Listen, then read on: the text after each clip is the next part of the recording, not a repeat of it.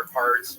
You're not really sure what you're looking for. You never have quite what you need and all that hassle, and they still charge you storefront markups. At rockauto.com, you can easily find everything you need, and whether you're a mechanic, an auto shop, or just working on your own car, everyone has access to the same incredible pricing at rockauto.com. Yeah, so if you're a car guy right now, go to rockauto.com and check out all the parts available for your car. You're going to have so much fun looking at car parts. I mean, I know I'm a car guy. I got myself a little American Beast. That's right. So once more, go to rockauto.com. No promo code needed, as their pricing is already that good. When you order, make sure to tell rockauto.com that you heard about them on Kill Tony. Again, that's rockauto, rockauto.com. Back to the show. Are you guys ready to start tonight's episode or what, huh? We're live. We're here in Austin, Texas. Every single week, we have one of the funniest people in the world on. This week, of course, no different. Make some noise for a local legend and one of my favorite comedians in the beautiful town of Austin, Texas. Make some noise for great Chris Tellez, everybody. Here we go. Chris Tellez. I almost said the great. And I said the. He's great. Chris, welcome back. Welcome to the show. Local talent, nice. I love that. No, it's a good fucking. It means the world. You were hanging out with us, doing shows with us, fucking 7 years ago. Yeah, the one. It was great, and fucking destroyed. I wish you guys could have been there so y'all could give me the proper respect. But I don't feel like I'm getting right now. Everybody's like, who is this guy? I've been fucking living in Austin for 11 years. Thanks, man. A true fucking, that's what I mean by local legend. This guy can get you up and down Cesar Chavez Boulevard very easily. See, people around the country, they don't know what we're talking about because we have a local legend on tonight. Local legend is what people in LA call pedicabbers. That's what I got you guys. I love pedicabs. I'm addicted to them right now. You into pedicabs? You do it? No, hell no. It's like the most dangerous job ever. Yeah, but, I like it because it's like modern day slavery. You know what I mean? You pay like $40 and you can get them to do whatever you want. You ever been in a pedicab? I'd imagine. I don't even know what that is. To wheel your ass. No. You mean the? Sorry, busy. You got a fare already. Yeah. I have to tip extra. I always tip extra though. Red Band tries to get him to take the hills. All right. Why would I do that? Wish I never said pedicabber. Yeah, fucking shit. It is. No, I love it. I get in the back of those pedicabs. They're like, where are we going? I'm like, San Antonio. Holy fuck. Get the fuck out of here. All right. We're going to have fun tonight. Over 100 people signed up for the opportunity to get pulled out of this bucket and get an uninterrupted 60 seconds on this stage. Perhaps it's someone from the audience visiting from a faraway land.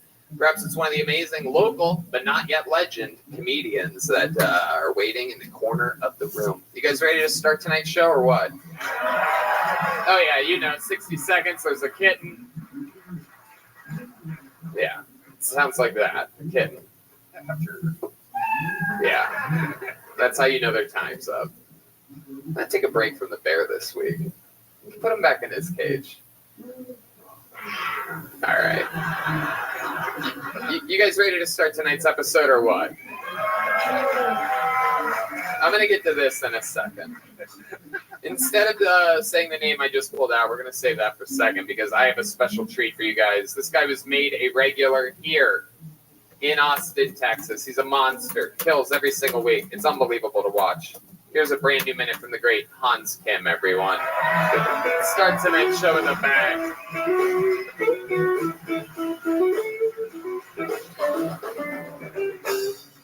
Hey, what's up, guys? Good to be here in Texas.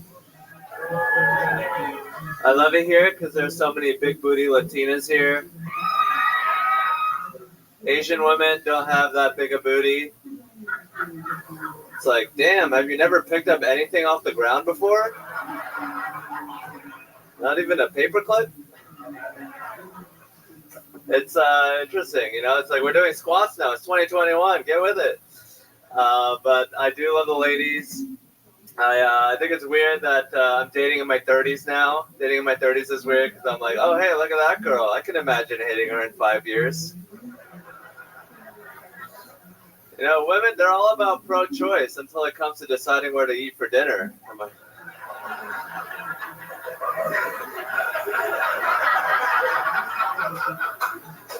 why don't you choose a restaurant? Hey, I'm done. Thank you. Wow. Is that a fake setup there at the end? Did you even have anything you wanted to go to with that hey-ya? Yeah. What were you going to say? I was gonna say this hilarious joke on scissoring. Okay.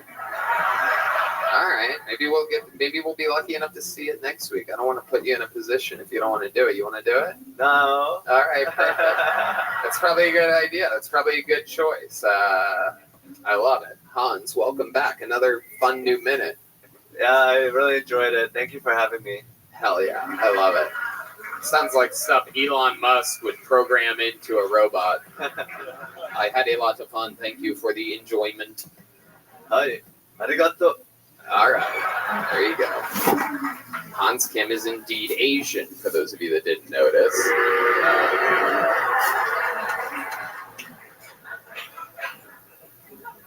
What's been happening this week, Hans? Give us an update of your life. Your real life is always so much more interesting than anything we can imagine. My real life is pretty fun. This weekend I went to Dallas, Texas to do a little comedy. Met a beautiful older woman. Whoa, you said older twice there, dude. Older, malfunction, old. Jesus Christ. How old are we talking, bro? Because right now we're thinking fucking like 130. Well, she looked it. Whoa. Oh, shit. She was about 43. Oh, shit. Wow. Yeah, she had a couple strokes. A couple strokes? Yeah. Holy shit. When you were hanging out with her? No. Oh, my God. I'm not that pale. Jesus. She had a couple strokes. Do you think that affected the way that she looks at all? Strokes can leave people with facial structural damage. Yeah. Definitely. I mean, she kind of abandoned me in the middle of Dallas, so I'm kind of pissed at her. Wow. But she was very, she was there. All right. She abandoned you. Was this a date? How did this happen? I met her after the show. She went to my show, and then I was like, come to this other show. And then she came, and then she was like, I'll take you to a second location. I was like, I can't. My friends give me a ride. I don't want to abandon them. And then she was like, I'll give you a ride back. And I was like, okay. And then she was like, I'm not giving you a ride back. And I was like, wow. You must have fucked up. What did you do? I touched her thigh a lot. Whoa, Hans. The way you said that's super creepy. I'm willing to bet he didn't touch that thigh. I was assuming. It was pretty real. Was she driving when you touched her thigh? No, we were in the back seat. Her friends were in the front, and she would like cross her legs, and I put my hand like right here. Oh, that's very forward. Yeah. And I'd imagine you were probably sitting next to her in the backseat of a car, and I picture you sort of looking at her in the eyes while you do that. Am I right? Yeah. So your head is turned at a 90-degree angle. Wow. Yeah. While you're sort of right in the region of, I guess we'd call it slightly molesting at that point, right? I think she was into it. It was pretty hot. I was man-spreading, which is a no-no, but it was sort of like a forward move and a sexual advance. Wow. Would 43 be the oldest woman you've ever hooked up with? No, I actually hooked up with a 58-year-old. Oh, disgusting! Damn, Hans is into like reverse pedophilia or something like that.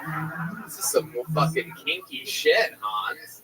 What'd you do with a 58-year-old, bro? What the fuck? How old were you when you hooked up with the 58-year-old? Like about 26, 27. Whoa, damn. Cool, man. It was really hot. She did this thing where we were having missionary sex. Ooh, missionary sex. I love that. That's when you go to church afterwards.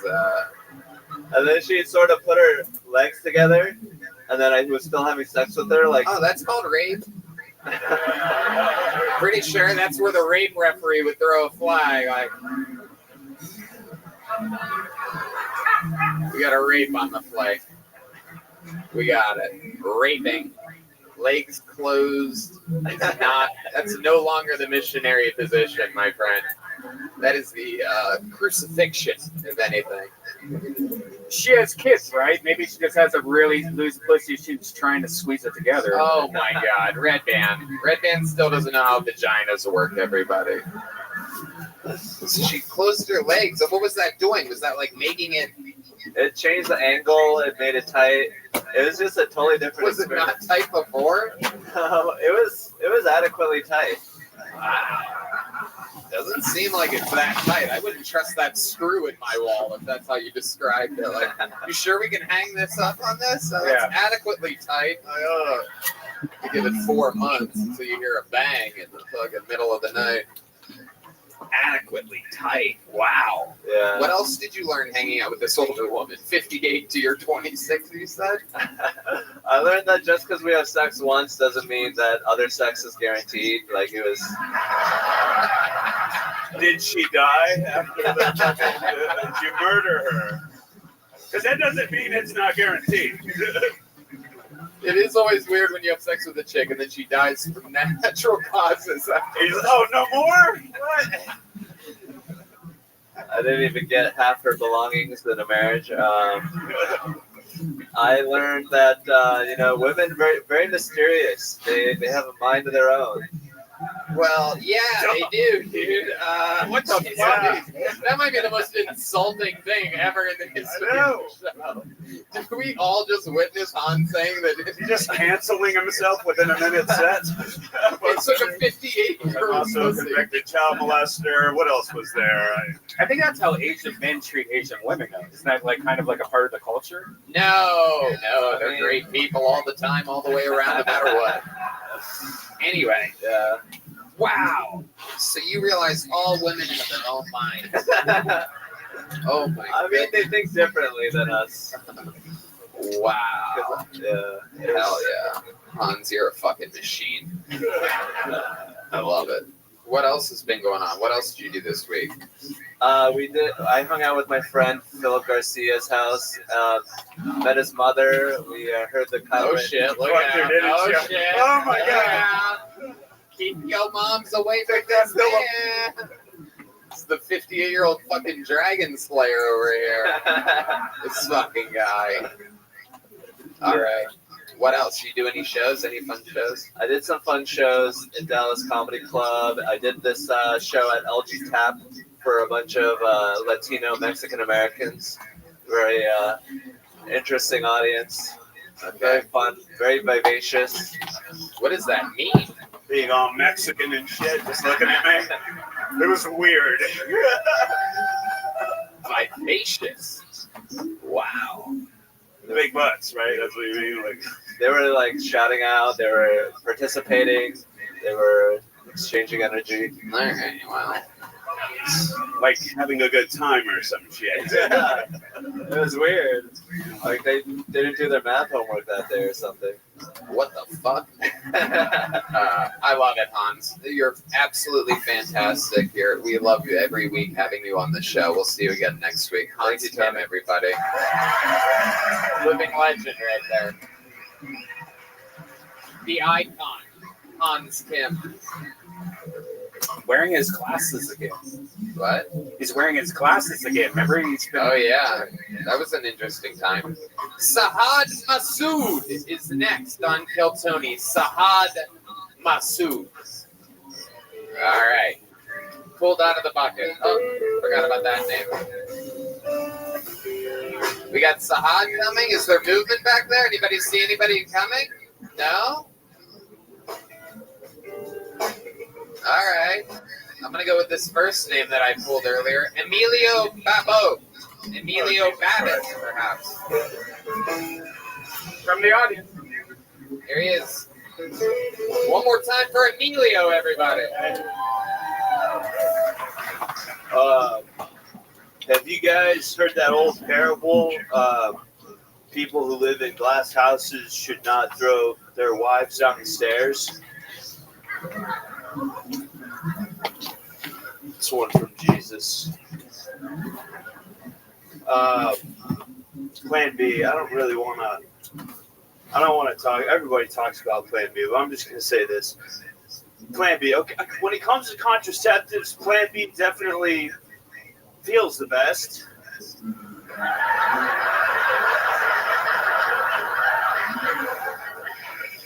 You know, because it means you dropped on deep. You know, what's going on, dude? Give me some. A couple weeks ago, I found out that a roundabout's not the same thing as a human trafficking ring. My buddy was like, my fucking sister, she's in a human trafficking ring. I'm like, why? Is she fucking stupid? Turn left. Okay. Sorry. Fuck yeah. Emilio Babbitt, am I saying that right? Yeah, it's yeah. Welcome. How long you been on stand-up? 2.5 years. 2.5 years. Yeah. All of it here in Austin, Texas? Yeah, all of it. Oh, in sweet. Austin. Yeah. I love it. How's it been going for you? Pretty good. Yeah, it's been pretty What do you good. do for work? Oh shit. Yeah, that probably clears it up. Yeah. What field do you work in? Well, I was a busboy. Okay. I'm on a TV show right now. Oh, shit. But Okay. I actually haven't seen a check from it yet, so All right. it's been. Is it that new reality show on Netflix where the people live in a house together? I actually applied to that one, but I'm on an even worse TV show. Really? Is it a cooking show? It's the reboot of Walker, Texas Ranger. Oh shit! No, that's a good show. I know that guy. Dude, it's so Jared Padalecki. Yeah, I He's know. my boy, but it's the worst TV show. Oh my I don't know god! where the camera is, but I'm sorry, Jared. What's your role? What are you doing? I play Texas Ranger. Wait, Walker, you're Texas You're Ranger? one of the Texas I play Rangers. Texas Ranger. I thought you were a fucking pedophile victim or something like that, or the pedophile. I guess you could get either role, Oh really. yeah, I play a Texas Ranger. His name's Haas Loveberg. Right. It's like the Deputy Dewey character, Yeah. sort of, right? I'm the young hotshot ranger who's he's a wisecracking. Wow, He doesn't follow the rules. that's cool. How long have you been acting for? Were you ever like? Not long. It's like maybe a month. Oh, jeez, Yeah. look at that. It's not good. It's incredible. Yeah, I'm a bad actor. Where's Walker, Texas Ranger? Where can people even watch that? It used to be on the USA Network back in the day. It's on the CW, which is That makes sense. I told you guys already. It's a bad show. You're dressed like their old frog mascot, CW. You remember that guy? I know. I Yeah. love that. Where do you get a turtleneck like that? I'm a big fan of turtlenecks. I want to know. Where do you get one like that? I buy this myself, but that has gift from grandma all over it. That's a fucking girthy turtleneck. It has to be a gift. That's my theory on it. It It makes has my to eyes be. pop. Okay. It makes my. Can you see? Doesn't it make my eyes pop? No. What the hell is happening? Who told you that? Non-popping eyes. You're a big boy. You ever play any sports or anything like that? How old are you? 25. 25. Yeah. Used to play football or something? Oh yes. Of Yeah. course. Yeah. Texas guy. What sound effect is he trying to do on me right now? Nothing. No, there's Come on, nothing. give me a good one. No, relax. You're way too comfortable up here right now, Amelia. He's giving So me. what do you do for fun? We're trying to find out more about you. This is the part where you go from being you're like a guest on a podcast Mostly sex, I think. now. Yeah. Really? Is that your thing? You did mention Plan B. You did say dropped one deep at one point. Is that something that you do? Do you come inside of girls? I do. Yeah. I've never worn a condom. What's that? I've never worn a condom. You've never worn a condom once? Yes. Never. How many do you think we should put one on this guy right now? Who's got an extra condom? Somebody's got to have a condom out there, right? Wait, this is the Kill Tony crowd for you. Fucking raw dogs for life, dude. Hell yeah. Wow, he just fucking slid it under the table to Chris. He knows a raw dog when he sees one. What can I say? All right. Old I love stinky dick over there. How many diseases do you have? Red Band, there's no way his dick is stinkier than yours. What? Let's do a stink off. Whoa, stink off! Everyone who was brought here by the person who listens to the show right now is like, what the fuck is happening? there about to be a dick smelling contest? I need a volunteer to sniff these rocks. Where did you bring me? But let's do it. It's time for the stink off. No, I'm kidding. I love it. Emilio, tell us more. Like, how many girls? What do you think? Do you think you have maybe a sexual addiction? I've thought about it. Do you masturbate a lot too? I don't ever masturbate. You don't ever That's how- masturbate? No condom, no masturbating? You're just fucking game Just time pure player. raw dog. This dude. is like Just- Jordan showed up to the arena in his jersey, just ready to go. I mean, no warming up or anything. Did get a condom. This thing, I can't believe I'm touching this, but Yeah, that's disgusting. where did it come from? Yoni's condoms. The brand is Skin. Oh my god, thank you. Hell yeah, dude. You could probably fit your dick and your balls in that thing. Yeah. If the vibe I'm getting is correct, I think you could go full fucking hood and everything right down there. Thank you. I Immediately. can't believe you actually had one. So are you on like dating sites? Where do you find most of your victims? I actually have a long-time girlfriend right now, which is the first in my life. So thank you guys. Well, that's why you don't wear What do you condoms. mean by long time girlfriend? 1 year. Oh wow! So thank you Oh yeah, guys. what a player! 1 year anniversary. I love it. Yeah. What do you think she's done differently that you've been able to stay with her for 1 year? It doesn't make any sense there whatsoever. Not only is that bad, I mean it's just bad for so many reasons. Literally doesn't make sense. Bought you baking soda? Is that what Yeah. It's baking Is soda. she a member of the Migos? No, it No. is baking soda. That's what it is. All right, great. Yeah, you even found your way out of the question. It was bad for literally decades. All right. Has she been with anyone else besides you? Hell yeah. She's of course. Nobody starts with this course. guy. You kidding? Was she pure? Is what we're asking. No, she's so impure, just like me. All right. Emilio, you have a real vibe too, dude. Nice. So how much did you make enough money acting on Walker Texas Ranger to survive? No, I don't make So enough how do you money. survive, Emilio? Emilio, don't get distracted. You're being a bad guest. You're being a bad guest to me. How do I survive? Unwashed raw dogging hands. I was a busboy. I was a busboy for a while at a high-end restaurant, and I saved. All right. There goes Emilio Babbitt, everybody. Emilio, here. Your set was good, but you're getting a little joke though. My microphone cord is tying itself in a noose right now. Don't blame it, Emilio. The CW is going to be so Oh good. shit! Michael Lair's yelling at the side of the stage. What is he yelling? What? Let him what? Bang? Fuck yeah. Ladies and gentlemen, Michael Lair, everybody. Here he is. All right.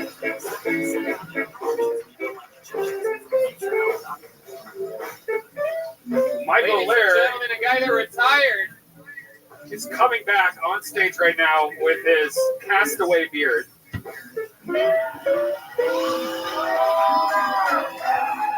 Guys, give it up for Michael Lair. Shut up. Thanksgiving is here. With it, the season of cultural appropriation. I'm tired of these fucking birds with their feathers trying to be Indians. You know what? I don't think Indians is the proper name. In fact, I don't think Native Americans is the proper name. I think we should go Indians Americans and Americans, because no matter what you are in America, we're all the same color. Butter. It just varies how much cocoa is in the butter. The president is fighting is parting two turkeys for Thanksgiving. One for each part of our divided nation. You know what? Those Texans needs to take a close look at themselves. Texas has executed 5 turkeys that went on when to be found to be ducks.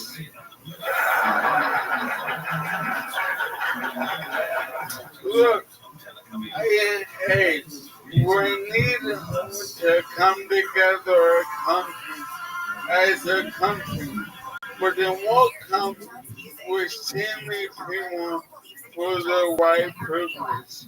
Now, how exactly am I to account for my white privilege? How about this? Let me take all my black friends, and you pick all your black friends, and we'll force them to fight each other. Then we'll see what's the most white privilege. Michael Lair, ladies and gentlemen, doing a literal drop-in.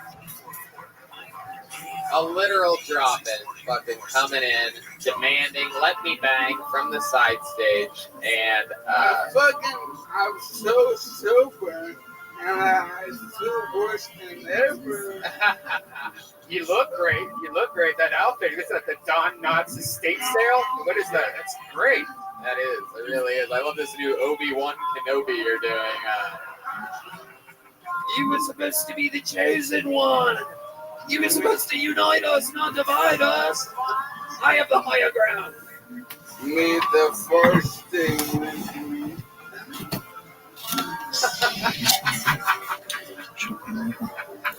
His lightsaber's out. For those of you listening to the podcast, Michael has pulled out a lightsaber. We've never seen this technology before. We'll CGI one in on the YouTube video.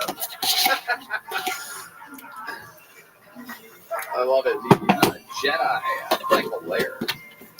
I wanted to do my comedy. Yeah, I love it. I know. Okay. I mean, yeah. What are you saying? I don't get to call you Obi-Wan Kenobi when you come up looking like that? No, I'm not a sci-fi. Oh, you're not? No, I like Thomas. All right. Okay. Michael, I love this. What I love about this show is that this is a kind of chaotic show where you're like, wow, did I just watch a dying man come in, demand a spot, go up, do whatever he wanted for any length of time, and then literally do it, and then demand to leave right afterwards? Yeah, this is the show that you're at. It's a live podcast. Michael Lair has the eternal platinum. You've heard of the golden ticket. He's the only man ever to have the platinum ticket. You left at the part where I kind of Oh, yeah. Oh, absolutely. You destroyed. You're always unbelievable. Yeah. Yeah, that goes without saying. Michael Lair is amazing. I love it. You have unbelievable performance. I love you swinging by. You're always more than welcome here. How loud can this place get for the great Michael Lair? Come on.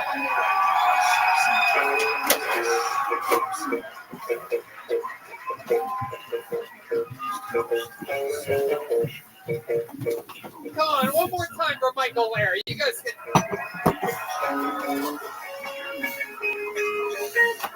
Former regular. For those of you that don't know, he used to do what Hans just did, where he would perform a brand new minute every week. Retired a couple months ago, but not so retired. He retired Mayweather style, where he keeps coming back every once in a while. And then he says he's retired again, and then he comes back. I didn't know what the fuck was going on that entire time. I know him, and I barely. Yeah. He surprised me there. Can All right. I get a water by chance? John Foran, you're next on Phil Tony. John Foran.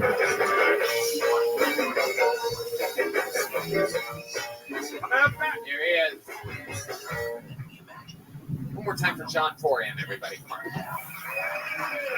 What's going on, Austin? Wisconsin is so fucking irrelevant. They're trying to start the next Civil War. I don't know what's attracting these agitators, but it's just in time for the holidays. Like, oh, come all ye hateful. From Kenosha to Sheboygan, that is a coastline of lunatics. But you know who's really salty right now? That dude from Making a Murder, right? He's like, I got two. But I think it's just retribution because for like 30 seconds, that guy actually convinced us he didn't do that shit. So I don't know about you guys, but I was just picturing his two lawyers fucking each other the whole time. So maybe that's why. So, but yeah, do not go to Wisconsin unless you don't want to get an STD. Because that's all they have. And the Bucks. And that's all I got. Thank you. All right, John Coran. I love it. Hell yeah. You're like the opposite of Emilio from earlier. I can tell. You're just pure. This interview's going to go good. I can just fucking tell, dude. First of all, let me tell you, after that performance, I must say you're one of my favorite cisgender comedians. Thank you. Without a doubt. I think I'm using that word right, I think. Welcome, John. How are you? I'm good. I'm good. How are you? I'm good. How long have you been doing stand-up? This is my first time, everybody! And I'm guessing you're from Wisconsin. Oh, hell no. Hell no. Philadelphia. Really? Yeah. You just come here, talk shit about Wisconsin, and then fucking... I got no problem with that, but I'm traveling. You born and raised in Philadelphia? What Yes, are we sir. talking about? Right outside Villanova. Wow. Oh my goodness. Wow. Another white suburban lady over there. I'll take it. I love it. Wow. So that's where you're born and raised. Have you been to Wisconsin? Oh, I got some cousins there. Is there any truth that on the playground is where you spent most of your days? Playing chess, am I right? What a nerd. All right. Stupid. How long are you in Austin? Did you just swing by and decide to just man, fucking... I'm like fresh, 24 hours. Today, did you decide to do stand-up for the first time? Yes, sir. First time in Texas. Fucking love it. So, wow. Where'd you write your Wisconsin bit? Like, I mean, that was just from the heart? Yeah, So, it's like, I played that. I mean, it was a tragedy, unfortunately. That kind of spurred some creativity and thought. I fucking hate to say it, but I would just call it that, but it's just like, I'm just curious. I used it. Hell yeah. We should get together and listen to Weezer sometimes. You like Weezer? Right when you woke up, I was like, Rivers Cuomo does comedy now? John, what do you do for fun? Everybody wants to know. So I just quit my job. Yeah. What was your job? And why did you say that like you're on a game show right That's now? like the new thing you do, right? You quit your job. Yeah, right. So higher or lower? Higher or lower? Nobody has a job here. What was your job? I was working at the Aria in Vegas. Oh, wow. I know the Aria. Yeah, Classic John. Interesting. What were you doing there? I worked at the pool. Whoa. Look at the pool boy, everybody. Fuck yeah. Cisgender pool boy. Ladies was out there squirting when you walked by. Huh? Look at this fucking... It's hard to quit. Yeah, dude. Look at that. Fucking Harry Potter, the pool boy over here. I get that a lot. That's why I never read the books as a kid. Right. Were you doing drinks or were you just like doing towels? There's a big difference. I was the receptionist. Whoa. Holy shit. So you could get in, but you had to grease me up a little bit. Wow. Damn, I bet they did. That's interesting. What did it feel like taking a job from some woman out there that could easily be working the receptionist I was the only job? male. I was the only male. All right. What do you do for fun though, John? I'm trying to figure it out. Like, you know, what do you like get out and do? I've been playing disc golf recently. What else? Yeah, good one. I used to play ultimate frisbee, but I don't have any. This guy's going to kill somebody for sure. What's something? You seem like such a good person, John. I'm trying to figure out something a little bit rebellious that you're into. What's something that you do that? What's like the naughtiest thing you've ever done in your life? The naughtiest thing I've ever Come done. on, think about the honest. Don't look at their fucking smiling faces. I want you to look deep inside your soul right now and tell us a time maybe you committed a crime and got away with it. Maybe Maybe I didn't get away with it. all right. Right on your taxes. Charged with possession, which is like the most comedic, like fucking thing to be charged Possession with. of what? Marijuana. Pennsylvania. They don't have it. They don't have it here either. All right. What else other than marijuana? Come on, there must be a time you did something, right? A little white You once, bread in you, once, terms of the. you once killed an innocent animal. Oh no! Once shot a bird with a BB gun or something like that. Fuck, man. I used to let people. I was the VIP receptionist, and I would let you in if you fucking gave me money. I would get in trouble for saying that, but. Whoa! Yeah, man. So people like you were spending big money, and I was letting in the fucking peons if they gave me a little chip or something. What's a little chip to you? $50, $100. $50. Well, I'll let you in because people were tipping like $5 anyway. So to get in, really up it up. Wow. Fuck yeah, you're my favorite MSNBC analyst. Crazy times. What's your love life like, John? Talking to a girl back home. What? Talking to a girl back home. Talking to a girl back home. What does that mean exactly? Step before commit. All right. So what is that, like third base or something like that? Well, we're out of the park. We're in like we're in the World Series. Really? What's sex with John Foran like? Can you describe it for us?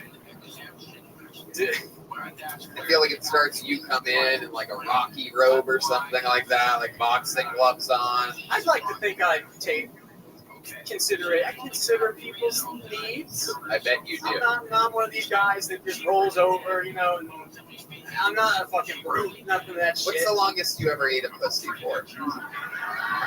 If you had to guess, Here we go. ballpark, give or take 10 minutes. 10 minutes. 10 minutes? That's it? I cap out at 10, yeah. What's Really? going on after? You and your weak That's tongue a lot. over here. Jesus, John. Or you said you think about their needs. I don't need more on the other than 10. Like, we know you don't. Everybody in the room knows that you come right away, dude. John's the kind of guy that comes putting the condom on, like, oh, fuck. Oh, too much pressure, fuck. I'm really sorry. Do you have another condom? I'm not Emilio. I don't wear condoms during blowjobs. Right. But you seem like you would wear a condom during a blowjob. You know that, right? You seem like, real quick, there are some things that can spread. The lightsaber's on again. I can't believe Michael left it up here for this youngling to pick it up. John, how old are you? I turned 26 last week. Wow. All right. You've never really done anything rebellious. You've never fucking... I worked on the Andrew Yang presidential campaign. Whoa. How was that? It was pretty cool. Wow. All Good right. experience. Yeah. Be the receptionist. I might as well have been. Did you get to talk to Andrew Yang a lot? Yeah, I got it. You got his number? Well, we all How many do you think we should call Andrew Yang? Come on! I mean, it only makes sense. Why Come not? on, I'm sure he would love that. Come on. You don't think without any warning we should call a guy that literally thinks he could be president of the United States? But then he went the mayor round. I wasn't with that. I don't know what happened. Wow. Has he ever held, like, what does he do? Has he ever held an office? Was he a congressman? He was a businessman, like Just a regular businessman, He right? provided jobs. He saw a vision. He tried. Yeah. He tried to unite us. Where do you think he failed? In the presidential one, Yeah. I mean, You it was think he should- Iowa. So it was Iowa. So white. They were like, I'm not for Asian. They didn't care what he stood for. I'll come in any state. I guess that's what I'm coming for tonight. Wisconsin, Iowa. I don't know who's next. Sounds like a tourism ad for Iowa. If you ask Iowa me. was nice. Just kidding. All right, John. Well, I got to be honest with you. You're a fucking little charismatic fuck, but you have no substance to you whatsoever. I mean, I really have tried to like find something compelling about you, but you seem like you spent most of your life like watching cartoons in your parents' living room. No, I'm traveling. I'm a vagabond. You gotta be more wild. I'm still trying to. There's some guy that's gonna beat the shit out of you after this. That's the vibe that's going on. You're about to get bullied, dude. It's my first 24 hours in Texas, everybody. I'm so excited to hear I love Texas and Texas loves me. You're about to get shoved into a locker, dude. That's what's about to happen. Here he comes. Look at this fucking Saudi Arabian cowboy. Fucking Keith Turban over here is about to got him again. It's the second time I've hit that guy with that before. Anytime I get a chance to make fun of a Saudi Arabian cowboy, I simply have to take it. I mean, from one oil field to another, you know what I mean? Like, this guy's traveled afar. All right, we're having fun here. See, I'm having more fun making fun of crowd members than you. I'm a window. I'm a better window. There he goes, John Foran, everybody. Back to, here you go. Take this back to Hogwarts with you. Fuck yeah, fist bump. Hogwarts.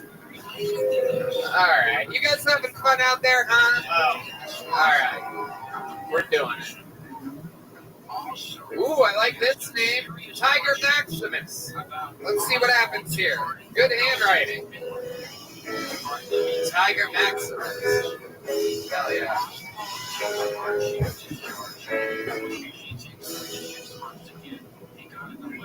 What's up? I just got to Austin about 2 weeks ago. I came here from South Florida and Harvey. We had a tire blowout every 200 miles. When they said I could be busting to rubbers across the United States, I was picturing something different. I saw a lot of cool stuff on the road to Austin, though. I saw cockfighting, and I was going to go, but I chickened out. My cock still hurts from the first time. I had to leave my girlfriend back in South Florida, but it's not the worst thing I've done. She lived with her parents, and I moved in really early into the relationship with her, so her dad was always busting my balls during sex. But I lived with my parents too, so I can't really talk shit.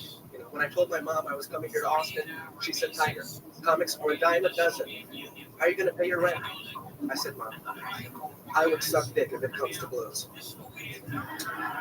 I believe that is it. I'm Tiger. All right, Tiger Maximus bowing out at 55 seconds. I love it. Welcome to the show, Tiger. How are you?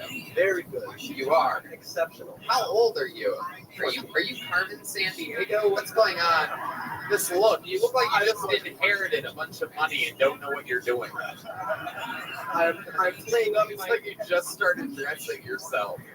Like you ran away from your parents' home and you're like, I want this hat and this necklace, and I'm still going to wear my school uniform under that. Not too far off. Those came in a stocking.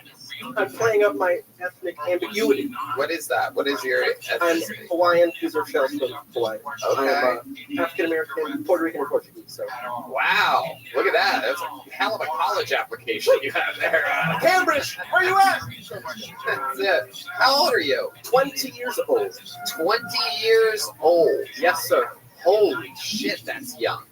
And you moved here from Florida a couple weeks ago I came here specifically to watch Kill Tony, and this is my to watch Kill Tony? and participate. But this is my very last day. I fly out tomorrow. I can't believe I'm Wow. up here. What are the odds of this? Incredible.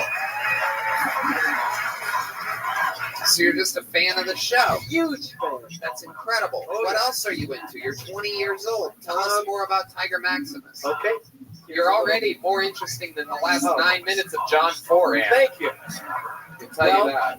I was a singer for the first decade of my life. You were a singer for the first decade? I Okay. was a little bit pimped out were by my one? parents. You were like a fucking Hawaiian Michael Jackson over here. That's what a lot of people That's very say. funny. My dad had very Joe Jackson-like methods of inducing the song out of his Oh, children. shit. Hell So that yeah. can't tell Joe us. versus the volcano over here. Yes, so spend a lot of time singing. That's what I currently do in Key West. I sing with my mother, and Wait. What was that you just I did? sing with my mom. Your mom? Why'd you go like my mother? Just because, You fucking your mom, That's dude? what it It was. was weird. Am I the only one that saw that too? You guys didn't notice? Like my fucking mother. Yeah, my mom. You know what I'm talking about? Like what, dude? What's going on over there? not much, a lot of alcoholism. Okay. You guys perform live together? Wow, the whole family. Yes. Okay, and you were a singer dancer. Less of the dancing, more of the singing. Okay, just a singer. You stood in one place. I've actually moved around a lot. I sang a lot in Hawaii. I sang a lot in Vegas, and I've had to support my family quite a lot. Let's just say they said I'm fine while my brother and I had to pay the rent. So the first 10 years you're doing that, and then what happened? Let's just say I was told to come to Austin by some mushroom that I took, and then just came. You took mushrooms and then listened to Joe Rogan's podcast, and then I listened you to ended the up here. the #1 live podcast in the world, the Kill Tony podcast. Sweet. Okay. So, all right. So, what have you been doing the last 10 years when you weren't in the band? Honestly, that's been my entire life. This is like my first escape from having to. So, you went to high school? No, homeschooled my whole life specifically to do music. Homeschooled your entire life? Holy shit. What's funny is that I audibly said this guy has good handwriting after I said your name. May I say something? Compared to really everybody that signs up, your handwriting is amazing. And now that I know you're homeschooled, it's extra amazing. Oh, well, thank you. I actually like how disciplined your parents were on you. You know what I mean? A ton. I could tell that you were beaten just by how good your handwriting is. Incredible. Absolutely incredible. So, what else? Tell us more about that life. You close with your parents? Do you ever communicate with them? So, my parents got divorced when I was about 13. Okay. Long story. My father found a Hungarian woman, currently my age, I believe. At the time, she was like 20. Yeah, he's like 50 something. So, shout out to Dad. Yeah. Hell yeah. Did a little breaking. He found a younger Hungarian woman. He sure did. Yeah. Bye, mama. Bye. That's that. Go ahead. Right. So, broke her heart a little bit, and then, my brother and I spent a lot of our time just in Key West, kind of consoling our mother and helping her, singing with her, and paying those bills, y'all. Key West, not bad. That's the place. All right.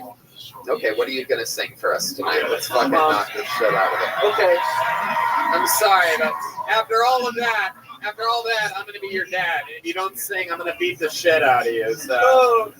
Now I know I can fully take advantage of you, Tiger. You homeschooled fuck. Okay. I had a plan. I'm a huge fan of Kill Tony, so I was anticipating some of the famous Kill Tony questions like talents and sex and stuff. Okay. Nudge. But anyway, as far as talents goes, I wanted to say, as far as singing being my profession, I am mediocre at the guitar, and I would like to conjure some guitar for you guys. Wait, you're requesting the guitar after saying that you're a singer? Yes. Well, I mean, that's completely up to Matt Muelling. I don't know how he feels about Hawaiians, Puerto Ricans, Africans, or Portuguese, but I mean, all together, it sounds like a real problem. I mean, well, honestly, the first 4 weeks I was here, John Diesel was here, so if you can play Easy Like Sunday Morning on that, I will sing that. Okay. All right. Anytime. All right. Here we go. Come on. Sing it like your father's behind you with a belt. Oh, yeah.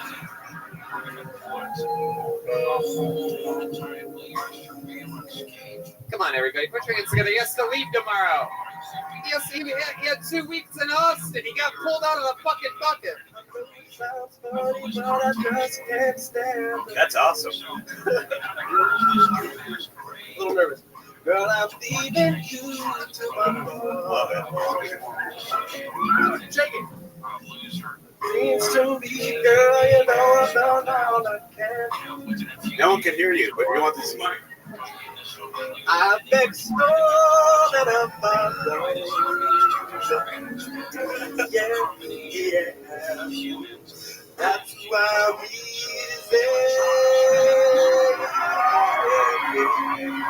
I'll easy like some moment.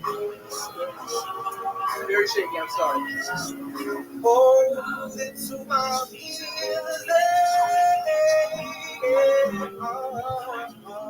I'll easy like some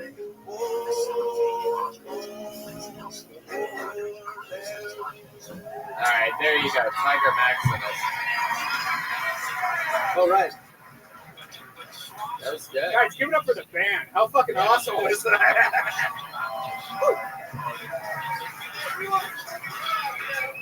It's incredible. All right. Really? Matt is now offering Tiger Maximus the guitar for whatever he wanted to do. Watch out for the cable link. We're going to let you ride out to last few minutes in Austin, Texas, Tiger. So God, please we're ruin gonna it shove by you being in- terrible at guitar. we're gonna amazing. if you bomb right now, we're gonna shove you in the locker we shoved the last guy into. And it's a tight squeeze for two in there. I don't know if you've ever been shoved in a locker I'm a before. little nervous, I'm sorry. Very shaky. Gotcha.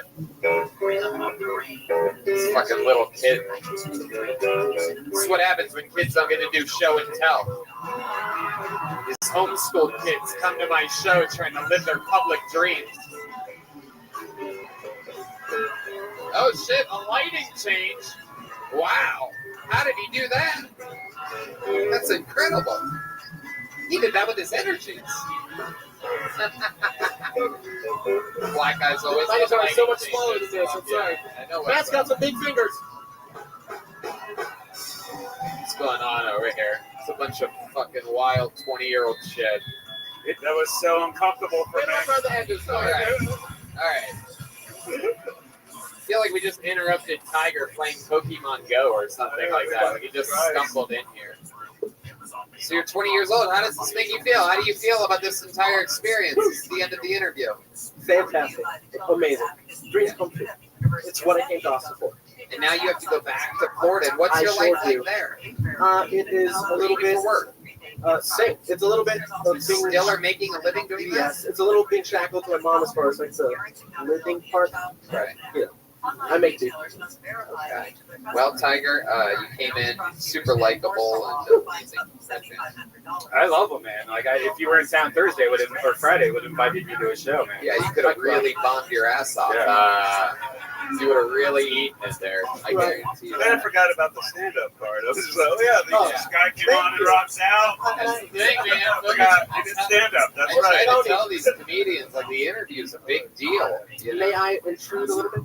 Oh, As Jesus a big I think he's gonna do it anyway. I swear to God, he's got more fucking balls than... All right, go As ahead. a massive Platonic fan, one of the legendary questions you ask is there any special moves you have here? Okay. I was praying to be asked. Okay. Are there any special moves you have in there? Tony, I'm glad that you asked. That's good. I will say, there was a door guy here who famously created an amazing GIF on the internet where Alex Jones sniffed a woman's foot, and that is also my fetish. I will suck the shit out of some toes. Oh my God. Are you serious? But specifically smell as well. I will smell the shit out of some toes. Wow. Tiger, there is no way I'm letting you sniff women's feet here tonight, if that's what you're thinking. Worth the shot. It's almost like child porn. That just made everything really awful. Yeah, it's super weird. This guy's sniffing the shoes at Chuck E. Cheese. Yeah. I thought he was like a Disney character. Now he's like a CW Okay, character. it's gotta eat. Yeah. Right? Yeah, you made it real creepy, Tiger, there at the He end. had you set him up for it. He You show your mom all this footage and she'd be proud of you Trust up me, until that part. I'll have to. Then that real fucking... Yeah. Is your mom the Hawaiian...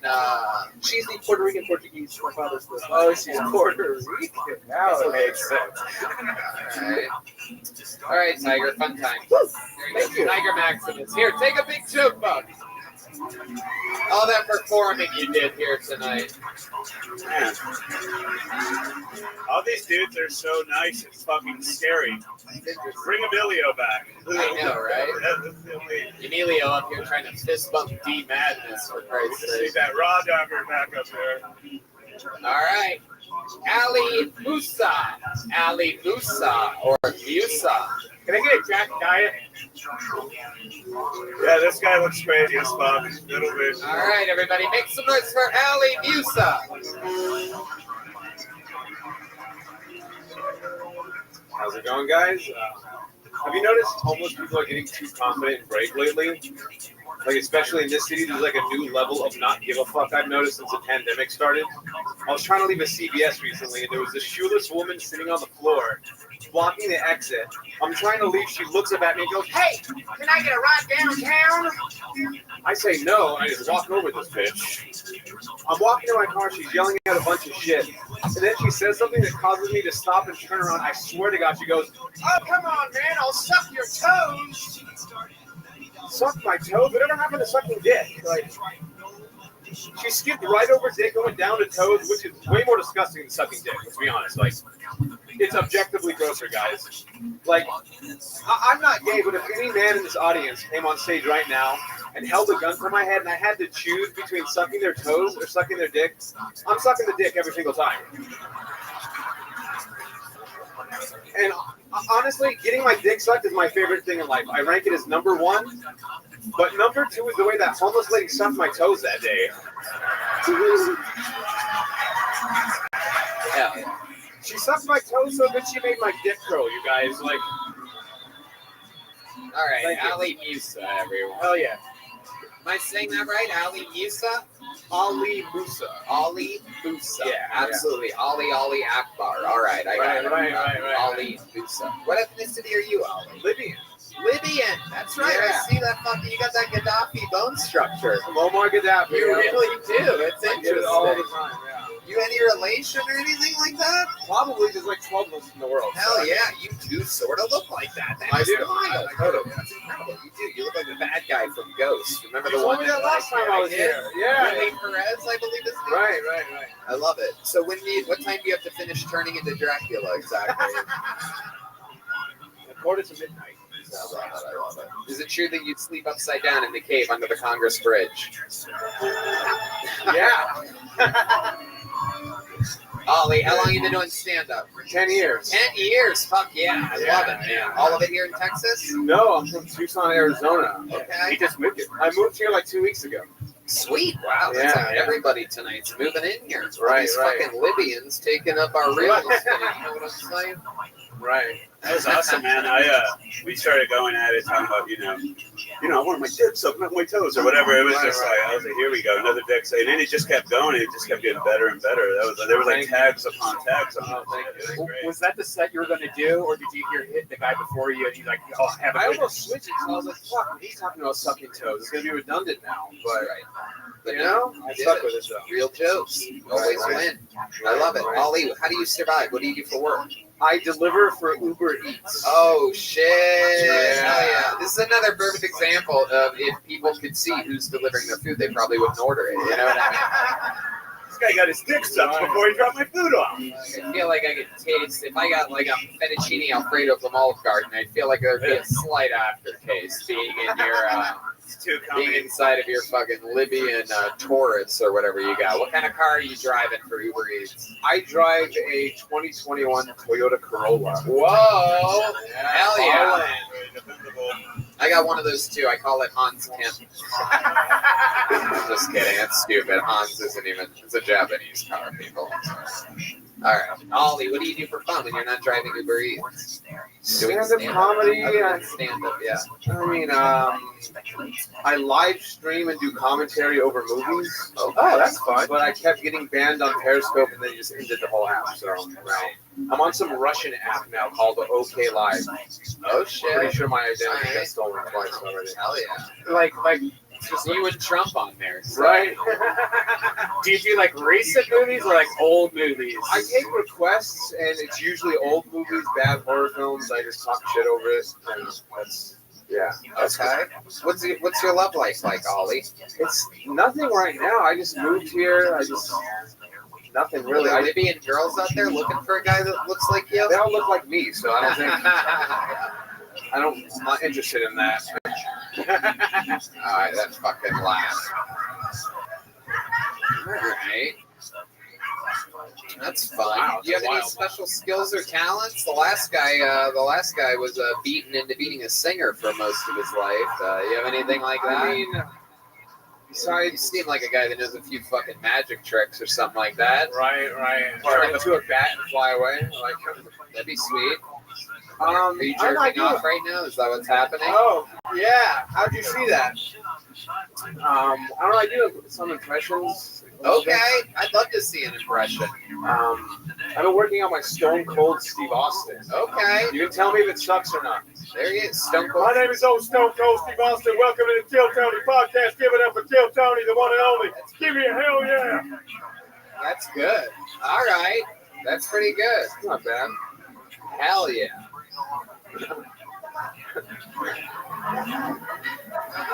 Hell yeah.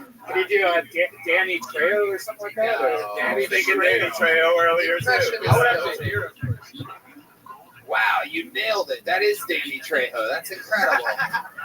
Who else can you do? I can kind of do Dr. Hibbert from The Simpsons. Okay. Well, Bart, look like you have a piece of the month. I don't think you're allowed to do that voice. That's good. Oh, yeah, I like that's it. not exactly what Libby. Give me a hell yeah at the end. Well, give me a hell yeah for Dr. Hibbert. That's what you want. Stone Cold's there to save it. Right. Yeah, that wasn't that good. I love it. So that's cool. Impressions. You said love life's non-existent. Yeah, right. You on any dating apps or anything like that? Like fucking. No, not right now. No. What's your dream girl like? Is she Middle Eastern or I like tall women for some reason. tall women of any shape or size? Yeah, I guess. Taller than me, I guess. I went through a phase where I'd go on like dating apps where you could go to like the advanced search that I'd all put them at like 6'3". Yeah. You'll put the ear 6'3"? No, I'll put them at 6'3". I'll search for women that are 6'3". Whoa! Damn! Why do you think that is? Is I your have mom no a taller woman? What's that? Is your mom a taller woman? No, trying to I'm figure out the like 5'2". trying to figure out the psychology behind that. Are you a leg guy? Is that why? Yeah, I guess so. Yeah. That's it. To hang your arm on somebody, kind of. Right. Just lift them out, and exactly. I want to feel safe, you know. You want to be the little spoon. I like that. All right, Ollie. Well, fun times. I mean, just a great set. Have you ever gotten one of these joke books before on the show? I got the smaller last time. Yeah. Well, guess what, my friend? You've been upgraded to a big one. Yeah. Thank you. Absolutely. Ollie Noosa, everybody. We're gonna keep it moving along here. It's a wild one tonight. Different shapes and sizes. Brett O'Brien is next on Kill Tony. Someone who's perhaps been waiting all night for this moment. Hey, those are my friends from the Great Barlatsky over there. One more time for Brett O'Brien, everybody. Give me some energy.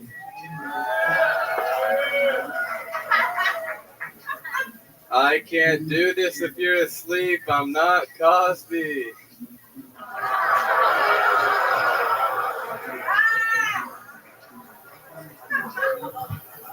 I get it. You don't like me slandering an innocent man.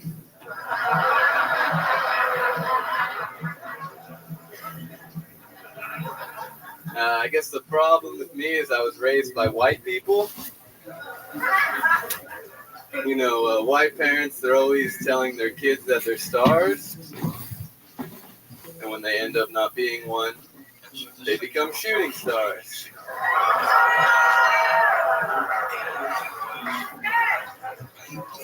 Oh, or worse, a comedian like me. We're not that different from shooting stars. We're both liars. We're both looking for crowds.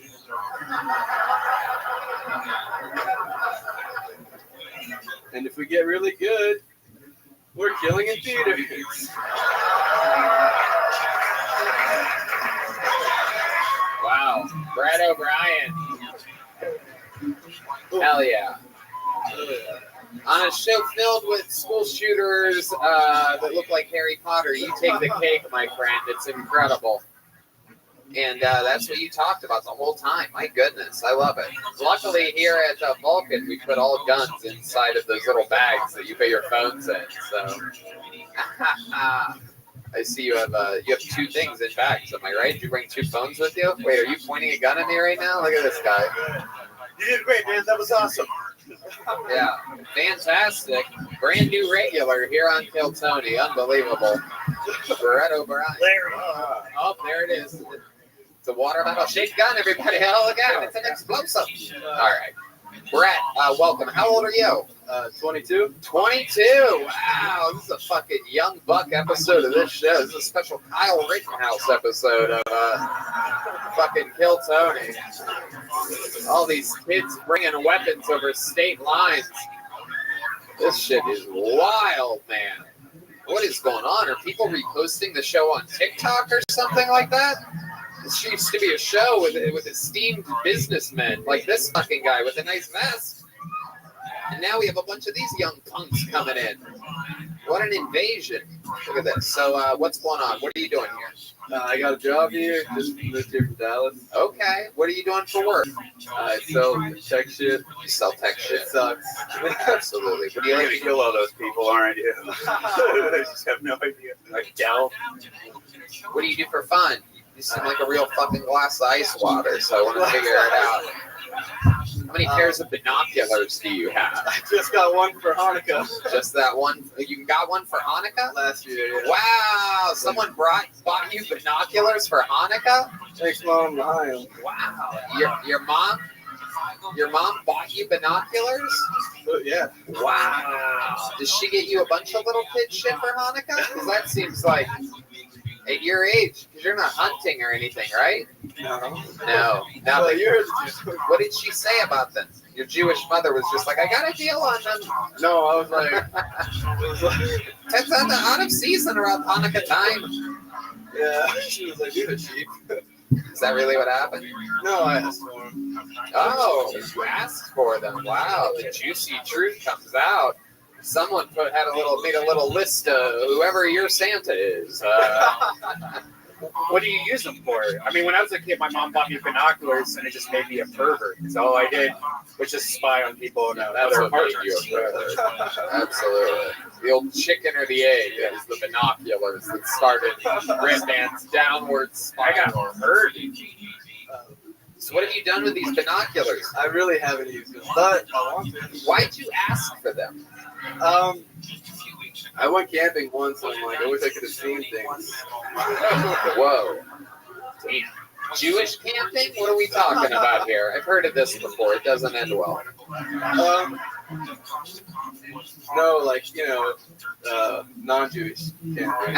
Oh, party time. Non-Jewish camping. That'll knock your yarmulke off in a heartbeat listening to that kind of music. Wait, no, that's all right. Forget it. You're ruined it. That would be Jewish camping music. That's what you guys listen to. All right. Mom and Dad both Jewish? No, my dad's Catholic. My mom's Jewish. Oh, hell yeah. I hate fuck. I love it. How many brothers and sisters do you have? I have 2 sisters. Yeah, 2 sisters. They're older than you? One's older, one's younger. Okay. All right. Yeah.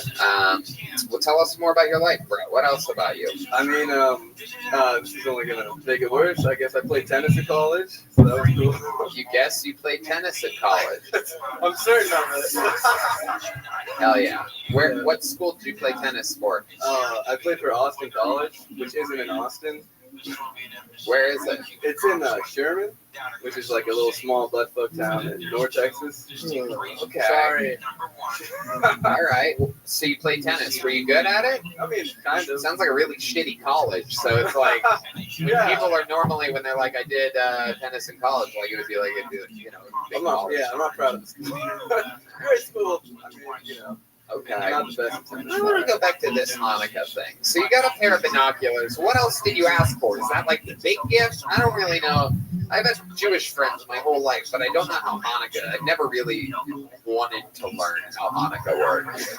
Never really had the desire. Yeah, we stopped doing Hanukkah. It's supposed to be 8 nights. We just did it one night because. Whoa, hell yeah. Okay, forget it. All right.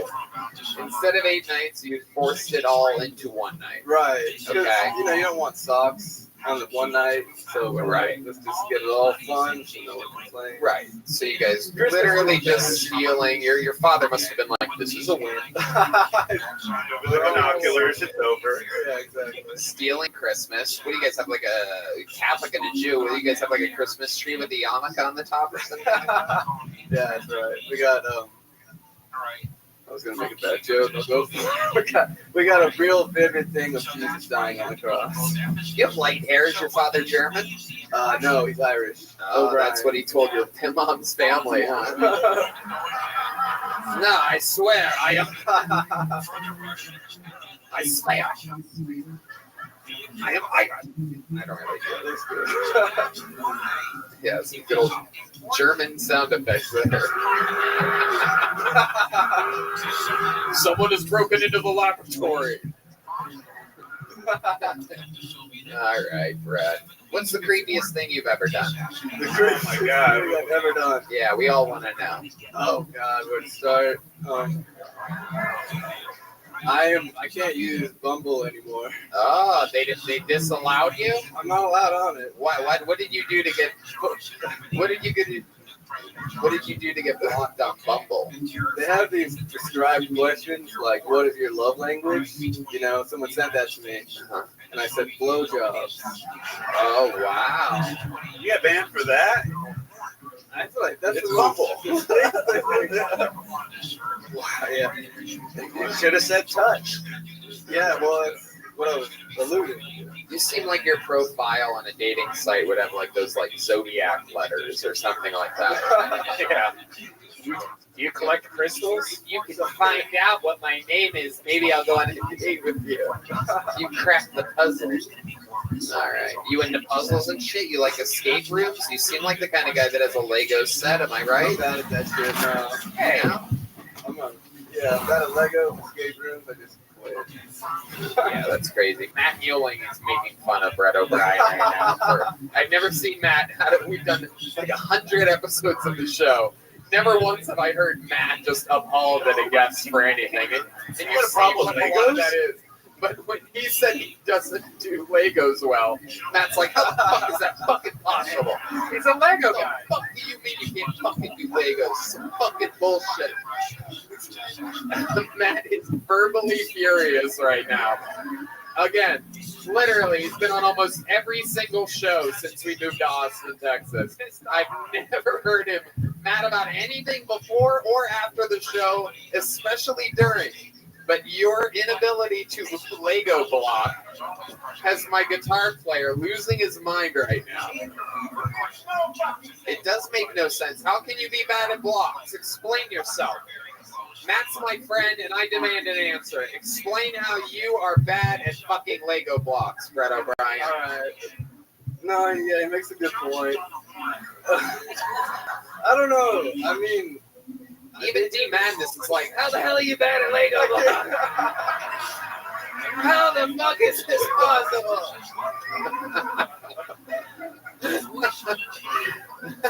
there's so many. Man, it's like, get your fucking life together.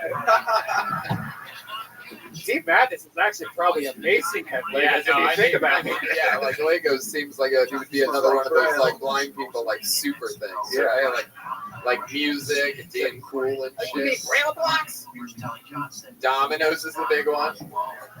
All right, Brett, fun times. Congratulations. Welcome to Austin, Texas. Yeah. How do you feel? Good? You okay? Yeah, it was fun.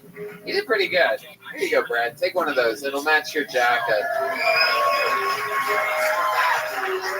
Oh, we haven't yet tonight, huh? There hasn't been a lady out yet, huh? Even Ollie was a guy, it turns out. How many do you think we should pull until we get a female comedian up here? Equal opportunity show that we are. Sorry to Jared. Sorry to Brandon. Evan. Oh, God. Oh, jeez. Ladies and gentlemen, you know, we don't tell people when they should stop signing up for the show. And because of that, what's about to happen is going to happen. This lady made her Kill Tony debut just a few months ago and immediately became somewhat of an instant legend. She's wild as hell. Let's see what state of mind she's in tonight as I present to you Miss Amy O. She shows up every week. She shows up every week and signs up. Here she is, everybody. One more time for Miss Amy O.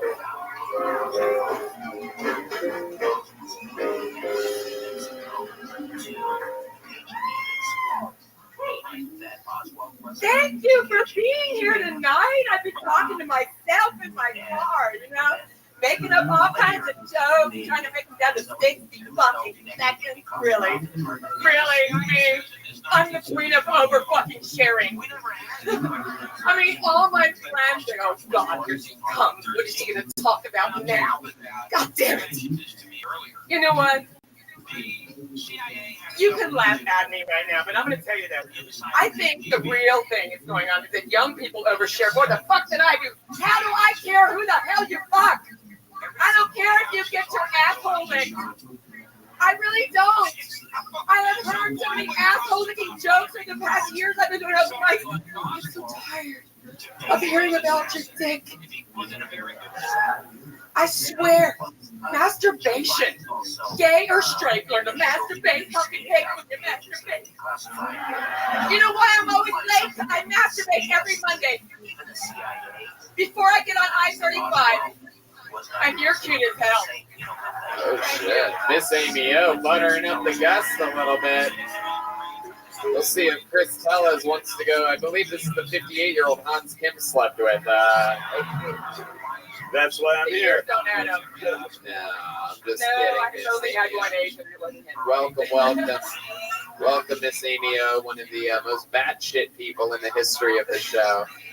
But sober. You are. She's sober now, everybody. It turns out that she was sober for how long? Oh, many years. I don't remember how many years I lied about it, so I can't tell you for sure. Oh yeah, you were one. So we're finding out now that you were sort of one of those sober people that like go to all the meetings and all the big I things. was. And the whole time you were like getting fucked up like these people No, were the idiots. whole time. I'll be honest. For many years, after I got out of prison, I actually went to prison to carry the message of the Right. recovery. For those of you that don't know, she's been put to prison a few times for many years. I called her the mom One from love. Requiem for a Dream a bunch of times, and now you're caught up. Y'all caught up now? Yeah, you can watch it on YouTube. There's like 5. They know that they can watch on YouTube, Miss Amy O. You don't need to plug the show that you're currently on. Thank you, though. I told you I overshare. All right, absolutely. You are wild. So, remind us, what medicines or drugs are you on now? Now, just a little bit of sativa, maybe. Maybe it's still in my system. I don't Anything know. from a doctor? No, I'm actually sober tonight. Very sober. It's weird. I can hear you for a change. I think that the hearing problem was exasperated by the alcohol. Yeah, and your age, for sure. That could have, yeah. Don't forget about that, the ultimate drug of time. But I'm still carrying concealed tonight, so yeah. Yeah, absolutely. Those aren't I got my guns. gun. Those are fucking muskets. Yeah. Those They're clean. old ass guns she's lugging around. Those are single shot fucking. You have to fucking shove a pipe in there and fucking clean out the barrel of that fucking musky ass musket that you got. Look at those. You got your winter boots in for the fucking. Yeah. It's gonna be down in the 40s tonight. Oh Yeah, we're shit! And you're gonna be down in that's the 70s. I love it. Yeah. that guy got it late back there. I love it. Miss Amy O, so tell us, what else you've been up to? What do you do? Did you get to see the Rolling Stones? The Rolling Stones were in town? No. You seem like one of those people that have probably No. seen them about 35 times or something like This is that. the biggest crowd I can deal with at one time. Right. What else do you do out in public? I actually I go to my mother's nursing home pretty regularly, and Okay. yeah, she's my best friend. She loves to watch me on Kill Tony, by the way. She says, You force her to watch this shit? no, actually, the CNA put it on. I come in there to visit her sometimes, and I'm already there. Oh my goodness. How old's your mom? My mother is 84. Wow, so you have to turn off Jimmy Fallon and put on Kill Tony when you walk in. She doesn't know who Jimmy Fallon is. She knows who I am. That's just an insult to Jimmy Fallon for no reason whatsoever. All right, Miss India, stop flirting with the band over there. How's your husband? You have a wild husband, am I right? This guy has a temper, am I correct? Well, he actually wishes me luck every time I drive up here. He's in New Mexico right now, and he goes, I hope you get on tonight with your wrestling. I'm like, yeah. So I came here for my birthday and sat over there, and I got to be really close to Ron White, and of course you, and everybody was nice. But, I turned 62 a few weeks ago. Oh, yeah. Restless, but not young. And can I do something, Tony? She is the old and the restless. Can I ask the audience, can y'all shout out how old you are? No. That please. No. And that's been my interaction lately. I've been working it out on my sets because most of my background is motivational speaking in NA. And what? Well, I went to prison pretty regularly. I went every Thursday night to the Kyle prison on I-35, and even on Thanksgiving nights, I bring a panel there for 400 or so. I think they still play your comedy sets at Guantanamo Bay. So I didn't get that. Like a scared straight kind of thing, right? Well, sort of. Yeah. No, actually, my message was basically is that you can make parole and become an entrepreneur. The entrepreneurs today are the felons of yesterday. That's just simply not true. Do you know what the best company started by a former felon is? Like, do you know of any success stories? Actually, what you're talking about? You said A&G Opti Trucking. is that your own business? Yes. Okay. Yeah. I heard a business name that didn't have a catchy name to it, and I assume That's might be Amy and Gary. Yeah. dropping names of your own businesses. I love it. Remind us all, how long were you in jail for? I was in jail and then prison again. Yeah. Well, actually, Prison is really what I'm asking. Can I drop? If you want to learn, Answer the question that I just asked you, Miss Amy. Focus right now. I was in prison for 13 years. Okay. 6 weeks short of 13 years. Beautiful. And I've been out now January the 16th, or excuse me, January the 13th. We'll make it 17 years I've been out. Okay. You spent 13 years in, 17 out. Is there anything about prison that you missed? Well, Radiator. there was a lot of open mic experiences up there. You didn't have to wait your turn. What the fuck's that mean? Well, I used to, no, seriously, I used to write music and write music? And when I would help set up the bands and whatnot at the prison, they come. Can we get a little more volume on that microphone somehow? Go ahead. When they had people come in, like the Mike Barber and whatnot, I used to set up the stage and the sounds and everything. I get to know the people, and so in prison. Yes. Okay. They would come to prison to perform, and it was a way to get out of the cell. And a lot of times they let me get up on mic, and I had a few songs I would sing, but I'm not going to sing here because that was before my tinnitus, and I would never sing in public since. All right. Well, there you go. If you've retired from singing, then Well, yeah. I think we're fine with that. But they do my There you go. There's a fart. Red Dan's playing fart noises. So okay, can you get off of this, please? It's horrible. The worst. I love it. All right, now listen. Nope. The last time. Nope. We're gonna keep it moving, Miss Amy. These monologues with you, they are lengthy and I know, girthy. but there was a time I was up here and I really couldn't hear you at all. Okay. And when I listened to the episode, I think I missed out on it. Okay. Let's get to the end part of it. The end part was you asked me about my sex life, and then when I tried to describe it, you said I made people sick. Now, I did? yes, you did. What did you say right before I said that? I was doing my dildo joke because I tried to pop that in there because all the jokes I do are longer than 60 seconds, so I. That they fucking are. The editor has left the chat. But on the William Montgomery podcast, I tell about my prison, and y'all see that soon. Okay, a plug to a different show. I love it. There she goes, Miss Amy O, everybody. Thank you. And I'm glad that she plugged that show because that is indeed the land that we go to now, everybody. The guy that's going to close tonight's show is a legend in these parts. I mean, the longest standing regular in the history of the show.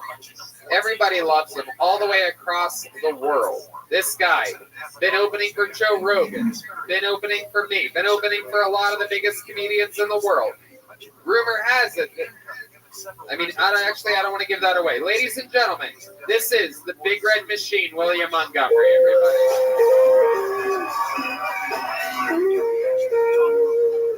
A brand new minute every single week.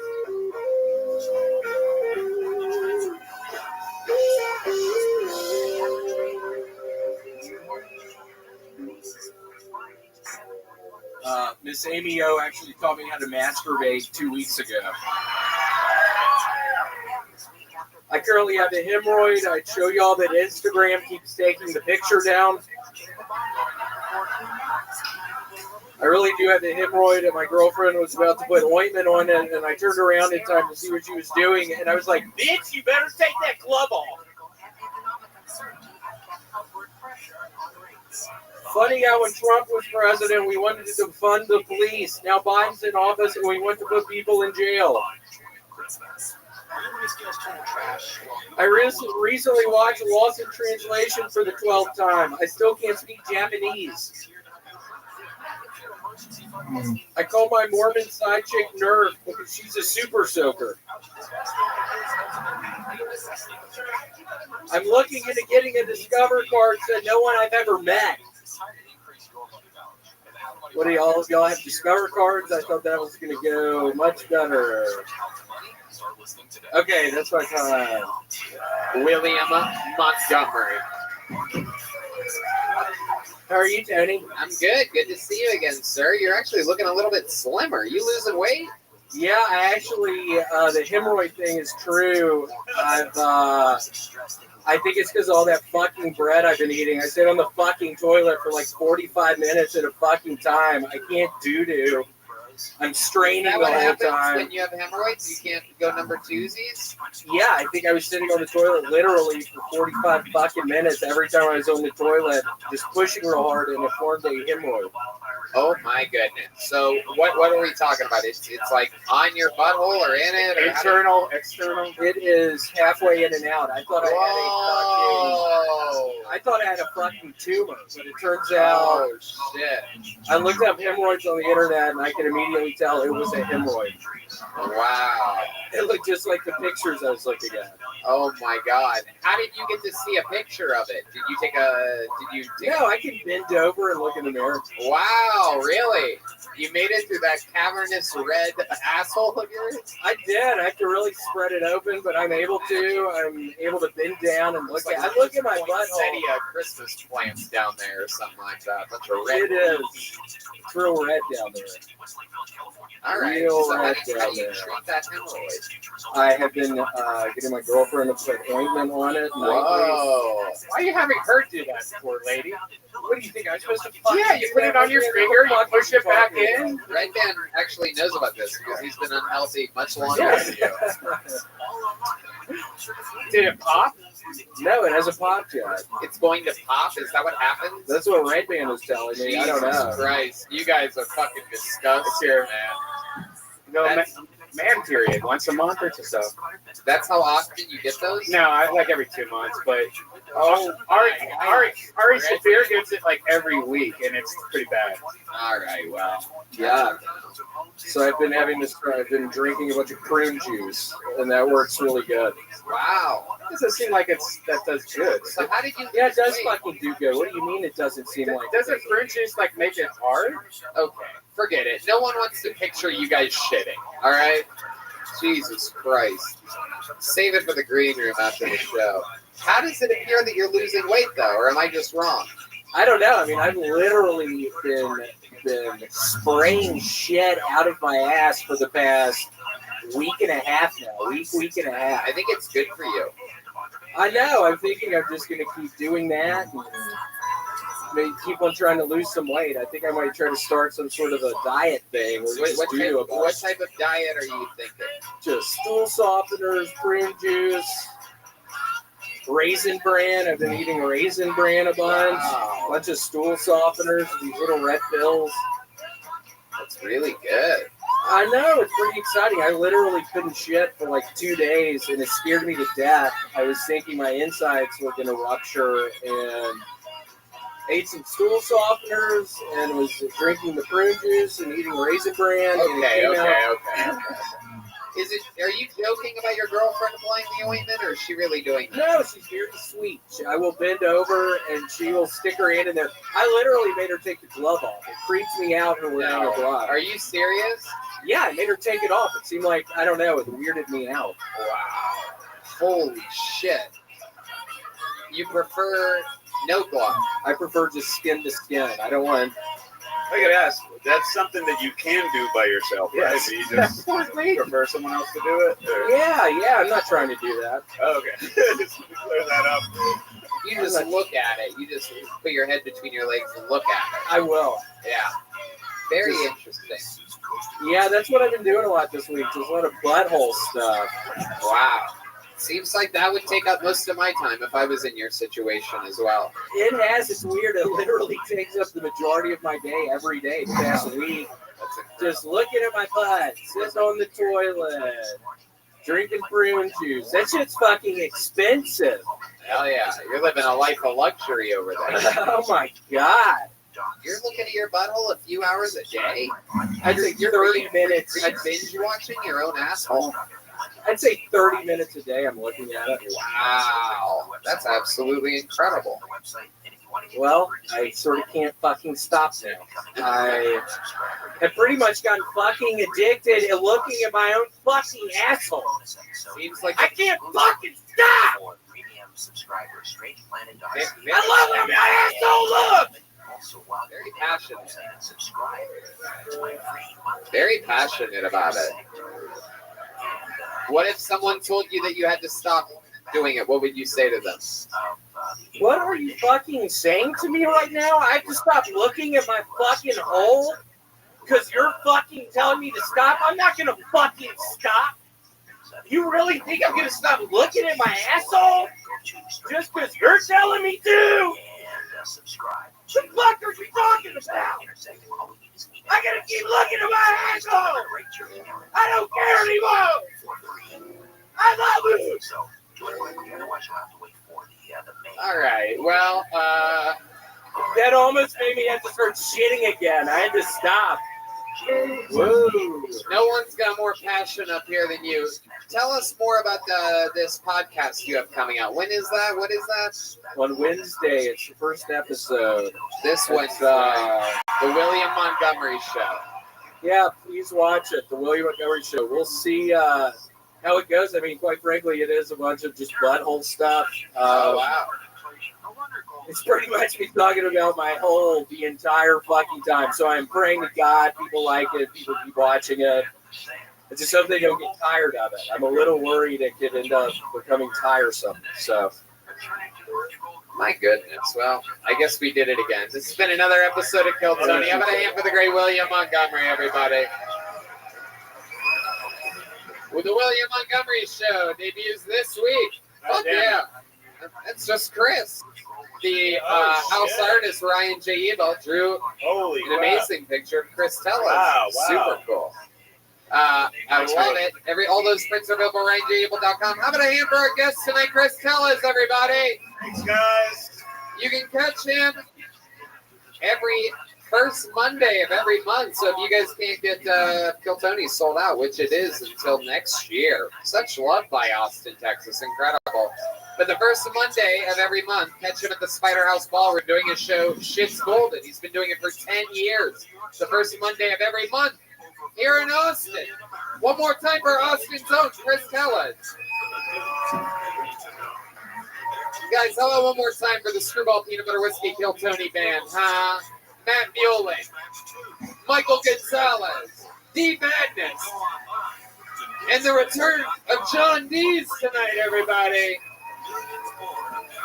We love it. Lots of fun stuff happening. I'm about to, oh yeah, we have a drawing from Chris Rogers as well. Check this out, it's Local hilarious. artist Chris Rogers made a drawing during tonight's episode as well. It is of William Montgomery. look at his nails. His beautiful nails. Ooh. Who knows? He might be auctioning it off after the show. Anything can happen. The Kill Tony official after party. There's going to be a bunch of merch for sale, by the way, right there in that corner. The lovely Avery is over there with a ton of very cool, exclusive, one-night-only Kill Tony merch and a bunch of other cool stuff. Nether Hour's about to play. Love you guys, live audience. Thank you so much for making us feel so at home here every week. Thanks, guys. What a blast. Thank you, guys. Good night. Thank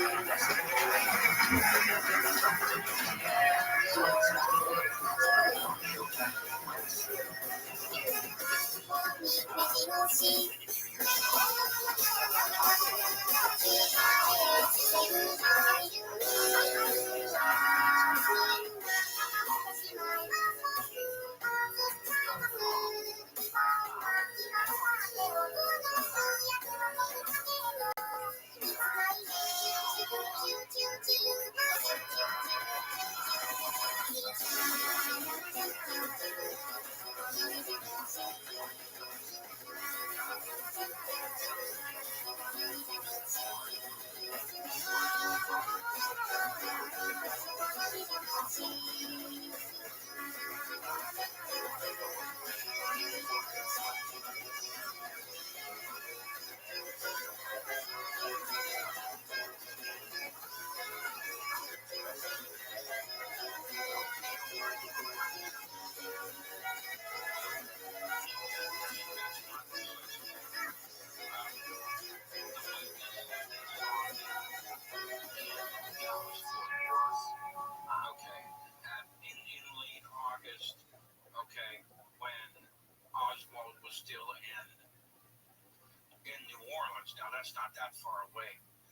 was to Dallas-Fort Worth. So he said that, Antonio Veciana, that he saw Phillips with Oswald at this giant shopping mall in the Dallas-Fort Worth area. Now, what you're talking about is this radio program set up by a guy named Bill Stuckey, and in which Oswald debated Carlos Ringier and Ed Butler. All right. Now, in the new documents, it turns out that Stuckey, the host of the show, was looking to the FBI to find a guy who would defend the Fair Play for Cuba Committee in New Orleans in 1962. And that's not a typo. That memo was dated 1962. So in other words, was this thing being planned in advance? Okay? Because Oswald actually sent away, wrote a letter to the Fair Play Cuba Committee in New York in 1962. All right? We just found that out also. You know, everybody thought prior to those declassifications that this was kind of an impromptu thing set up by the clash between Carlos Ringier and Oswald on the streets of New Orleans. Now, let me add one other thing. This is not in the new documents, but it did come out under the review board. Jesse Core was the right-hand man for Clay Shaw at the International Trade Mart. Jesse Core just happened to be on Canal Street when Oswald was passing out his pamphlets, all right? The one that he stamped 544 Camp Street as the address for the Fair Play for Cuba Committee in New Orleans. Well, guess what? Jesse Core picked up one of these flyers. He brought it back to his office at the Trade Mart. He circled the address of Camp Street. He then drew an arrow to it. Now here's the capper. He sent it to the FBI. He sent it to the FBI office in New Orleans. Right. Clay Shaw was on trial. Jim Garrison tried to convict Clay Shaw for conspiracy to commit the murder of JFK. Right. Clay Shaw, alias Clay Bertram. Yeah. So, which leads us to another question about Jim Garrison, the New Orleans district attorney, and that was a New Yorker article by someone named Edward Epstein, who was attacking Jim Garrison in the article. And there's a 1968 CIA memo about this. Tell us about it. All right. Now, before we had the memo, okay, that, see, the CIA by 1967, 1968 is really getting sensitive about people blaming them for the Kennedy assassination. And Garrison, of course, was the most vociferous guy because, at least for a while, he had a platform from which to do this. Well, the CIA sent out one memo called Countering the Critics, all right? And that began the whole idea of conspiracy theorists, all right? If you take a look at the New York Times, the phrase is not used very much before this, but it sure as heck was used after that CIA memo came out. They sent out a second memo when Edward Epstein wrote an article for the New Yorker blasting Garrison as being, a fool and a phony, all right? We had the actual memo. What we didn't have was a district. The CIA sent this memo for background to 80 different stations throughout the world. In other words, every single CIA station throughout the globe was alerted to to use Epstein's article to blast Jim Garrison. That is how touchy the CIA got about this whole matter. And we didn't know this until a couple weeks ago. We didn't have the distribution pattern until 2025. It's the inference here that Edward Epstein, who wrote for the New Yorker in this attack article against Jim Garrison, that Edward Epstein was part of what? Project Mockingbird, that he was a CIA control or an asset? Well, that's a really interesting question because a lot of people had he passed away a few months ago. All right. A lot of people had questions about Epstein for a very long time. For instance, Epstein wrote a book called Inquest criticizing the Warren Commission. I believe that came out in 1966. In 1968,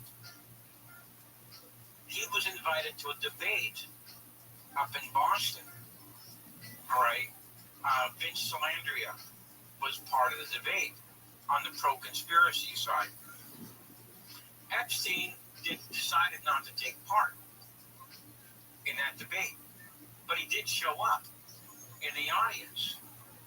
And Vince Salandria said to him, Ed Epstein, what are you doing here? You didn't want to take part in the debate. Okay. And he told Salandria, Vince, I've changed.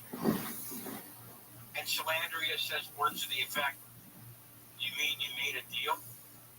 And Epstein was conspicuous by his silence to that question. Now, he later wrote a book called Legend, a biography of Lee Harvey Oswald. This was, I think, in 1977.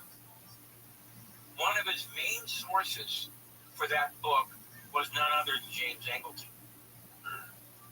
All right, so your listeners can make up their own mind.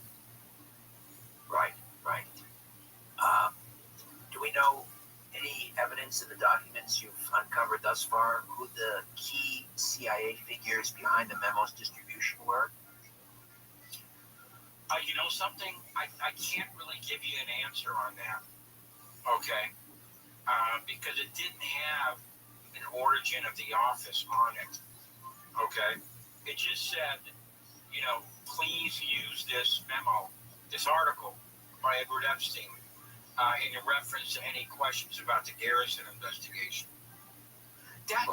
Those kind of things usually go out to the media office, okay, of the Central Intelligence Agency. Does this suggest that the CIA were concerned that Garrison was getting close in his trial with Clay Shaw, aka Clay Bertram? You know something? I would have to say that I think that's an accurate assessment. And I say that not just because of the Epstein document, but because of the fact that when the review board was around from 94 to 98, they discovered that Richard Helms had set up something called the Garrison Group. And Angleton sent his right-hand man on the JFK case, Ray Roca, to the first meeting. At that first meeting, Roca said words to the effect, if Garrison is allowed to continue as he's doing, Clay Shaw will be convicted. This is in September of 1967, and you have Angleton's right-hand man on the Warren Commission saying that to this group convened by Richard Helms. And they went to work on Jim Garrison. All right, we know this from the other documents that were declassified. They began meeting with judges they would send a CIA guy to the judge in receipt of the subpoena, and then he would talk the judge out of serving the subpoena that Garrison wanted served. They began to work with their media assets, okay, like Walter Sheridan for NBC, that horrible special that was on in the summer of 1967, blasting Garrison. All right, they began to talk Garrison's witnesses out of their stories, like a guy named Moran who said he saw Shaw at the VIP club where he signed. This was an American Airlines lounge, if I remember correctly. And he signed his name as Clay Bertrand. Okay? They managed to get him drunk one night and talk about it. So there's no doubt that the CIA, and then, of course, on the eve of the trial, of the Clay Shaw trial, they throw a hand grenade at Richard Case Nagel in New York. All right? Nagel brings back the hand grenade remnants to Garrison and says, I don't think it'd be a good idea if I testified. All right? But explain who he was and what that's all about. Garrison always insisted that Richard Case Nagel was the most important witness that there was. All right? Nagel was a CIA agent who was hired by the KGB to stop an assassination plot against Kennedy. And why was he hired by the KGB? Because they told him, if this thing goes through, they're going to try and blame us for it. Okay? So we want to hire you to monitor it, find out what it is, and try and stop it before it happens. And Nagel got in his car because they had given him some leads, and he actually found this plot in New Orleans. All right? And he talked to Oswald. He befriended Oswald and tried to tell him, okay, what's happening.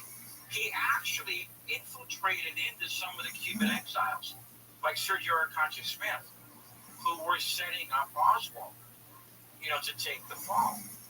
And so evidently the CIA found out about this, and they sent him a warning, you better not testify at the Shaw trial. Okay, and they threw a hand grenade at him in New York. It's literally they threw a hand grenade at him. Yeah, they threw a hand grenade at him in New York, yes. Wow. And what would his testimony for Garrison have revealed about Clay Shaw's involvement?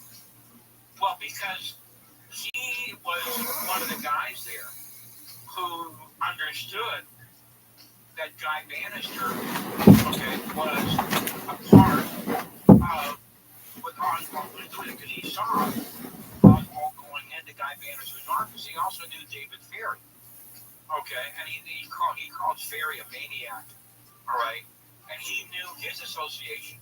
So this would be a very, very important witness to the conspiracy that Garrison was trying to prove, because all three of those guys, Shaw and Ferry, along with Oswald, were seen up in the Clinton-Jackson area in the summer of 1963. And that was the strongest part of Garrison's case, which he introduced at the very beginning of the trial. So then you bring the gal in, okay, and you got a pretty strong case headed to the jury's way with Nagel, because he can connect a lot of dots, all right?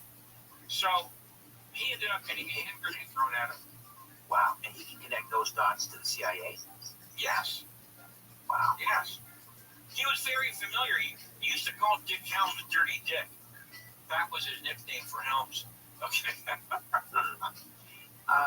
1969, Fidel Castro orders a reenactment to test Oswald's alleged shooting skill. Isn't that fascinating? Yeah. This is new information again from the document? Yeah, this is something I'd never seen before. Now, I knew that Castro suspected something was up in the days after the assassination. I never knew that it would malinger with him until 1969.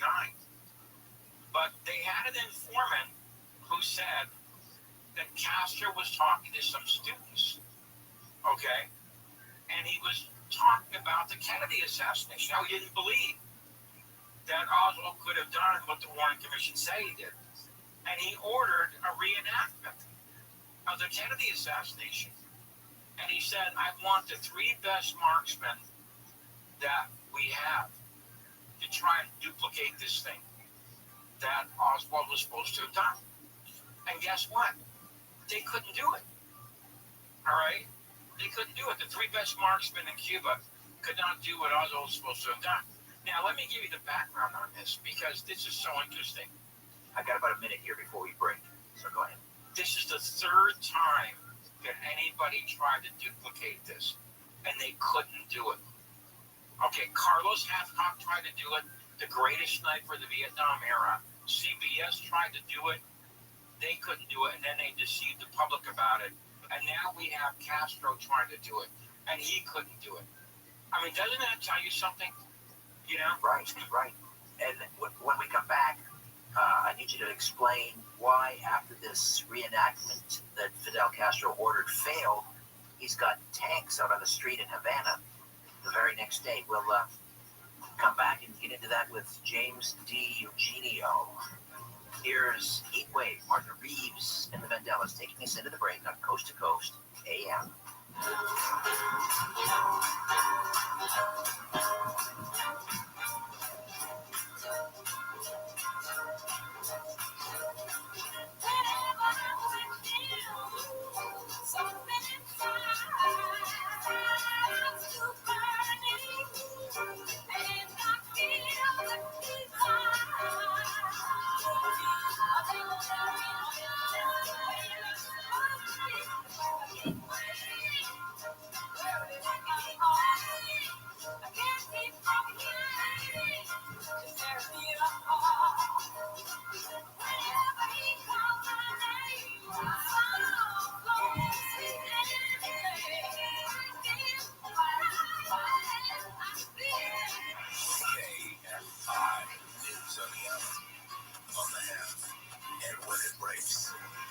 I'm Jordan Christmas in the KFI 24-hour newsroom. According to a poll by Americans for the Arts, more than half of us do this while we're in the shower. Bree Tennis explains what this is. 52% of all Americans sing in the shower. The acoustics are good. We're relaxed. And Psychology Today says water brings out creativity. But it is a young person's game. The poll found 94% of 18 to 25-year-olds admit to singing in the shower. That number drops as we get older. So what song? Mirror Shower Company says this one. That's Train with Hey Soul Sister. And the movie based on a video game continues to meet expectations at the box office. A Minecraft movie is already above $20 million in its second weekend. The film brought in more than $162 million in last weekend's opening. In Lancaster, the high is expected to be 80 degrees later this afternoon. We leave local. From the KFI 24-hour newsroom, I'm Jordan Christmas. Future Health Weight Loss. Get access to weight loss meds like Ozempic, Zepbound, and pill options if you don't like injections from FutureHealth.com. The meds eliminate hunger and cravings, while Future Health handles the rest. Best results, best price. All online with no insurance needed. Join those losing 10 pounds in their first month. Visit FutureHealth.com. Future without the E to start losing weight this week. Future Health Weight Loss. Data based on independent study sponsored by Future Health. Future Health is not a healthcare services provider meant to prescribe at provider's discretion. Are your money skills total trash? Well, you are not alone. Personal finance ignorance is as American as apple pie. But don't fret, the How to Money podcast is here to help you improve. Think back if your emergency fund was invested, especially given the volatility we're experiencing right now. Ouch, investing it is ultimately a necessity, but you got to keep that emergency fund accessible. It needs to be cash parked in your savings. It's time to increase your money knowledge. And the How to Money podcast is here to bring the wisdom. Open your free iHeartRadio app, search How to Money, and start listening today. In today's Marketers Report, Erica Taylor, Chief Marketing Officer of Genentech, weighs in on audio's ability to reach any audience. Everyone is listening somewhere, somehow. So it's a great way to take something very precise in what we're trying to do to reach patients with something that I think we can all agree is somewhat broad in reaching many, many different audiences. As the #1 audio company, iHeartMedia can get more people to hear your message than anyone else. For better results for every budget, visit iHeartAdvertising.com. Texting privacy policy and terms and conditions posted at textplan.us. Texting enrolls for recurring automated text marketing messages. Message data rates may apply. Reply stop, opt out. My name is Salter Carvalho. I'm an attorney with the Wildfire Recovery Group, and we've been handling wildfire cases since 2015. Southern California Edison is a public utility company. We've determined that Edison is responsible for the Eden fire in Pasadena. If you've suffered damages, you can seek reimbursement for smoke damage, structural damage, loss of your personal property, as well as injuries, both to your body and mentally. We've recovered more than $1.6 billion for our clients in utility-caused wildfire damages. If you're a homeowner or a renter, we may be able to help. The call and consultation are free. Text BURN to 323232 or visit fireattorneys.com. Your consultation is free and there's no obligation. If we don't recover for you, you pay nothing. That's BURN to 323232. BURN to 323232. Attorney advertising paid for by Ellis Riccobono, LLP, 2625 Townsgate Road, Suite 260, Westlake Village, California, 91361. Past results depend upon facts of those cases. Future results will differ based upon different facts. I'm Dr. Diana Ramos, California Surgeon General. ACEs, or adverse childhood experiences, are stressful or potentially traumatic things many have faced growing up. ACEs can include abuse, neglect, or challenges in our family, such as divorce or mental health struggles. These experiences can shape how we grow up, affect our health as adults, and even impact our children. California's Live Beyond campaign is here to help. Visit livebeyondca.org. Help keep our community safe and healthy during National Prescription Drug Take-Back Day, April 26th. Find a collection site near you at DEATakeback.com. Do your part to lower overdose deaths and prevent drug misuse before it starts. Doja Cat, Gwen Stefani, Megan Trainor, David Guetta, Cat's Eye, and more. Wango Tango, May 10th, Huntington City Beach. Tickets start at $90, including all fees. That's right, no additional cost. Go to AXS.com.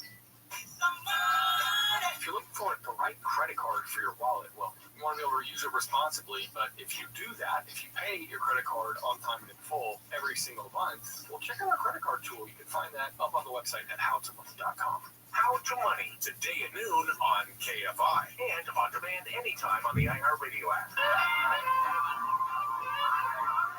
Air Networks presents Coast to Coast AM. Now, here's your guest host, Richard Serrett. Welcome back. If You Want to Be Happy, Jimmy Soul from 1963.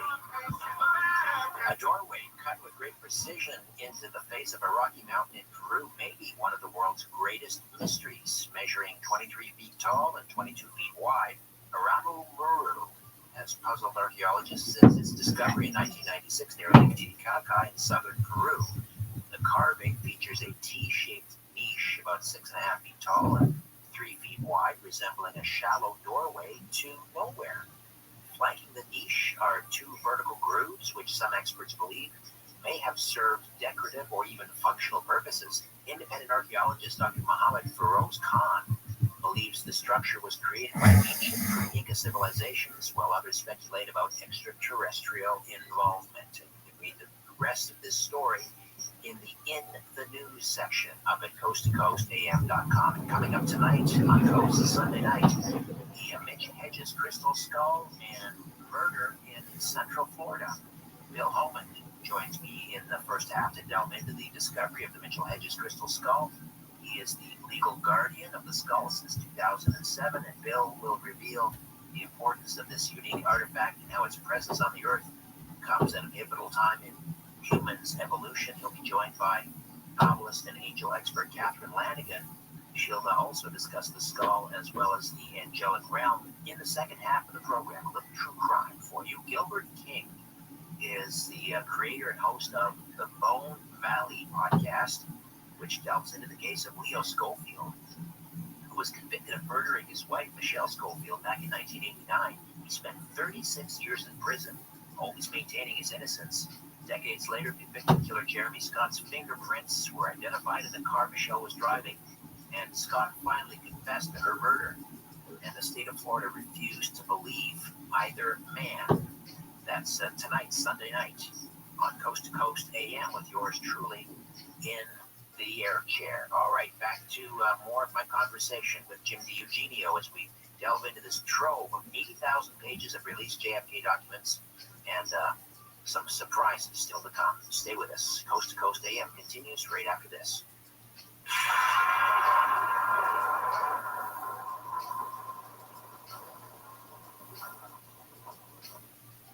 It's tax season by now, and I know we're all a bit tired of numbers, but here's an important one you need to hear. $16.5 billion. That's how much money in refunds the IRS flagged for possible identity fraud last year. Here's another, 20%. That's the overall increase in identity theft-related tax fraud in 2024 alone. But it's not all grim news. Here's a good number, 100 million. That's how many data points LifeLock monitors every second. If your identity is stolen, LifeLock's US-based restoration specialist will fix it. Backed by another good number, the $1 million protection package. In fact, restoration is guaranteed or your money back. Don't face identity theft and financial losses alone. There's strength in numbers with LifeLock Identity Theft Protection for tax season and beyond. Join now, save up to 40% your first year with promo code George. Call 1-800-LifeLock or go to lifelock.com. Use promo code George for 40% off. Terms apply. The International Fellowship of Christians and Jews has supported and will continue to support the people of Israel with life-saving security essentials. Your gift today will help save lives by providing bomb shelters, armored security vehicles and ambulances, firefighting equipment, flak jackets and bulletproof vests, and so much more. Give a gift to bless Israel and her people by visiting supportifcj.org. That's one word, supportifcj.org. A violent crime is committed every 26 seconds in America, which means you need a new way to protect yourself. I'm Rob Chadwick, former head of the FBI's Tactical Training Unit at Quantico. When I worked with our nation's first responders, we focused on preparedness, not fear. That's why the USCCA has released a free concealed carry and home defense guide that walks you through the threats of today and gives you step-by-step actions to be ready for them. Get it for free at provideprotect.com. That's provideprotect.com.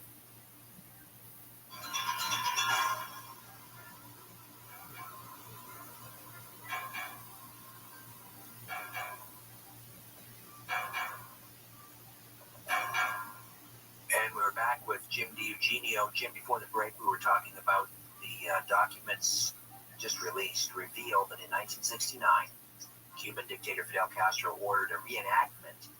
He called his three best sharpshooters together to see if they could reenact and test Oswald's alleged shooting skills. They couldn't do it. They couldn't replicate it. CBS tried it. They couldn't do it. Carlos Hathcock tried it. He couldn't do it. But so what happens the next day in Havana? Castro's got his troops out on the street. He's expecting a U.S. invasion. I mean, did that have something to do with this failed reenactment? No, you got the wrong date. It was November 23rd, 1963.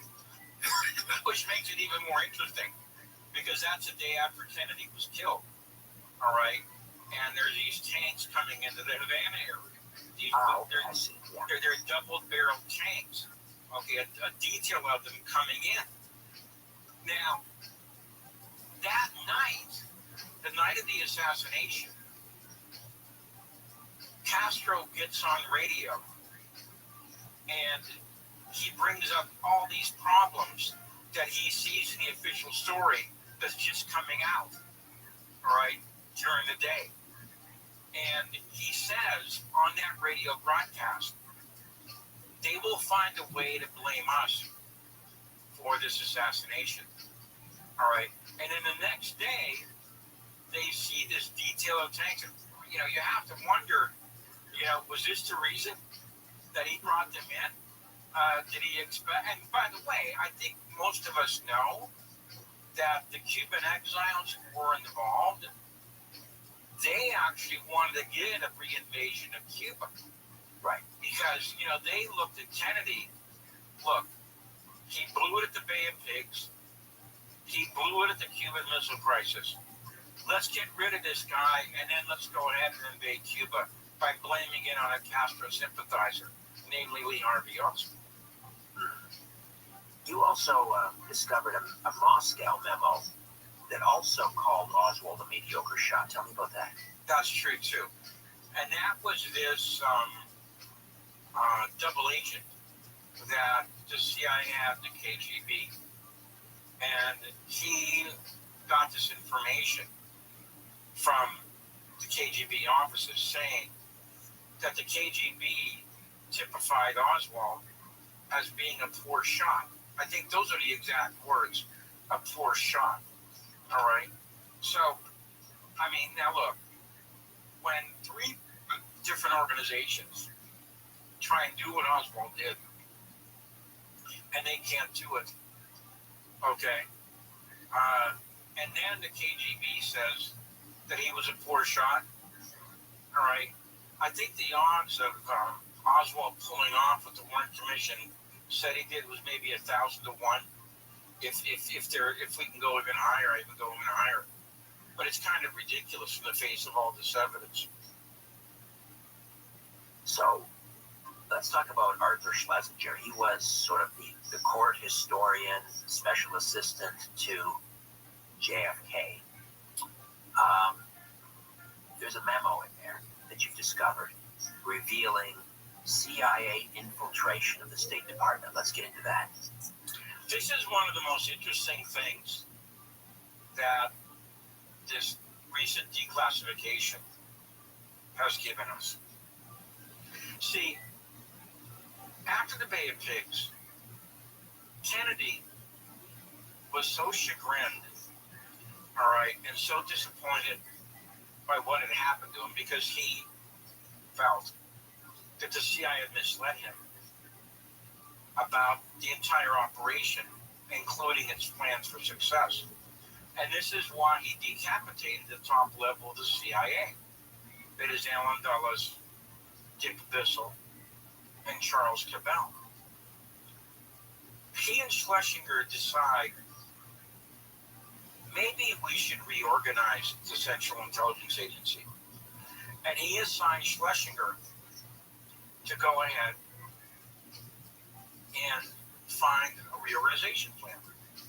Now, we had the plan before, but there were 2 pages that were redacted. And now we know why they were redacted. Because Schlesinger had discovered that a large part of the State Department was really CIA agents undercover. I think the number he came to was 47%. 47%. All right? Then he revealed, and this is what I thought was so interesting, and the CIA didn't want you to know, that in the American Embassy in Paris, the whole top floor was occupied by these CIA agents undercover. There were a total of 128 of them in that embassy. Let me say that again. 128 of them. Now, I'm sure you're aware that the OAS, the Secret Army Organization, was trying to overthrow de Gaulle at around this time. And the CIA was backing this operation all the way. And the night of the attempted takeover, the lights were on at the top floor of the American Embassy there. All right? Kennedy was so confused by what was happening that he called the French ambassador in Washington and said, look, I have nothing to do with this thing. And if you want, I'll sail the 7th Fleet in the Mediterranean off the coast of France if you want me to. All right? But I can't vouch for the CIA. These guys, half the time, I don't even know what they're doing. Wow. Yeah? So I can't tell you if covertly they're involved. All right? And so the Schlesinger memo was supposed to be a plan by which Kennedy was trying to get control of the CIA. There was so much resistance to this thing. And Kennedy had no hope of getting through the guy he wanted as his new director to man the thing. So Kennedy more or less just gave up on it, and he settled for NSAMs 55, I think 56 and 57, and instructions that the leader in every foreign country of American foreign policy is the ambassador. So he sent out those kind of orders instead. Right. You mentioned when JFK, decapitated the head of the CIA after the Bay of Pigs, and one of them was Charles Cabell. Charles Cabell's brother, Earl Cabell, coincidentally, is mayor of Dallas at the time. That's true. That's bizarre, don't you think? And you want to know what else? One of the documents that was declassified several years ago was that his brother CIA asset. Okay? We didn't know that until the ARB declassified it. Wow. So in other words, Charles Cabell is deputy director of the CIA, and his brother is a CIA asset. Now, I think that's kind of important, you know, and we didn't find that out until like just a few years ago, right? So all these things that these agencies say, well, it's national security. It's national security. It's national security. No, it's not. What it really is CYA. Okay, these guys don't want to tell us what the heck is really going on with them at the propitious time. Because if it all hit the fan at once, oh my God, you'd have fireworks in the air. So this is what they do. They string it out, they string it out, they string it out, you know, and finally, 62 years later, Trump and Luna get together and they say, no more stringing it out. We want everything and we want it unredacted. Here's my question. Where were the Democrats? Where were the Democrats all this time? What was Joe Biden doing? You know, an Irish Catholic who had Robert Kennedy's bust in his office and John Kennedy's portrait in his study. Everything that's coming out just further, I don't know, emphasizes or underscores CIA involvement, doesn't it? At the very least, complicity. One last thing I want to talk about, okay, before we turn it over to your listeners. One of the things that's declassified is that Robert Blakey, the second chief of the House Select Committee on Assassinations, was writing letters to the CIA. Okay. He requested all of the 201 file openings. What are the reasons for opening a 201 file? And he wanted Oswald's 201 file prior to the assassination. All right.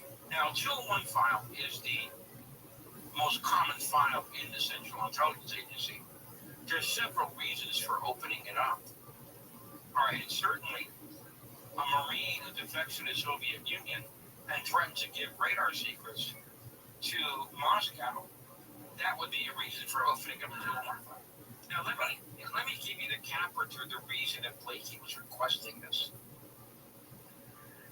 When the House Select Committee did a study of Oswald's file entering into the Central Intelligence Agency, the person who did this was Betsy Wolf. She asked for every charter in the CIA, and she took notes on them, and she then put together her own private graph of what Oswald's file should have done in the CIA. And she figured, well, it should have gone to the Soviet Russia division, sometimes called the SR division. So once she had this mapped out, she then asked the CIA for the actual file. Guess what? It didn't do anything like she thought it was going to do. It didn't go to the SR division. It went to something called the Office of Security. Now, why is that important? Because the Office of Security doesn't open up 201 files. All right? So she then started interviewing people. And she says, am I right about this? And they said, yeah, you're right. It should have gone to the SR division, and there should have been a 201 file open. So she interviewed 3 or 4 guys. And then finally, in November of 1978, she interviewed a guy named Robert Gambino. Robert Gambino was at that time the chief of the Office of Security. And she posed this question to him.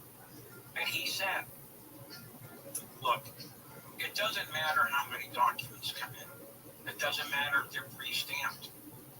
If the client has gone to the first gate, which is the Office of Mail Logistics, and made a request, the documents will go to that office and that office only. This is what Blakey was trying to figure out. This is why he wanted this information. Let's spell it out. I'll tell you what it means. Somebody was rigging Oswald's file as he went to the Soviet Union. Now, here's my question, Richard. Who even knew about this 19-year-old kid in the CIA at that time? And why would they go ahead and circumvent his file?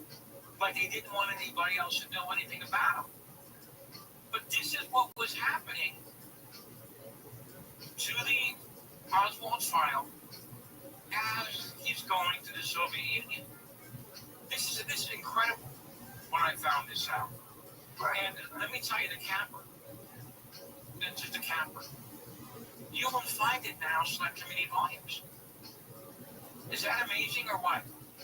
In other words, I edited these House Select Committee volumes. They left this out. I think it's some of the most important information we have about Oswald and the CIA. Because the guy who was very close chums with the Office of Security was James Angleton. All right? Oh, here we go. Yep. So, no knock, Angleton.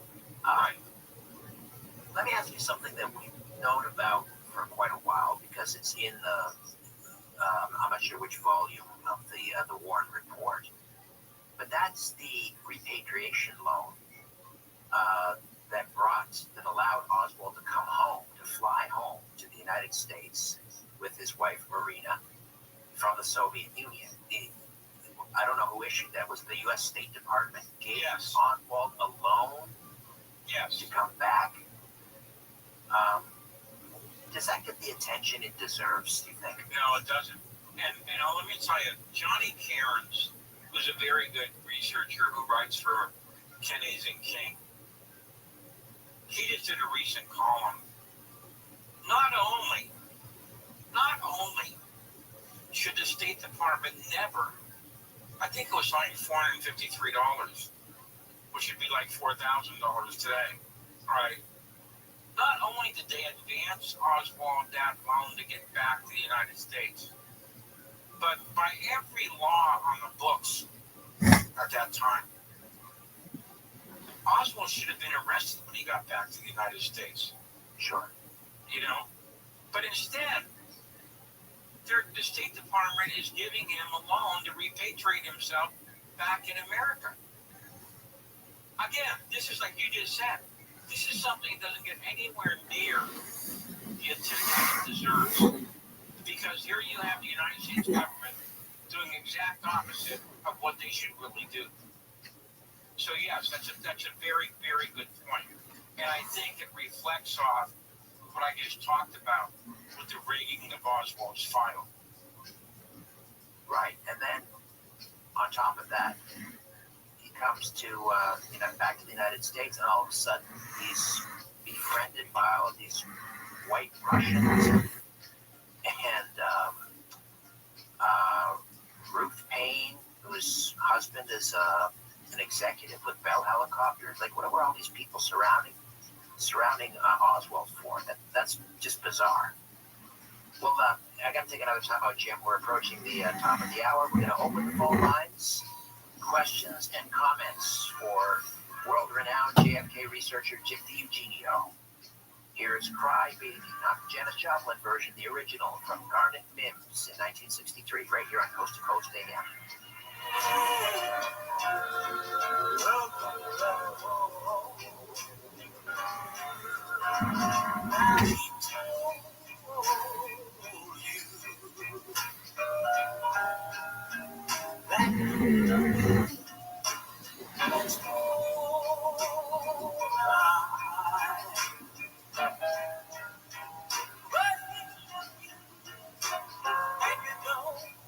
Just don't know why. And when you don't know what to do, you come running. Are you a business owner, CEO, or responsible for marketing? If you are, iHeartMedia can help you reach your goals and find new customers. We reach more consumers in your target area than anyone else. and we can give you access to those potential customers more cost effectively across radio, digital, podcasting, and social. We'd love to show you how iHeartMedia can work for you. Get started today at iHeartAdvertising.com. That's iHeartAdvertising.com. Future Health Weight Loss. Get access to weight loss meds like Ozempic, Zepbound, and pill options if you don't like injections from FutureHealth.com. The meds eliminate hunger and cravings, while Future Health handles the rest. Best results, best price. All online with no insurance needed. Join those losing 10 pounds in their first month. Visit FutureHealth.com. Future without the E to start losing weight this week. Future Health Weight Loss. Database on independent study sponsored by Future Health. Future Health is not a healthcare services provider meant to prescribe at provider's discretion. There is only one position in the judiciary where you don't have to be a judge without having a law degree or not being a lawyer. You know what that is? The Supreme Court of the U.S. Supreme Court. You do not have to be a lawyer. You don't have to be anything. They'll handle, and we've had some Supreme Court justices who meet that standard. Not being anything. Live 6 to 9 a.m. on KFI and on demand anytime on the iHeartRadio app. Helping your inner circle prepare for emergencies can start in many ways. Put together an emergency kit with Lifelong. Create a family communication plan with Tita. Remind I to keep a backup battery charged. It all starts with a simple step. Telling those you care about to be ready for the worst. So start a conversation and plan for emergencies together. Get more tips at ready.gov/start. Brought to you by FEMA and the Ad Council. When you're high, you feel different. But if you feel different, you drive different. So don't drive high. Brought to you by NHTSA and the Ad Council. KFI, AM 640, more stimulating talk. If you already know what you want us to say, you're probably in the wrong place. KFI. And KOSTHD2. Los Angeles, Orange County. Live anywhere on the iHeartRadio app. I'm Jordan Christmas in the KFI 24-hour newsroom. Officials say one person was killed after someone started shooting outside of the Long Beach Grand Prix on Saturday. Police responded to Cedar Walk and found a man suffering from multiple gunshot wounds, and he was later taken to the hospital, where he was later pronounced dead. The suspect has not been located and no other injuries were reported. Details leading up to the shooting remain unknown. On Friday, the Mendez brothers celebrated a legal win. Lisa Carter has more. Lawyer Mark Garrigo spoke outside the courtroom. Today is a good day. Justice won over politics. A Los Angeles judge said the resentencing effort for Eric and Lyle Menendez, who killed their parents in 1989, will move forward with the hearing next Thursday. Last October, then District Attorney George Gaston recommended resentencing for the brothers, who say they were sexually abused by their father and that their mother was aware. However, the new DA claims the brothers have shown no remorse for their actions. A cousin of the brothers, Anna Marie Baralt, is pushing back on that claim, saying they've taken full responsibility for what they've done and have been rehabilitated. Another dead whale washed ashore in Southern California. Officials say the body of a 50-foot gray whale was found on Huntington Beach Friday morning. The cause of the death is unknown, but the body showed no signs of physical injury. At least 3 gray whales have died in San Francisco Bay over the last few weeks, and 70 whales have died in the lagoons of Baja California since the beginning of the year. Researchers still aren't sure why whales are dying at such an increasing rate. An escaped murderer from LA County is now wanted for the murder of a law enforcement officer during a shootout in Mexico. Daniel Martindale reports. 34-year-old Cesar Hernandez is accused of shooting a Mexican police commander to death while she was attempting to arrest him in Tijuana. Hernandez escaped from custody last December before a scheduled court appearance in Delano in Kern County. He was serving 80 years to life in prison after being convicted of first-degree murder for shooting a man to death outside of a bar in South LA. Members of the U.S. Marshals Service were nearby, but were not part of the deadly shootout in Mexico. And I say a 7-year-old girl drowned in a bathtub and her mother was under arrest. The girl was pronounced dead after police found her in an apartment on Spolvita Boulevard a little after 5:30 Friday afternoon. Police said the girl lived in the apartment with a man and a woman, but did not say if the mother lived there. The mother has only been identified as a 38-year-old woman. We lead local from the KFI 24-hour newsroom. I'm Jordan Christmas. iHeartRadio straight from the studio with Elton John. You can't guarantee when you go to the studio that something's going to be special. I wanted to make a special record at this stage of my career. I don't know whether I'm starting off on the right foot. The frost melted. It was like, oh my God, this is fantastic. This is what I want. And I suddenly thought, yeah, it's going to be great.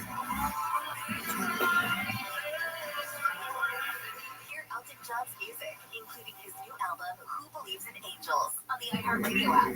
Future Health Weight Loss. Get access to weight loss meds like Ozempic, Zepbound, and pill options if you don't like injections from FutureHealth.com. The meds eliminate hunger and cravings, while Future Health handles the rest. Best results, best price. All online with no insurance needed. Join those losing 10 pounds in their first month. Visit FutureHealth.com.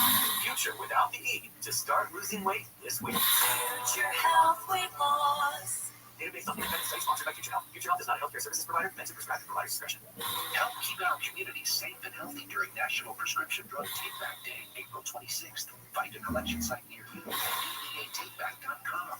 Your part to lower overdose deaths and prevent drug misuse before it starts.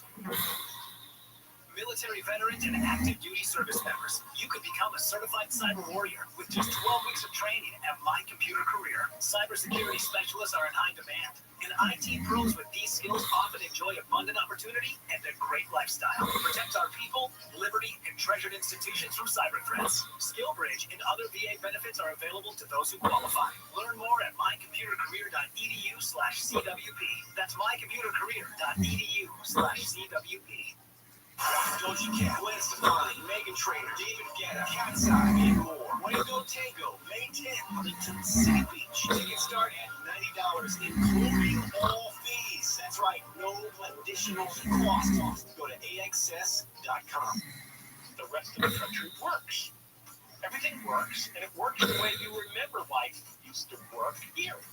And it still is that way in much of the world. John Cowell, I don't even think the third world is as bad as California. live 1 to 4 p.m. on KFI. And on demand anytime on the iHeartRadio app.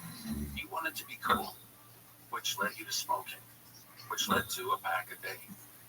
Then you met that special someone, which led to starting a life with them, which led to wanting to live longer, which led to quitting. Then you heard you may be at risk for lung cancer, which led you to getting a low-dose CT scan. If you smoke, get scanned. Talk to your doctor and learn more at SaveByTheScan.org. Brought to you by the American Lung Association and the Ad Council. I always have to be so good. No one could ignore me. Carve my path of data and drive. But some people only see who I am on paper. The paper ceiling. The limitations from degree screens to stereotypes that are holding back over 70 million stars. Workers skilled through alternative routes rather than a bachelor's degree. It's time for skills to speak for themselves.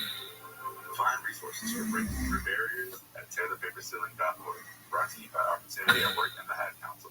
KFI, AM 640.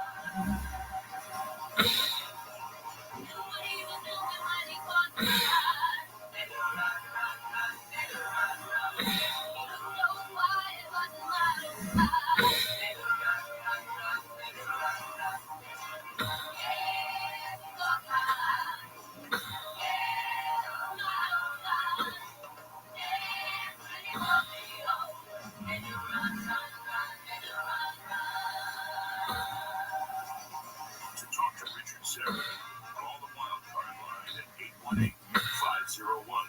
818-501-4109. The first time caller line is 818-501-4721. To talk to Richard from east of the Rockies, call 800-825-5033. From west of the Rockies, toll free, call 800-618-8255. This is Coast to Coast AM with your guest host, Richard Serra. Well, welcome back. The website strangeplanet.ca. Say hello on Instagram at Richard Serra Strange Planet. The Crystals and Daru Run Run. Another great hit from 1963.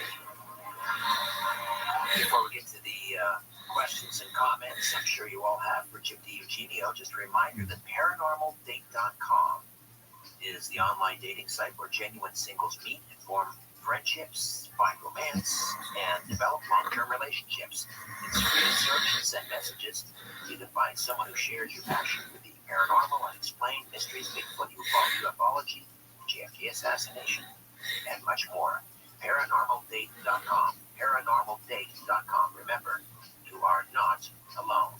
Back to more of my conversation with Jim DiEugenio and your calls after this timeout on Coast to Coast AM.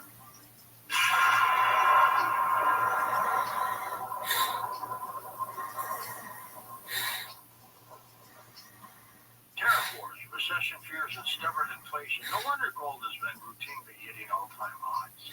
In volatile markets like right now, don't sit on the sidelines with your head in the sand. Take control and safeguard your savings. That's why so many Americans today are turning to Birch Gold Group. They've helped tens of thousands convert an existing IRA or 401k into an IRA and physical gold. To learn how to own physical gold in a tax-sheltered account, text COAST to 989898.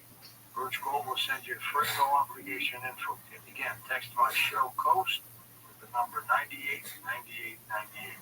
With an A-plus rating with the BBB and Compass 5-star reviews, I trust Birch Gold to help me protect my savings with gold, and you can too.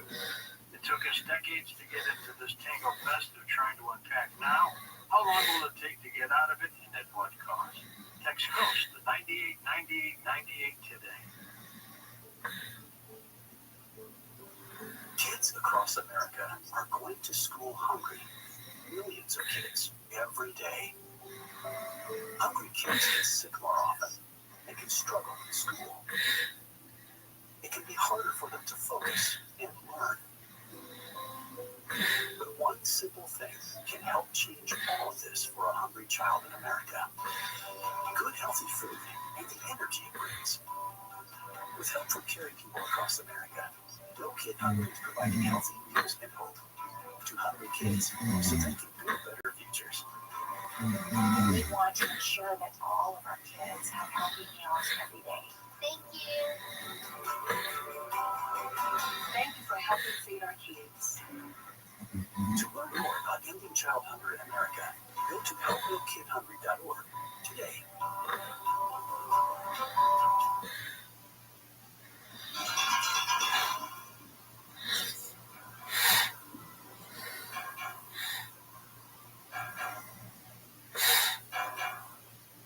Jim, not surprisingly, I got to pull more the lines here. People who want to ask you questions and chime in on the JFK documents. But this question is burning a hole in my pocket because before the break I mentioned how strange it was. Oswald repatriated, gets a loan from the State Department to come back to the Soviet Union. And then all of a sudden he's befriended by this strange collection of white Russians and Ruth Payne, who's married to Michael Payne, who's an engineer at Bell Helicopter. Of all people, Ruth Payne befriends Marina Oswald. Marina and Lee are having some problems, I guess. So Marina's living with Ruth Payne. Supposedly, the murder weapon, the Mannlicher Carcano, is being stored in Ruth Payne's garage. She's still alive. I mean, she's perhaps one of the most important witnesses at the Warren Commission. I think she was asked something like more than 5,000 questions of all the witnesses. I mean, they really. What do you make of Ruth Payne? Are there still secrets that she's holding on to, still to be revealed? Look, you're leaving out one important part of the story. The person who introduced Ruth and Michael Payne to the Oswalds was a guy named George Rothschild. All right? Okay, at a gathering. George Rothschild, before he passed away, insisted, I would have never met Oswald in 100 years unless the CIA told me to. J. Walton Moore, the Dallas station chief, Rothschild said he told him to go ahead and befriend Lee and Marina Oswald. Why? We don't know. But it's important to understand that he's the one who introduces Ruth and Michael Payne to the Oswalds. That Rothschild goes to Haiti to apparently take part in the CIA overthrow there. And then it's Ruth and Michael Payne who become the best friends with the Oswalds. And then it's Ruth Payne who goes to New Orleans at the end of the summer of 1963, brings Marina back to Dallas, stays with her, all right? And Lee Oswald has to come and visit her once a week. And then you're exactly right. In an extraordinary, miraculous coincidence, all the evidence that the Dallas police collect against Oswald and they indict him for is found in Ruth Payne's garage. All right? Now, coincidence? Well, maybe not also. You know, because Ruth Payne, you're exactly right about what you said. Her and her husband, by far, answered the most questions for the Warren Commission. A total between both of them of about 6,100 questions. All right, now, if you compare that to how many questions, say, Pierre Fink answered, or Thornton Boswell, two very important people at the Kennedy autopsy, I mean, it's ridiculous, all right? But Ruth Payne was a very important witness for the Warren Commission. All right, her and her husband, you know, really did everything they could, along with the Rothschild, to smear Oswald as this aimless, unstable communist. If you could ask, I mean, she's in her 90s now. I don't know if she's still cogent and so forth. I hope she is. But if you could sit down with her for 10 minutes, what would you ask her? For 10 minutes, that's a lot of questions. Okay. But I would ask her, why did you mistake the building where Oswald was working at on the day of the assassination? Because she placed Oswald at a different branch of the Texas School Book Depository. All right. And why did she tell the police, nice to see you, we've been waiting for you? What kind of a thing is that to say to the cops as they're coming in to invade your house? You know? So those are a couple of things that I would do. That'd be just the beginning. Yeah.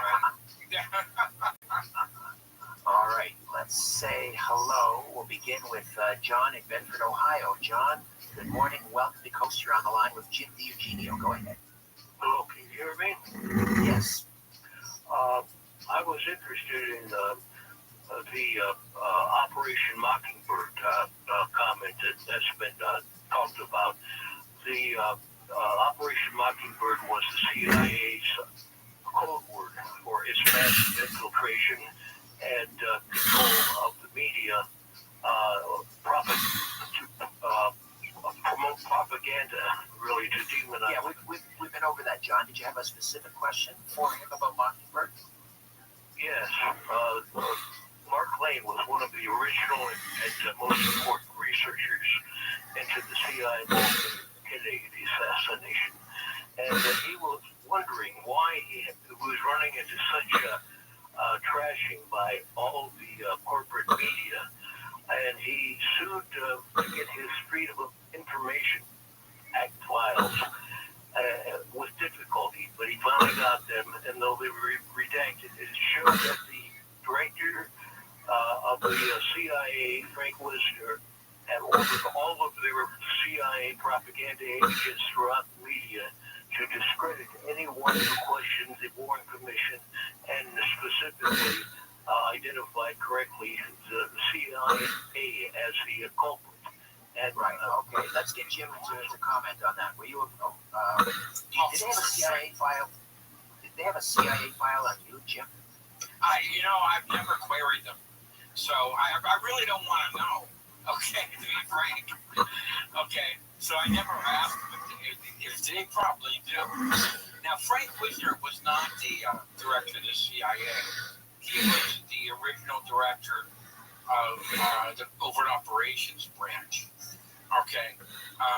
But there's no doubt that the CIA did everything they did because Mark Lane talked about this in public, that the FBI and CIA did not want to see his book published. And they actually went to certain publishing houses and they went ahead and they stopped it from being published. So Mark Lane had to get his book published originally in England. Okay? But it became such a hit in England that they finally found a publisher in the United States. And then his book, Rush to Judgment, his first book, was on the New York Times bestseller list for something like 10 months. All right? It was really, Mark Lane's book was one of the first blasted open hole, okay, in the Warren Commission report. It questioned every aspect of the Warren Commission. I mean, anybody who could sit there and read 26 volumes, 17,000 pages, that's really a prodigious feat. So yes, what he said is true. They did try and stop Rush to Judgment from being published. All right. Thanks for the call. John Lewis is in Hazleton, Pennsylvania. Lewis, good morning. Welcome to Coast. Thanks for taking my call, Rick. I just want to briefly say a few things. I got through the article one time. I did get through. I was starstruck. I was better than Stammer. I went with a broken record of routine with them on purpose because I was so fucking awestruck. And then I get to the hospital once and I can't believe it's been 7 years since he passed away. Yeah. Secondly, I want to say you've done a wonderful job taking over for when you do the open lines on a Friday night. You are clearly part of success. You're brilliant when you do that. Oh, and I can see your guest agree with this. I think Oliver Stone, if anybody deserves a presidential medal of freedom, it's like he chose your guest for the movie JFK. We won't even talk about this. But my two questions for you guys were this. What did you think about the mafia involvement with this? There was some guy whose last name was Smiles. He even came up and he was the guy with those in the grass, And my second question is, there's been some other countries out of the box. They mentioned like France was involved because there was a possible attempt. There was an attempt to go in August '63, and it had something to do with the South Vietnamese president getting shot the same year. Then somebody mentioned Israel because they would get JFK would get the nukes. And the most obscure one I ever heard was England had to do with it because JFK was the first sitting president to allow that too, and they were afraid he might get involved in the conflict over there. I don't like that, but listen, thank you. All right, Lewis, lots to unpack there.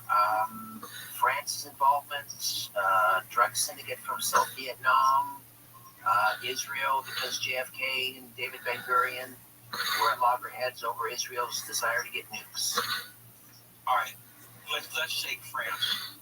The OAS did not like Kennedy because he encouraged de Gaulle to set free Algeria. All right, which was what this was all about, the setting free of the northern African colony of Algeria, right across the Mediterranean from France. There was one guy, a guy named Jean Soutre, who was reportedly in the Dallas-Fort Worth area on the day of the Kennedy assassination, and he was deported on the orders of the FBI. All right? So there is a very solid lead that, of course, was never explored by the Warren Commission because Soutre worked for the OAS. All right? So there is some evidence there about the OAS. Now, as far as Israel goes, I think most of your listeners understand that Kennedy had this showdown with David Ben-Gurion over the Dimona atomic reactor. All right.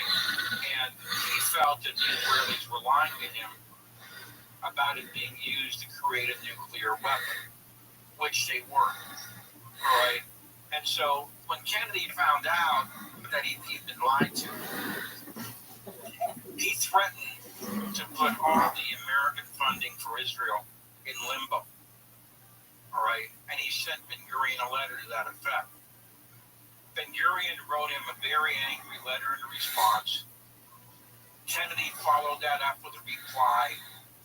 He's not backing down. I will put your funding in limbo unless you let us examine Dimona. David Ben-Gurion resigned the next day after he got that letter.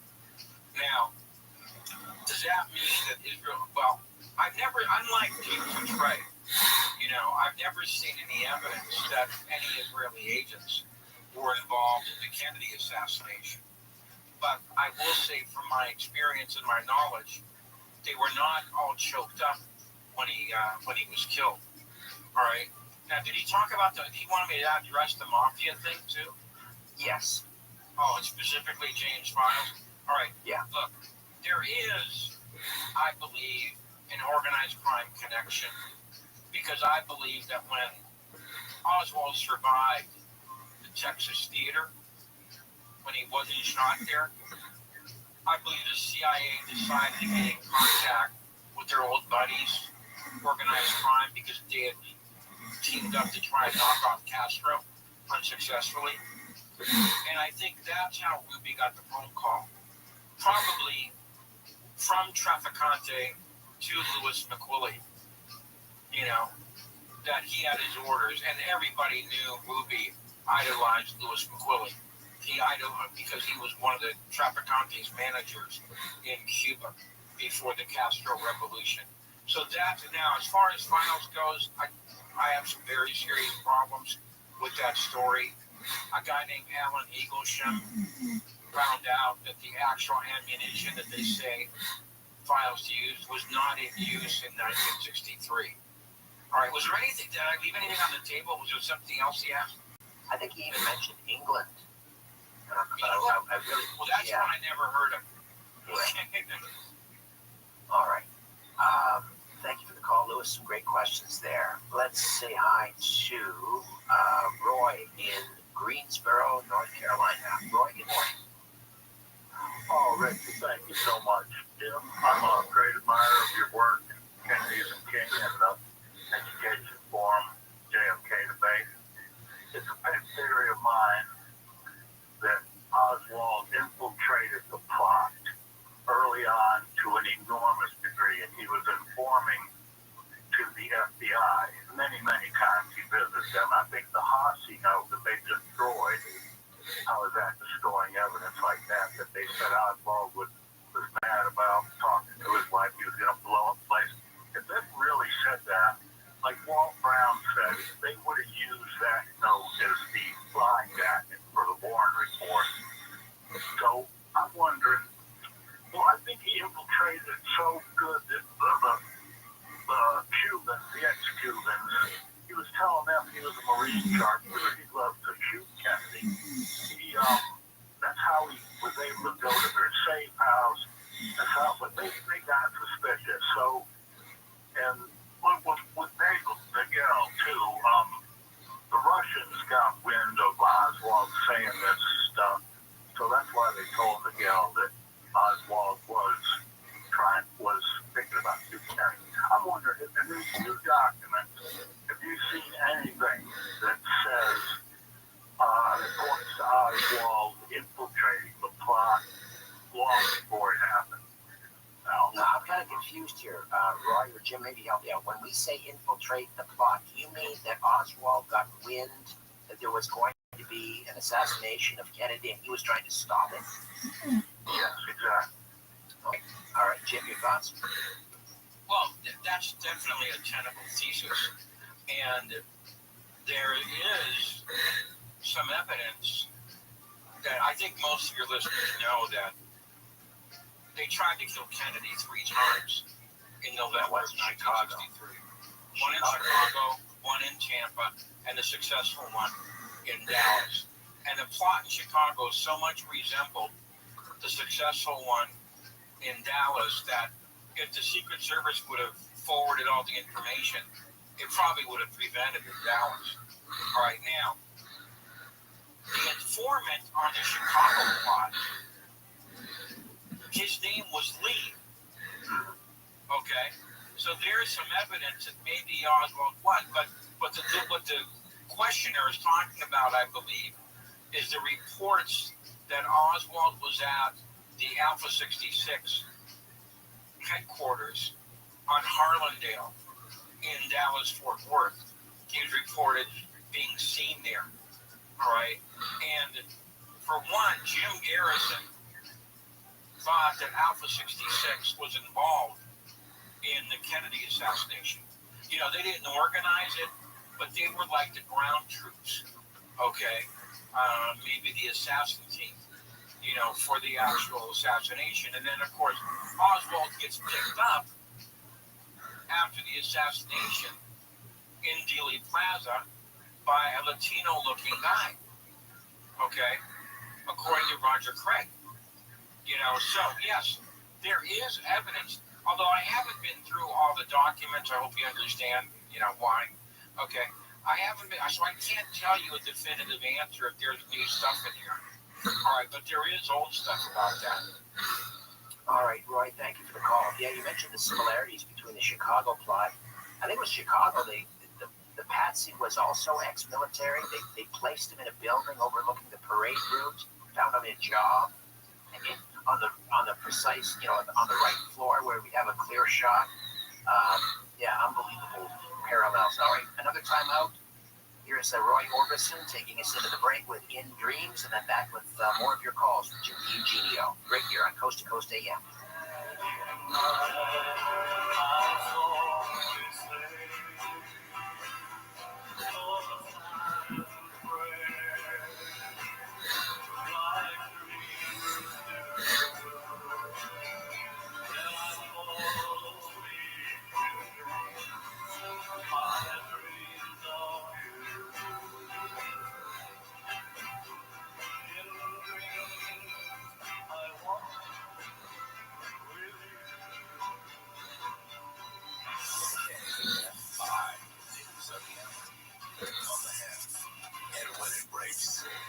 I'm Jordan Christmas in the KFI 24-hour newsroom.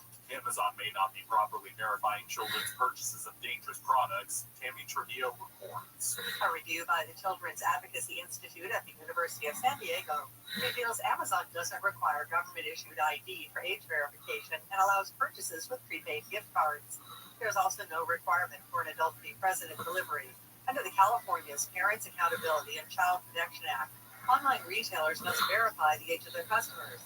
Currently, only prosecutors can enforce the law with fines of up to $7,500. A new bill by Senator Eloise Reyes seeks to empower parents to take legal action for any violations. And the Lakers have 50 wins and the third seed in the Western Conference locked up heading into the final game of the regular season today against the Portland Trail Blazers. LeBron James, Luka Doncic, Austin Reeves, along with many others, have been ruled out for the game. The high will be 80 in Lancaster. Lee Vogel from the KFI 24-hour newsroom. I'm Jordan Christmas. Are you a business owner, CEO, or responsible for marketing? If you are, iHeartMedia can help you reach your goals and find new customers. We reach more consumers in your target area than anyone else, and we can give you access to those potential customers more cost-effectively across radio, digital, podcasting, and social. We'd love to show you how iHeartMedia can work for you. Get started today by calling 844-844-iHeart. That's 844-844-iHeart. Future Health Weight Loss. Get access to weight loss meds like Ozempic, Zepbound, and pill options if you don't like injections from FutureHealth.com. The meds eliminate hunger and cravings, while Future Health handles the rest. Best results, best price. All online with no insurance needed. Join those losing 10 pounds in their first month. Visit FutureHealth.com. Future without the E to start losing weight this week. Future Health Weight Loss. Data based on independent study sponsored by Future Health. Future Health is not a healthcare services provider meant to prescribe to provider's discretion. It's time to say goodnight to that check engine light with the free AutoZone Fix Finder service. It'll help troubleshoot the likely cause of your light for free, so you can drive with peace of mind. Restrictions apply. Get in the zone. AutoZone. Possibilities when you enroll at a California community college. But if you want to transfer to a four-year university or earn an associate degree, you'll find the support to help make it all happen. Classes can fill up quickly, so enroll today at icangotocollege.com. Rapid radios are instant push-to-talk walkie-talkies offering national LTE coverage and no subscription ever. Perfect for instant contact with an aging parent. For a limited time, go to rapidradios.com and you'll get an extra 60% off, free UPS shipping, and add code radio for an extra 5% off. KFI, AM 640, more stimulating talk. I've had people on the phone screaming at me because I'm in favor of single payer. I'm in favor of socialized medicine like the rest of the world. You know, we're the only industrialized country on the planet that doesn't have socialized medicine. Maybe South Africa, but that's it. Every other country has governmental involvement in medicine. It's considered a right. Bill handle to us, it's not a right. Live 6 to 9 a.m. on KFI and on demand anytime on the iHeartRadio app. The LAPD says hazardous left turns among the riskiest violations that cause collisions. People just become more selfish on the road, and there's no more selfishness than that left turn. They are selfish. You make eye contact with some of those people, Gary and Shannon, and that'll put a little bit of pee-pee in your underpants if you're not careful. Live 9 to 1 p.m. on KFI and on demand anytime on the iHeartRadio app. During the break, you have to tell me the difference between placentia, and placenta. Bill handle. You have to help me with that one. Live 6 to 9 a.m. on KFI and on demand anytime on the iHeartRadio app. KFI, AM 640. Who is it?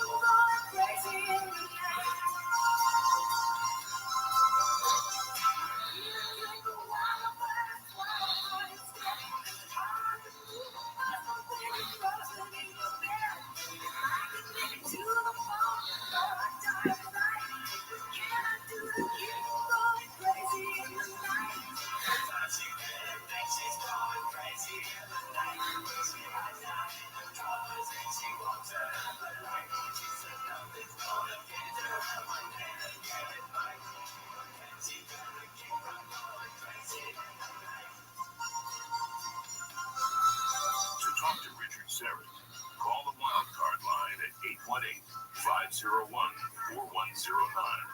The first time caller line is 818-501-4721. To talk to Richard from east of the Rockies, call 800-825-5033. From west of the Rockies, toll free, call 800-618-8255. This is Coast to Coast AM with your guest host, Richard Serrett. Welcome back. You know, we've all woken up in a terrible mood from time to time, but a newly observed monster black hole is really having a bad day. The previously inactive supermassive black hole at the heart of the galaxy, SDSS 133507228, located about 300 million light years away from us, was seen erupting with the longest and most powerful X-ray blasts ever seen from a cosmic titan. This active phase marks the start of the supermassive black hole devouring matter around it and erupting with short-lived flaring events called quasi-periodic eruptions, or QPEs. The black hole, which has remained quiet for decades, is responsible for a region at the heart of its galaxy called an active galactic nucleus, or AGN. And the team has dubbed this AGN Ski.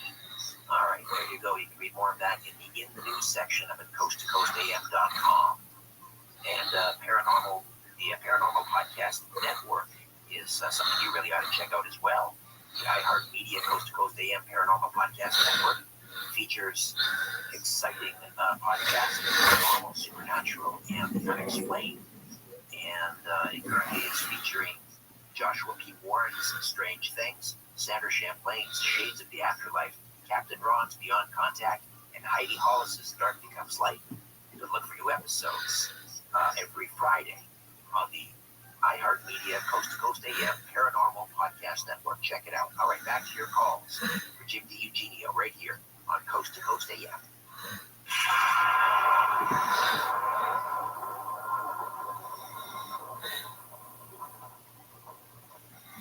Real people, real stories. I was only sick for 7 days, but the exhaustion lasted for 2 years. I had this horrible brain fog. My memory never really totally returned. I kept hearing the carnivora. I was like, I would try it. I tried it. 10 days to 2 weeks after taking the carnivora, I could not believe what happened. I'm 70.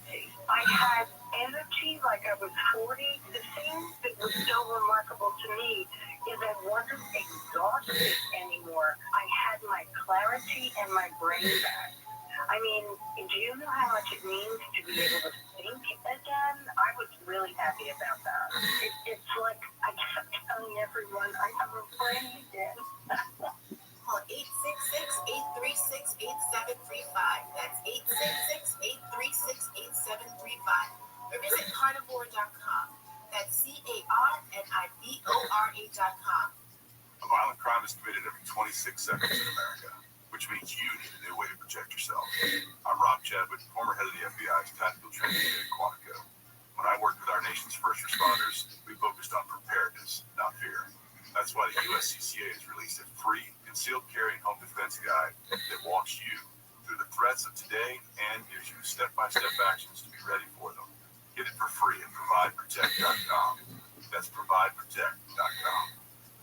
The International Fellowship of Christians and Jews has supported and will continue to support the people of Israel with life-saving security essentials. Your gift today will help save lives by providing bomb shelters, armored security vehicles and ambulances, firefighting equipment, flak jackets and bulletproof vests, and so much more. Give a gift to bless Israel and her people by visiting supportifcj.org.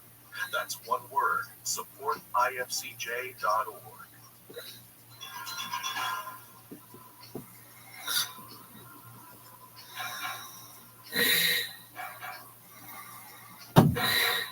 And we're back with Jim DiEugenio. Jim, how much time per day now are you dedicated to sifting through these 80,000 documents? Well, I would say at least 2 hours a day. Okay, sometimes 3. All right, sometimes a little bit longer than that. All right, it's very difficult. Yeah, and how many pages do you have to go through before you find something that's actually relevant? Well, they have like 10 documents per page. I would say I get 1 per page. That's pretty interesting. All right, so you have to go through 900 documents. And some of these documents are really long, by the way. All right, you have to go about 900 documents to find one that's worth talking about. And when you get let's call it a hit, something that's interesting. I mean, the JFK assassination research community, are you like on the phone or on WhatsApp or something communicating, say, hey, check out this document, and they're pinging you saying, hey, Jim, check out page 38. Like, is it like the whole community all a buzz with this? Well, I wouldn't quite say that. When they were first downloaded, I would get on certain forums, and talk about it, and other people would join me, okay, and we would refer each other to the document, a certain document. But see, because this is so laborious, all right, and because these things are so disorganized, people are essentially working on their own right now, okay? And so when I find something interesting, I'll either put it on my website or I'll go to some forum and talk about it there. All right, let's go back to the calls. James is in Houston. First-time caller. James, welcome aboard. Any truth to the coincidental report that Chadwick Bouvier knew George de Morinchild and that Kennedy knew George de Morinchild when she was a young girl? That's true. Wow. That's true, because de Morinchild was a real social climber, and he was involved with the Auchincloss family, which is Jackie's maiden name, right, before she married JFK. So yes, they were acquainted, which is kind of interesting, of course. But I don't think there's anything very much deeper there than that. At least I haven't found it. All right. Todd is in Washington State. Todd, good morning. Welcome to Coast. Go ahead. That's the wild card line. Wild card 5. Let me refresh my screen here. Maybe we've lost. No, we've lost him. Let's go to Kurt in Nashville, Tennessee on the wild card line. Kurt, welcome. Thank you very much. much. This is another very interesting program from coast to coast. I have got many of the reports about the JFK assassination, and your guest tonight is really informed. He looks like he's spent his whole life investigating this. But, Kennedy had a lot of conflicts after all the Cuban situations that developed. But there's one report that's valid, is that he was on his way to deliver a speech in Dallas on disclosure. And, of course, it was just as strongly opposed then as now. You're talking about UFO disclosure. All right, that's long rumored. Jim, any truth to that rumor that he was going to deliver a speech on UFOs? No, I've read that speech. Okay, it was actually written out. All right, and it wasn't about UFO disclosures. It was about generally, openness in government. And he closed with something that was really kind of interesting. He said words of the effect, who will watch the watchers? Meaning, who is going to watch the people who are supposed to be guarding him? Okay, so that was a really interesting ending to that speech. Okay, about openness in government. And that was really one of Kennedy's themes throughout his presidency. All right. Let's see. Let's say hi to Rich is in Redwood City, California. Rich, good morning. You're on the line with Jim DiEugenio. Go ahead. Thank you very much. Yes. Apropos the UFO issue, as a matter of fact, Danny Sheehan was on just the other night recently, and he pointed out that JFK was actually wanting to share UFO information with the Soviet Premier Khrushchev, and that was one of the reasons that he got killed. Is there any truth to that? And my other question is, another point is, Alan Dulles was shown to be a Nazi. So, I mean, it's a definite proof that he was pro-Nazi. He even wanted Irish Himmler to become the leader of a post-war Germany, who was a war criminal and who was later executed at the Nuremberg trial. All right, Rich, some great stuff there. So John Foster Dulles and Alan Dulles, I mean, weren't they trying to help the Third Reich, squirrel their Nazi blunder away? I wouldn't quite go that far, but Solomon Cromwell was very active with German businesses prior to the war. This is their law firm. That was their law firm. And Alan Dulles did try and arrange let's call it a surrender, okay, with the Nazis. All right, that's also true. All right, I think it was called Operation Sunrise. All right, now Roosevelt had given explicit orders for no one to do any such thing. All right, so Dulles was the OSS chief at Bern, Switzerland at that time. All right, so Dulles was explicitly breaking Roosevelt's instructions. All right, so yes, and I agree that the Dulles brothers were really, really bad people who were kind of the antithesis to what John F. Kennedy was trying to do. Now, as far as the whole UFO, is that what he asked about first? Yeah, whether he was talking with Khrushchev about UFO disclosure. No, what that was about was a cooperative flight to the moon, all right, which is what Kennedy was proposing, all right. That's what that was about. I've never seen anything of any credibility about the whole UFO disclosure, and in fact, there's some people who believe that was kind of a diversion and might even be fake documents on that. All right, but that was a moon cooperation flight between Khrushchev and Kennedy. All right, let's say hi to Manny is in Orange, California. Manny, welcome. Yes, thank you, Mr. Sir. This question is for Mr. DiEugenio. Two questions. One is the recent CIA declassifications. Senator William Fulbright's name has come up.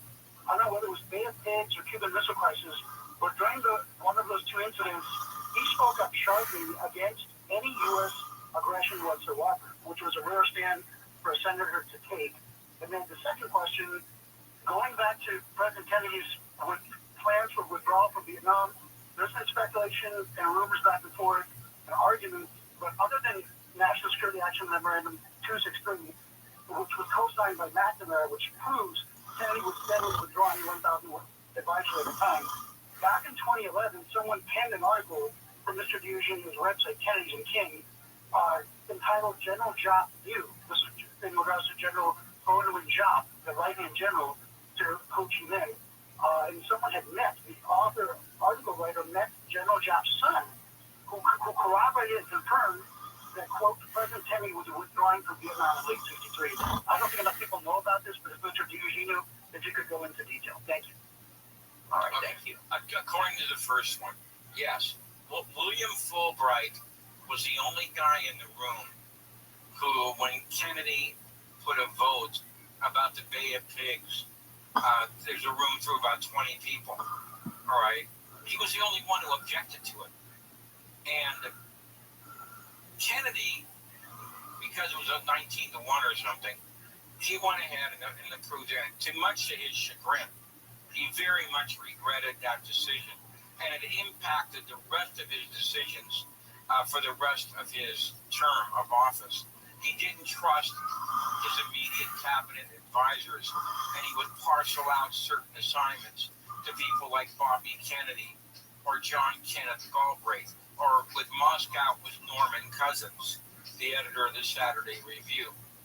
All right, now, what he's talking about is an article that we published at Kennedy's and King about a gentleman who actually talked to General Giap's son. General Giap was in very bad shape at the time. Do I have to explain who Giap was? Yeah, you better. Oh, okay. General Giap was the commander of all the North Vietnamese forces during the American involvement in the war and in the latter part of the war against France. All right. He was a brilliant strategist. All right, who actually, in my opinion, he kept that Vietnam War alive through the most unbelievable odds that any general could ever face. But he did a wonderful job. By the way, he said he studied George Washington. That's how he learned how to fight the Americans. So this gentleman talked to Giap's son, and when Giap was in the hospital, he conveyed this question about Kennedy's withdrawal plan.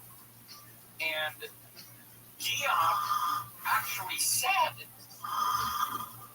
yes, we knew that Kennedy was withdrawing at the time of his assassination. And I believe that was a first. The first time that was actually reported anyplace. And and he's correct. That was a really, really big story, which I'm really glad that we published. Okay, a very, very important contribution to the evidence about Kennedy getting out of Vietnam in 1963. So I'm glad he brought that up. Okay, great question. To Manny, let's say hi. Next to Dale is in Iowa. Dale, good morning. Welcome to Coast AM. Thanks a lot. Well, you guys are really educating me tonight. I think you mentioned earlier that you wondered where the Democrats were getting this all. At least I got some ideas on that, but you two got me scared enough I don't even want to criticize my local school board right now. My key thing was the shooting and the recreation of that. My dad was he got marks in the scores from World War II, and his dad was a hunter. I was a hunter.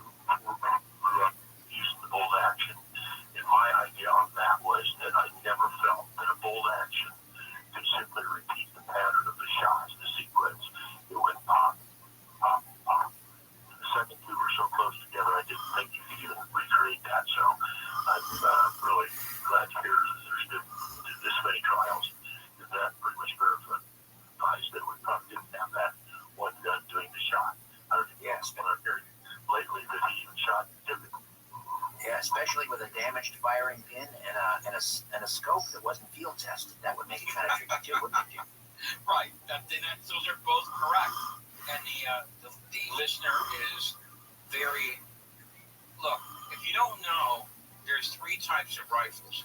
There's what you call an automatic rifle, in which you just pull the trigger back and you can get off whatever's in the clip. Then there's what they call a semi-automatic rifle. 1 trigger pull, 1 bullet. All right. What they said Oswald used was what the listener said, a manual bolt action rifle, which means that every time you fire, you have to bring the bolt up, open the receiver, bring the bolt back, then put the next cartridge in by shoving the bolt forward and bringing it down. Now, how anybody can line up a shot through a scope while they're doing all that, and this is what I think he was trying to say, you know, you have to adjust it every time you fire a shot. So this is one of the reasons why none of these recreations worked. Not with that kind of a rifle. 3 shots in 6 seconds? No. Jim, Ben Shapiro caused quite a stir when he said, "I don't care who shot JFK, and it doesn't matter anymore." How do you respond to that? I couldn't believe he wrote that. You know, and then he closed it by saying the evidence doesn't, I mean, come on. What does Ben Shapiro know about the evidence in the JFK case? You know, next to nothing. And then he says it doesn't matter. Well, to use just one example, I don't think we would be at war in the Middle East today if Kennedy had lived, because I don't believe the 1967 war would have ever broken out. All right, because Kennedy had a very friendly relationship with Nasser of Egypt. All right, he was trying to forge a relationship with the Arab community through Gamal Abdel Nasser. And the Israelis knew about this, they objected to it, but Kennedy was not going to back down. Nasser loved Kennedy. When Kennedy was assassinated, Nasser showed the funeral 4 times on Egyptian national television. He couldn't sleep. All right, he was weeping, you know, because he understood what was going to happen in the Middle East. So that's just one reason. There would have been no war in Vietnam, as we talked about earlier. If the Vietnam War had a tremendously destructive effect on not just the United States casualty-wise, but also the social fabric of America. It ripped the country apart. The overthrow in Indonesia. And we had Bradley Simpson, who wrote he's a foremost scholar in Indonesia.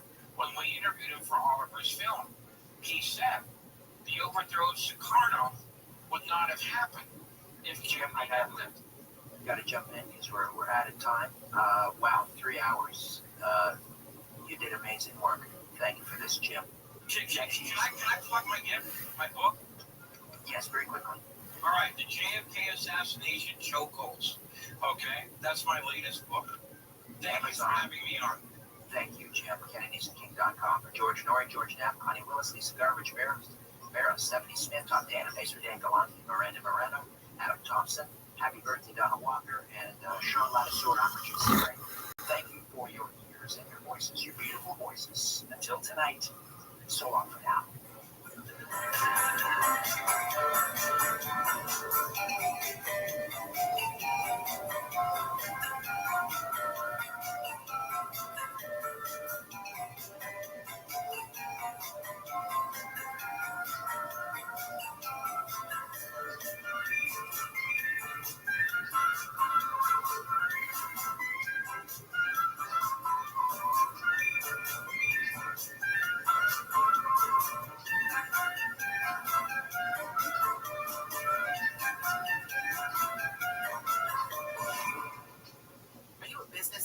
CEO, or responsible for marketing? If you are, iHeartMedia can help you reach your goals and find new customers. We reach more consumers in your target area than anyone else, and we can give you access to those potential customers more cost effectively across radio, digital, podcasting, and social. We'd love to show you how iHeartMedia can work for you. Get started today by calling 844-844-IHEART. That's 844-844-IHEART. Doja Cat, Gwen Stefani, Megan Trainor, David Guetta, Cat's Eye, and more. Wango Tango, May 10th, Huntington City Beach. Tickets start at $90, including all fees. That's right, no additional cost. Go to AXS.com. Rapid radios are instant push-to-talk walkie-talkies offering national LTE coverage and no subscription ever. Perfect for instant contact with an aging parent. For a limited time, go to rapidradios.com and you'll get an extra 60% off, free UPS shipping, and add code RADIO for an extra 5% off. Public program will be recorded. Tastes like a certain cereal. What is that cereal? Gary says tricks, and I go, no, it's not tricks. I'm very It's like he slapped my baby or something. Like, it's not tricks. It's Hulu. You just feel free. Jerry and Shannon. Is this what we debate at work? Think that we're idiots. Live 9 to 1 p.m. on KFI and on demand anytime on the iHeartRadio app. Mom, is this how you feed a hamster? I think so. Is my homework right? I think so. Is this milk still good? I think so. When it comes to parenting, sometimes it's okay to think you know. When it's something as important as your child's car seat, don't just think. No. Double check if your child is in the right seat for their age and size. It'll help protect them in a car crash. Don't just think. No. By visiting NHTSA.gov/the-right seat. A message from inside the Ad Council. During the break, you have to tell me the difference between placentia, and placenta. I'll handle. You have to help me with that one. Live 6 to 9 a.m. on KFI and on demand anytime on the iHeartRadio app. If it doesn't affect you, we're not interested. KFI. KOST HD2. Los Angeles, Orange County. Live everywhere on the iHeartRadio app. Arrested for bomb threats. I'm Eileen Gonzalez live from the KFI 24-hour newsroom. A man from Santa Monica has been arrested this weekend for allegedly making a bomb threat targeting the Coachella Music and Arts Festival.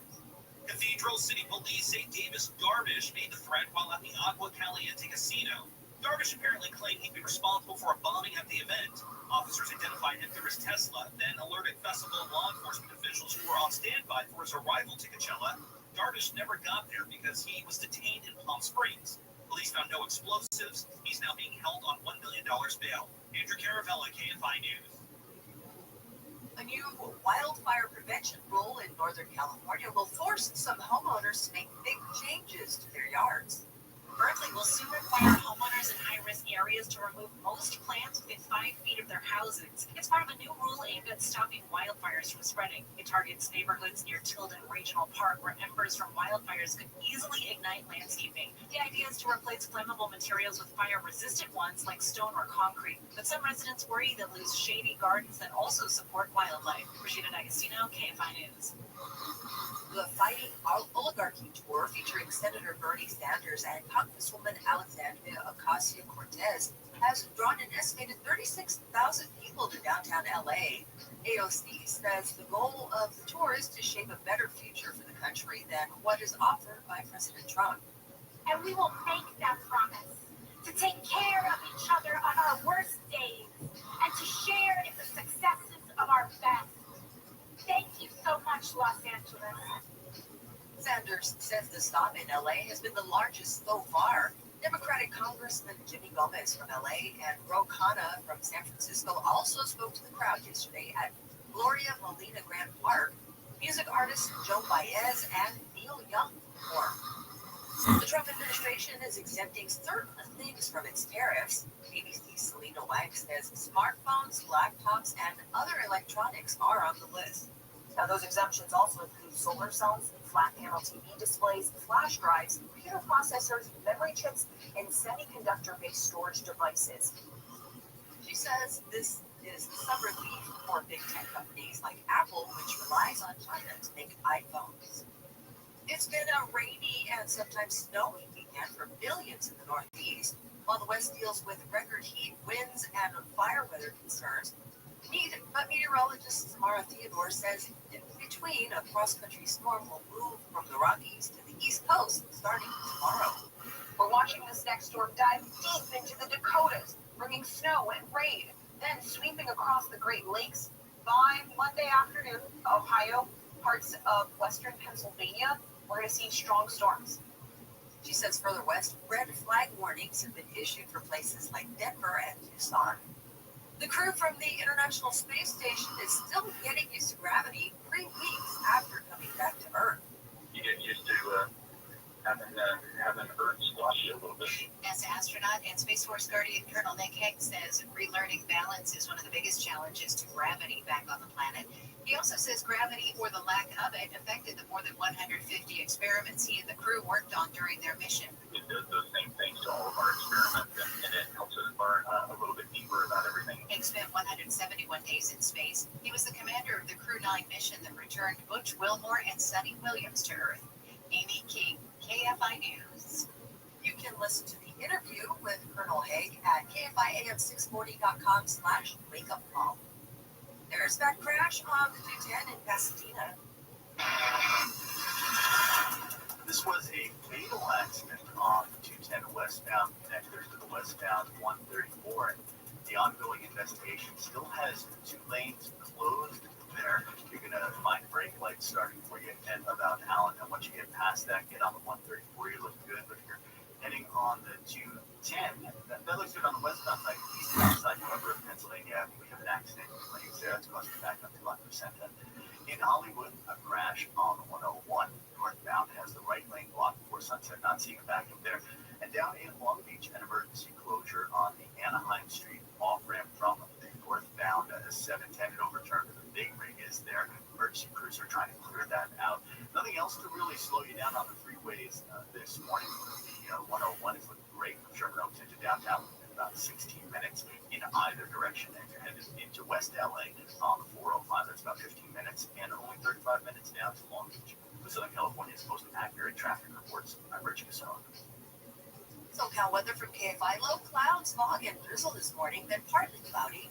Highs in the upper 60s to mid-70s for Metro LA.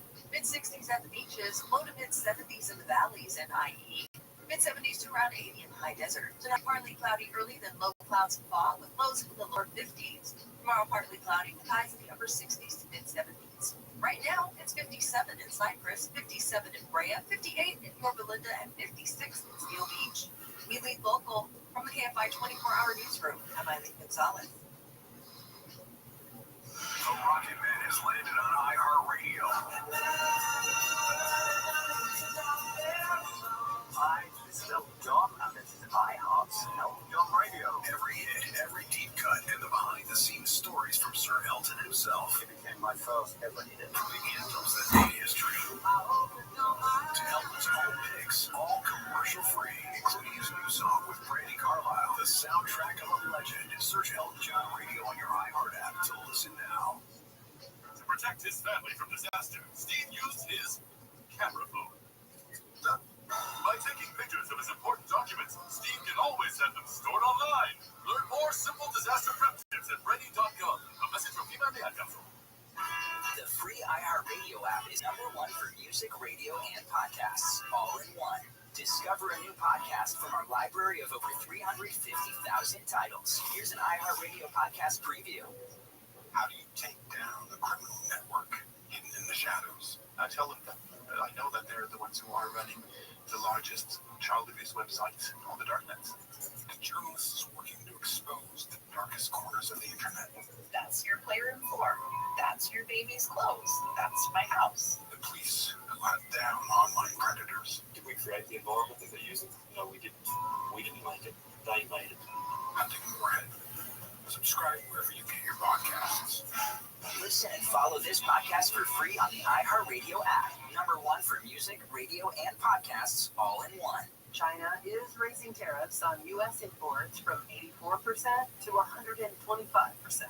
Michael Kastner has more. The Chinese Commerce Ministry made that announcement Friday morning, reaffirming that China was ready to fight to the end in the tariff war against the U.S. On Wednesday, President Trump announced a 90-day pause on his global tariffs on imports from all countries except China. Instead, he raised tariffs on Chinese imports, which are now at 145% as of Friday morning. The Social Security Administration is clarifying who needs to verify our identity in person under new anti-fraud guidelines. Tammy Trujillo explains. The agency is scaling back on the need for in-person visits after strong public pushback to an earlier version of the policy. It would have required even more in-office visits, something that's often difficult for Americans who can't make the trip or don't have internet access. Starting April 14th, in-person visits will be required if a person is flagged by the anti-fraud system, if they're applying for retirement, survivors, or auxiliary benefits, if they're changing direct deposit information, and anyone who gets a paper check and needs to change their address. Weight Watchers preparing to file for bankruptcy over the next few months after launching its business in 1963. The health and wellness company, which is based in New York City, is working with lenders and bondholders on restructuring. Weight Watchers' preparation for bankruptcy is reportedly unrelated to Wall Street's volatility over tariffs. Shares of the company fell 59% on Wednesday. Weight Watchers has struggled with relevancy over the past few years with the rise of weight loss drugs like Wegovy and Zepbound. I'm Sarah Lee Kessler. Nearly 3/4 of Americans say they are financially stressed, with the majority of those blaming ongoing trade wars. The CNBC Survey Monkey poll found that the stress was felt even by 30% of those earning more than $100,000 a year. Inflation was by far the biggest concern. I'm Monica Nelson with your consumer and business news. Number one on your car radio preset and the new and improved iHeart Radio app. Free never sounded so good. KFI AM 640. Welcome to the pre-recorded program.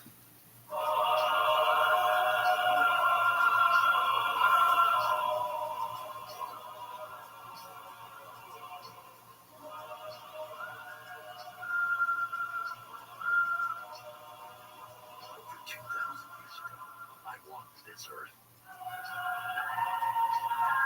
Teaching, healing, inspiring, preparing to make the ultimate sacrifice.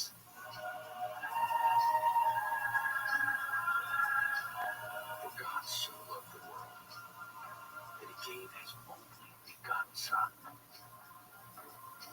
that whoever believes in him shall not perish, but have eternal life. What if today you and I could talk voice to voice and you could ask me anything?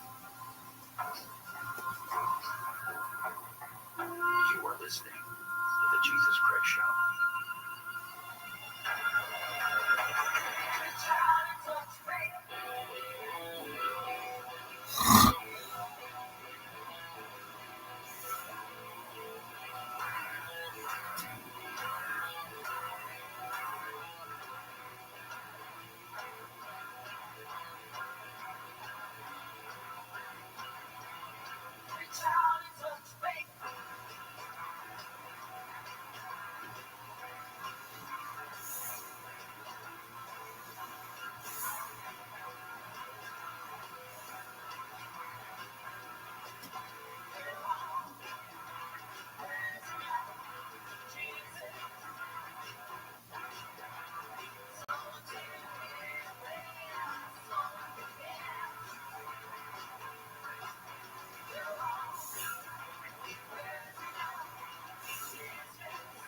It is the Jesus Christ Show. I am your holy host. Happy to be with you this Sunday as I'm with you every single Sunday. Right here, answering your questions and talking about the things that truly matter in life and, of course, the afterlife. I encourage you to be bold and brave. Go to the phone with your theology question or life situation. Anywhere in the U.S. today. Dial 800-520-1534. That's 800-520-1534. It is Palm Sunday. For those of you who don't know, the Palm Sunday is the mark of my entrance to Jerusalem, and essentially starts the last week of my life. And this is an interesting day, and I titled this as Expectation is the Mother of Disappointment. And it's interesting that you see that interwoven in life every day, and it might sound confusing. Well, Palm Sunday was, everybody was excited. Excited that you were arriving? Absolutely. So where was the false expectation? Well, think of it this way. Today would be the mark of my entrance into Jerusalem. the beginning of the last week of my life. And it starts with deep faith and conviction. The attitudes of those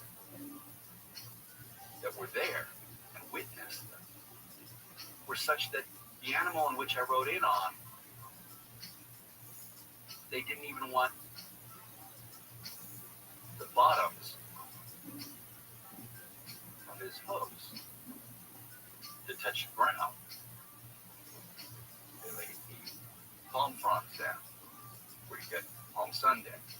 And this was an act of triumph in their eyes. It's often called the triumphal entry. So it starts with deep faith and conviction. Luke 19:38. You hear the hosannas and the King who comes in the name of the Lord being yelled out, cried out by the people that were in audience of this. They recognized I was the chosen one, the Messiah, the long-awaited Son of David, the fulfillment of God's promises. And they stood on the beauty and intensity of that very conviction. Noticing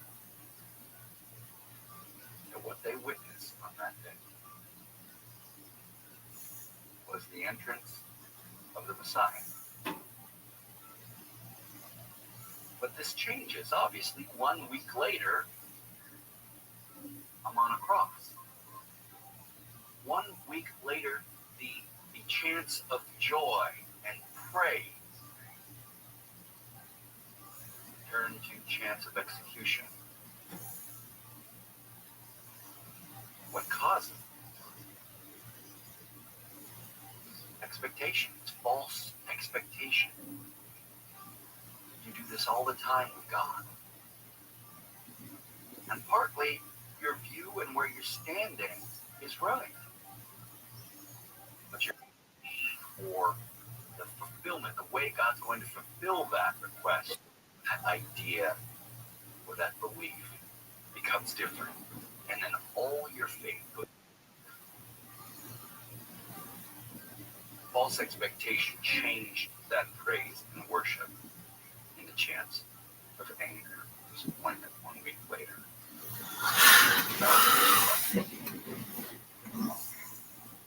So what were those expectations? Well, it was believed that I would enter Jerusalem in power, in authority, that I would take my throne and free Israel from Rome. The common belief was almost one of military. The common belief is that the Messiah, the chosen one, the anointed one, would rise up from the people, appointed by God, and would destroy the military power of the day. It wasn't even about God in that sense. It was more about the individuals. It's more about you. You standing there, waiting for God to do what you want God to do, rather than what God must do. See, that was the plan of man, not in the eyes of God.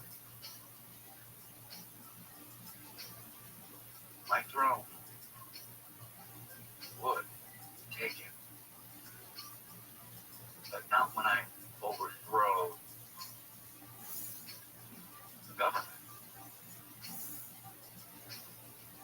power, principality on earth.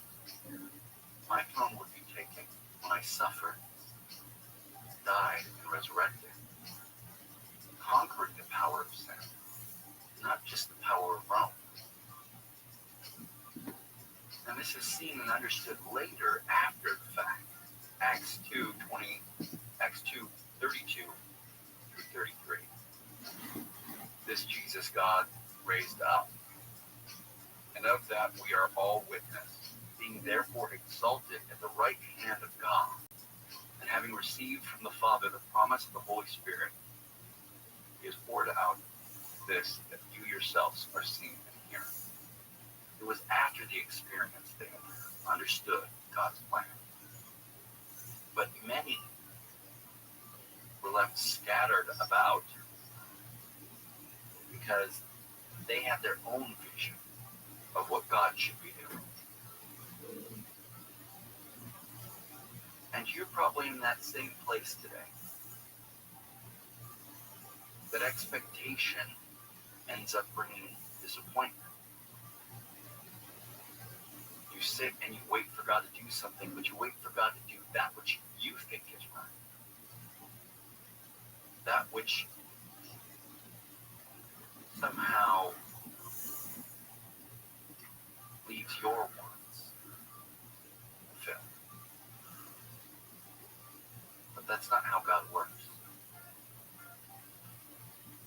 God isn't a cosmic bellhop running to and fro based on your wishes.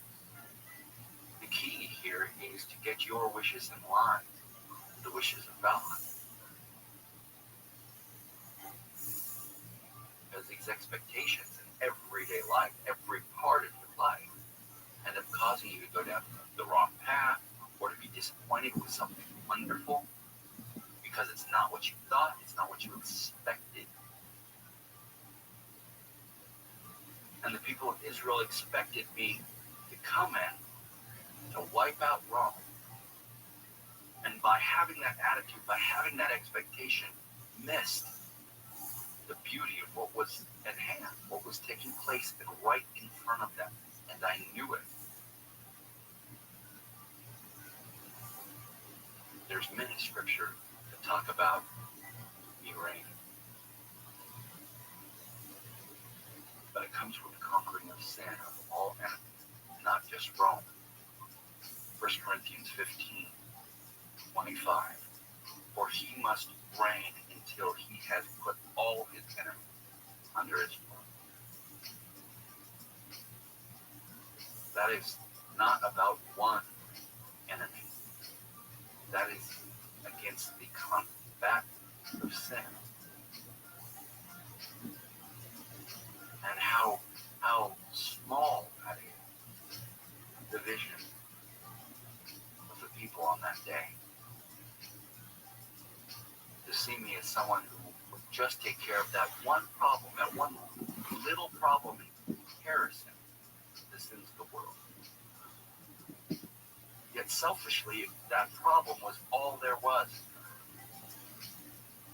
And similarly, you today think of things that are in your life as the biggest, the only problem in which needs to be tackled. Not seeing the bigger picture and the beauty of the righteous plan. That is the plan that is God's plan. You are listening to the Jesus Christ Show. To ask your question, dial 800-520-1544.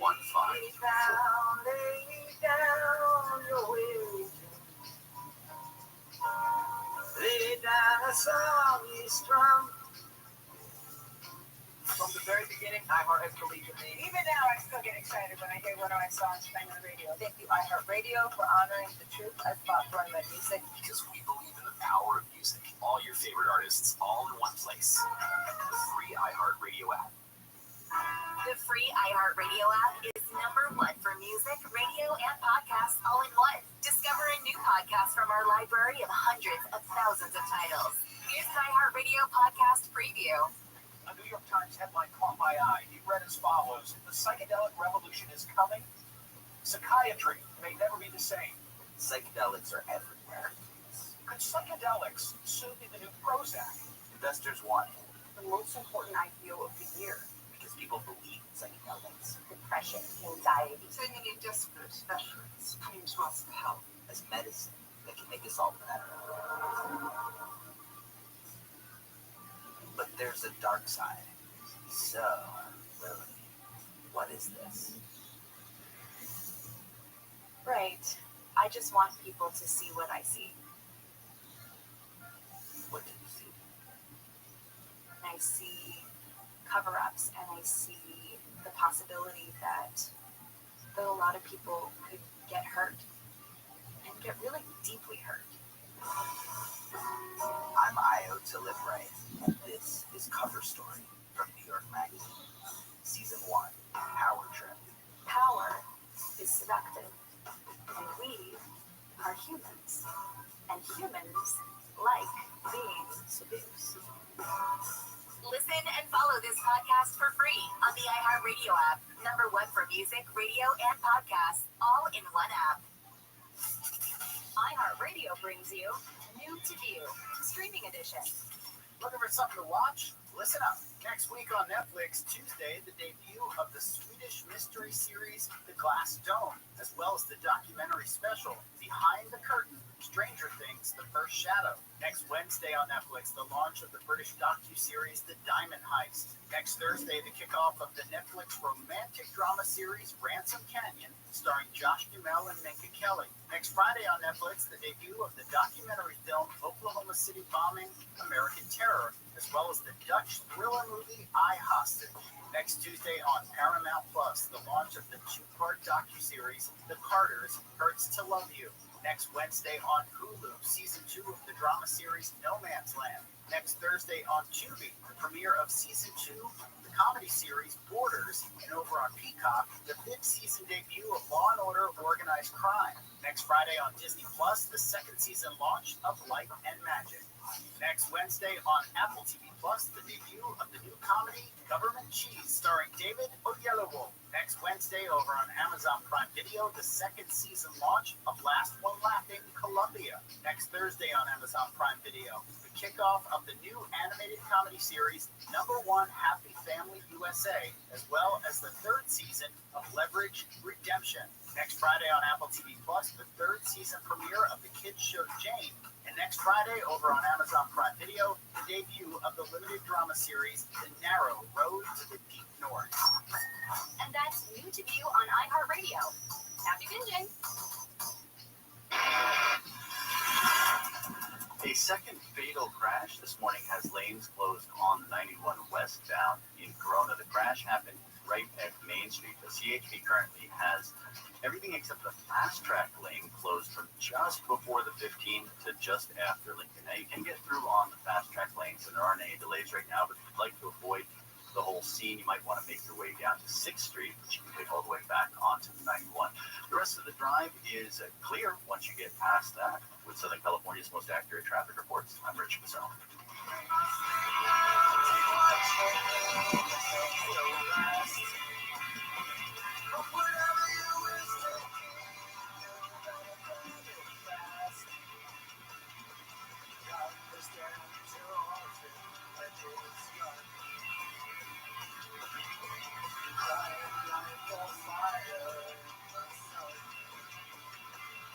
It is the Jesus Christ Show on, yeah? Your holy host, happy to be with you this Sunday as I'm with you every single Sunday right here, answering your questions and talking about the things that truly matter in life and, of course, the afterlife. I encourage you to be bold and brave and go to the phone with your theology question or life situation question anywhere in the U.S. of A. Dial 800-520-1534. That's 800-520-1534.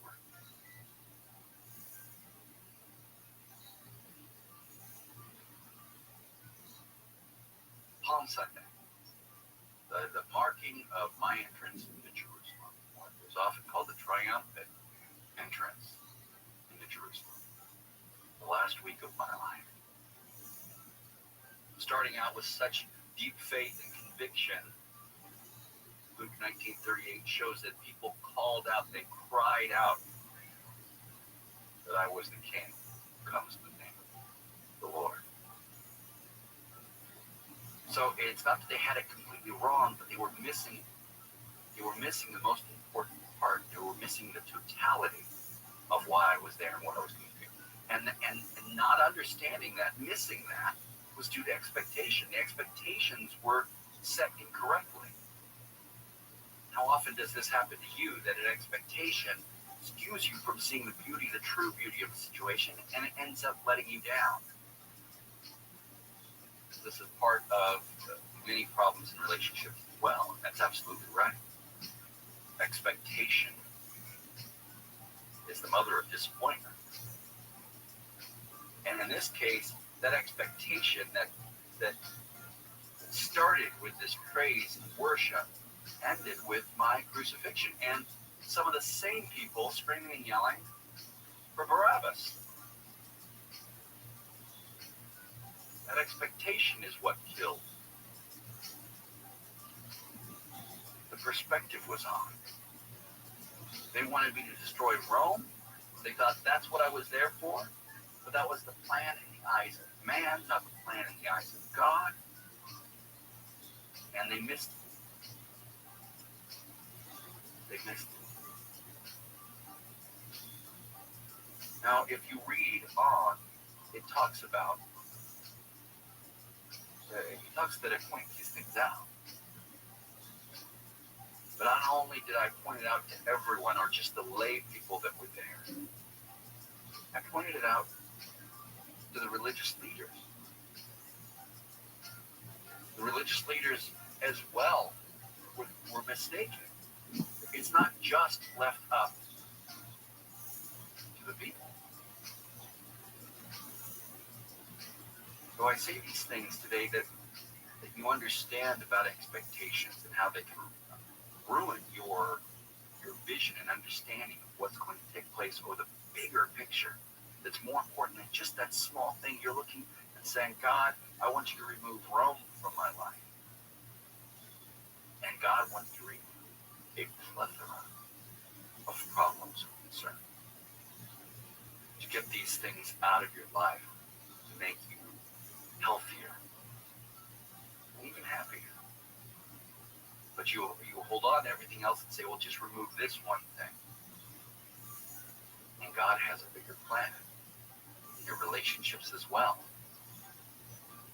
You're focused on this little thing, and that expectation ends up making you not appreciate what you have and the greater good that is coming from the relationship. And throughout that attitude, you miss the best part. You miss the most important stuff because you're lost in false expectation.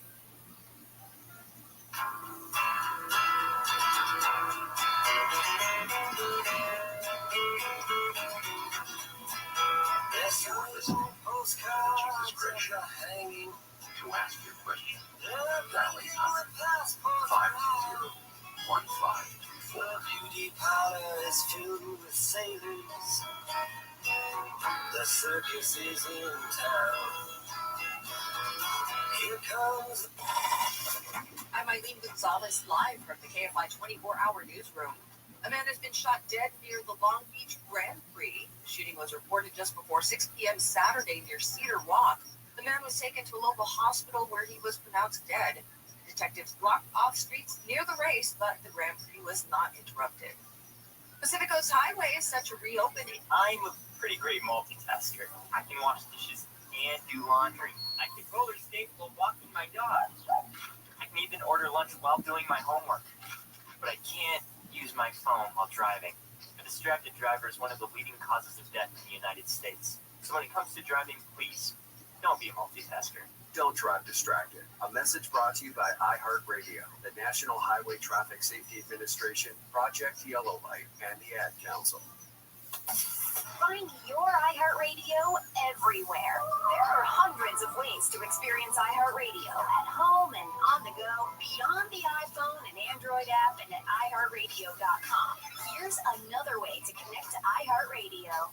Amazon Fire TV supports iHeartRadio with a beautiful big screen display while you enjoy your favorite music, radio stations, and podcasts. Make sure you link your iHeartRadio account and Use voice controls for easy navigation between content on iHeartRadio. iHeartRadio on the big screen is easy to control from the remote or with voice controls, and it provides large cover art on the screen. You can sync with your iHeartRadio account for seamless listening between your devices. Your iHeartRadio music, radio stations, and podcasts now on your big screen TV with Amazon Fire TV and the Fire Cube. Check it out for free now. iHeartRadio. Anywhere you want to listen, iHeartRadio is there. Here's this week's iHeartRadio countdown of the top TV streams.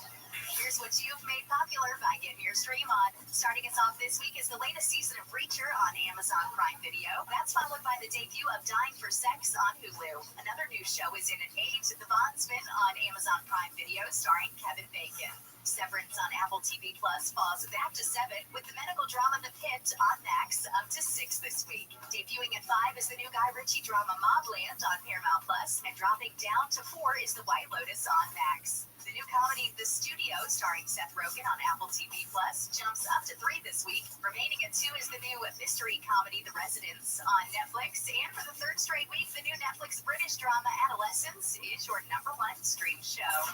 And those are your top TV streams of the week on iHeartRadio.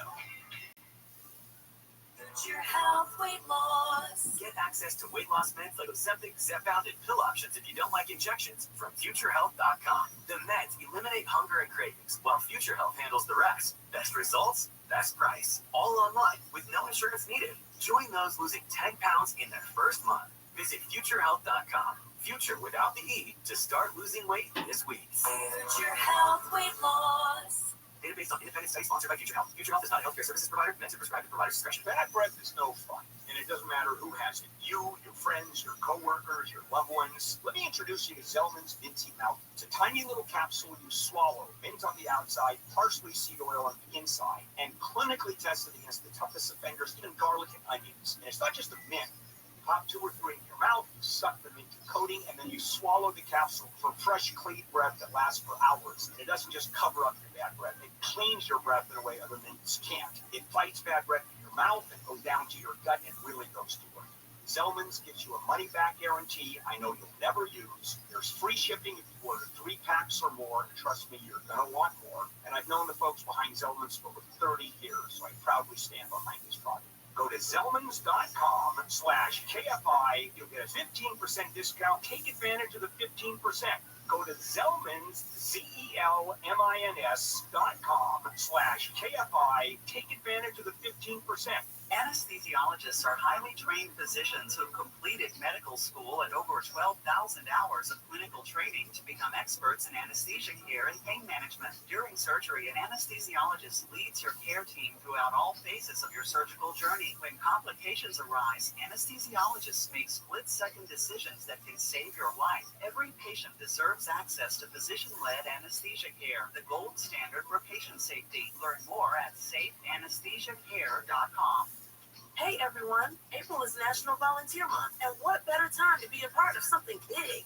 Realize the Dream is rallying the nation to reach 100 million hours of service by Dr. King's 100th birthday in 2029. Every hour you give, every neighbor you help makes a difference. Whether it's volunteering at your local school, helping out at a food bank, or simply lending a hand to a friend in need, your actions matter. Let's build stronger communities and a better future together. Ready to make history? Head over to realizethedream.org and get started today.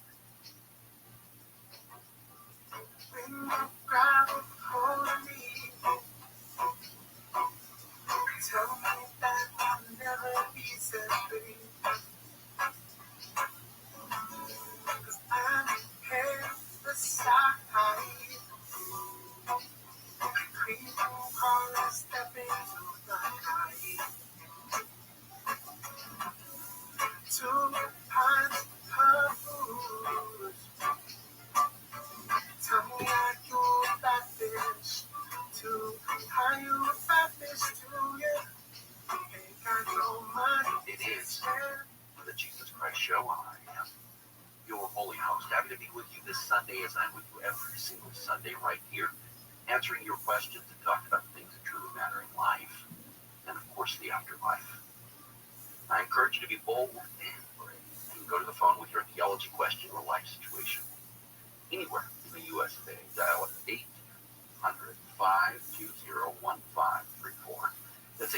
520-1524.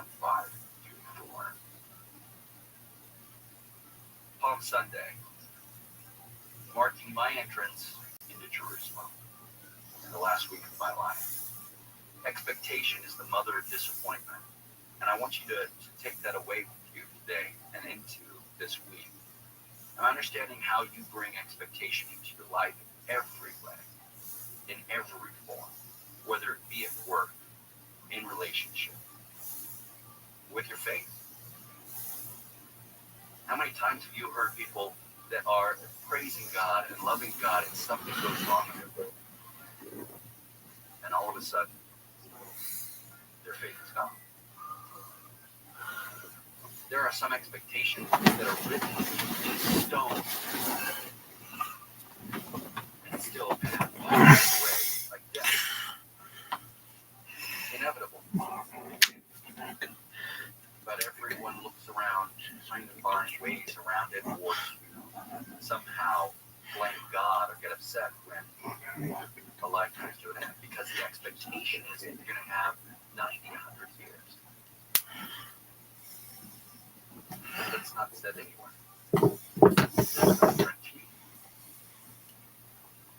The false expectation of the people of Israel at the time led them first to praise my coming, and second, to denounce it. Because it wasn't the way they expected me to come, and I knew that this would happen.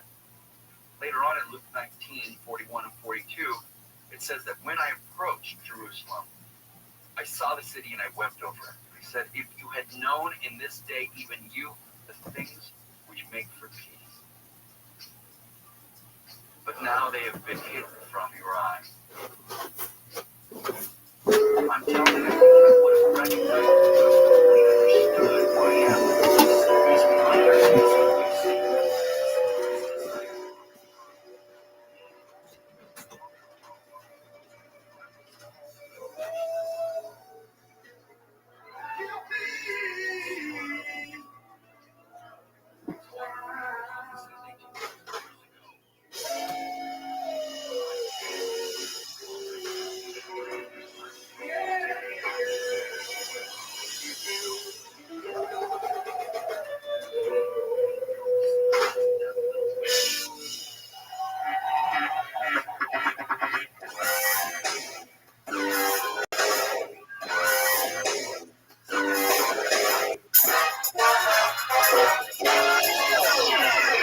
Hey, this is Rabbi coming to you live from Vulcan Gas Company here in Austin, Texas, for a brand new episode of Kill Tony. Give it up for Tony.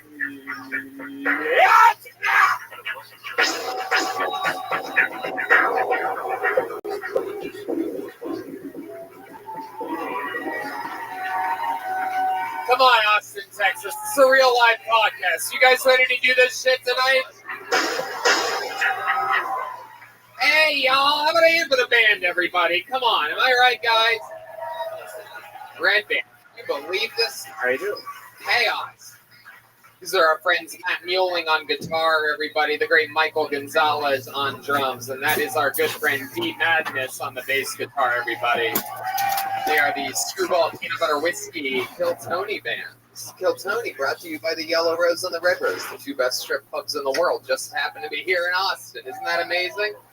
Oh, shit. Where's Waldo's in a construction zone this week, everybody? Come on in. Come on in, late folk. Hell yeah, this guy coming in from Buzzmill Coffee, just fucking, hey, what's up? Oh, heard this show's cool. Come on in, hey. Fuck yeah, welcome. Right on time. Nothing better than 8:24 arrivals over here. You believe this shit? D Madness is the only one not disappointed right now. He's like, what? Why is he harassing these people? Fun stuff, everybody. We have fun here. How many of you have been to this show before live? How many of you, this is your first time like this? This is a real couple right here. Did your son bring you out tonight? Are you guys family? Is that what's happening here? You guys don't even know? Something like that. Love it. Cool thing about Texas is, like, you can tell when someone drove more than, like, half an hour to be in Austin. What up, Bobby B? Like, that guy's got, like, one of those rodeo vests on that only, like, real men wear.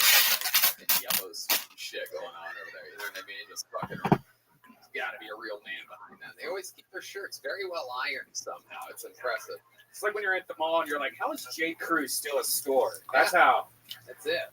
It's this fucking guy. This Eddie Bauer motherfucker over here. All right. This isn't even how we're supposed to start the show. You're so goddamn charismatic. You got me sidetracked there. I love this shit. We're going to have a lot of fun tonight. Before we start tonight's episode, here's a little bit more about the amazing sponsors that made tonight's episode available for you here right now. Hey, y'all. When you use the bathroom, you always close the door behind you. You don't want random passers-by looking in on you while you're taking a little diddly. So why would you let people look in on you when you go online? Using the internet without ExpressVPN is like going to the bathroom and not closing the door. I absolutely love ExpressVPN because it gives me the reassurance that my entire online sensitive data is secure. You know about this, right, Dan? Yes. Did you know your internet service provider knows every single website you visit? And what's worse is they can sell that information to ad companies and tech giants who will use your data to target you. ExpressVPN puts a stop to this. It creates a secure encrypted tunnel between your device and the internet so that your online activity can't be seen by anyone. I use ExpressVPN on all my devices. It works on everything, phones, laptops, and even routers. So everyone who shares your Wi-Fi can still be protected even if they don't have ExpressVPN. Yeah, I've been going on the road a lot. You know, I bust out my iPad at the hotel and I get a little bottle of hand lotion and a hand towel, and I sit the iPad up against the pillow, and I get ready to get naughty. But the first thing I do is I go to ExpressVPN and turn that on. I'm just some guy in France. ExpressVPN is as easy as closing the bathroom door. You just fire up the app, click one button, and you're protected. ExpressVPN is the world's #1 rated VPN by Mashable, The Verge, and countless others. So, if you're like me and believe your online activity is your business, secure yourself by visiting expressvpn.com/killtony today. Use our exclusive link, expressvpn.com/killtony, and you can get an extra 3 months free. That's expressvpn.com/killtony. Man, I am telling you, it is cooled down here in Texas, but I am still using my liquid IV regularly. It is absolutely one of my favorite things. And now that the weather is cooler, it makes it easier to miss signs of dehydration like overheating or perspiration, which means it's even more important to keep your body properly hydrated. Flu season is in full swing. Proper hydration and vitamins can help make us a strong immune system. Making hydration a priority helps us feel healthier on a day-to-day basis and fuels us to our highest potential. 1 stick of liquid IV and 16 ounces of water hydrates faster and more efficiently than water alone.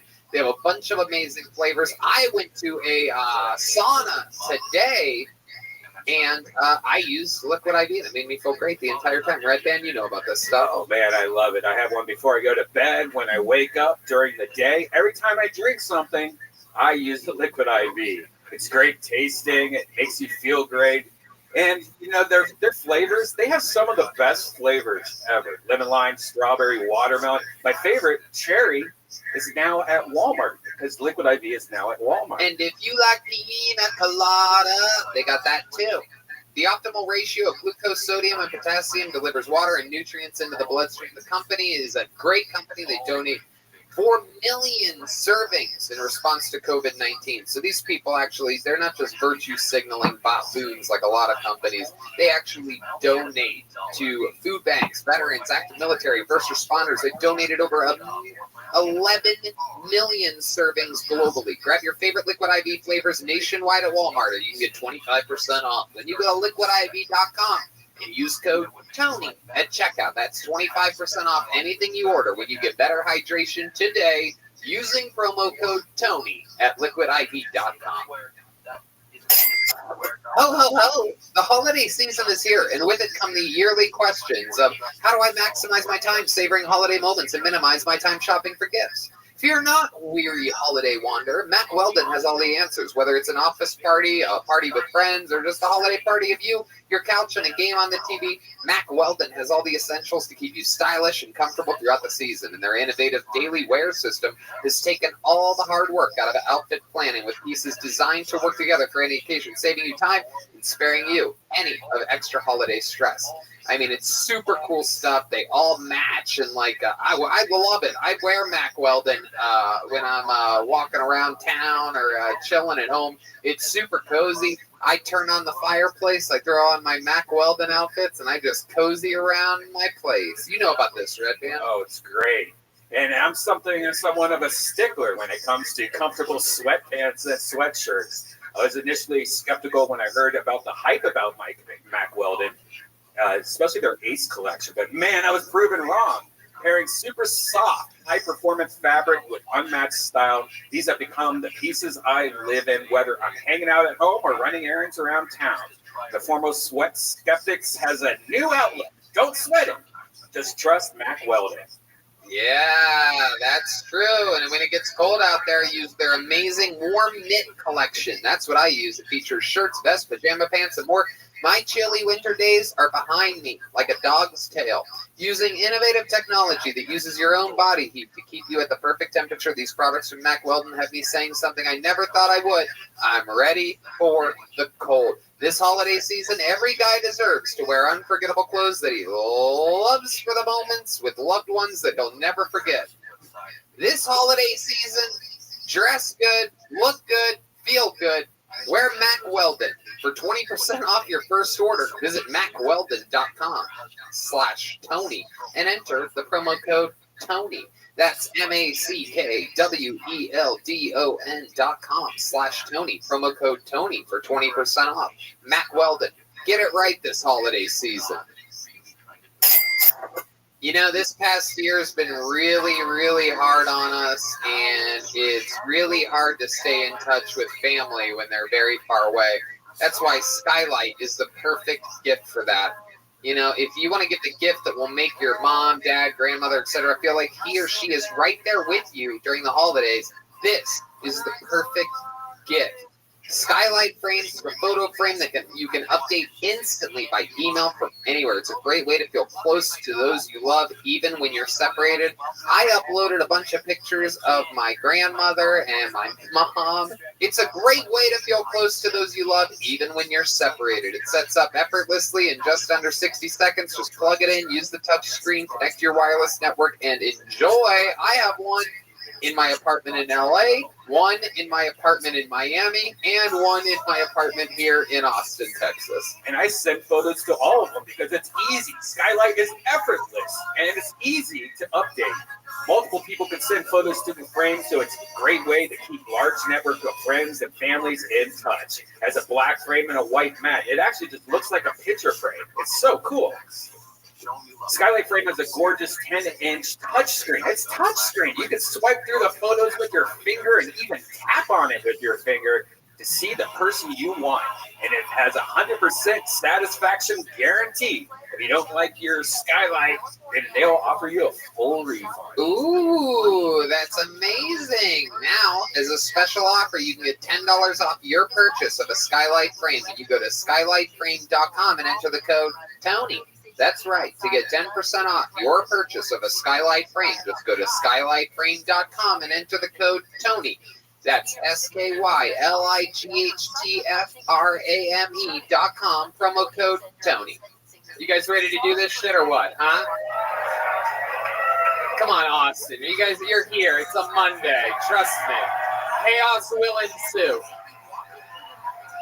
Your guest tonight, one of the best comedians in the entire city, a regular here on Kill Tony normally. This is his second time ever as a guest on the show.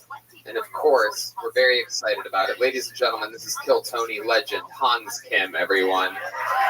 He's going to sit up here with us tonight. We're going to see where the night takes us. The great Hans Kim. Welcome back, sir. Thank you so much, Tony. This is a great honor for my family. Hans Hans is the man. Made a regular here on the show a few months ago, and absolutely killing it. We had an episode with you a couple months ago, went so goddamn well. I said, let's do it again. I don't know what I did, but I'm glad I could have helped. I think it was mostly you, Tony. Thank you, Hans. Wow. You see why I like this guy? I love it. Hans, you got a new haircut this week? Is that true?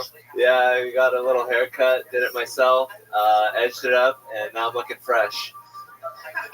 You really did it yourself? Yeah. Have you ever done your hair yourself? No. Really? No. You have all the time. You take a mirror behind. You have like the third blade, the second blade. So that's how you guys end up ugly. I get it. That's cool. I love it. No, that's adorable. Your own haircut. What are you talking? Well, I mean, it's yeah, really you got the old fucking yeah, Doug Stanhope up there. The old fucking number 2 the whole way around. Hans Kim over here looking like he's about to inherit North Korea or something like that. I mean, that's the real fucking. There's a flow there. You had to switch blades or something, right? Yeah, you can't get this haircut in North Korea. You can't? No, they forbid it. So in America, I have freedom to have this haircut. Wow. Hans, we're going to have fun tonight. You guys know how the show works. A bunch of people signed up for the chance to get pulled out of this fucko. Sometimes we find amazing local talent. Sometimes it's complete chaos, just mental illness of people that think they can be funny for 60 seconds. They're positive of it. They try. You never know what's going to happen. You know their 60 seconds is up and you hear the sound of a kitten. They have to wrap it up then or else the Angry West Hollywood Bear comes out. I'm so sick of that part of this show. I don't know why. You live in the city enough to know where the gay district is. It's by that Turons or that. I know. I think I left my credit card there this weekend. I know exactly what part of town it's in. I love it. Normally the show is opened up by the great Hans Kim. Normally he comes out and does a brand new 60 seconds of stand-up every single week. But since he's the guest tonight, we had to find a replacement for him. And ladies and gentlemen, I present to you Zhao Ling Summers, everybody. Zhao Ying Summers doing 60 seconds to start the show.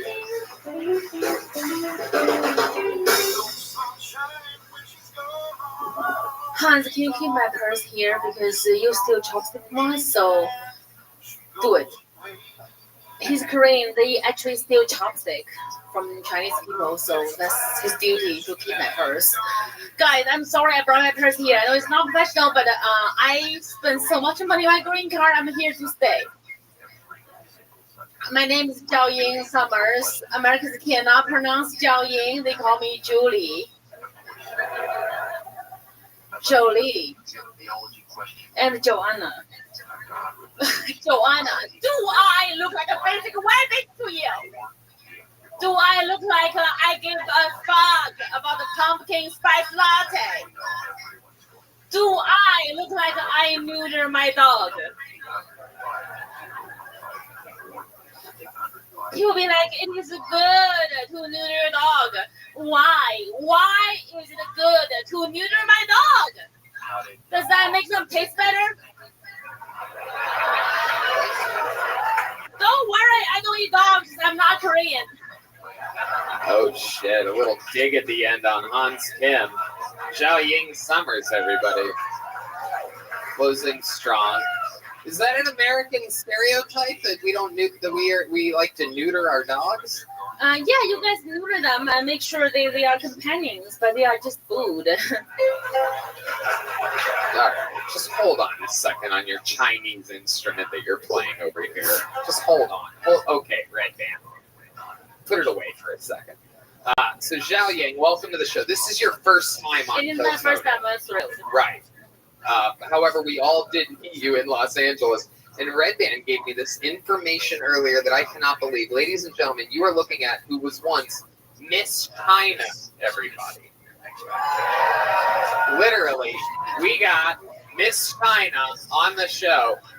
So tell us your thoughts about the Pang Dang situation. Let's just get right into it. Oh, God, yeah. Pull up the Miss China and the Panda thing. So, hold on, not during this part. When I won a beauty pageant Miss China, my mom said, of course you won. The American people will make sure that they pick an ugly girl to represent China. So being ashamed for me and from mom, that's her thing. I didn't understand everything. Oh, anything? Okay, so Tony, tell me about what you want me to talk about. I'll talk about it. So what? Okay. Okay. So First of all, this is your first time. How long have you been doing stand-up? 2 years. 2 years. What made you want to start doing this? I can't get an audition callback. I go to my mom. What's wrong with me? She said, honey, you failed as an actress because you are unattractive. I said, maybe I can do comedy. My mom said, honey, just because you're ugly doesn't mean that you can do it, because not all ugly people are funny. So after that, I'm like, you know what? I can do comedy because, like, what's worse? It's so confusing. It's like some hypnotizing poetry or something like that. I feel sort of dizzy anytime I try to really pay attention to what you're saying. It's like, Hans, did you decipher any of that? Did you get that? Yeah, I think she just disrespected the whole art form of comedy. I love comedy. How long were you trying to act for? How long were you going on auditions? I went to a horrifying acting studio 2014, and the future 5 months is me trying to act, and it's not working. So how long did you try to act? 5 years. 5 years. They don't like my accent. Did you get an agent or anything like that? I have a good agent, and I go to the fresh off the boat. They said you're not right for the fresh off the boat. You're too fresh off the boat for fresh off the boat. Your accent's too thick. You literally can't even make this shit up, everybody. We just got that one. How about Crazy Rich Asians? Did you? I actually auditioned, and they were like, "You are too fat." They said you're too fat. They did I not. auditioned for the cousin. I auditioned for the cousin, the Singaporean cousin. I didn't Gemma actually Chen, watch that movie, she's believe like it or not. So I don't know the exact she's character. a giraffe. So in Asia, if you want to look rich, you are 6 feet tall. So she's like, you're too short, and you should grow. All right. Crazy rich Asians, more like crazy bitch Asians. So stupid. So what I love about this show is like a real band just backed that joke. Like you never see that on the Tonight Show. Crazy bitch Asians. Fucking Thank you. jam it out like that. Jimmy Fallon's hack band would never give that the respect that it deserves. What would Jimmy Fallon's band do? That's it. Just do it. So stupid. Unbelievable. All right, back to this amazing AC/DC cover band over here. That I love it. So, how do you make your money, Zhao Yang? I was able to trap a rich guy, so I just don't do shit. You have a rich husband? Rich American husband? Chinese. Oh, okay. That doesn't make sense there. Thank you very much. Did you meet him here or in China? I took 2 American producers for a film in Shanghai Film Festival, and then my now husband was introduced to me for a coffee date, but he saw my photos because I Photoshop. I put makeup on, so he think I'm hot. And so he wanted to impress me. Stop, right, man. He took me, we were supposed to have coffee, but he took me to his yacht. On my first saw his yacht. Oh shit! You got fucking yacht baited. Yacht baited, yes. Oh shit! When you think you're just gonna get coffee and a guy takes you on his yacht and you realize your life previous is over. Yeah, I just like, okay, if a broke guy is gonna fuck me, a rich guy can fuck me, it's just a rich guy, whatever. And I don't care. They're gonna both cheat on me, so. All right, I think I maybe understood 3 words that you right? said. You know that, Tony. They both fuck you, So the guy took you on the yacht. Did you immediately give it up? Did you hook up on that first date? No, I didn't, because Chinese men hate me. They think I'm too dark for them. I'm like, fuck you. This is the difference between Chinese and Koreans, by the way. The Chinese guy takes her on a yacht. When Hans wants to hook up with a girl, he brings her back to his van, everybody. Actually lives in a van. Yeah, we're not as rich as the Chinese, and that's why we're so much more less bitches than. Oh, whoa! What the fuck? Did it again? Where's the band when you found that? Yeah, all right, this whole thing is chaos. Zhao Yang, what else should we know about you before I let you go? Any fun facts about you? You have any special talents or skills? Like, how did you win Miss China. Tell us about that. What did you have to do? Well, I raised a lot of money from China. I sponsored the whole fucking magazine. So they're like, yeah, she's ugly, but she Hold on. Just talk a little bit slower, Zhao Yang. This is literally a podcast. People are going to be trying to listen to this with headphones. Me Like, speaking no why? good English. Come on. Just go slower. Just go slower. Me speaking no good English. No, don't say that. Don't say that. It's too hilarious. That's racist. It's just racist. You do your own race jokes. It makes us all look bad for laughing at it. She looks like a strawberry wafer. Okay. Hans, you are not having a date with Rebecca. Rebecca is not gonna fuck you. I'll make sure that he knows that. Oh my Okay, I don't even understand it. Oh, is there just new roasting between hot stuff? That's funny. If they Zhao Yang, did you have any special talents when you did the Miss China thing? I can cook. Okay. Is perfect for show business, Zhao Yang. I love it. All right, there she goes. Zhao Yang Summers, everybody. We're going to get into it. Time to go to this fucking bucket. Are you guys ready for this shit? The bucket of destiny. Let's see where it takes us tonight, everyone. All right, your first comedian is Dallas Van. Dallas Van, perhaps Alice Van. VANN. Here we go. Dallas Van, everybody. Hey, Austin, Texas, what's up, everybody? How you doing? Shut up, I don't care. All right, I was doing a show here the other day. There was this lady, she was blackout drunk at the back of the room. She was heckling all the comics, and I was doing a joke about my dick because, like, I'm not good at comedy or whatever. And she just yells out, "Fuck pussies on their fucking dick!" I know when the audience turns on themselves, I have no chance, but I'm quick. I was like, "Bitch, fucking prove it." And she did.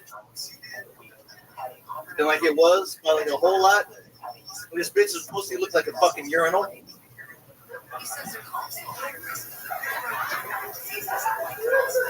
Do you see that? I'm creating. This bitch, cocaine? Do you have any? Shut up. Her pussy looked like a fucking scream mask. It was disgusting, you guys. She was a ginger. She rolled out the red carpet. Anyways, we're moving on from the pussy jokes. I've been hanging out with my grandma a bunch during this pandemic. She hates China. I asked her why. She said they're going to take him to this country. I said, "That's weird. You're not a fucking citizen." All right, well, I'm just gonna stop you there, Dallas. Before the bear comes in, I think we all know that set's over. Dallas Van, do I have that correct? Yes, sir. How long have you been doing stand-up, my friend? 3 years. 3 years. This is your first time on the show, correct? Yes. All right. What do you do for work, Dallas? I'm a safety fire inspector. Safety fire inspector. Really? I check fire extinguishers. That's it. Really? Yeah. Did they drug test for that job? No, I also sell weed. Wow. Hell yeah. Okay. And I don't do cocaine because it makes my dick not work. So. All right. So you have done it. That's how you know. Yeah. Have you? Now, but it's You've never done cocaine? Yeah, I'm a real party pooper in that way. It's just never been my thing. Yeah. Yeah. How often do you do drugs, Dallas? Well, I just got off 3 years of probation. There you go. What was that for?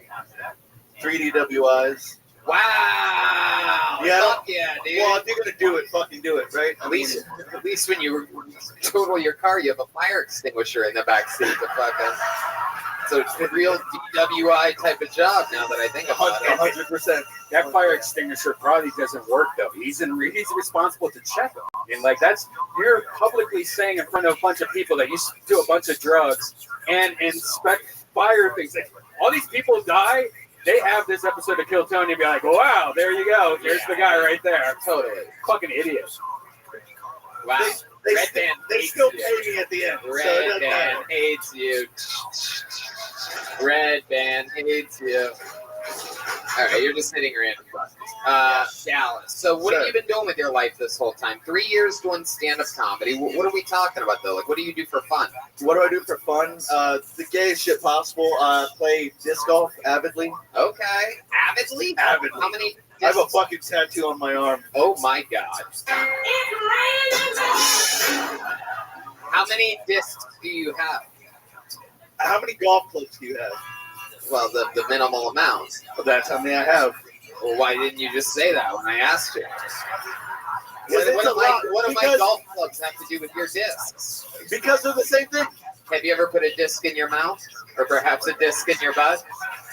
Is that what you do with your golf clubs? Oh, you son of a bitch. Oh, you son of a How bitch. did you know? Put a little putter in my butter. Anyway, I can't believe how you guys reacted to that joke. That was brilliant. Thank you, Red Band. All right. Lifetime Achievement Award goes to me for that joke. Yes. Fantastic. Dog shit. Dallas, what's the most embarrassing thing that you wouldn't want us to find out about you? Do you have like a daily routine that you know you sort of shouldn't do? Which hooker do you want to talk about? Oh, you're into hookers? No, I'm not anymore because one yelled at me. Yeah, because I was all fucked up on coke. Yes, I did coke that day. Shut up. Wow. So I was all fucked up on coke, and I called the hooker because coke makes you horny, but it also makes your dick not work. And then she yelled at me because my dick didn't work. Right. But I'd already paid her the money. So she was mad that she didn't get to do the job? No, she was mad that I wasted her time.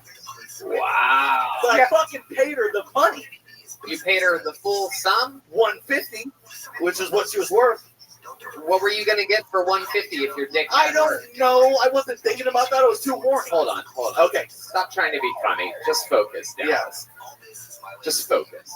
Yeah. When you paid her the $150, what did you agree to do? You must know that. Sex, I'm guessing. There's no drug in the world. Here, I walked into her hotel room. She never got off her phone once.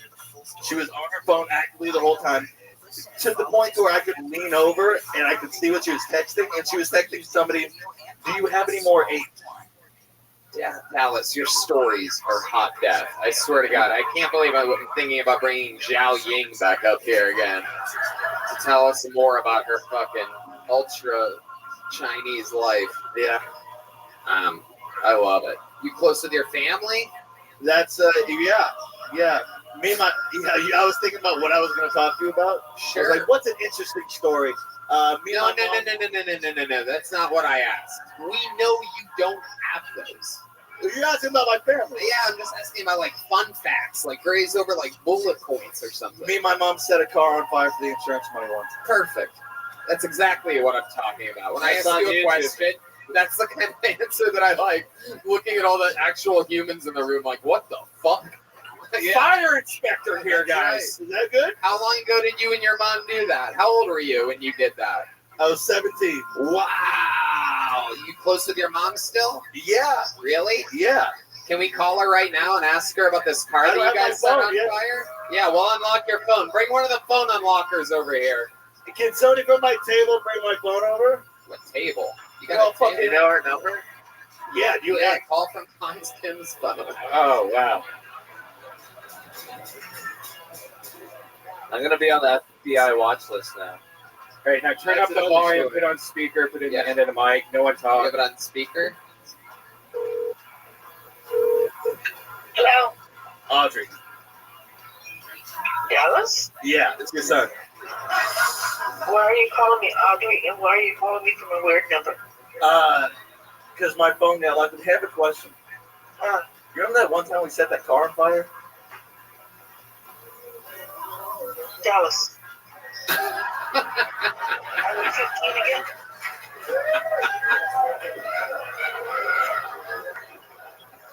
Some gay dude in a black shirt told me I didn't have any good stories.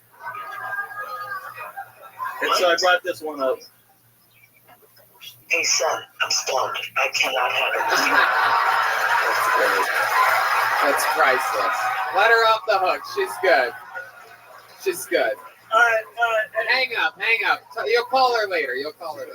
That's she good. definitely hung up. That's good. She fucking heard y'all. Yeah. You have a cool mom. You have a cool mom, though. How old is she? Too old for you, apparently. Not really. All right, Red Band. I wasn't exactly going to rush into how old your mother is there. That was incredible. I did think that she would be funnier than you, and she is. And she is. Yeah. Blatantly. It happens. All right, Dallas. Thanks for coming up here. Thank Dallas you so Man, much. everybody. Here's a joke book for you, Dallas. Boneseye makes these. Get your first Kill Tony joke book. A little baby one there. And this is a big one. Yeah, you get a big one, too. I wanted to see if he would admit to any other crimes on air. I think we were just getting started. I said bullet points. Seems like me and my mom lit a car on fire. Let's go. All right, your next comedian goes by the name of Jared Nathan, everybody. 60 seconds uninterrupted goes to Jared Nathan. Hell yeah. You guys having fun out there? All right. Hell yeah. One more time for Jared Nathan, everybody. Come on. I think people with special needs should get a free hooker once a year.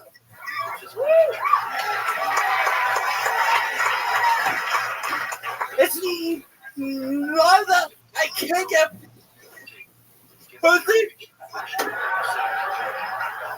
I'm just tired of paying for it. In case you're wondering what my diagnosis is, I'm one fucked up dude. Check this out. My mind has autism. My face has Down syndrome. My body is Moses. And I stutter like a motherfucking jackhammer.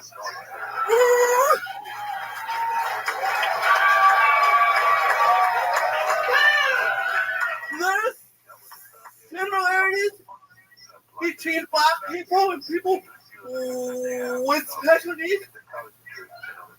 We both get discriminated against.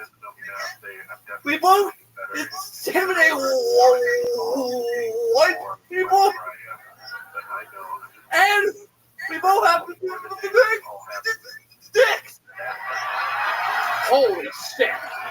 Oh my God. A star is born, everybody. Wow. Jared Nathan has arrived. Oh my goodness. Holy shit. Jared Nathan, welcome to the show that was built for you, my friend. Wow. This is what the people wanted the whole time. Zhao Yang and Dallas right now are like, you've got to be fucking kidding me. Who's Zhao Yang is like that, I bet. Wow. Wow. Thank you. Yes. I love this. We got a fucking runaway Thanksgiving turkey here. Just fucking. This guy got pardoned by Joe Biden. He's like, first thing I'm doing, I'm signing up for Kill Tony. I love this. All right, I want to know everything about you. So let's just. How much time you got? We got a while. We got a long time. Let's do it. How does this story start? Do I have to be sitting at a park bench or something? Do we have to be at a bus? Do we have to be at a bus stop, like talking about chocolates or something to find out? Because I feel like you've lived a full life to get to this point. You were in the Iraq War at one point. You, as a cannonball. No. Okay. All right. Hold on. Let's start with you. You give me the actual story. I just stutter. Yeah, we know that. I was told I couldn't read or write or speak, and I love doing everything. Hey, 1 out of 3 ain't bad. You know what I'm saying? I'm pretty sure you can speak. Yeah. Read and write, that's a stretch.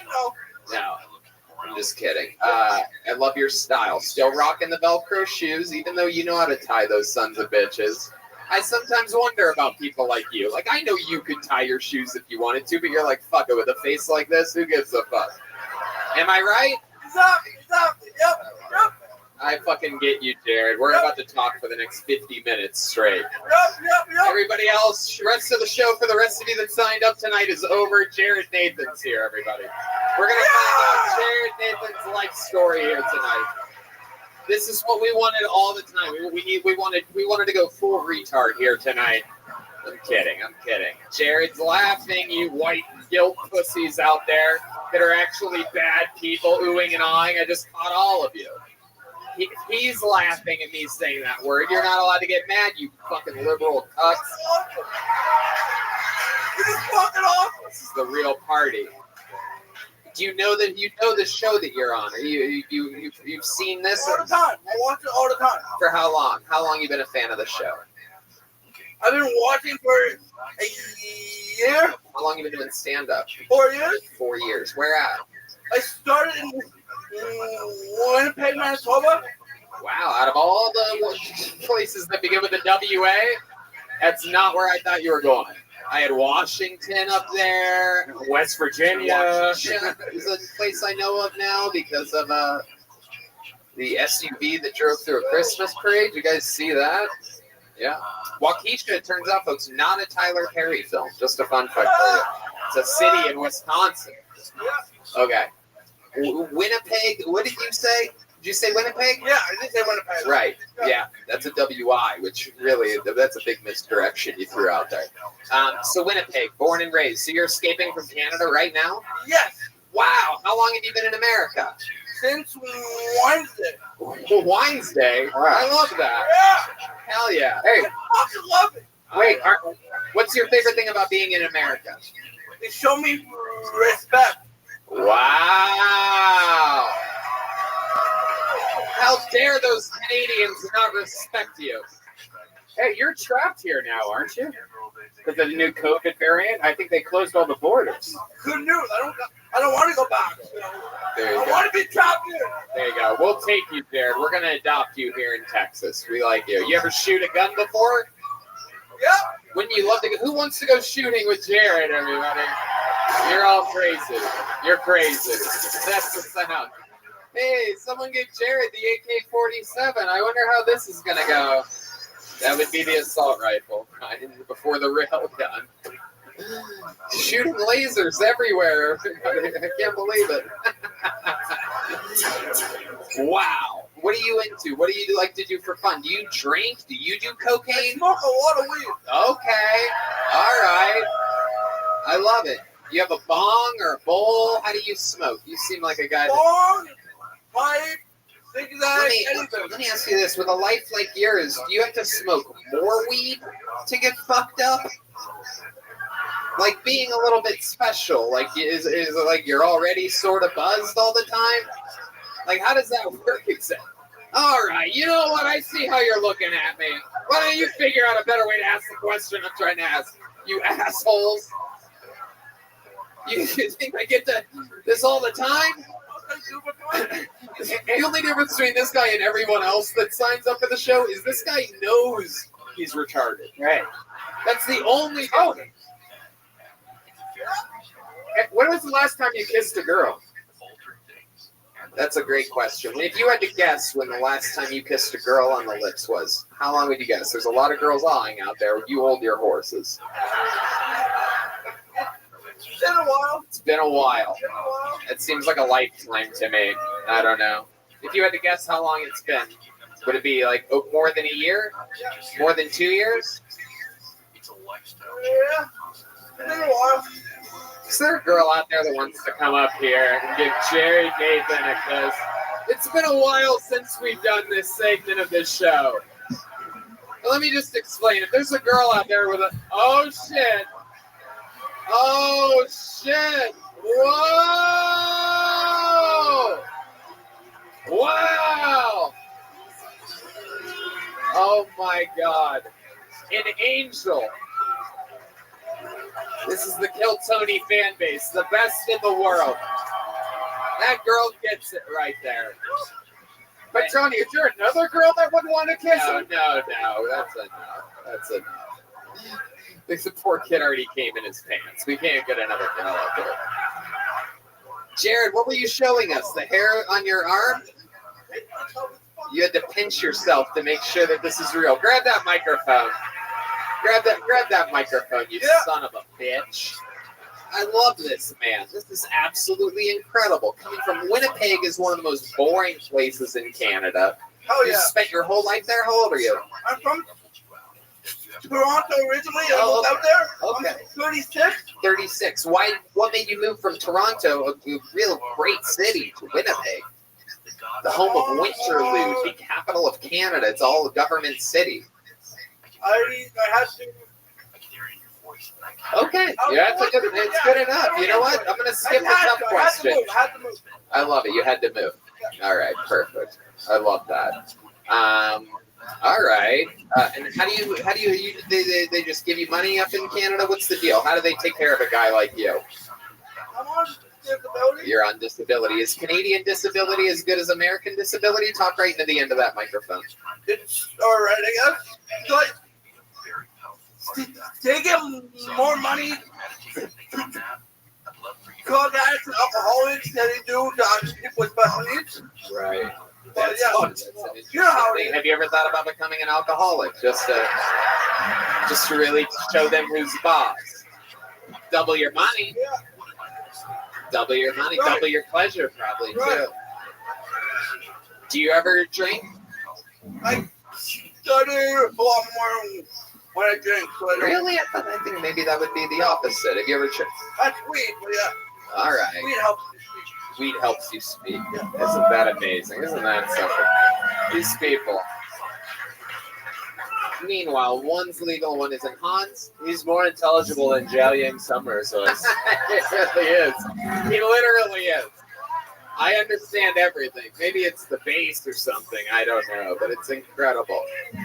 What do you like to do for fun? Give us some more hobbies. We know that you like rapping. Rap as in the type of music? Are you talking about like rapping Christmas presents? What the fuck are you talking about? You freestyle?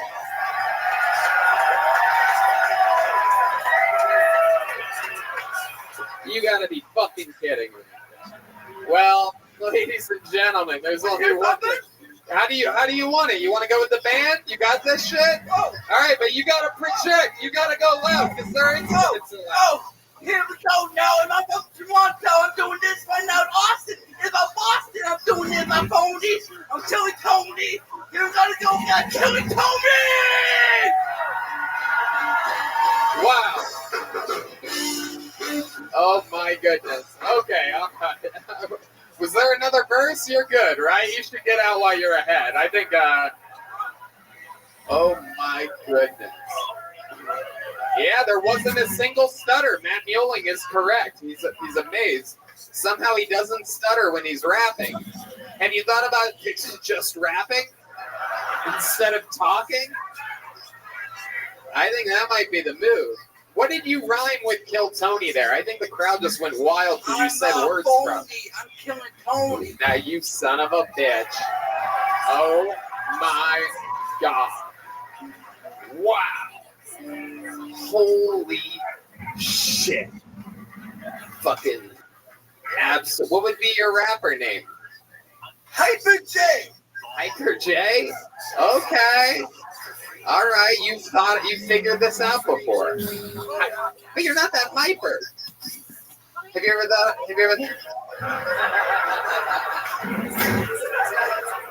I like the old name. I think Jared Nathan would make a good assistant coach at a basketball team. Shoot the final shot. Okay, sorry. All right, Hans Kim channeling his inner Zhao Yang, everyone. Still a little bit of that remnants up there. My goodness. Are you in town Thursday? Are you in Austin, Texas? You're not? Where are you going? You're leaving for Canada? Well, Really? if you're stuck here, you probably will be stuck here. But if you're stuck here, Red Band has no idea what current travel policy is in Canada. Yeah, I would. I'd love to have you on the Sticker Show if you're here. Wow, everybody. Oh my God, look at this guy. Look at this guy. He kissed the girl. He killed on Kill Tony. He smashed the interview, and he got booked on a real stand-up show in the United States of America. Here's a big joke book made by local artist Bonsai. What a guy! What a comedian! What a story! I'll fist bump you. Very soft. If you're wondering, very soft fist bump by him. And it smells like applesauce. Incredible. He's pointing at the guitars. He's going in for a fist bump. Straight to Matt Mueller. Jared Nathan, everybody. Absolutely. It's not going to get better than that for the rest of the show. So we should just end the show now. Wow. Jared Nathan, what a force. My God. That's insane. That's insane. I might bring Jared back before the end of the show. We might not be quite done with Jared. No, you go sit down somewhere, Jared. I'm sorry to get you excited. Go back. I'm gonna pull another name out. I might have you back up later. See how much we could do for Jared. We should try to buy him a house in Texas or something. Get him married. You have an extra shed, don't you? You want to let this? You gotta have somebody work the farmland. You want to do? Got a new ranch hand.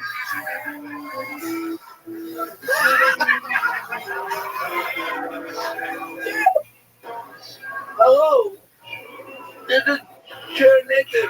I'm in Austin. I'm a comedy journey, and I love your support.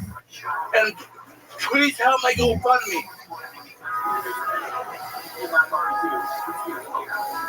Please.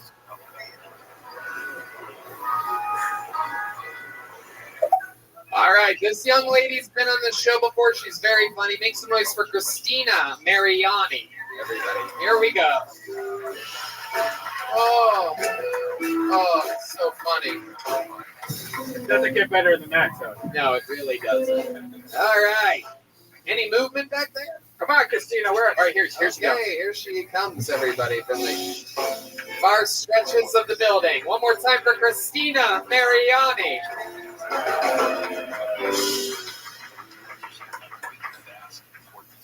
Hi. I'm tall, so people can't pick me up 36. I think that's why I like those videos where there's a cute short girl, and the guy can pick her up and nail her against the wall. But sometimes she survives.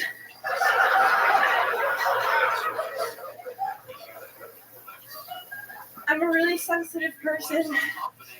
Yeah, I am. I'm really sensitive. I'm one of those people that cries during movies when my favorite character dies. Like when Leonardo DiCaprio died. I cried so hard they had to kick me out of Django Unchained.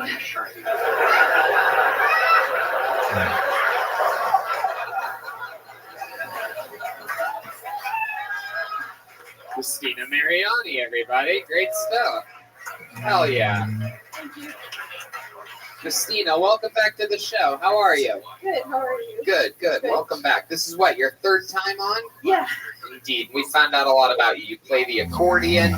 Yeah, I do. Right. And how long have you been doing stand-up again? 7 months. 7 months. And you're born and raised here in Texas? No, I was born in Stockton, California. Oh, okay. That's right. We've talked about that. 209, Diaz Brothers. Those are our friends. Mm-hmm. What else? Well, I lived in Italy for a little bit after that. You lived in Italy? Yeah, English isn't my first language. Okay. Wow. I live here now, obviously. Sorry, it's so awkward. Hans is hard as a rock right now. You guys can't see it, but it is just out, and it is massive right now. Hans has a full fucking... I noticed that you're wearing a daddy hat. Does say daddy on it. Yep. Is that sort of sexual in some ways? Or are you guys... No, it's just so if people don't talk to me, they're like, oh, can't mess with her, she's daddy, and then they talk to you. Yeah, I don't know. I was just surprised there was someone more retarded than Jared Nathan on the show. Oh, come on, Hans. What are you doing? Why are you being mean for no reason?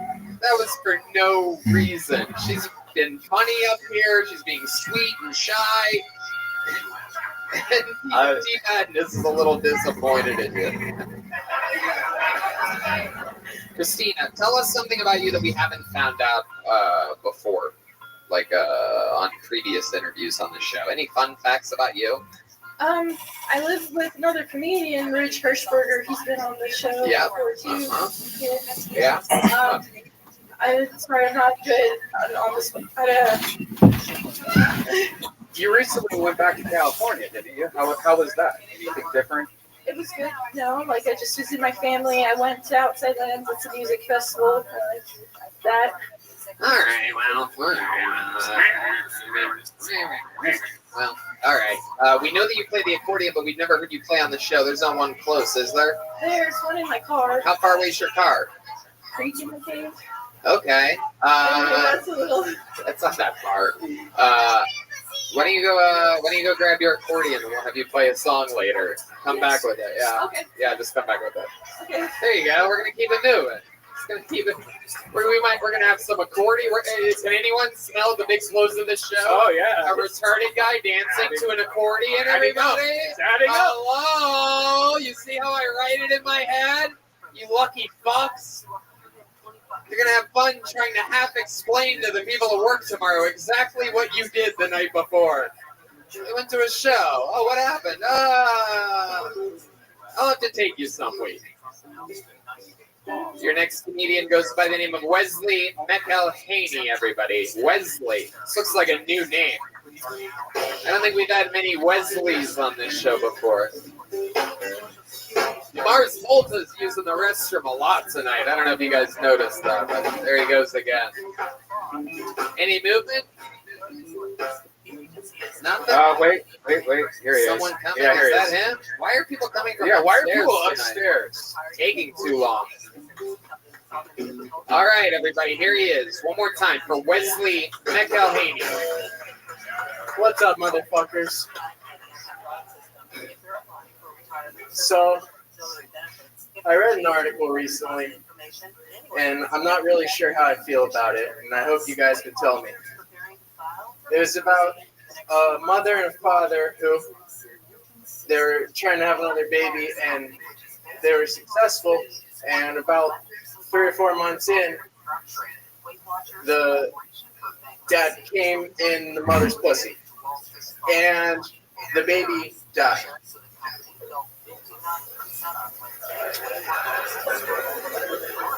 If you are sad or upset about that joke, you might be pro-life.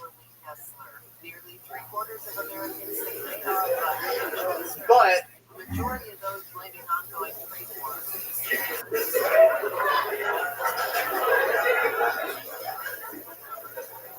I appreciate you guys. Thank you.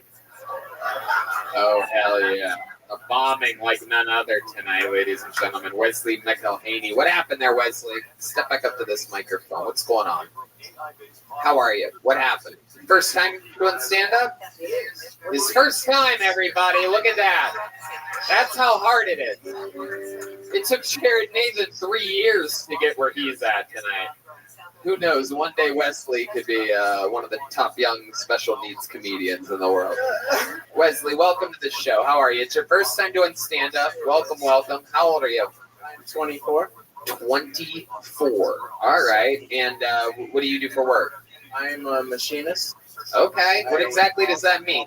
I cut. You don't look like Christian Bale. Stupid. I make molds. I just moved here about a month ago, and my last job, I built molds, plastic injection molds that for like military and like, like magazines for AR-15s, like medical parts. Okay. Where do you live? Here? I live in Pflugerville a little bit. Pflugerville! That's my guy. Look at that. That explains what appears to be a vitamin deficiency. Those of us who don't make over 100. You guys all have that same fucking little whatever. It's hard water. Get used to it. It is. green tint you guys have coming from Pflugerville. It's actually beautiful. The air smells actually like air. Well, you don't like this 6th Street sulfur smell that we have going on down here? Why do you think I'm here? All right, I don't know what that means. You are you. What do you do for fun? I like to longboard. I go in hammock and I get really stoned. You like to longboard? Where do you longboard at? Your set seemed long and I was bored through the whole thing. All right. Rare longboard joke for you. That one's for the people that have been listening since the inception of the show. Since I just moved here, I wasn't able to afford to go back home to visit my parents for Thanksgiving. So you weren't able to afford to go to Pflugerville? Where are the parents at? I'm from Pittsburgh. Okay. My parents moved to Florida, and I had an opportunity to move anywhere I wanted to, and I chose Austin. What made you choose Austin? What made you choose Austin? Jesus. You could have lived anywhere in the world. What made you choose? I think that what is going to be happening here in the next couple of years is something that's... You took acid and listened to Joe Rogan, didn't you? Is that what happened? You took acid, you listened to one episode of Joe Rogan. Maybe you didn't even know it was on in the background. And you came out of that acid trip and you say that I'm moving to Austin. How close am I to correct on all of this? It was mushrooms. Mushrooms. There you go. Good enough. Absolutely. And so what do you think is going to happen here? This is your first time doing stand-up. Yes, it is. Did you practice in front of a mirror or to yourself? What was your method for preparing for this set? Well, actually, I tell my jokes to people that don't know that I'm telling jokes to them. Yeah, like these people right here. Like Thursday, on Thanksgiving, since I don't know a single person in the city, I went for a longboard downtown and I was just skating around and I found this cool hill with a little spiral thing around it. And I was just skating down it over and over and running back up the hill. And what you asked me? And I crazy. Hold on, do you hear that? What was that? Did you hear that? That's crazy. Wait, who is that? Oh! Okay, it's Joe Rogan, acid flashbacks that we're joking about here. D-Madness is back, everybody. He takes a bathroom break every once in a while. I like to call him D-Madness when nobody's around. Can I get a fist bump? Oh, shit. He'd see that. D-Madness was got somebody pregnant in the men's room. I don't know what's going on. All right. What was... Oh, shit. Damn. All right. I like your style. Yeah, he did. He refused to sit down for a while. He fucking... All right. So, Wesley, what's something crazy about you that we would need to know before letting you go? So a real fun fact that's going to win you over in everybody's hearts and minds right now. You once accomplished something, right? You once did something. You once saved somebody's life or something like that. Anything? Something? You're famous for something? You ever see a dead body with a Geico caveman? No. I'm known for rolling a really good blunt. That's about it. You roll a really good blunt? Yeah. Really? I highly doubt that you can beat any of my blunt rolling friends. All right. I'm not an ENT. There he goes. Wesley McElhaney, everybody. Here you go. Here's a little joke book. Go prepare. What the fuck was that, Hans? I think we just touched our autistic ponytails together. Oh my god. I'm moving around rock. No, you're not. Ladies and gentlemen, your next comedian goes by the name of Nick Ware. Nick Ware. Wesley McElhaney. Here he is. One more time for Nick. Hello, Austin. It is so much fun to be here. I am visiting from Nashville, and I've noticed Nashville doesn't have its own sushi roll, right? named after itself, like nationally. So, like the Philadelphia roll is salmon, avocado, cream cheese. I feel like Nashville's roll would just be hot chicken and the dash of tears of filled country singers. There you go. So yeah, I mean, hey, it's a sushi roll that bachelorettes would throw up the sidewalk of Broadway. So I have a type. I think everyone has a type when you're dating, right? My type is single moms. I love MILFs. You know, the last one I was with, when we would finish having sex, she'd give me a Capri Sun. Yeah. On one night, she gave me a Go-Gurt instead, and I was like, why? Why the Go-Gurt? And she said, because you gave me a Go-Gurt. Thank you. My name's Nick Ware. Holy shit. Nick Ware, everybody. Nick, welcome to the show. This is your first time here, correct? Correct. Nice to meet you, man. How long have you been doing stand-up comedy? I've only been doing it since the beginning of the year. The beginning of the year? What made you start now? COVID and shit, just, hey, why not? How old are you? I am 28. 28. What were you doing your whole life? What do you do for a living? I work for a pharmaceutical company. Oh, okay. A big one? Yes. All right. I do not want to name. Are you vaccinated? I am. Are you really vaccinated? I am vaccinated, baby. I heard that the CEO of Pfizer isn't vaccinated, and he couldn't get into Jerusalem because he wasn't vaccinated. So they... No, I'm serious. It's not true. I'm dead serious. I know you heard it, but it's not true. It's a I have never news heard article. that. But honestly, I don't care. Like Pfizer, in my organization, Pfizer is like the worst to work with. So, okay. Yeah. So you're Moderna. All right, we got to figure it out. There you go, baby. I love it. That's right. Represent. You make a lot of money working for pharmaceuticals? I make decent money. Really? What are we talking about? What's the ballpark here? A couple $100,000 a year? No. 8-9 million. Lower. Really? Like 50. I'm inside sales, man.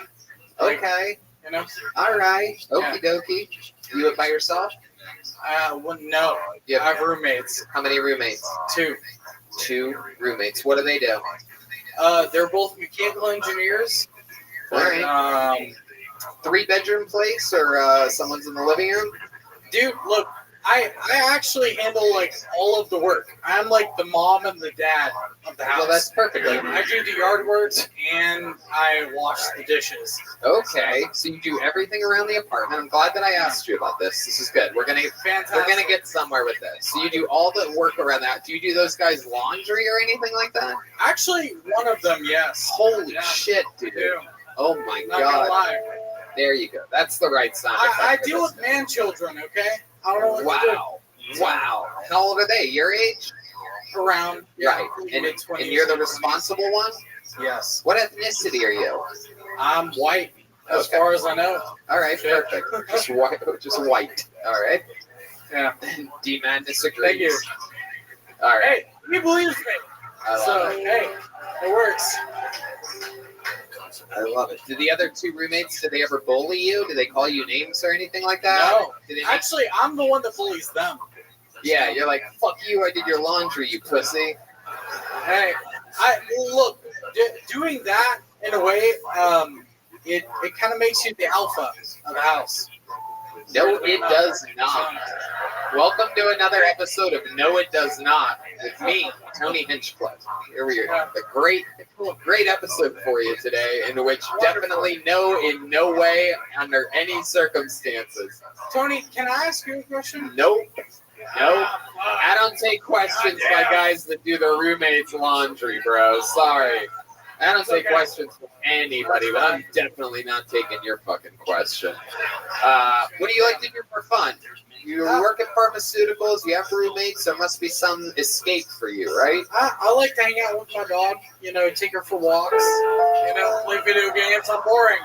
So, I love that D Madness hit that note, too. Did you guys hear that? I've never heard the bass come in on that sad song before. Boom. That was powerful, dude. All right. Okay. All right. Man, I don't even know where to fucking go with you. All right, dude. All right. Interesting. Thank you. So you've been doing stand-up for that long. Does it go good when you do stand-up? Does it go good for you other places? I mean, it's fun back home in Nashville. So in Nashville, that's right. You did talk about that. You talked about the sushi roll and the Tears of the Country Singers. Why Nashville? I mean, that's where I grew up. That's where I'm from. Right. So you stayed there. Yes. Right in the heart of the city.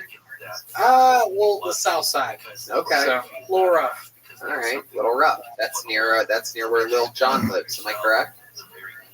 No, I don't think Lil. Anyway, okay. All right. Good. You might not know that part of Nashville. All right, Nick. All right, thank you. There he goes, Nick Ware, everybody. Nick, here, take a little joke book with you. Nick, catch this. Catch it. Oh, Nick, it hit you right in the chest. Oh, shit, dude. Shit. That's crazy. To think that this special needs guy stole the show tonight, it's just amazing, right? These other people are like, fuck, that shit's hard. Not Jared. Jared Nathan came in here. You just, when you don't feel anything, you don't have nerves. Okie dokie. Ron Martin is next. The real Ron Martin, everybody.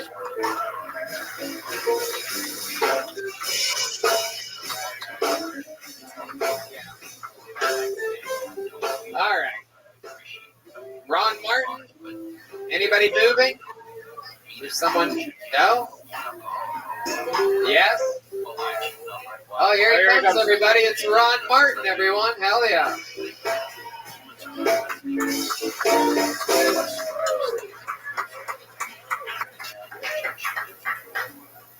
So have you guys heard that Elon Musk, among many things, is working on a brain implant? It's going to drill a hole in our heads. I don't know what you guys think about that. I think that's pretty scary. But there might be a better way. I was finding out that they've recently discovered more brain cells on our heart. And that makes sense. Decisions can come from the heart. Then they found more brain cells on our guts, like a ship brain. And I think that ship brain might be pretty important because I don't know about you guys, but I get gut instincts. So I think if Elon Musk gets together with Jeff Bezos, instead they could shape the implant like that cock rocket he flies around in, and they just jam it right up our ass. Now you got internet.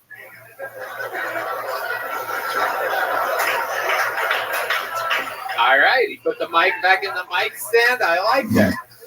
Took us a while to get there, but I guess we got there in the end. Ron Martin, fuck yeah, I like your style, dude. What's going on here? What are we watching? You've been doing stand-up a while? I've been doing stand-up just a little over 1 minute now. 1 minute. So that was indeed your first time. Wow. Very exciting. What made you want to do this tonight? You seem like a very smart man. You seem like you're too smart for this room. It's just the glasses. The whole time I was thinking to myself, this is going to be good. Yeah.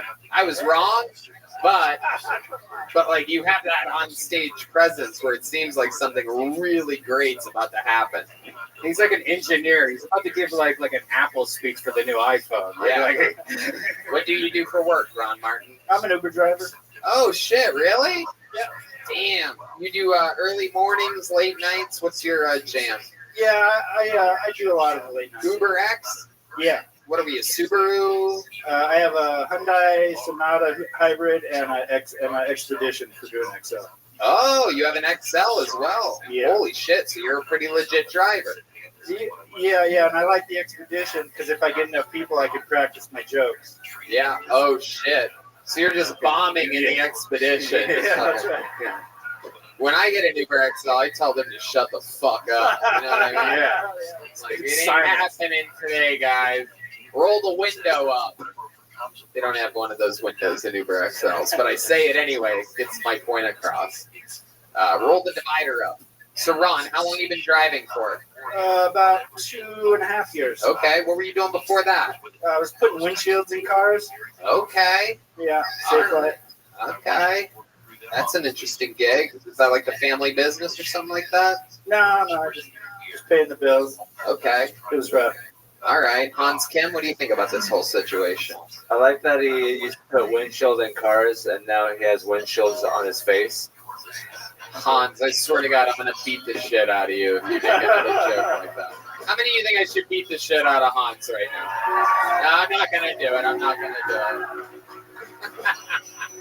it. I love the look. Again, the looks on some people's faces of concern out there. Just priceless. Real humans here tonight. Ron, you're a real guy. Do you have like a family or something? You look so proper. Yeah, I got a small family. One brother, a cousin in Arizona, a cousin in Florida. Okay, that kind of family. All right, hell yeah. You a fan of music? Have you seen a lot of bands? Have you seen a lot of live shows?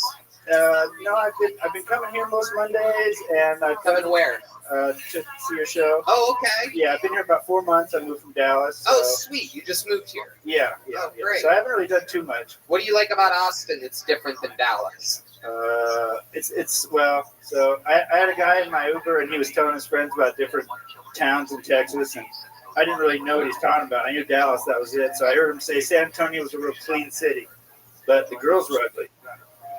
And then he got to Dallas, and he said, Dallas, it's just like fake tits and credit cards. And after 4 years of living there, I thought, fuck yeah, this guy's right, so I'm going to Austin. Fake tits and credit cards. So what's Austin? Well, they say it's weird, but for me, it's just, I talk to some old timers when I drive around. I love to hear how they talk about how, this used to be all cows and stuff. And one thing I noticed is that they're all really accepting of all the people that have come in and sort of overloaded the city, because that's why it is what it is. It's like the mix of the two. And so I felt really welcome. Like the first night I got here, I went Uber, and I was like, these people are all so awesome. But I was prepared to not be accepted, because I didn't want to be just another guy who was born in LA and ended up getting on the bandwagon. So I didn't want to drive everyone's property tax up. So I live in a trailer down by the Jesus airport. Christ. I towed it here. See, yeah. So some people appreciate that. I love that. So you were born and raised in LA? Yeah, born in Van Nuys, grew up in Santa Clarita. What made you move to Dallas in the first place? I went to a convention on building techniques. I was flipping houses, and I met a girl, so I just ended up hanging out. All right. You're not with her anymore? No. What happened there? She drank a lot, which is fun, but then she would drink a little more, and that wasn't. What's the worst thing that ever happened with her drinking? Oh my God. Well, could we start with some of the best? Yeah. All right, so we like to go to the free concerts, and we'd stay late and just drink all the wine that we had, and sometimes some we found. And if you stayed late enough, everyone would leave, and then we'd just fuck right there out in the middle of the park. Wow. Frightening. You do sort of have a nudist colony vibe to you, now that I think about it. The belly like that, that's the vibe that I'm getting. Maybe you're not that proper after all. All right. So that's fun. So you'd have sex? All right. What was some of the bad stuff that would happen with the drinking? Oh, just getting locked out of the house, sleeping in my truck, sleeping in my truck because I just wanted to get like 2 hours of sleep before I went to work. So yeah, just stuff like that. Yeah, that's a nightmarish. That's bad stuff. All right, Ron. Hans? I mean, I sleep in my van all the time. It's not that bad. Good point. Okay, Ron, anything else crazy we should know about you before we let you go? Any fun facts about Ron Martin?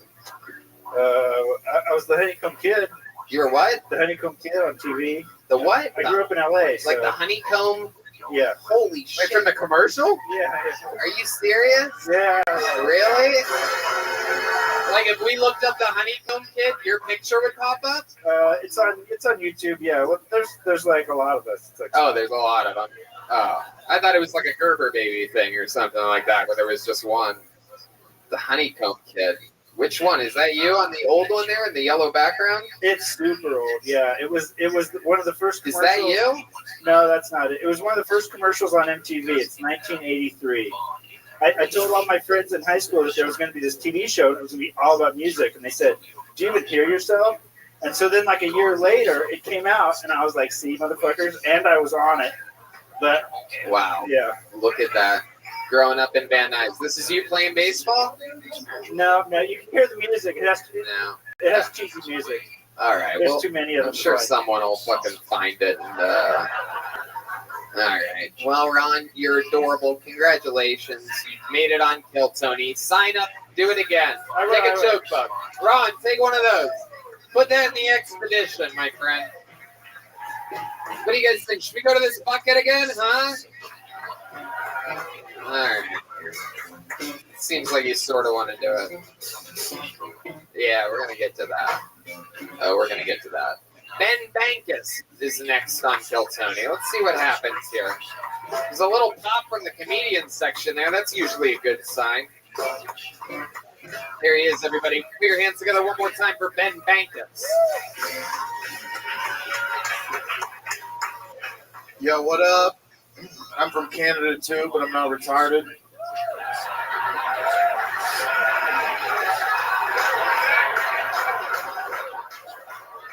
Sorry.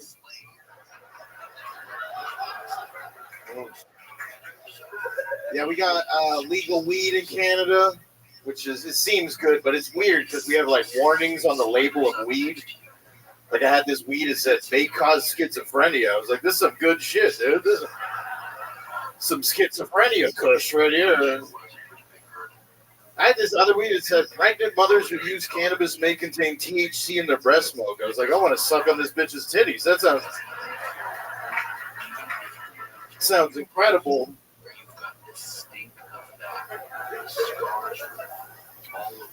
You guys ever get high and watch YouTube? You ever so high watching YouTube, you accidentally watch a 12-minute Toyota ad?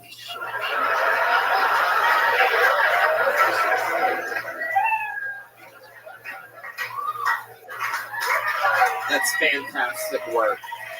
Fantastic work. I literally thought I was the only one that did that.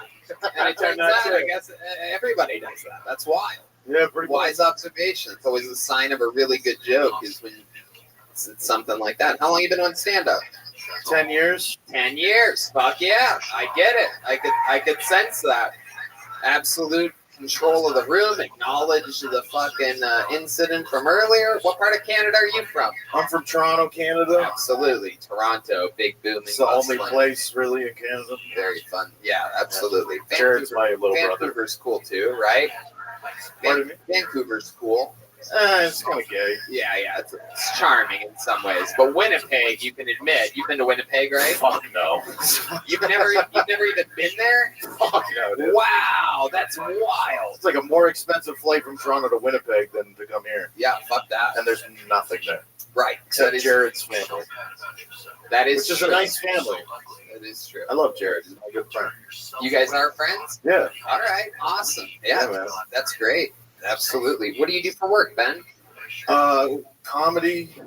Right now, I kind of escaped the country. I got a Patreon. My girlfriend has a job. I don't know. She's paying for shit right now. That's great. What does she do? She is like the host of a financial news show. She like interviews billionaires. Wow. Casually in the living room while I fucking jerk off with the door closed. Damn. Look at that. Absolutely incredible. What a life. What do you like to do for fun? I don't know. Since I've been here, I've been making sketches. We did a sketch with Jared, and I did a sketch where he's the Omicron variant. Oh, fuck yeah. Yeah. Wow. How do people find that? Where would people find that at? On Instagram, you can go to my Instagram at BenBankus2. I had my first Instagram deleted by the Canadian Chinese government. That's BENBANKAS. Yeah, EANKAS The number 2. the number 2. Right. Okay. He also has number 3. I have a number 3 just in case. There you go. I already know what happened the first fucking time. And how long have you been in America? What's going on? What's the month and a half now. All right. What are you thinking? How long are you going to stay for? I'd like to fucking live here, but what's I guess the I rule gotta with that? How long are you allowed 6 out? months less a day from entry. Okay. Yeah.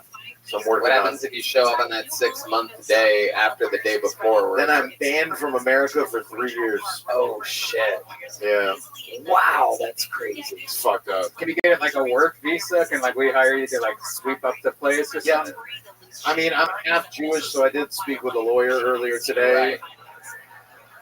That is and he said that is a possibility. Wow, look at that. Yeah. Gotta love it. All right, Ben. We had Ben actually on the Secret Show last week. He fucking destroyed, and I'd love to have you back this week. Oh, wow, look at that. Look at that, Ben. Another great appearance. Have a joke book. This is from the Great Bones Eye. Sweet. It's priceless, especially in Canada. So yeah, we don't have books. Yeah. Ben, thank you so much. Unbelievable set. Ben Bankus, everybody. He's on social media at Ben Bankus.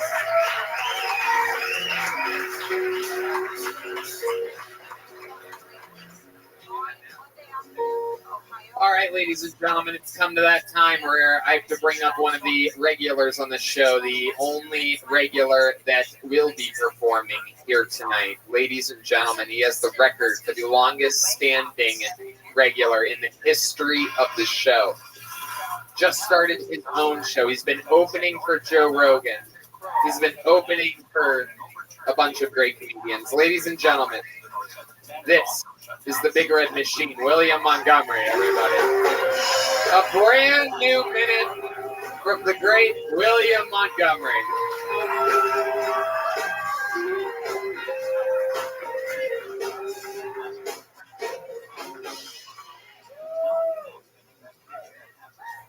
I recently took my son to the gun show. He could barely clench my muscles.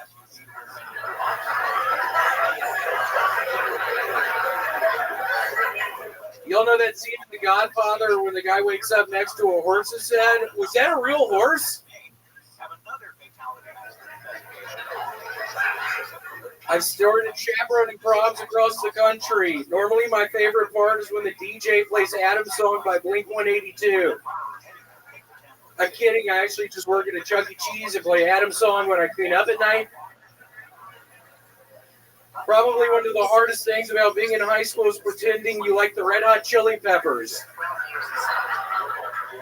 I'm kidding. I'm actually just trying to form a bond with my high school age coworkers at Chuck E. Cheese, and they all really like the Red Hot Chili Peppers.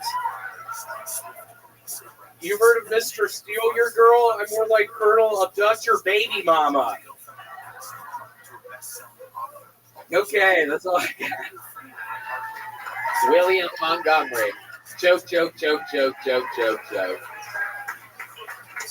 How are you? Absolutely great. Good to see you, sir. Nice to see you too. How's it going? I love that. Things are really actually looking up. I was kind of down last week. I just downloaded Grand Theft Auto San Andreas. Oh. And I've played it 16 hours in the past 2 days, I would guess. I fucking love it. Just riding around with the fucking my gang members, just shooting everyone. Are you playing the storyline version or the live online live? I'm playing the storyline. Okay. Yeah, just getting in my fucking car that I've modded out just with my gang members, just fucking shooting everyone. You've joined a gang on the game? Oh yeah, I'm pretty much the head of a gang. Shit. What? It's really exciting. We just fucking all pile up in the car and fucking just start shooting people. What types of people are in your gang? Is there a specific ethnicity? It's mainly African Americans. Oh, wow. Yeah, it's pretty cool. I'm pretty much the head. And you're the leader of this? Yeah, I'm the leader of the gang. It's like all these black guys, like all these really tough black guys. I'm getting a tattoo later tonight, I think. Yeah, I'm pretty sure I've saved up enough money where I can get a tattoo tonight, so I'm going to do that immediately after this. What are you going to get a tattoo of? I don't know. I think a big weed leaf on my chest. I'm thinking. I'm really excited. I might get a gold chain. I noticed a gold chain in one of the stores last night. I didn't have enough money. I think I'm going to buy that when I get back to my house.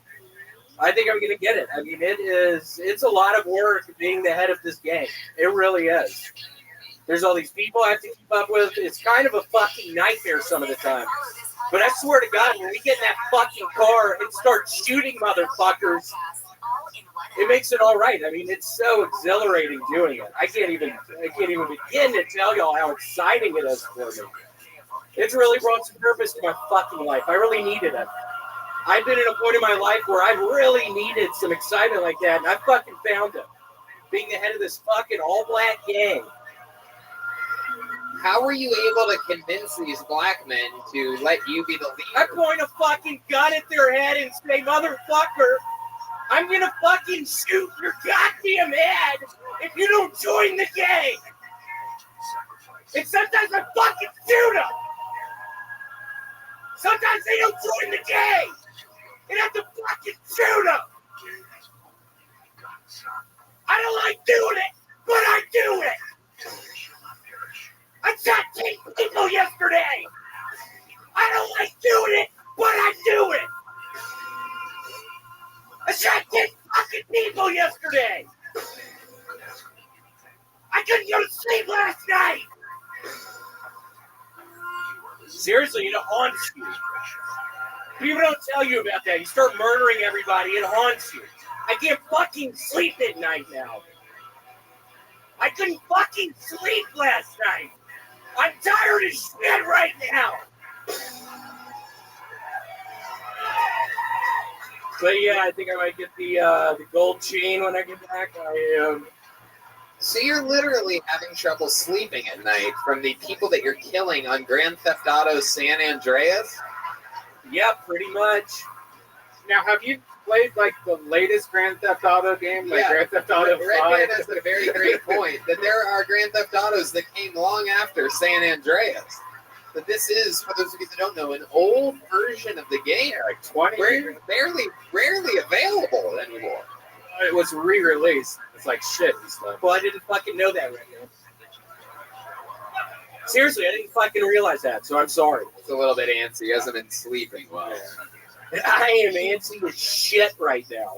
Have you been doing anything to try to help you get to sleep after killing people, innocent people on Grand Theft Auto? No, I haven't. Do you kill a lot of innocent people, or is it mostly just people that had it coming? I think last night I killed 15 innocent bystanders in the drive-bys. Yeah, I fucking easily killed 15. Did you get a hooker yet in Grand Theft Auto? Yeah, I got 3 last night. Whoa! What do you do with these hookers in the video game? We're fucking in the back seat. I fucked 3 fucking whores last night. Oh my goodness. In the back seat of my fucking car! Wow. Did you kill them and steal their money afterwards? Yeah, I got them with the knife. Whoa! The rare knife killing, hard to do on Grand Theft Auto. You have to really commit to an angle. Yep, I would go right for the heart every time, and I was pretty good at it. Wow. I stabbed 3 of them in the fucking heart last night. Try to go to sleep after that. All right, William. So for those of you that don't know, William got sober, I believe it was, 6 months ago now? That's been like 6 months. Wow. 6 months. This guy was in shambles. 6 nightmarish months. And he got off the alcohol and became addicted to raisin bread. How much raisin bread have you eaten since last week? Since the last Monday's episode? Since my hemorrhoid issue, I felt it earlier when I took a shower before this. That's right. We found out last week he has a hemorrhoid problem. I actually couldn't do the raisin bread. I started drinking a ton of prune juice. Okay. That shit is so expensive. I said that last week. That a bottle is $6 fucking. So you still have the hemorrhoid? You haven't popped it yet? You still have the hemorrhoid? You still have it? Yeah, I still have hemorrhoid in my ass. I still have a hemorrhoid in my right hand. The fuck are you talking about, Redman? Seriously, I don't know. What why would you ask me that in front of all these fucking people? Wow. You gotta love it. I'm sorry, William. Thank you. Hans William is your brother in crime. You guys have both been sharing duties. Cold opening for Joe Rogan, one of the biggest touring acts in the world right now. What's it like? Your life with William? William is such a nice older brother. I respect him and I love him to the utmost degree. It kind of concerns me that you're doing Grand Theft Auto. I just hope that you don't have any real guns because I think that could be a problem.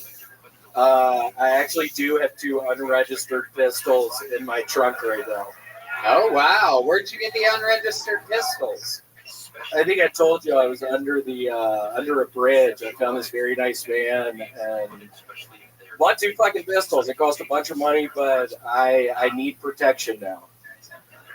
There was a second there I noticed that my ranch guy over here had a real serious look on his face. He was genuinely concerned. You're such a character that sometimes you can fool these newbies out here, William. You know that. You know what? Do you really think I have a fucking gun in my trunk? You think I have 2 fucking unregistered weapons in my trunk? I'm a felon.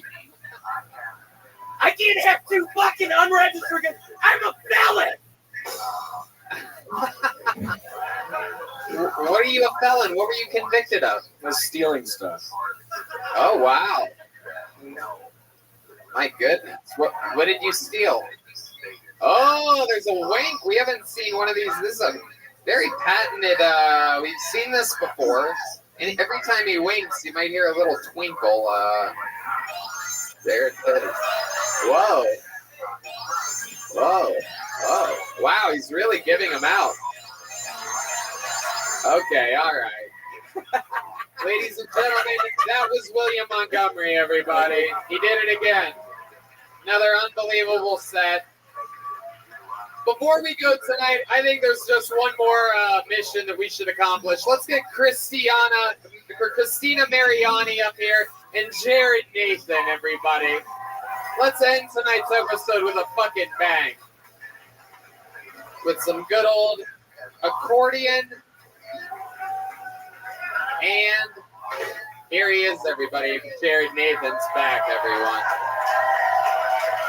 Now, Jared, let me ask you something. Grab that microphone real quick.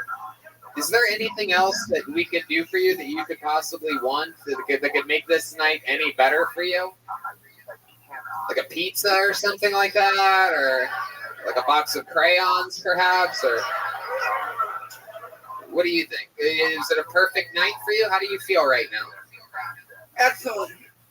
All right. Wonderful. Amazing. I love it. Amazing. That is true. We do have a gift card for you to go to the Red Rose or the Yellow Rose if you want. Yeah. After the show, if Christina plays a little accordion up here, will you do some dancing to take us home tonight? A big episode. All right, Jared Nathan's gonna dance. Christina, is there any way to set it up, or you want to play with the band or anything? Is there any way to? All right, playing the accordion, Christina Mariani, and dancing us all the way back to an end of an episode. Jared Nathan, don't dance yet, Jared. Wait for the music, Jared. Wait for the music, Jared.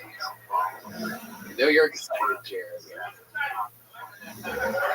Christina Mariani. Everyone, go right ahead, Christina. Playing the accordion. Sold out. Falcon Gas Company.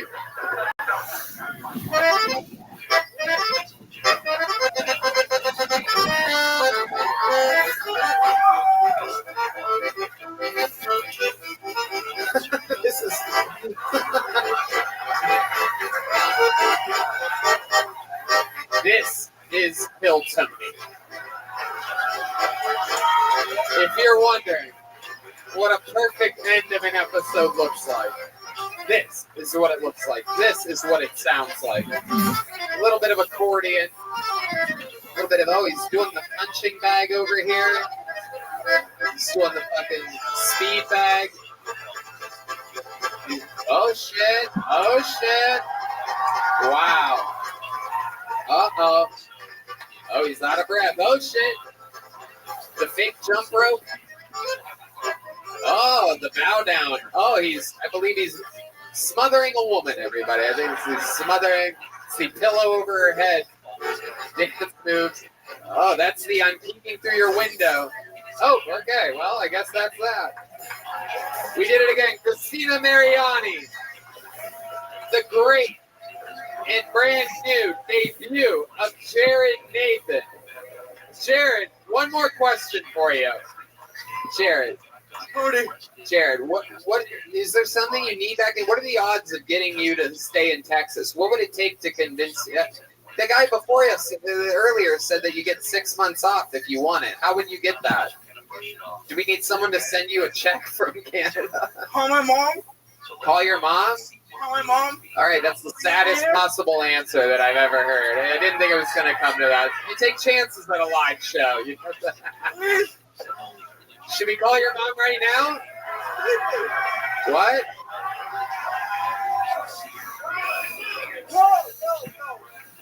Are you going to be here next week? Are you going to be here next Monday?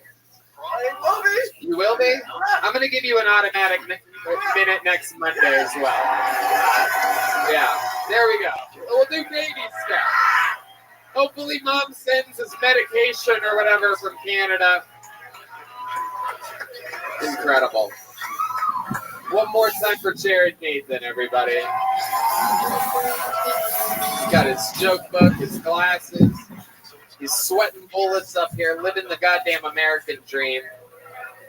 Looking like if Dave Attell was a drowning victim. How about a hand for the great Hans Kim, everybody? Follow him at Hans Kim. What's your social media? Tell these people. DJ Hans Kim. DJ Hans Kim. And how about one more time for the band, everybody? The Screwball Peanut Butter Whiskey Tony Band. Matt Fioling, Michael Gonzalez, and D Madness. And, yeah, we did it. What'd you say? Oh, yeah, the great drawing from Ryan J. Ebelt is in. It's Hans Kim with all of us. Super, super cool. All those prints are available at ryanjebelt.com. And, yeah. Thank you guys so much for coming out, Austin, Texas. We'll see you guys again soon. Thanks a lot. Good night, everybody.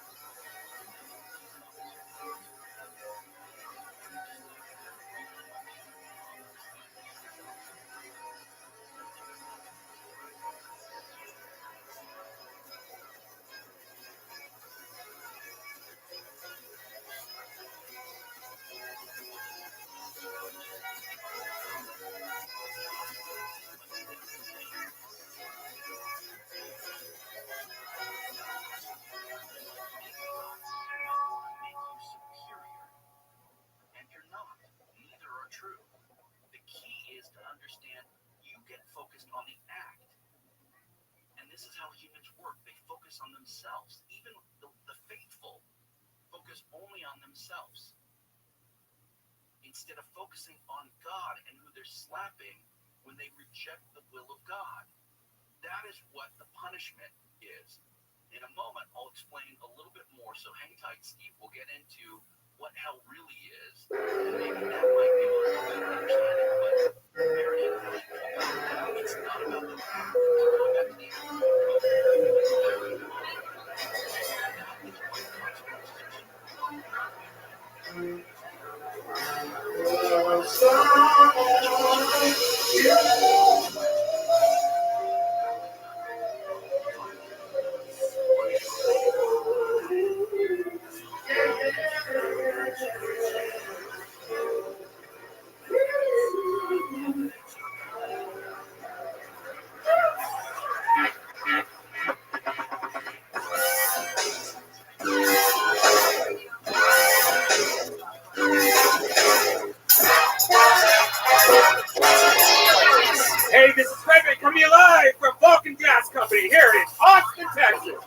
brand new episode of Kill Tony. Get up for Tony. Excellent.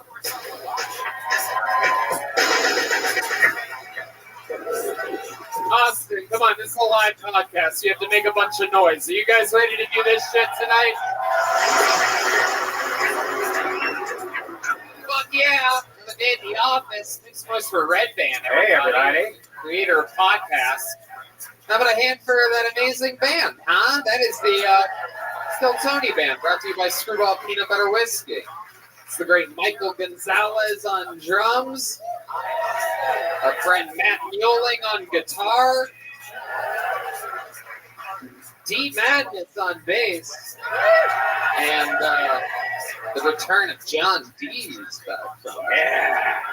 back from that tour life. I love that. He's got his own chants and everything. We're excited to be here. Another fun night planned in our hometown of Austin, Texas.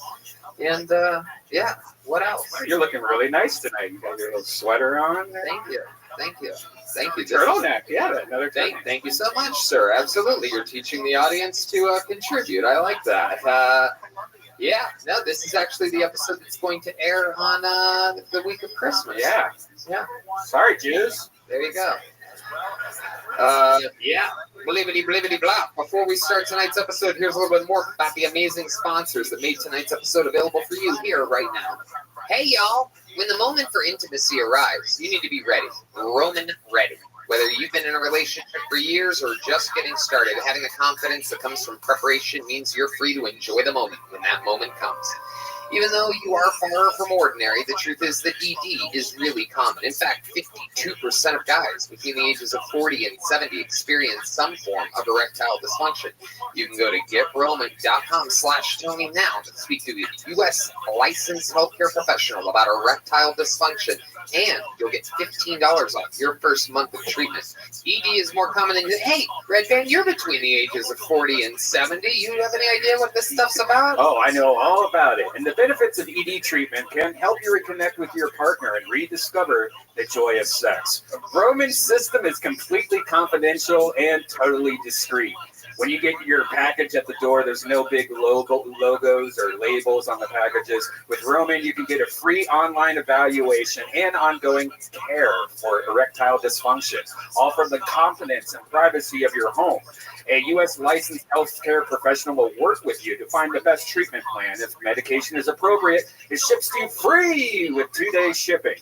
The whole process is straightforward, convenient, and discreet. Ooh, getting started is simple. Just go to getroman.com/Tony and complete an online visit. Take care of your ED without leaving your home. Complete an online visit today to connect to a U.S. licensed healthcare professional and take care of it. Go to getroman.com/Tony today. And if you're prescribed, get $15 off your first month of ED treatment. Make sure you're ready to have the confidence and control this fall. Roman ready. Spread the word, you friggin' turds. MacGruber is back. After rotting in prison for more than a decade, America's ultimate hero and uber patriot is released to take on one final mission. MacGruber's old nemesis, Brigadier Commander Enos Queek, is intent on destroying the free world, and the U.S. government knows that there is only one man who can stop him. With the help of his old team, Vicky St. Elmo and Dixon Piper, MacGruber sets out to save the day, one throat rip at a time. Classic MacGruber. Red Band, you know all about this. Oh, man, I can't wait. I love MacGruber. I can't wait to start binging on it. I love the whole cast, too. It's based on that iconic Saturday Night Live sketch and cult classic movie that I have seen many times. The Peacock original series stars Will Forte, Kristen Wiig, Ryan Phillippe, Sam Elliott, Lawrence Fishburne, and Billy Zane. Binge the entire season of MacGruber, December 16th. It's only on Peacock. Only on Peacock. Go to peacock-tv.com to sign up one more time. That's peacock-tv.com to sign up now. All right, you guys ready to start tonight's episode or what? I love it. Kill Tony, brought to you by the Yellow Rose, the Red Rose, CM Smokehouse, and Blue Norther Vodka Seltzer. Every single week, I have one of the funniest or two of the funniest comedians in the world, whoever's available, and the best possible guest. And This week is no different. Ladies and gentlemen, for the first time in the show's history, I present to you Santa Claus. Ladies and gentlemen, here we go. All the way from the North Pole, throwing out candy canes. We were able to get them. A lot of people said it couldn't be done. The real Santa Claus appears as though he has an elf with him, ladies and gentlemen. Firing off candy canes. Look at this cheer. How about a hand for... Let's give it up for my dwarf, please. It's the real-life Santa Claus, ladies and gentlemen. For the first time ever, Santa, welcome to the show. It is so nice to be here. Yeah, give a round of applause for my dwarf. He doesn't always come with me when I come visit places. You mean your elf? Is that what you call him, a dwarf? No, we call him dwarves up in the North Pole. With a B, in case y'all were wondering. Yeah, he's like 200 years old. His name is Oscar. That guy's 200? He's 200 years old. His name is Oscar. He's really sweet, so really glad he could make it. I love it. Santa Claus, welcome to the show.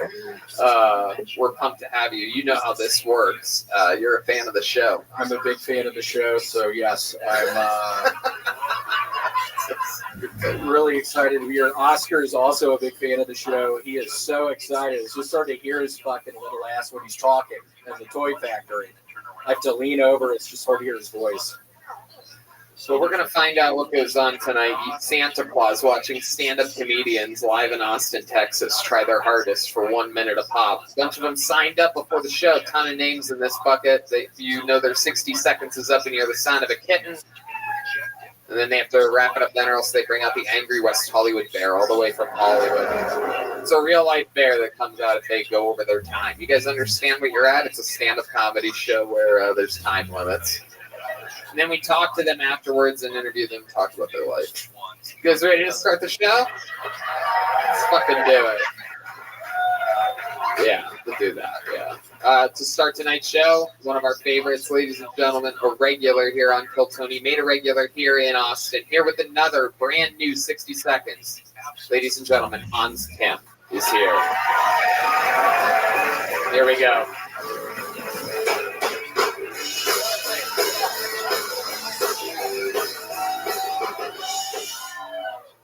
Hey, what's up, guys? My name is Hans Kim, and I'm pretty sexually active right now. Hey, why do they call it scissoring? I've never used scissors like this. They should call it stacking chairs or storing tweezers. I used to really love Chinese food until it started a global pandemic. I'll stick with Mexican food from now on.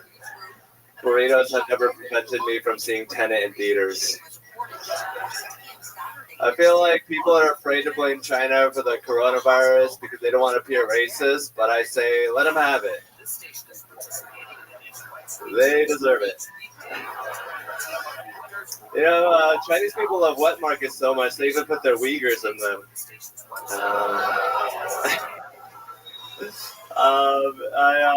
People are like, oh, look, China can build a hospital in 10 days. Yeah, if you're eating bats and pangolins, you better be able to build a hospital in 10 days.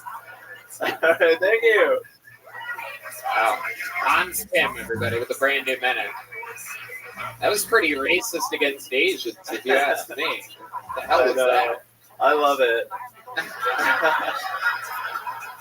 What do you love about it? Just the rawness and how it's so sharp and pointed and it like gets everyone, reacting. All right, you just described the sword, which could be the most Asian thing you've done since you got up here. I love this well-dressed Hans Kim. What the fuck is going on? Thank you, Tony. I love this. It's incredible. I didn't realize they had funerals at Squid Games. So. It's like Reservoir Dong. Reservoir Dong? Is that what you said? Holy shit. Well, there's a reservoir in my dong because, I haven't had sex in a long time. Wow. So I decided to make an effort I love how you tried to use that as a segue. Well, it's funny you should ask, Tony. There is a reservoir in my dong. Haven't gotten laid lately. You think that's where cum piles up in your wiener? I mean, eventually it all ends up there, right?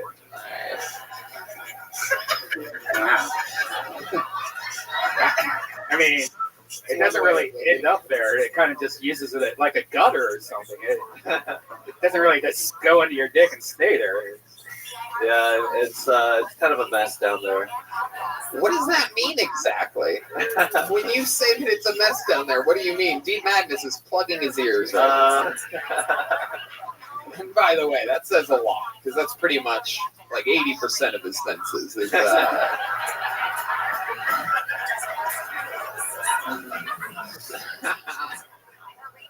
I've been masturbating pretty frequently. It's seen a lot of action, but it's not like sort of the action that I want. When you masturbate, do you use your cell phone? You're in your van. It has to be tricky, always being one other side of the wall from a normal human being just living their life. Actually, I mean, I think it's better than having a roommate because, like, I can just blast the sound. Like, is that what you were gonna say? Yeah. The sound? Just blasting it on 6th Street. What? Oh, I see. You're saying blast the sound of a porno. Yeah. Okay. I haven't worn headphones to watch porn in about like a year. I don't think I've done it for like 40 years, so Well, you have a house. That is true. He got you. Burn. You have a house. I mean, I've also mostly had apartments, and like, you know, I'm an adult. Don't live in my car. So do you just tell your girlfriend, don't come here, I'm going to be blasting porn? No, she holds the camera. Wait, why would there be a camera with you, right? That sounds like something no one would want to watch. OnlyFans will prove you wrong. I love it. Hans, Santa Claus, what do you think Actually, about well, about that, all the dwarves and I, we're always watching porn, right, man? Yeah. We love it. Yeah, we live in an igloo up there. We're just watching. It's a lot of porn of Rabbi and jacking off. It's actually pretty weird, but yeah, we watch it. The dwarves and I, we love it. Santa Claus, what do you think about the jokes of Hans Tim?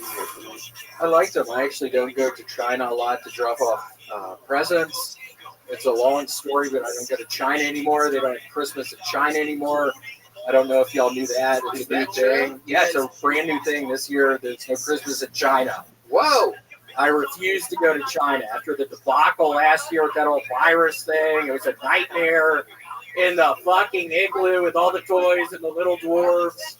God, they were all sick. Yeah, I'm not going to China this year. It's incredible. The Olympics are pulling out. The diplomatic committee pulled out today, and Santa Claus. Yeah, I'm not fucking going there. You can't make me go to China. Okay, let's keep moving along here. Anything else happened this week that we need to know about in your normal life? I moved out of my friend's house. I'm living in the van like 24/7 now. So, you know, I parked at Creek Field. Probably shouldn't have said that. Oh, the autism flows through him, ladies and gentlemen. Probably shouldn't have said that. Like, that was him that said that. You might think we should have that as a sound effect for him. Probably shouldn't have said that. You can play it when he said stuff that he shouldn't have said. Amazing. I dumped my pee bottle at Creek Park. It's pretty cool. There's like a bridge, and then I just dump all my pee, and it splashes. This is horrible. This can't be good for our ecosystems here. Everybody's wondering if they live down creek from that place right now. Why does this water taste like kimchi?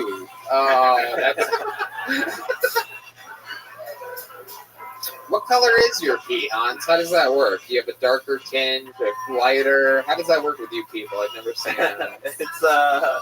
It's pretty yellow.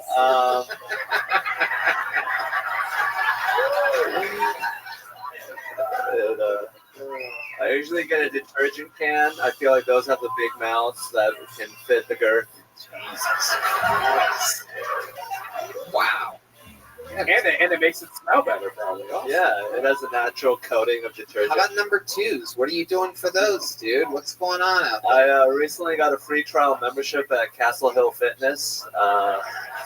So probably shouldn't have said that. Would you like to give out your phone number or perhaps your social security to this audience? My phone number, probably, yeah. So I have 7 free days of shitting in a normal toilet, so I'm gonna take advantage of that. 7 free days, and then what happens? And Hans, why are you so poor? Don't you have Asian parents that send you money? I like to save money, and I also like to just have independence economically, and it's just like I can do a lot of things that I might not be able to if I had a job, like tell people I dumped my pee at Creek Field. What a weird mentality to have. How much are you saving? A lot of money? Yeah, I have like $16,000 right now. We shouldn't have said that. I probably shouldn't have said that. I have 16,000 in my name. My PIN code is 3433.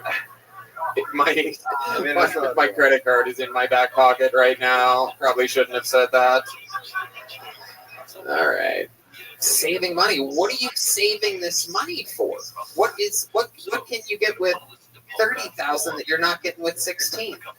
I mean, a rainy storm, just in case of the Omicron might really, take away the toilet papers again.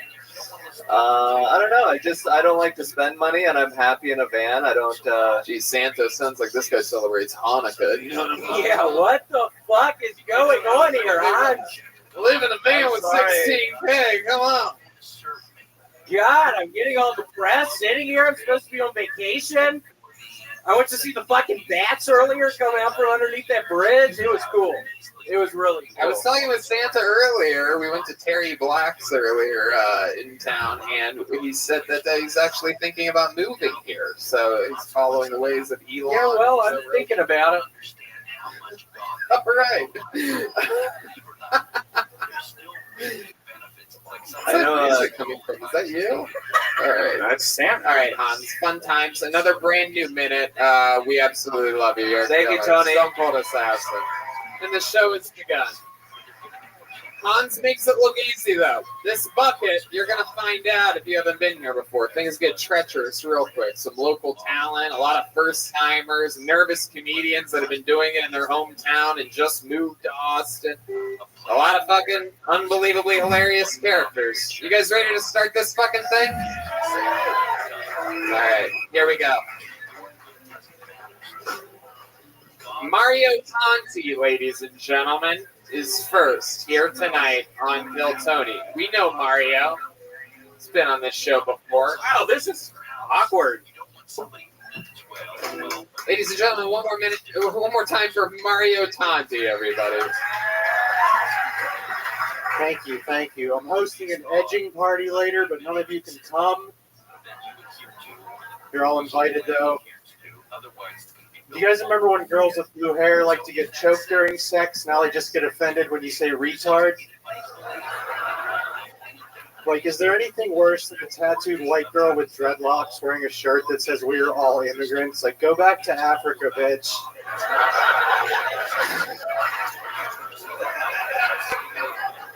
I just moved here from LA. Everything's so woke there. Like, I just heard they're going to make a new non-binary version of Mortal Kombat. Before each fatality, it's going to say finish they, them.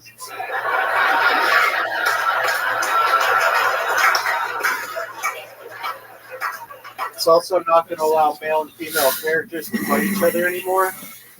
So now if you want to be a man in a video game that beats up women, you have to play Madden 21.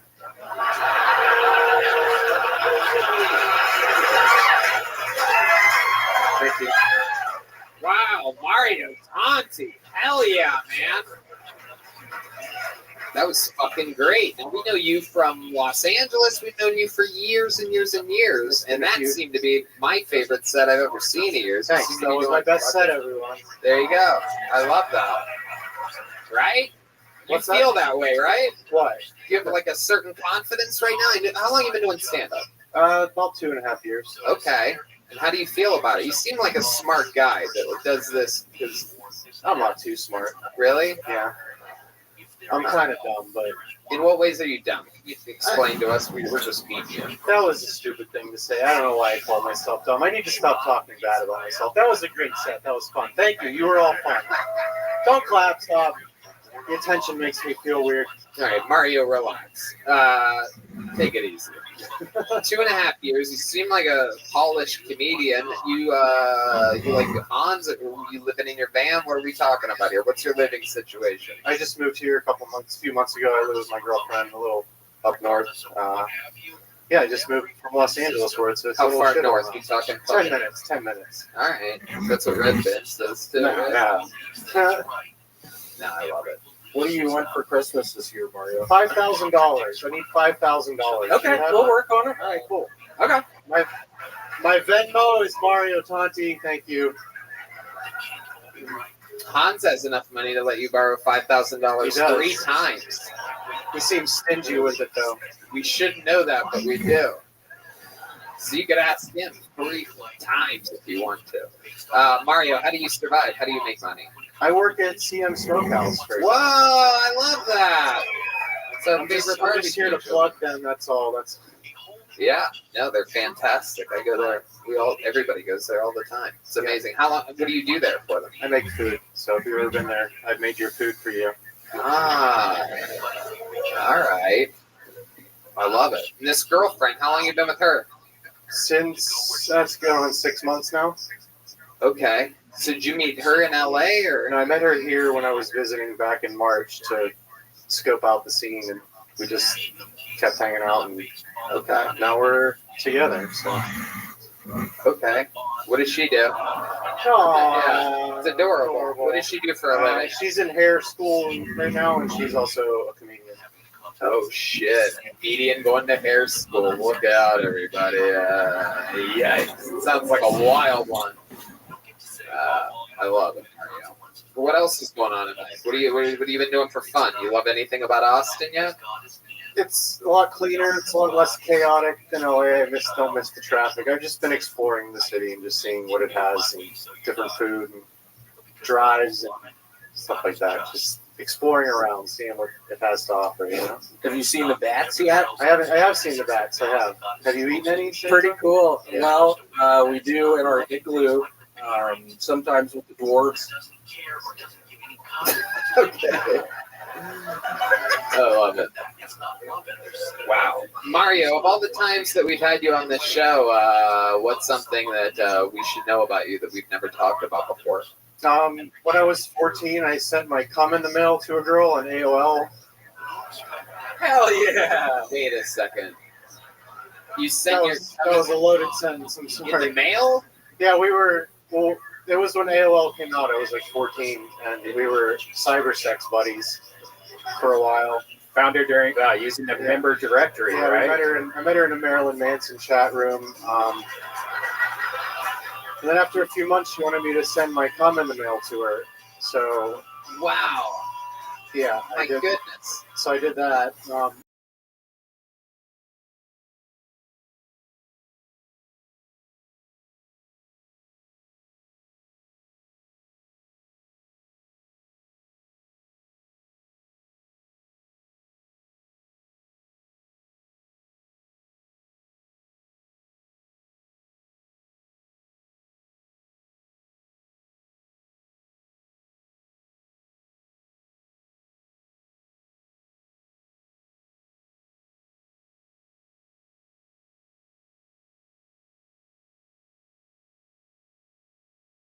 And drag it with your finger and try to Right. Did it all go in the way you wanted it to? Because sometimes things can be a little off target when it's a tiny little candy tube like that. Good size load.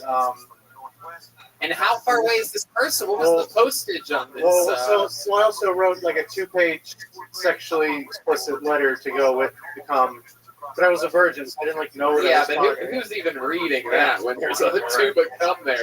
She's already busy playing with the tube of cum, dude. So I put Nobody's reading that boring ass letter. so I put the cum in the envelope with the letter, and I put a stamp on it, and I sent it to Carrie Ann in Georgia. Is that the city? Well, it was like Atlanta area, Douglasville, Georgia, to be specific.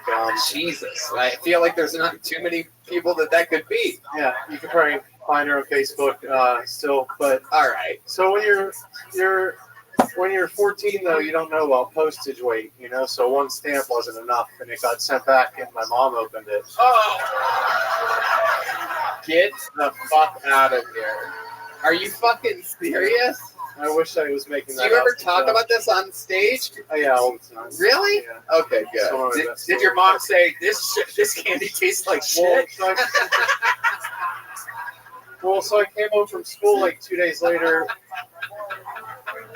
I came home from school and she was sitting there at the kitchen table, just like ready for me. And as soon as I walked in, she was like, "Who's Carrie Ann in Georgia?" I was like, "Oh my god!" I was like, "What are you talking about?" She was like, "You sent her your cum."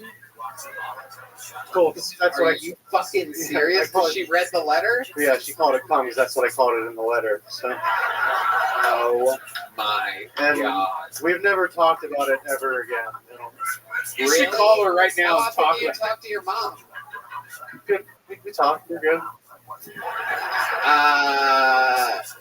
You have your phone? I do, but it's locked in a bag. Can we get the phone unlocker for my friend Mario Tanti? I think this is one of those situations where we have got to call his mom, everybody. There he is. David Flores, the phone unlocker. That's our favorite segment, everyone. Call your mother. Now, everyone has to be really quiet, even if it's funny. Yeah, and you have to put her on, when you hit send, you have to put it on speaker, turn the volume all the way up, and put the absolute butt end of your phone up to the microphone. And it's sound if we can get his mic turned up. What's going on? Is this your real mom? Are you texting somebody? Pretend to be my mom? I'm kidding. I know. Here we go.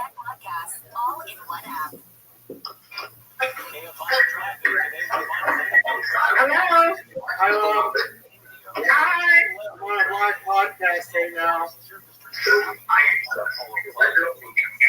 you hear me? I can hear you. Hi. Hi. Somebody wants to talk to you. No. You say remember the time. Okay.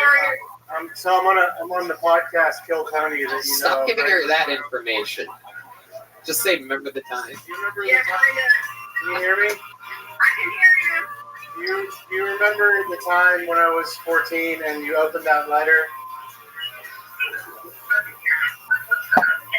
What letter? The one with the cum in it.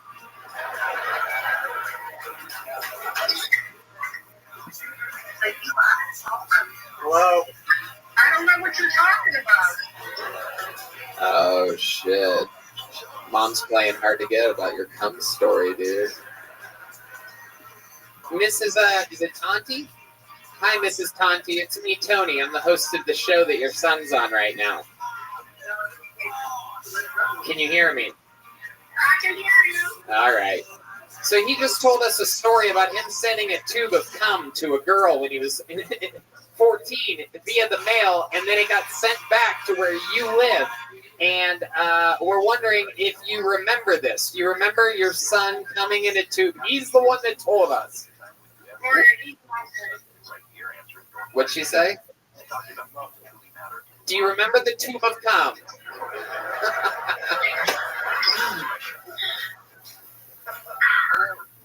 All right, well. The poor mom. All right, poor mom has no idea. Ask her if she remembers the tube of cum. Hello?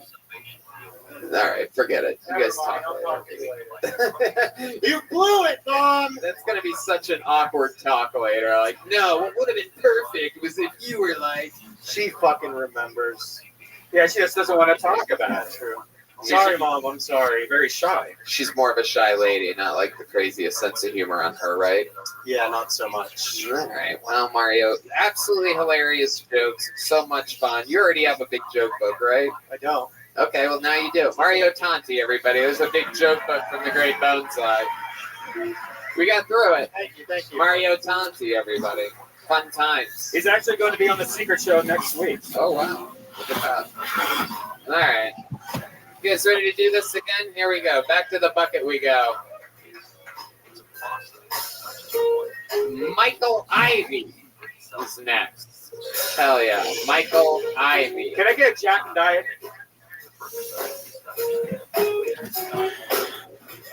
You guys having fun out there? You guys get it? Michael Ivy, everybody. My name is Mike Ivy. I'm a weird black guy. I like Magic the Gathering and collard greens. I know that trans women are women, mostly because they won't shut the fuck up about it. You're about to get arrested in this GameStop over a pronoun? Sounds like something a woman might do. Are trans men men? No one knows. Because they're too busy getting laid and changing their oil like men. Some things are racist, and some things just sound racist. Like Nicaragua. If you're a white person going to Nicaragua with 8 black guys, at the very least you're going to be like, boy, it is great to be here in this Central American country. Oh, these Central Americans are pretty lazy, huh? Okay. I'm going to end it there. My name is Mike Ivy. Thanks, guys. All right, Mike Ivy. Fuck yeah, welcome back. You've been on this show before. Santa. Hell yeah, Santa, what do you think about Mike Ivy? You know this young man? I have been to Nicaragua with 8 black guys. I go down there often. I believe it. What do you want for Christmas this year?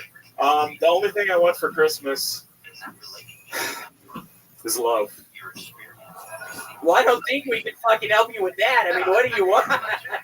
Holy shit. Like a Ferrari or something? I don't know. No, you gotta name like a product, like something Santa could make at his workshop, not a fucking Ferrari, dude. Okay, like a gun?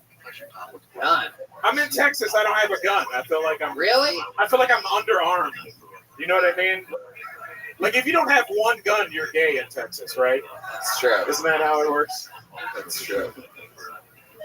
That's why I threw my gun away when I got here. So, Mike, remind us, what do you do for work? Oh, right now I do security. I actually work the Ron White show, and I do DoorDash. Okay. And I work it. I just pay I have no overhead. You do security at a big theater? ACL. Okay, cool, yeah. Yeah. Awesome. Yeah. I love it. You seem so prim and proper. We found out last time you were on, you seem like a very white, black guy.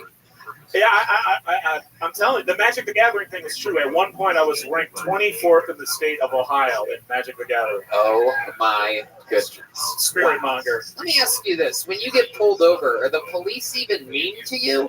They don't know what to do. They don't, because I'm a comedian, too, and I was a Did they just get, like, all dizzy? I don't. He's poor, but also he said ask, and I don't know. Anyway, instead of ask. Hilarious. Have you been pulled over, though, in real life? It's happened once or twice. Yeah. I said like 3 times. I used to drive around Ohio. I got really into the deep parts of Ohio. I did an open mic out there somewhere. It was all fucked up. You remember the names of these cities at all? I try to forget it. Maybe Novelty? Oh, what's that near? Were you in Columbus? No, it's more like in between Akron and Cleveland, or like over to the side of like a little east of that. I think. I don't know. I try to forget it. It was pretty terrible. Okay. Yeah. All right, Michael. What else has been going on in life that we should know about you? Well, fun fact. I have a podcast called Fun Fact. And new episodes will be coming out every Fun Fact Friday. All right. Well. That was one of the saddest plugs I've ever seen in my entire life. I don't know what to do. I'm excited. It's good to be here. I really love this show. I think it's great. I love the magic. I love the randomness. I really like the show, and it's good to be here. Yeah. Thank you. I'm never going to listen to your show. Thank you for saying that. Thank you. Mike, what else? What's your living situation? Oh, I stay in a condo with a lady who, she used to be in Dallas. She made a bunch of money, and now she's in a condo somewhere. She rented out her room. It's just a roommate. Yeah. It's like a driving Miss Daisy kind of situation. Okay. She's a little bit older? Yeah. All right. Is she like a sugar mama? Does she ever have you do any I watched her feed once, but that was Whoa. We're getting close. That's how it starts. Else for charity. What? Else for charity. Oh, okay. All right. White lady? Yeah. Very white. Shit. Blonde. Old blonde white She lady? was probably pretty hot when she was younger. You can tell. Like she's like blonde and. Does she make you do like a lot of chores and stuff? Like No. you guys pay equal rent? No. I'm trying to figure out the power balance here. Don't look at me like you guys. Acted like I basically called him Django just then, but I didn't. I thought about it, but I didn't. Instead, She does make me fight naked black men in the library. I mean, it would be entertaining. Right, yeah. Okie dokie. This is a wild He hates her so much. I love it. Mike, what did we find out about you last time you were on the show that's interesting? Last time, that I bought this, I drive a Scion XB, and you roasted the Scion XB because it's a terrible car. Right. Even D Madness wouldn't drive that into a fucking wall. It's true. I love it. All right, Mike. Well, I mean, you've been on the show before. I love that you keep signing up. It's great stuff. Another fun new minute. Show's great. There he is. Mike Ivy, everybody. Woo.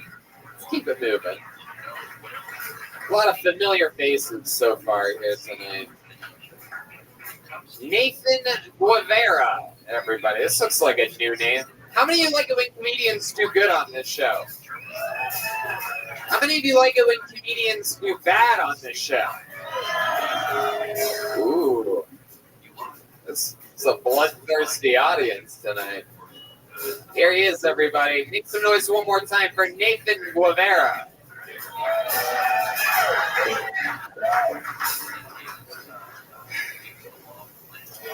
Here's a dad joke. I think my memory foam mattress is developing Alzheimer's, and I don't know what to do with it because it's already in a home. Here's another dad joke. My father was a drug addict. Thank you. But he wasn't a substance abuser. He was a substance nurturer. He never forgot to pick them up.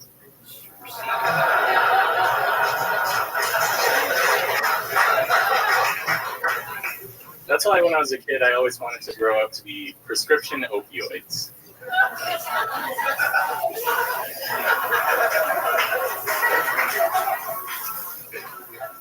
All right, let's lighten up the mood.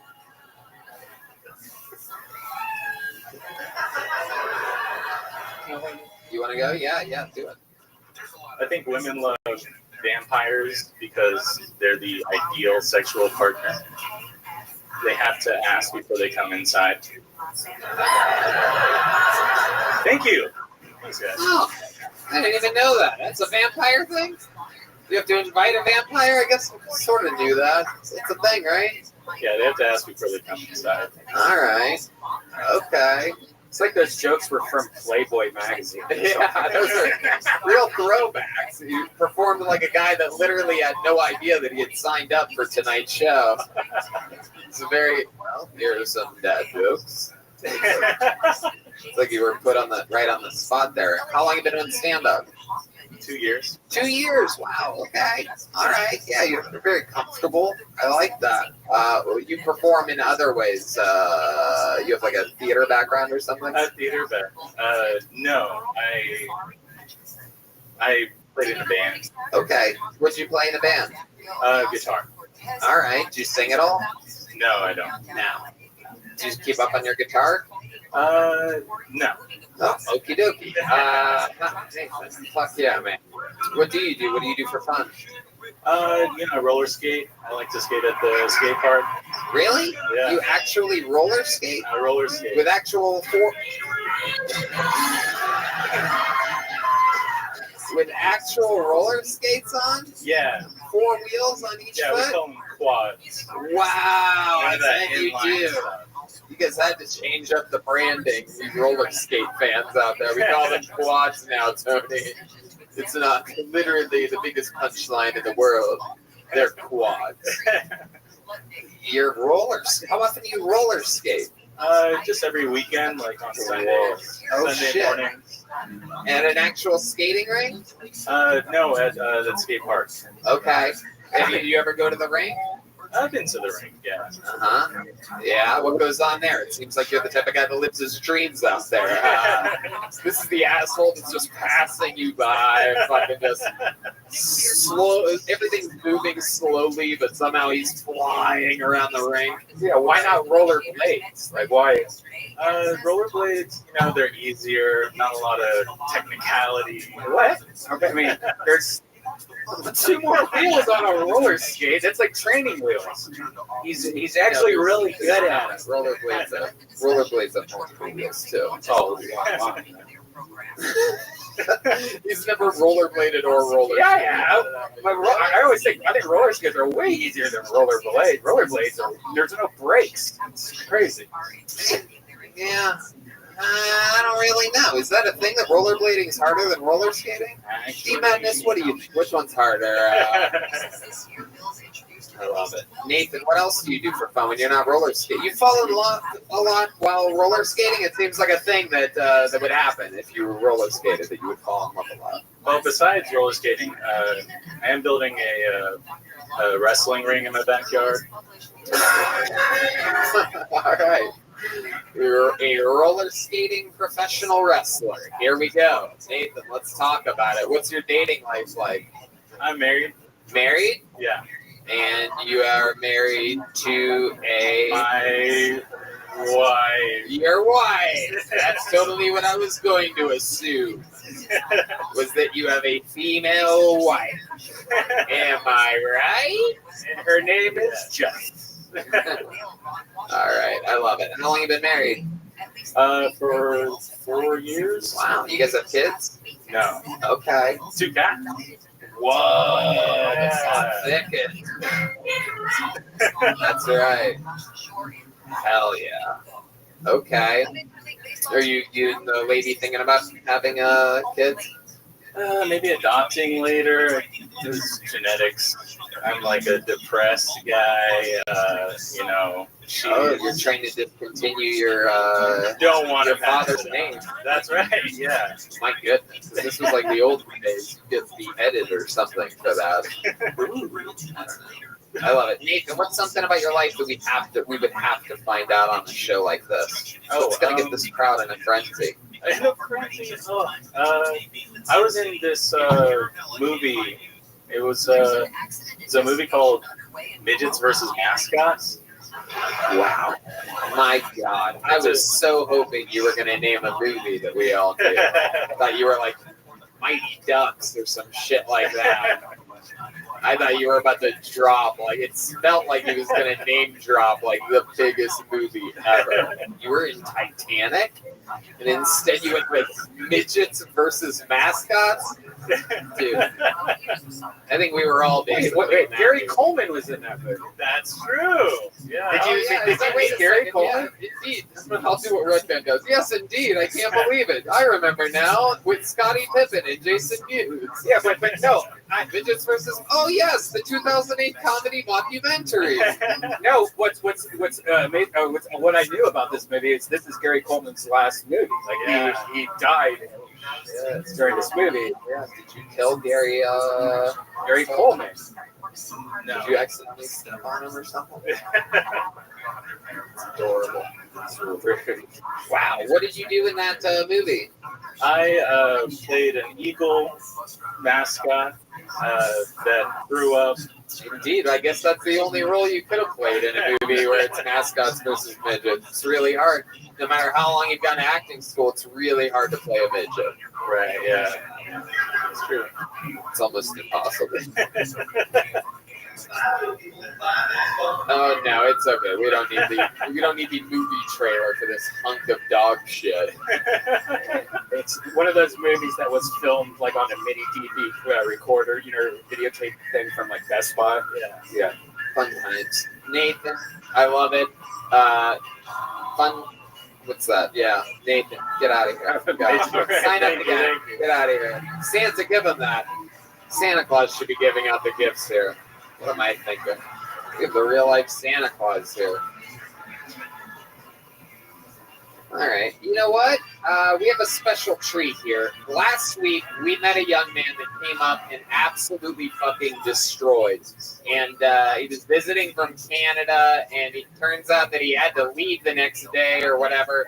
But he has extended his trip, and in return, he is getting an automatic spot here tonight.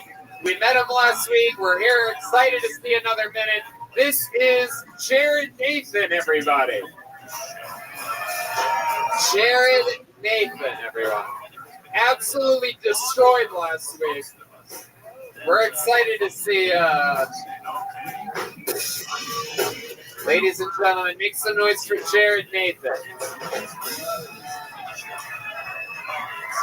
Yeah! It was hard growing up, having a stutter. My only role model was a cartoon. Hey, I didn't wear pants until I was 14. To the school, called my mom, and my mom said that was at least of his problem.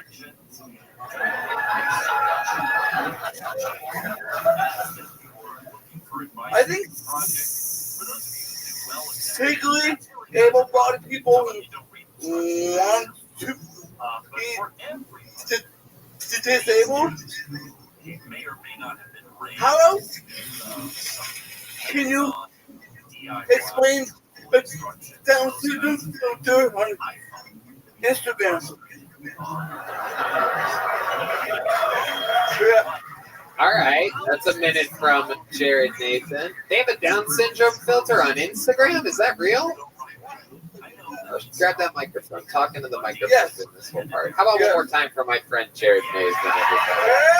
We met this guy a week ago. I love this, a new cowboy look. He's been here 1 week. You look like Wyatt Dirt. Call me Goldstein. I couldn't have said it better myself. It's funny you mentioned that. That's actually was going to be the next thing I said. So, a lot of W's in the front of that one. Yeah, that Porky Pig joke is fucking amazing, man. But that was hilarious. Yeah, incredible. I love this. So, how's it been? You've been here a week. Your life changed a week ago. You got pulled out of the bucket. Next thing you know, you're spending extra time in Texas. How's it been? How do you feel about it? Amazing. Yeah. Amazing. Was your mom cool with it? You said you'd have to call your mom to see if you could cool, stay. yeah. All right. Yeah. Okay. What'd she say? Don't have. Who else is working hard? Pretty much, I owe him money, so. Oh yeah. Yeah. You owe your mom money. By the amount of M's at the front of that, I can't imagine how much you owe her. It sounds like more than even Hans could help you with. Well, Jared actually started a GoFundMe, so because he was not supposed to stay here this long, so like he definitely needs the cash. So if you go to his Instagram, he actually has a GoFundMe for, so he can like hang out in Austin and do comedy. By the time this thing comes out, it'll already. You're gonna do great. So tell us about this week in Texas. What have you been doing? Who dressed you like that? How did this happen? This is like Toy Story if Woody made a baby with a Mr. Potato Head. Gotta give shout out to Jason Rouse. Yeah, Jason Rouse all the way. Absolutely. A great ambassador to the Canada comedy community. Fuck yeah. This is what all Canadians are like. For those of you that, for you Texans that have made the drive from Round Rock that have never met a Canadian before, this is what all Canadians look and sound like. Yeah. Hey! Very good. Absolutely. It's a shame you never got that letter on any of your report cards. You know what I mean?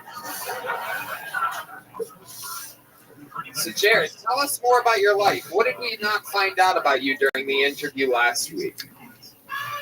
Like, what's something else that we should know about you? I'm a COVID screener at the anticipation. I'm a fucking mental hospital. Wait a second. You're the screener at the mental hospital? COVID screener, yes. Holy COVID shit. screener on the mental hospital. He's like, what? Wait a second. Hold on a second. Because I don't know what you said, but if you said what I think you said, this is amazing. You're the COVID screener. COVID. I asked you. You're the one getting the COVID test? No, I asked you. The people that are sick and worried about this disease that you don't know how it's going to hit you, and the first thing that they see is you sitting there just like, ooh, what's wrong? Really? That's it. How proud are you right now to be an American? You know what I'm saying? These goddamn Canadian testing facilities, I'm sorry. We might let you say hi at our Walmart, but not during our COVID test. You know what I'm saying, dude? I'm just kidding, Jared. Yeah. Would you like a booster? You're the best. You're a screener. See, they put you out there, just the canary in the coal mine in front of these people. Yeah, you have to check them in. I love it. And you, I'd imagine, are triple vaccinated? Double, just double? Okay. I'm just trying to feel it out. Have you ever had a problem where somebody did have a temperature and had COVID, and how did you react to that? I haven't had that. Oh. What's something crazy that you've seen at the COVID test? Wait, it's a mental hospital? Yeah. And then, so, do they get tested every day for COVID or something? People coming for appointment check? Mike feels low. Talk right into the end of that mic. Hello. All right, there he is. Hi. The audio listeners are going to love that I corrected you there. It's a little bit away from you. Okay. All right, so what's an interaction that's happened at this mental hospital that stands out to you? You have any wild moments with these people? I mean, it's you at a mental hospital, and you're on the business end of it. So that I'd imagine sometimes shit's got to go a little awry. You know what I mean? It seems like every once in a while thered be a little standoff between you and the quote mental patient. I had people laugh in my face. Really? Laugh at you? Yeah. High school, so it's always right. You're immune to that. Plus, you've been a comedian for how long now? 4 years. 4 years. So you're a fucking pro. Takes all the jokes, kills it all the time. All he does is kill. Everybody loves you. Turns out we were like the last to find out about you last week. That's pretty cool, huh? You have a great reputation amongst your peers. Thank you. I mean, yeah, exactly. All right, I love it. What did you do for fun this week in Texas? I ate some barbecue? Yeah, I knew where you were going on that one. I love it. When it starts with bar, we know. Barbara Rand. I love it. Have you ever been to Bubba Gump's? I haven't. No. Is it good? But he has been to Bubba. All right.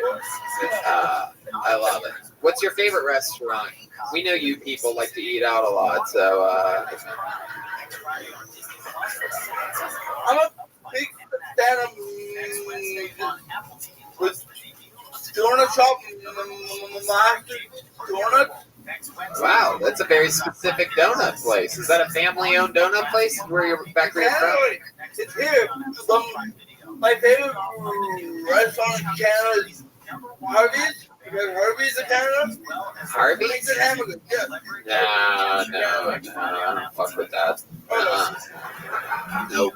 You drink Tim Hortons up there? Oh yeah, John D's. You know about this. They have that in Buffalo. For those of you who don't know, we basically let Buffalo be part of Canada. So, it's really Canadian shit up there. You ever go to Buffalo? That's like a big city for you guys. I've been there, yeah. Uh-huh. What do you love about Buffalo? I'm gonna be there. I'm going back there. I talk all this shit about upstate New York all the time, but I just picked up a weekend. I'm doing it in February. Chicken wing and leaving it. What? Say it again. I like chicken wing and leaving it. Leaving it. Okay. I gotcha. No, I love it. I love it. That stutter that you have, it sometimes happens and it sometimes doesn't. What do you think controls that? It's like a current down the river, and when you have dreams and nightmares, do you still have that stutter? I don't stutter in my What's it sound like in your dream? Can you hear that? Can you do an impression of you in your dream? You're right. This is wrong. That was a test for you guys. I was making sure y'all were paying attention. That's Matrix shit. Red Dan and I are professionals here, okay? You let us steer the ship. We have control. It's okay. You can trust us. We've been doing this every Monday for almost 9 years. All around the world, we know what we're doing. This is a special surgery right now. We've never had anything like this. This is like if the crocodile hunter got to meet a fucking Tyrannosaurus Rex. Ready? Yeah. Hello, Tony. How are you doing, everybody? Wow. That's incredible.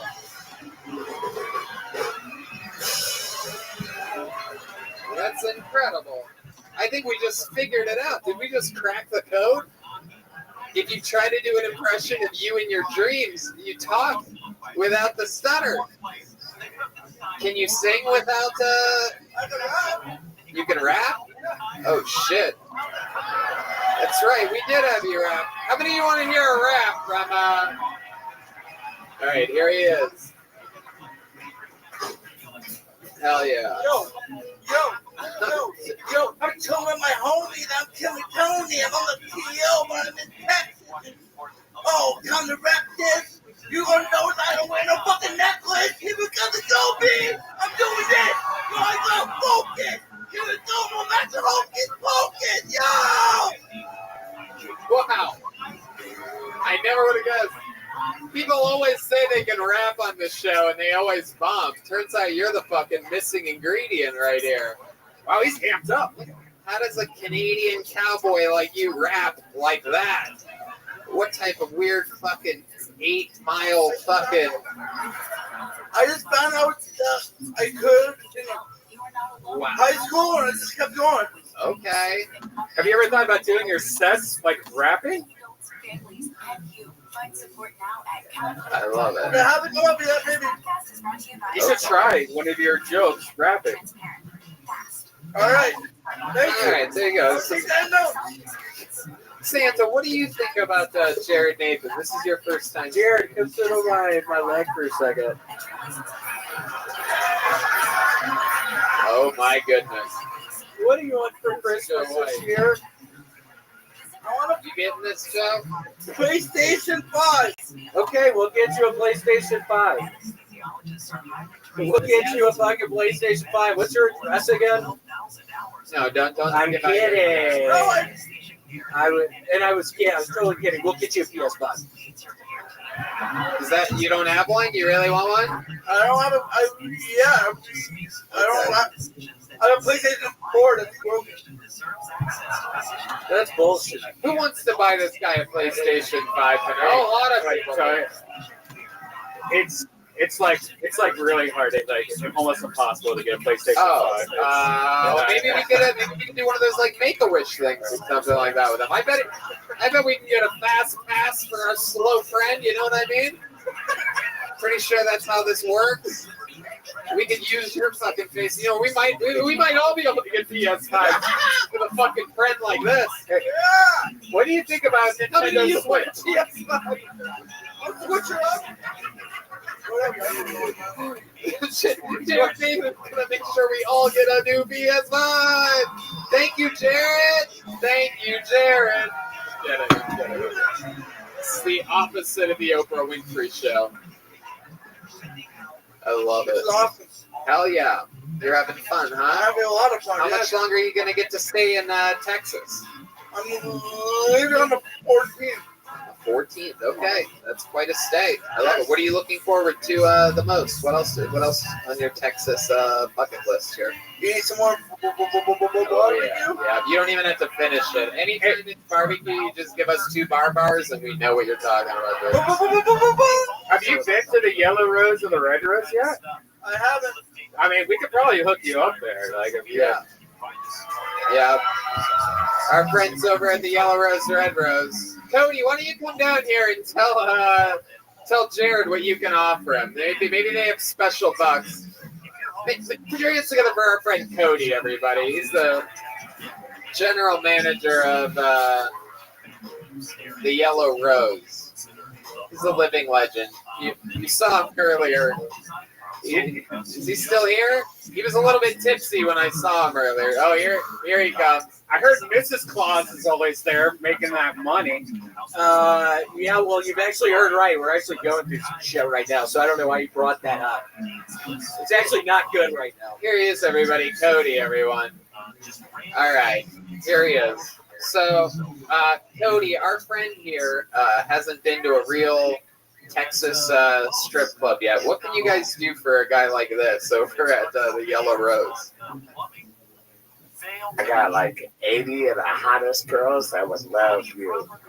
I can give you cabanas, bottle service, champagne. All right, we got to keep the bill really low, though. How do we do that?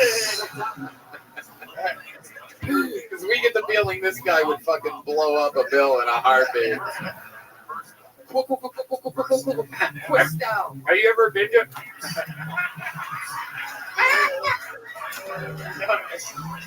Have you ever been to a strip club before? I have. You have? But those were Canadian strip clubs. Everybody looks like William Montgomery in here. I love it. Cody, how are things going for the Christmas time? You guys have any like special holiday things going on at the December 16th, we have Jessa Rhodes coming to host our Christmas party. Oh, is that a famous porn star? Is she? She is. Okay. You know this girl? Have you ever heard of Jessica Rhodes before? No, you don't know your porn stars by heart? You never fallen in love? You seem like the kind of guy that might fall in love with a porn star, no? Never? If you had Linda Jameson? Wow. Whoa. How old are you? Jesus Christ.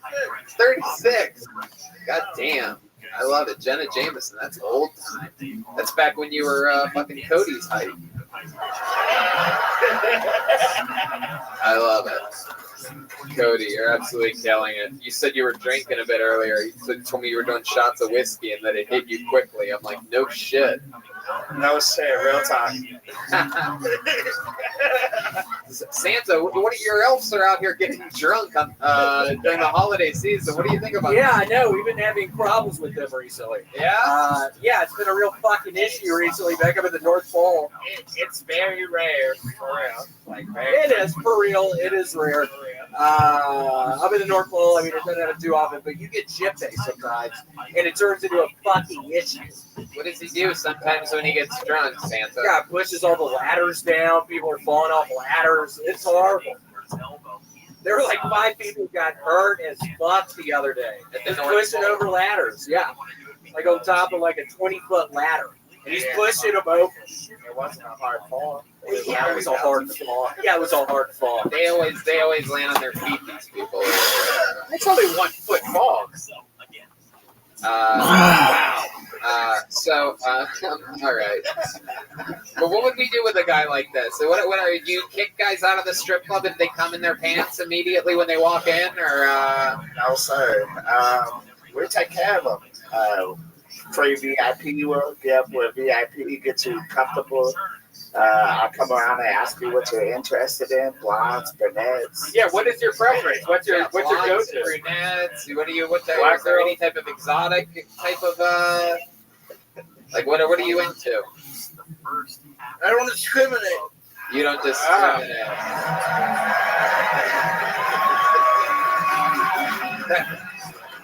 That's the answer I like to see. What's that? That's the answer I'm looking for. Hell yeah, dude. They have a wide variety over there, from what I understand. Hell yeah. D-Man doesn't discriminate, doesn't see color. It's his joke, not mine. It's his. That's D-Madness's joke. I love it. Cody, you're the man. Thanks so much for coming on. Take care of our boy when he comes down and visits you at the Yellow Rose. One more time for Cody. The best. I love it. So you're going to be in town next Monday? Yes. Do you have another minute of stand-up ready to go? Yes. Okay. Well, then how about we do another spot guaranteed here next Monday? We'll do one more since he's visiting from Canada and he doesn't get to sign up every week like those bozos back there.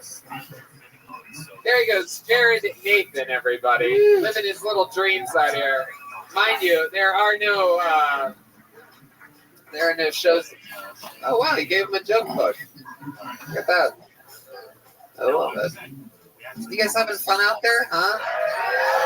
Right. Guys, follow Jared Nathan though on Instagram. Yeah, follow Jared Nathan. It's what's the actual name of his Jared? One Who Stutters, I think, right? One Who Stutters on Instagram. One Who Stutters. The word one? Or the number one?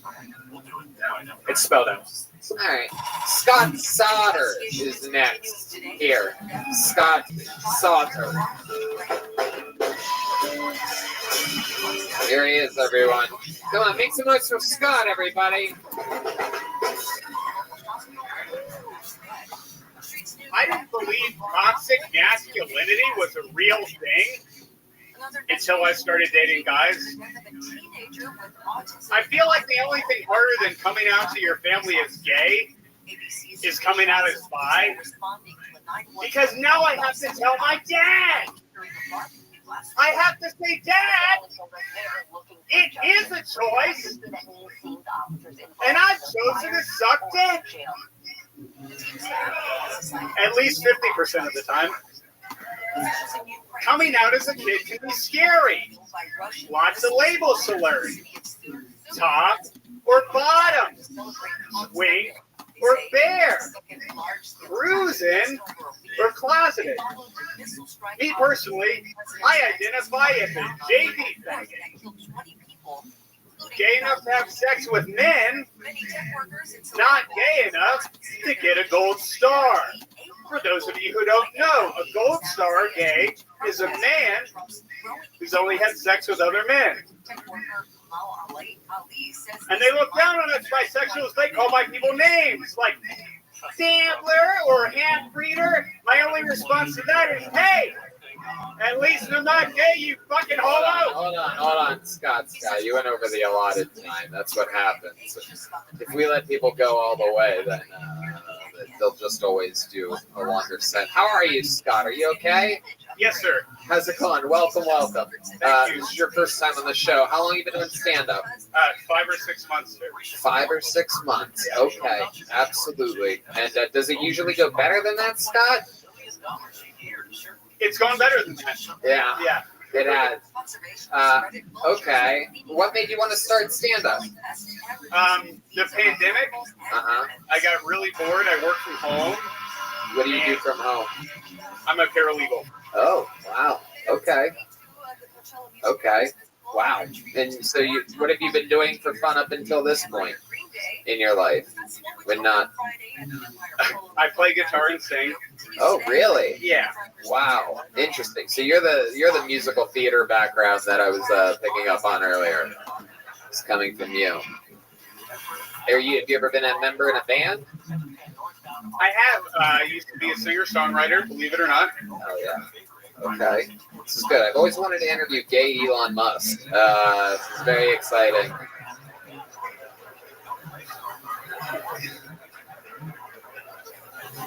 All right. What else do you do? What else are you into? Any hobbies or anything like that other than like just being gay? Or is that pretty much just everything? Just being gay all the time? Only half the time, but is that your way of saying what? That you're bisexual, or that you're half of your time is spent with a man? I would say both. I'd say both bisexual, and then that leaves to sometimes half my time with the men. So you're okay. So you're saying you spend half time with women, half time with men? Yes, sir. Okay. All right. And how did it end up? How did it start? How did it end up like that?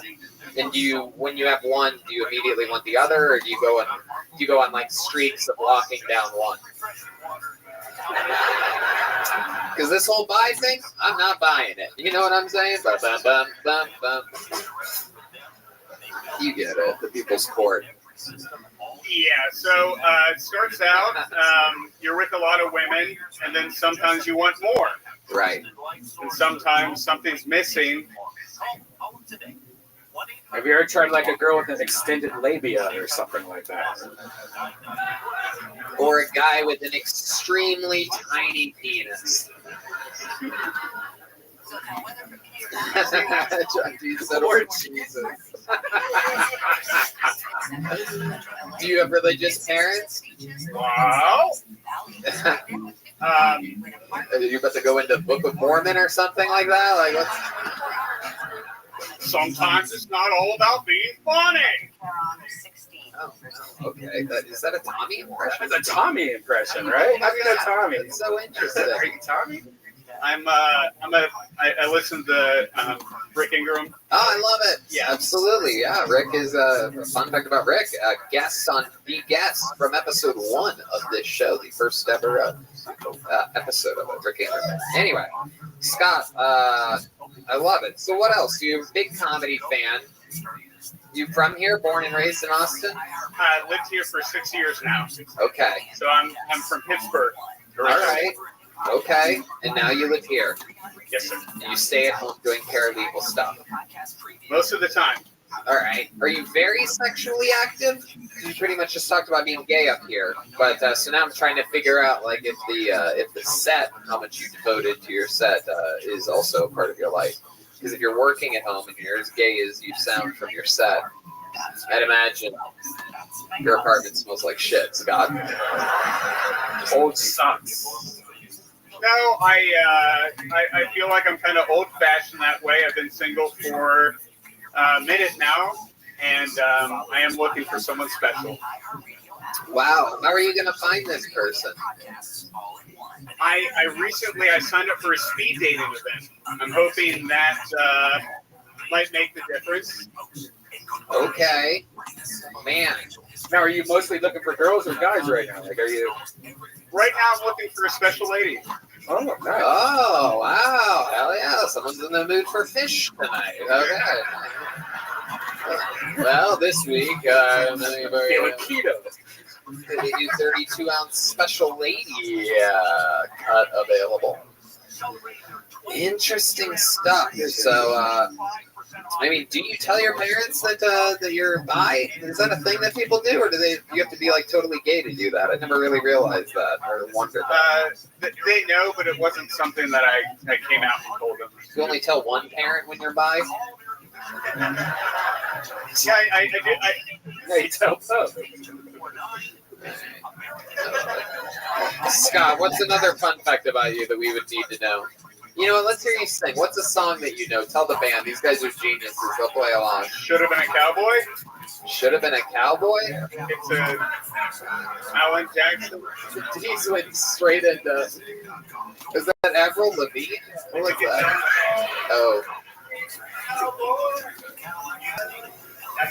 What is that? I think he's trying pitching the band. I think he's trying to teach the band an original song. Everybody. Hell yeah. Do you know what? Do you have a second song that they might know? They don't listen to country, Scott. Any Dave Matthews thing? Whoa! Holy shit, Scott! How old are you? 31. 31. All right. Dave, here's a little Dave. You don't know Dave Matthews?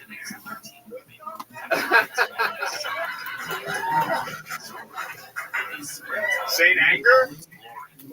Saint Anger, the best Metallica song. Scott likes his music like he likes his sex life. Shitty. There you go. How about you just try to do like a cappella and they'll follow you or something. Let's just try something. Just give us let's hear what Scott, you guys want to, Scott said he's a singer, everybody. He said it, not me. Guess you never heard old Marshall Dillon say, Miss Kitty, have you ever thought of running away? Settling down, would you marry me? If I asked you twice and begged you pretty please, she'd have said yes in a New York minute. And every time of night, his heart just wasn't in it. He stole a kiss as he rode away. He never hung his hat up at Kitty's place. All right. This is what I'm going to see in my fucking nightmares tonight. You singing that fucking shit. Sounds like the credits to an independent movie, you know?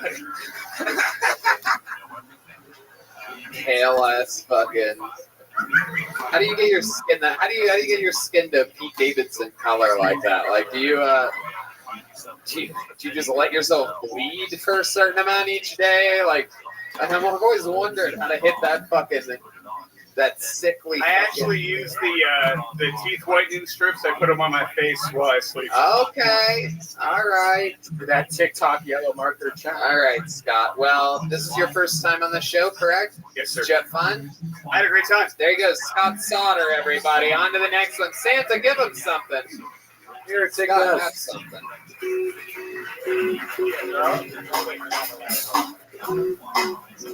Yeah, we will eventually. Chad J, ladies and gentlemen. Chad J is next.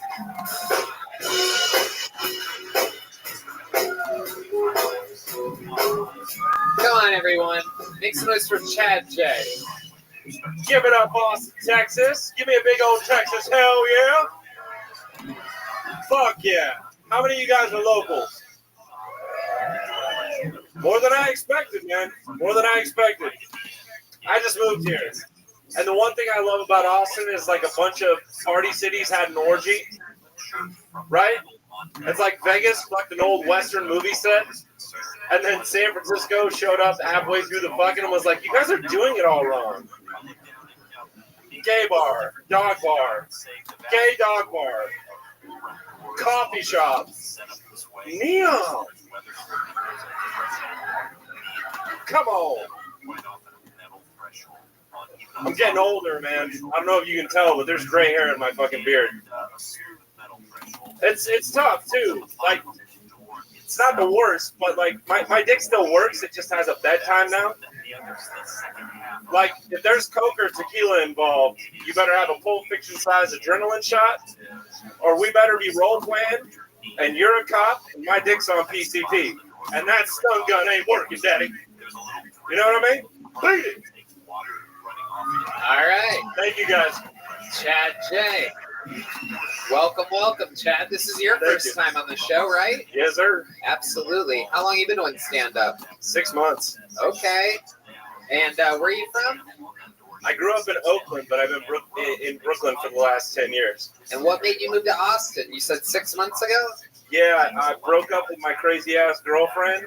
How long were you with her for? 6 years. Wow. Yeah. What was so crazy about her? What are some crazy things? What made her crazy? For instance, we couldn't leave the house unless it was an odd number. Get the fuck out of here. I mean, that's kind of your fault for getting into that, right? Like, the odd number, the date you mean? She was really hot, Red Man. Like, Hold on, really hot. Hold on. When you say odd number, you mean for the whole day or the time of the day? That minute. That minute? Yes. Oh, okay. That's acceptable then. So if it was 12, we were hanging. But if it was 12:01, boom, you're okay. Yep. It had to be an odd number that she walked out? Yes. Oh my God. So I when actually you left walked her, out when on you an odd left her, number. did you leave on an even number just to really fuck with her head? What did she think about your move to Austin, Texas? I don't give a fuck. Actually, she hit me up a week ago and was like, hey, just a heads up, I'm moving to Austin with my new boyfriend because we both got jobs there. Wow. So that just happened. That's how life works out. It's weird that way. And my response was, you went to school for research psychology. Apparently you don't know that this is an open carry state. What the fuck does that mean? Might as well have had Jared Nathan say that. I had no idea what any of that meant. What does that mean? Is she afraid of guns? Are you threatening her? No. All right. Well, we're just going to go on a hike, like Gabby Petito. Oh, shit, dude. All right. What the Chad fuck? J making jokes about killing his ex-girlfriend, everyone. So it's been 6 months. Have you been with another girl since then? Yeah. Oh shit. Yeah. You're a pretty good looking, what seems to be a charismatic guy. There's a little bit serial killer in you, but I'll take it. Yeah. You look like you own a bar on Rainy Street or something like that. You know what I mean? Did you inherit some money from your grandparents in the past couple of years? No, man. That's the vibe I'm getting. You have rich parents? No. I mean, my grandmother came over here with nothing from Poland. She's like a millionaire, but they don't share. Oh, you know what I mean? Okay. All right. She sewed it all into a jacket. Do you have any good Polish jokes? Oh, man. He doesn't. He doesn't have any good normal jokes. How could he possibly? Damn. I'm kidding, Chad. I'm kidding. You're 6 months in. You're doing fantastic. You're Thank holding you. your own up here. Thank you. How old are you? 35. 35. So these girls that you've met in Austin, you hooked up with, where do you meet them at? Are you just out and about? Like, you approach girls old school, or are you on these dating sites? I'm on Bumble, but I actually prefer to meet people out. You know what I mean? And that works for you? Like, yeah. Like the last girl you hooked up with. Explain to us how that went down. You're at a bar, and what happens? I like playing pool because you get other people involved. It's not necessarily creepy. You're just playing pool. Oh, you're banging dudes. Okay, I forgot. Or girls that like to hang out at pool halls. I'm taking on all comers. Oh Tony. shit! Look out! I love it. Okay, so you play pool, and then what do? You find a girl that's there with her boyfriend or something like that?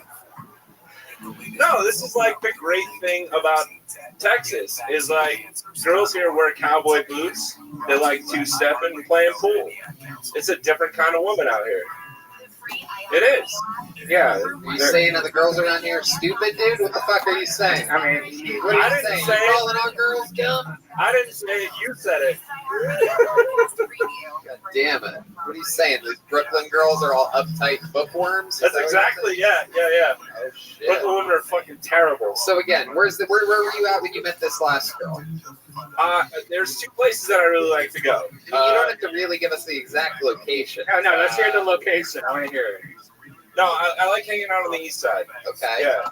That's So where then I live. you see this girl, she's by herself, she's with friends, you go up to her, how does that go down?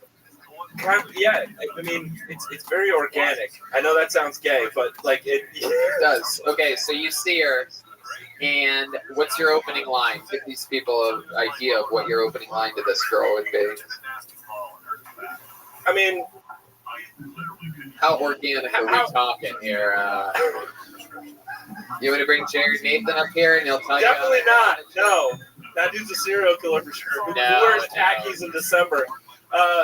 No, Dare you, Jesus. first of all, you son of a bitch. Wow.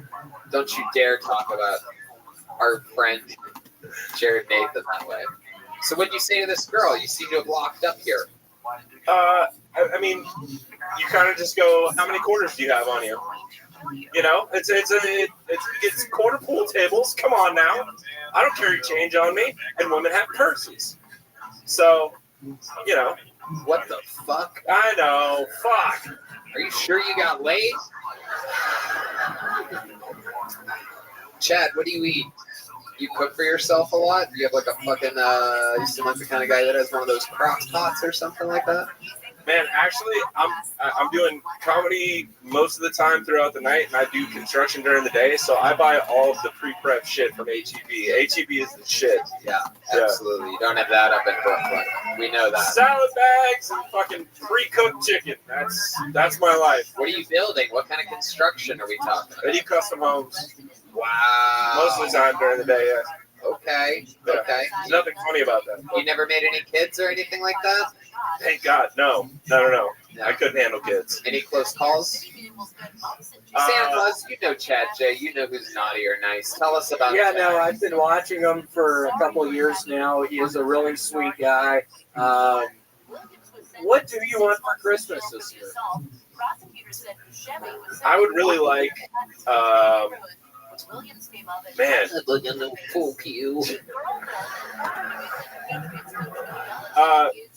Whatever meds you can find that make my mom less crazy now that she has a Facebook profile, like, I'll take all of What's them. your mom doing on Facebook? What's she saying? All the same shit that everyone else is doing. Like, what do you mean?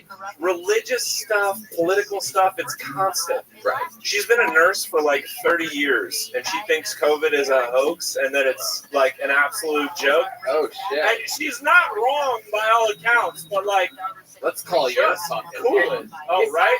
You know you don't have to be friends with your mom on Facebook. Like, I am not friends with any of my parents or family. You just make a fake Facebook profile, post a picture of a waterfall once a year, you're fine. All right.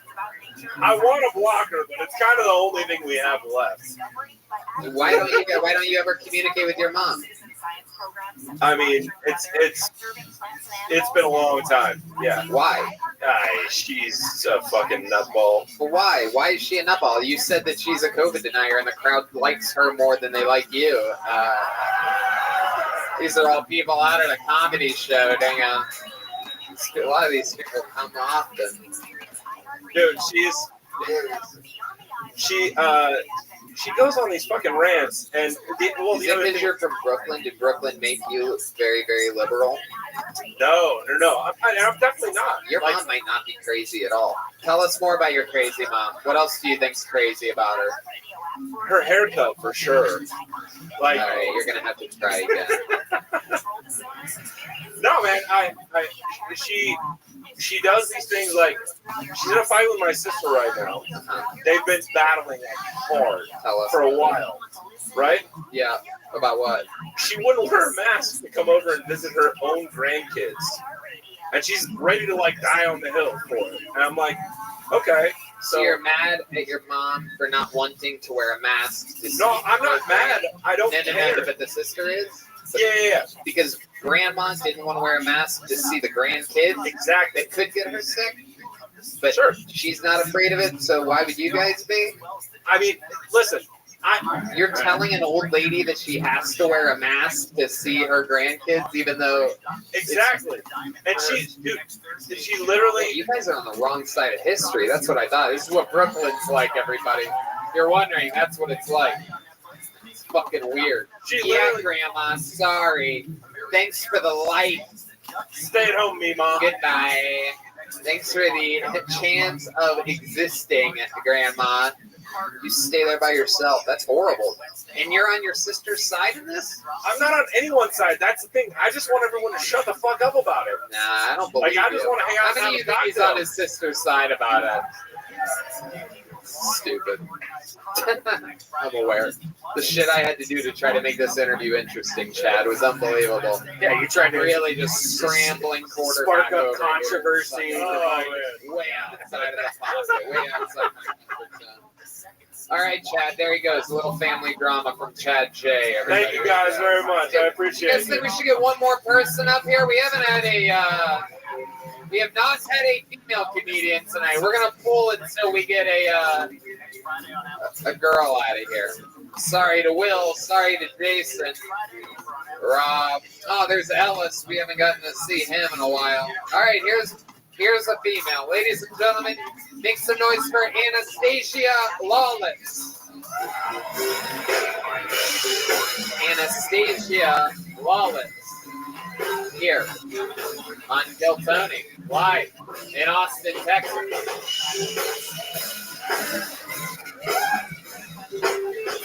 What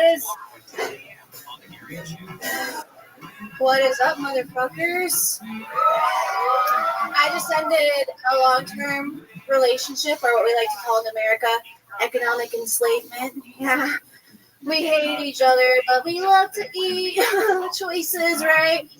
There's some things that I don't really understand about people in relation, like single people lately. Like people are like, I'm looking for my king. I'm looking for my queen. Did you motherfuckers not pay attention in history class? I'm not trying to be anybody's fucking Anne Boleyn. All right? She didn't suck my coconut. No. Not so much, and up until recently, these motherfuckers had to marry each other. Yeah. We make fun of people in Alabama for that shit, but if you're English, hashtag relationship goals. All right? No, I'm not looking for my king. No. I'm looking for that peasant love, you know? Because those motherfuckers know how to fucking party. You know what I'm saying? Yeah. Fuck yeah. Anastasia Lawless, everybody.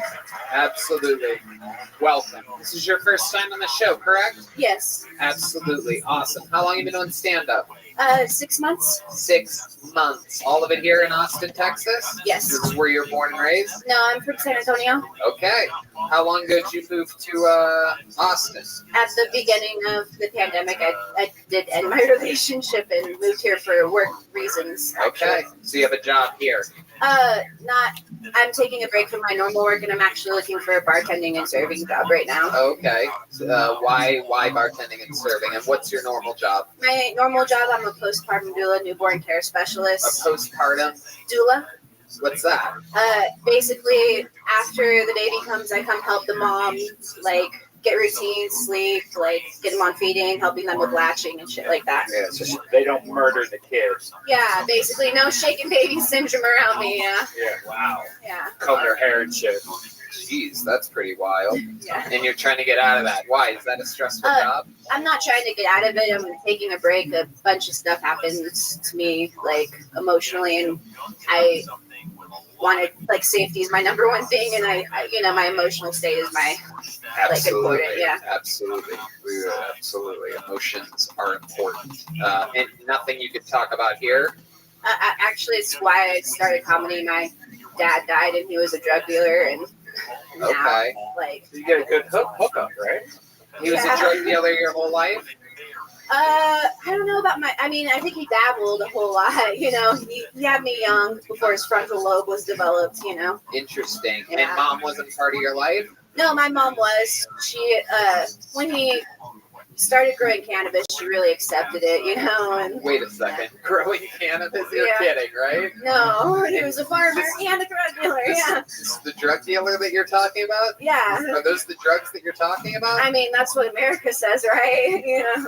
Yeah, that's not drugs. That's a cool dad. Yeah, I know. He was fucking amazing. He was amazing. Oh, okay. Yeah, no, I love my dad. I Yeah. got you. No, that's the reason why I didn't do comedy is because I would hate for something I say to like get him poked, you know. So you're being silly when you say he was a drug dealer.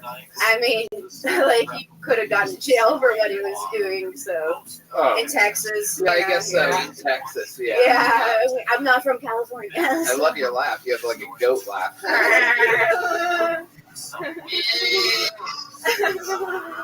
Anastasia. So what do you do for fun? What are you into?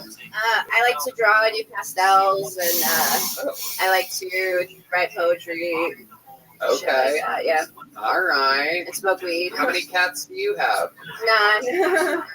No. 0 cats? Well, my cat died like 2 weeks before my dad. Oh, so, yeah. shit. Your cat's selling catnip? What was this cat doing? What? I'm pretty sure she got poisoned by a neighbor because she was a fucking gangster. Yeah. Really? Your cat Yeah. was a gangster? Yeah, she was. Right. A lot of gangsters die from getting poisoned by their neighbors. So. Wow. What was your cat's name? Tolstoy.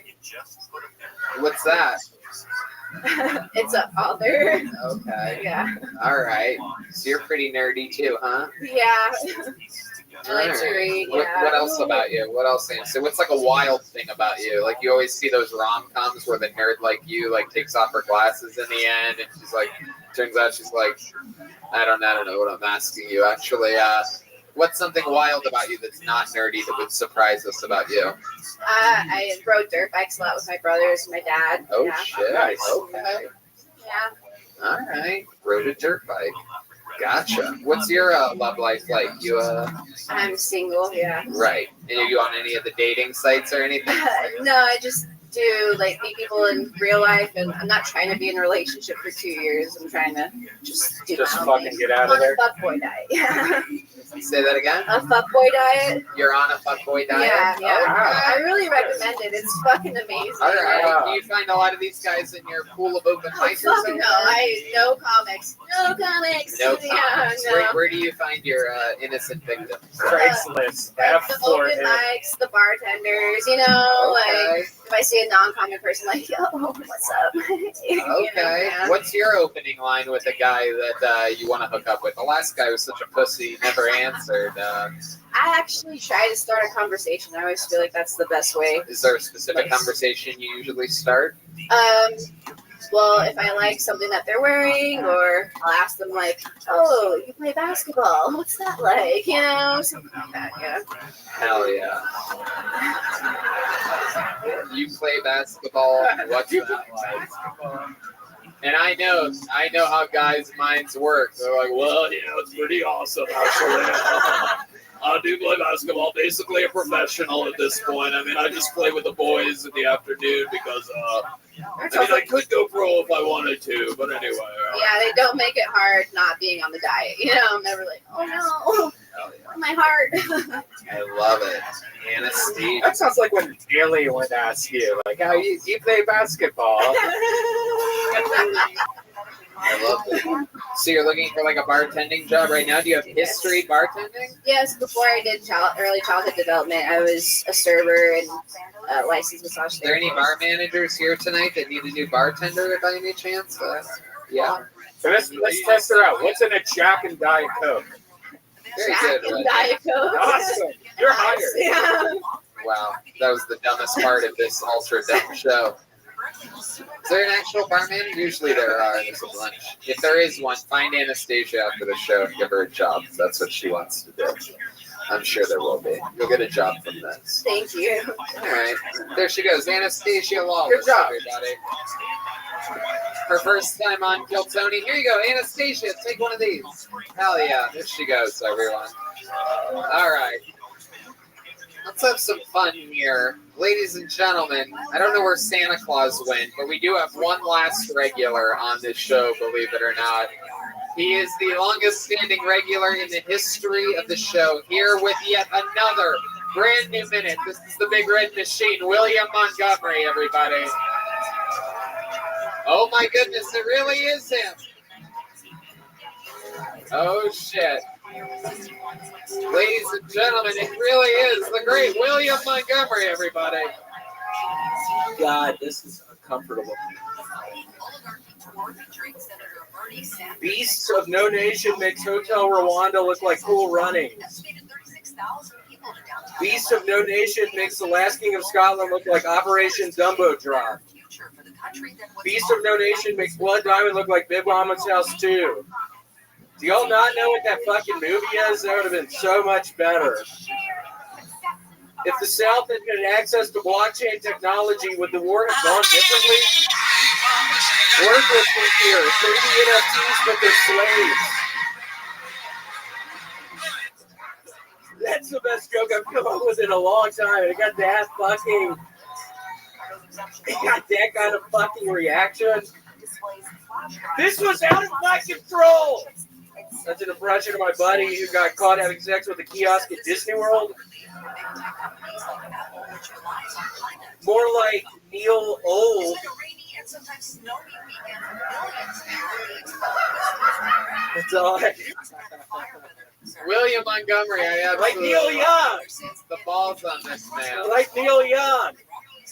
I don't know why that one didn't work out either. Wow, very unorthodox, taking chances that nobody else takes. What the fuck was that movie you were talking about? Of No Nation. I believe this was like a Netflix original film that came out about 3 or 4 years ago. Am I correct? Did you randomly see a movie and then assume that everyone also watched that movie at the same time? I saw it this past week. A very, very, very random movie.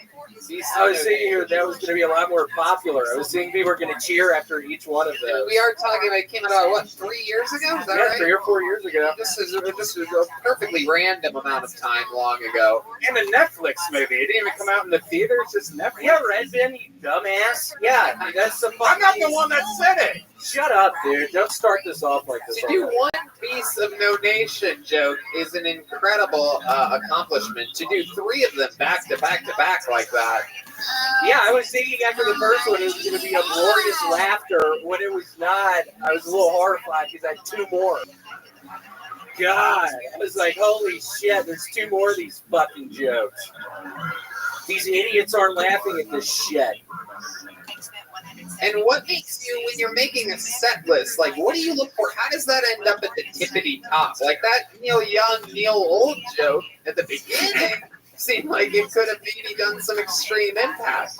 But, well, it sounds like I made a mistake tonight. I apologize. I made a pretty bad mistake with the order of my jokes tonight. I'm sorry for that. Oh, when you put it like that, it's just priceless. You make a lot of mistakes in your life, I've noticed. Red man. What the fuck does that mean, dumbass? Joke that they try. What does that mean, dumbass? I mean, every week you make a mistake. You ever think, like, stop doing that? Shut the fuck up. I'm not making the fucking mistakes every week. Why are you saying that? I have a lot of pressure on myself right now. I don't need this shit talk from you. Well, I put a bunch of pressure on myself right now, and then you have to fuck it up. William, ignore him. What's the extra pressure that you put on yourself this week? It was extra pressure to beat San Andreas. I beat it yesterday. Wow. After 42 hours of gameplay. Wow. 42 hours of gameplay. I was taking over Las Vegas. It was so exciting. I was chopping off people's fucking heads.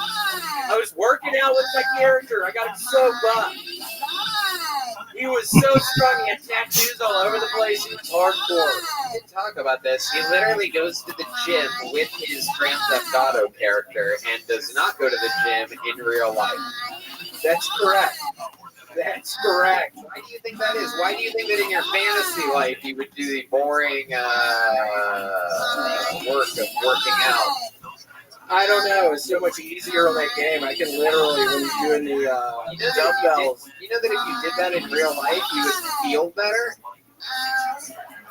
Do you think so? Do you think so? Wait, how often do you work out, William? I don't ever. I started doing it a little bit some months ago, and then I stopped. I got addicted to gaming. I started I started, oh man, it has been a slippery slope. I just started playing these fucking video games on a PS4, and now I pretty much can't fucking stop.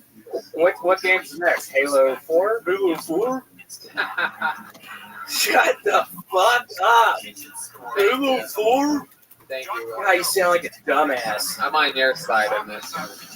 Asking dumbass shit like Halo 4? Halo 4? What are you gonna play next? What do you think's next on your I just started playing Grand Theft Auto Vice City earlier, so I will be playing that all night tonight, all day tomorrow, all day the next day, probably all day the next day. What do you like eat and stuff? Do you smoke while playing games? Like what else are you doing while playing these games? I eat, I smoke, I live my cigarettes life. while gaming? I do. I have to press pause and walk outside, and then, yeah, pretty normal stuff.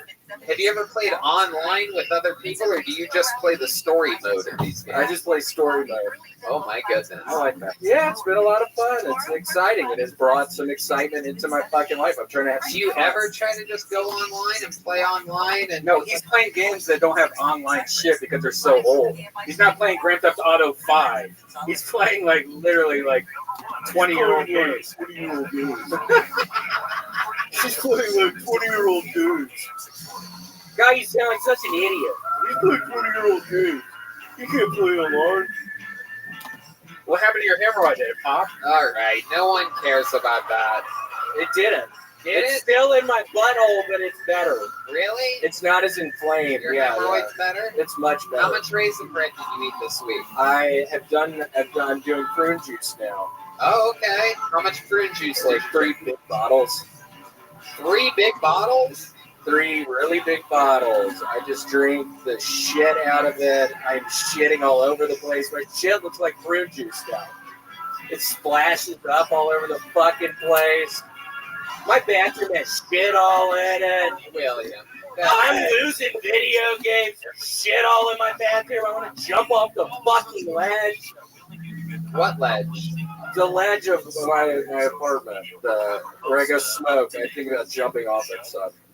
I'm just kidding. I don't know why I just said that. And nobody's laughing, so that makes it even weirder. Yeah, it did. It made it weird there. It made it even weirder. Got a little weird there. I love it. William, so what else is going on in life that we haven't talked about yet? Is there anything? You've been opening for Joe Rogan. There's been you've been on a lot of big shows here in Austin. A lot of the biggest shows. It's been fun. I'm trying to learn my jokes without having to read them off this piece of paper. And for those Rogan shows, he's like, okay, I like you, you're doing good, but you have to quit using your notebook. Joe has been pretty tough on you about the staring at the notebook. God, a lot of comedians look at not a lot, not even a lot. Like a small percentage of comedians bring notes, and sometimes when you're working out on a set, you'll glance at the notes. William tends to 8 minutes into most sets pull out his notes and just read them like that. Yeah. Sort of just My fucking mind goes blank after normally like 8 minutes, and I go into full-fledged fucking panic attack mode up here. Yeah. And I have to bring it up. I literally start panicking so bad. His comedy idol is Jimmy Garofalo. What? Nobody knows what the fuck. Yeah, what? I know. There's some unk. Deez is requesting the NFT joke. Did you do it? Did you like it? Did you do it again? Did you like it? You have it? I'm Is it pulling written it down paper. somewhere? Ladies and gentlemen. Yeah, no, this one's really good. I don't know why everyone didn't laugh at it. If the South had access to blockchain technology, would the war have gone differently? Work with me here. 3D NFTs, but they're slaves. See, nobody's laughing. You're looking at me weird, and you're African American. I feel like you're. He requested it, so it can't be. It technically can't be racist if he requested I just got set up. I didn't even see it coming. I thought you really liked that joke. You just set my ass up. Oh, God. William, we absolutely love you. We did it again. That's another episode of Kill Tony. Watch the William Montgomery Show, everybody. It's out there. Available on all podcast platforms. This was another episode of Kill Tony, brought to you by the Yellow Rose, the Red Rose, CM Smokehouse, Blue North, the Vodka Seltzer, Blue Norther. Wow, that drawing is incredible. Santa Claus, me, and Red Man. RyanJEbelt.com for all the prints of Kill Tony. Yeah, incredible. Thank you, live audience, so much. There's merch for sale in the corner. Let's say hi to Avery over there. She's got a bunch of cool Kill Tony stuff. And how about one more time for the band, everybody? The Screwball Peanut Butter Whiskey Kill Tony Band. Michael Gonzalez, Matt Mueling, John Mees, and D. Go back, baby! Good night, everybody. Oh, yeah, it's the after party. There's an after party right after this. Unlock your phones, we'll all be hanging out. Another hour will be playing. You just hang out of here. Unlock your phones. It's the whole thing.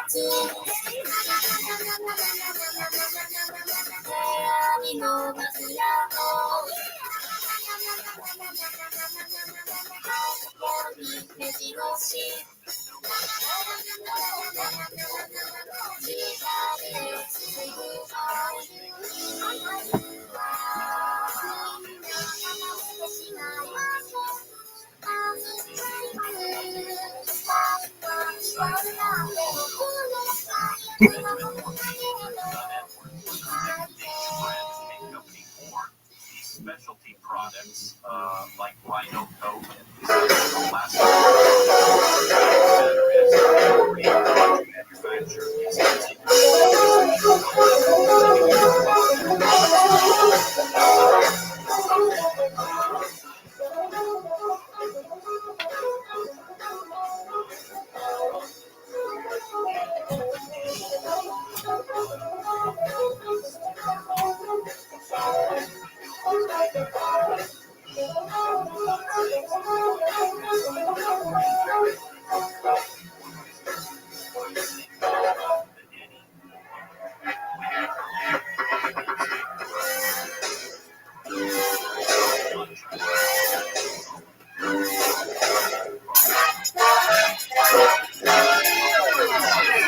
Hey, this is Rabbi coming live from Vulcan Gas Company here in Austin, Texas. For a brand new episode of Kill Tony, get up for Tony, bitch! Come on, you guys gotta make more noise than that. You ready to do this fucking shit tonight or what? Yeah! Happy Monday, y'all. You're at the #1 live podcast in the world. How about a hand for my buddy Brian? Hey, everyone. And how about a hand for this goddamn band, huh? That's the Kill Tony Band, brought to you by Screwball Peanut Butter Whiskey. This is another live episode of Kill Tony. Got a fucking hot crowd here tonight. Looking good. Brought to you by the Yellow Rose and the Red Rose, the two best strip clubs in the world. Just so happen to be here in Austin, Texas. Show's brought to you by them. Blue North or Vodka Seltzer, as you see here on the stage. Order yourself one. Unbelievably delicious. CM Smokehouse cooked us food earlier. Hey, Yoni, what's the name of the sushi people? And Tare Sushi. Good luck spelling that. Yeah. It's T-A-R-H? Who gives a fuck? We'll figure it out. What is it? You know it? You know it? Okay. No, but you can hire them for catering if you have parties. They also have a food truck, I believe. Follow Yoni at Best Barbecue Show. Let's get this thing rolling. Before we start tonight's episode, here's a little bit more about the amazing sponsors that made tonight's episode available for you here right now. Hey, y'all, I gotta tell you, even though it's getting a lot cooler outside, especially here in Texas, cool weather makes it easier to miss the extreme signs of dehydration like overheating or perspiration, which means it's even more important to keep your body properly hydrated. Flu season is in full swing. Proper hydration and vitamins can help support a strong immune system. Making hydration a priority helps us feel healthier on a day-to-day basis and fuels us to be our highest potential. 1 stick of Liquid IV in 16 ounces of water hydrates faster and more efficiently than water alone. We absolutely love it. We drink it every day. This is a product we really believe in. In fact, the record would show that we have been saying this since before this was an official sponsor of the show. Red Band, tell about your side of the story. All right, I got great news. Cherry flavor is back. So is all the other delicious flavors.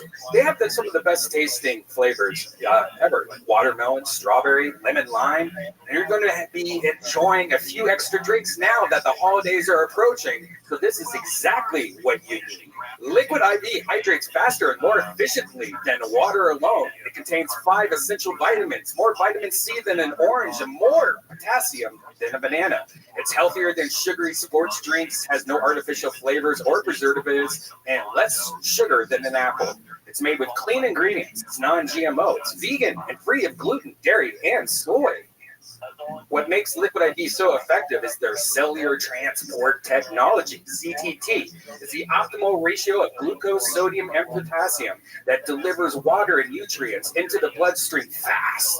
It's the perfect balance to help you hydrate more quickly and effectively than water alone. Liquid IV is on a mission to change the world. The company is donating 4 million servings in response to COVID-19. Products are being donated to hospitals, first responders, food banks, veterans, and active military. Liquid IV has donated over 11 million servings globally. That's right. Grab your favorite Liquid IV flavors nationwide at Walmart, or you can get 25% off when you go to liquidiv.com and use the code TONY at checkout. That's 25% off anything you order when you get better hydration today using promo code TONY at liquidiv.com. Yeah, my pubes are looking amazing. The support for Kill Tony is brought to you by Manscaped, who is the best in men's below-the-belt grooming. Manscaped offers precision-engineered tools for your family jewels. They obsessed over their technology and developments to provide you the best tools for your grooming experience. I absolutely love this stuff. It's classy, it's made for men, and I love it. My favorite thing is the new and improved Lawnmower 3.0. Their third-generation trimmer features a cutting-edge ceramic blade to reduce manscaping accidents. Millions of balls are about to be nick-free thanks to Manscaped's advanced skin-safe technology. Red Band? Manscaping accidents are finally a thing of the past. When I tell you this is premium, I mean premium. The battery will last up to 90 minutes. You can take a longer shave. Ooh, that's a long time. The water-resistant technology allows you to groom in the shower, which is really cool. One of the coolest features is the LED light, which illuminates your grooming area for a closer and more precise trimming. Wow. Do you use that LED light? Do you look under your belly at what you're doing down there? I can't see anything. They've also upgraded the 7,000 RPM motor with quiet stroke technology. And let's not forget about the charging stand. That's right. Show your mower off loud and proud, because this intelligently designed stand is a convenient charging dock powered by a USB. If you are listening to me speak right now, I want you to experience it firsthand for yourself. Trim that junk of yours. Get 20% off plus free shipping with the code KILLTONY at manscaped.com. Your balls will thank you. Get 20% off and free shipping with the code KILLTONY at manscaped.com. That's 20% off with free shipping at manscaped.com. Use the code KILLTONY. Your balls will thank you. That's right. They will wake you up in the middle of the night and they will thank you for purchasing. Manscaped.com. Use the code KILLTONY. Don't be an idiot. Trim your junk. Do it now. You guys ready to start tonight's episode or what? Very good. Then we shall. Every single week, I have one of the funniest comedians in the world to join me on this show. This week is no different. This is actually this guy's first time being on the panel, which is incredible because we have been working together for years and years. This guy moved here all the way from the Comedy Store in Los Angeles, Austin Zone. Dylan Sullivan, everybody. Here he is. This is the future right here, becoming the present. I'm the guy that introduced you to Tim Dillon, to Shane Dillon. This is one of those moments where you guys are going to learn about the ways of big, beautiful Dylan Sullivan. Hi, Dylan. Hey, Tony. Thanks for having me on, Look man. at your jolly fucking head and body. What a happy big little boy you are, huh? Man, I showered for this. I'm excited. Hell yeah, you are. This is my fucking little chunky nephew, Dylan Sullivan. Real Comedy Store guy, just like me, came up through the fucking ranks, and now he's here, killing it in Austin. There's a real fucking scene here. You can follow him on Instagram at Dylan Ray, S-U-L-L, all one word, Dylan, D-Y-L-A-N, Ray. So, are you liking the move here, Dylan? Oh, hell yeah. It's being alive again. It's great. Oh, yeah. Thanks for having me. Tell by the sweat on your forehead that you're loving it here, Dylan. It's great. This is always so.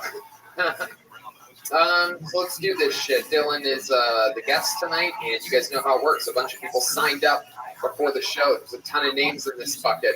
If I pull someone's name out, they get 60 seconds. You know their time is up, and you hear the sound of a kitten.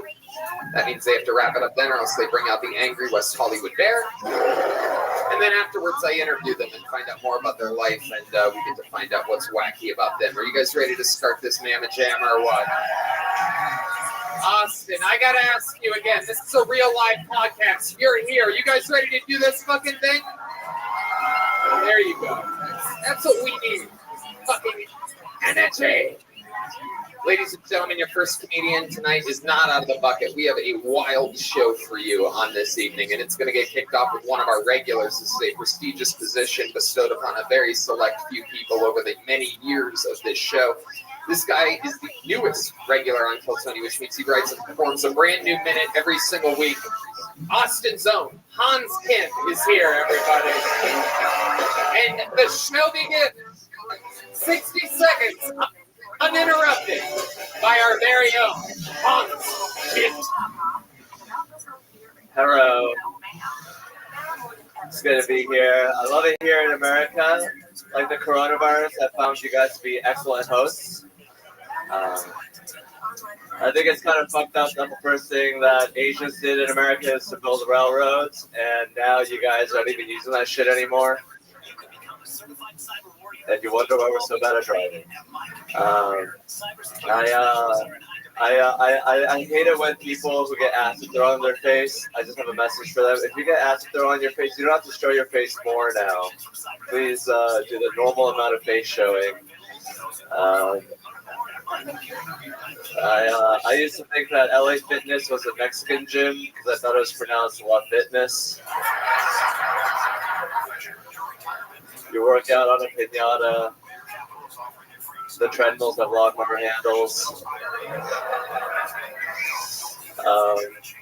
Yeah, that's it. Thank you. There it is. Exactly a minute. Hans Kim. You did it again. Thank you, Tony. You're welcome, Hans.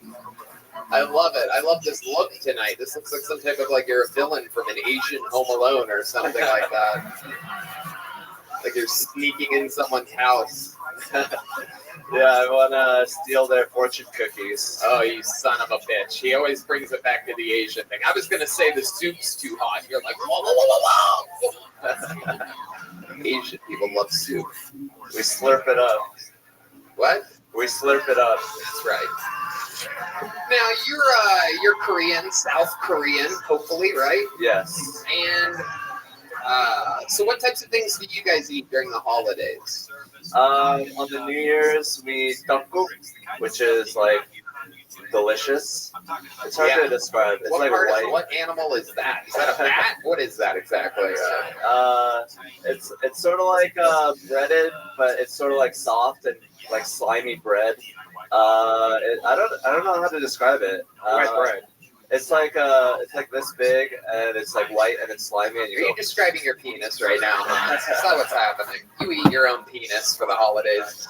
Do South Koreans have Christmas, or is it like a Hanukkah setup? What exactly do you guys do? You guys light up fireworks or something wacky? We pretend to be American, and we're like, we love America. Christmas, we're doing the Christmas thing too. Look at us. Do you do that like only when people are walking by and stuff, or do you do it all the time?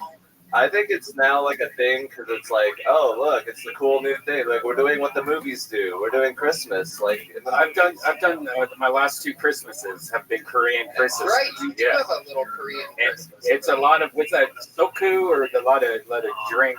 It's like soju. Soju, a lot of soju, and a lot of kimchi, and just a lot of vegetables and weird little plates, millions of plates. Soju is what I call the people that buy me cheap presents during the holidays. Like that is soju. All right. Not that Jewish, but just so Jewish. Hans, what's been going on this week in your normal life? Tell us something good. I moved into a house. Hey, look at that!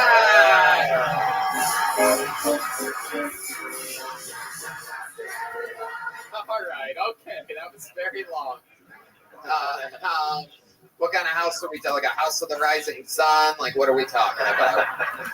It's a house that my friend has gifted upon me because she's out of town, and she just was like, here's a free house. And so now I have a free house. So it's temporary.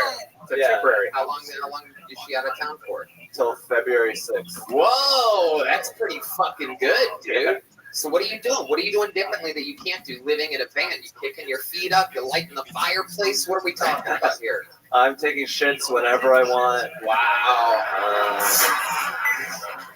Shits. All right, Red Man.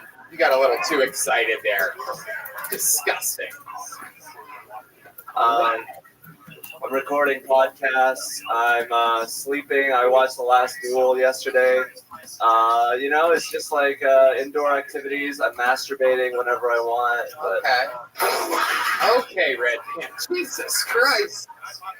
What are you masturbating to? What are you looking up? What are you searching? Mostly a lot of Japanese massage porn. Really? Yeah. Oh my goodness. Dylan, what do you think about all this? Hey, Hans, do you watch your porn in a widescreen? Yeah. So stupid. When they say stupid. Do you watch your porn in widescreen? Now I want to know. It's actually a better question than I thought it was. Now that I think about it. I watch the world in widescreen. Everything. There it is. That's comedy. That's just set up, knock him down, fucking home run derby right there. I love it. Now, when you watch porn, do your eyes automatically scramble the image back to what it actually looks like? Because you guys like to blur out private parts in the Asian porn world. Yeah. I'm wondering if that's what those glasses that you're wearing do or something. Yeah, I see everything. I can see right through clothes. I'm looking at a lot of you ladies right now.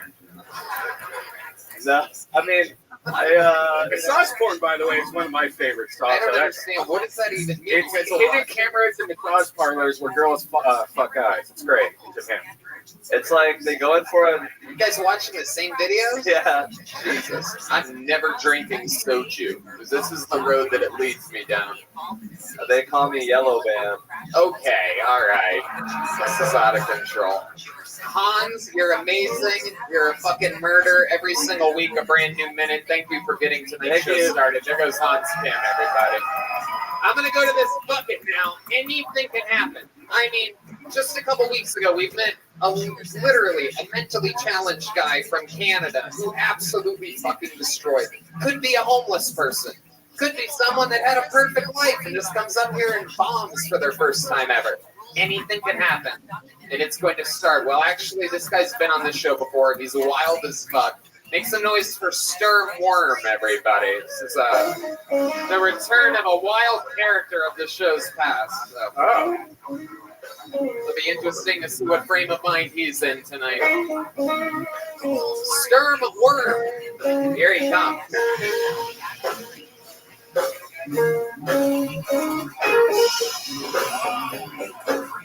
is, out of the bucket. One more time for Sturm Warren, everyone. This is so it's looking like I'll be serving tables the rest of my fucking life. And honestly, I don't even mind serving tables. I just hate dealing with people's bullshit. Back in Naples, Florida, Cheesecake Factory, lunch shift, Karen pales in comparison to what we're dealing with. We're serving heartless monsters. I'm talking Karen's mother, Barbara, the one who taught Karen all the tricks. And no, I don't want to see pics of your stupid ass grandkids. Trust me, I don't think they're as cute as you do. They always want to be all buddy too, and I see chicken pot pie on the menu. That's when we find out who the real Barbara is. I calm them down by recommending the meatloaf. Works like a charm. They fucking love that shit.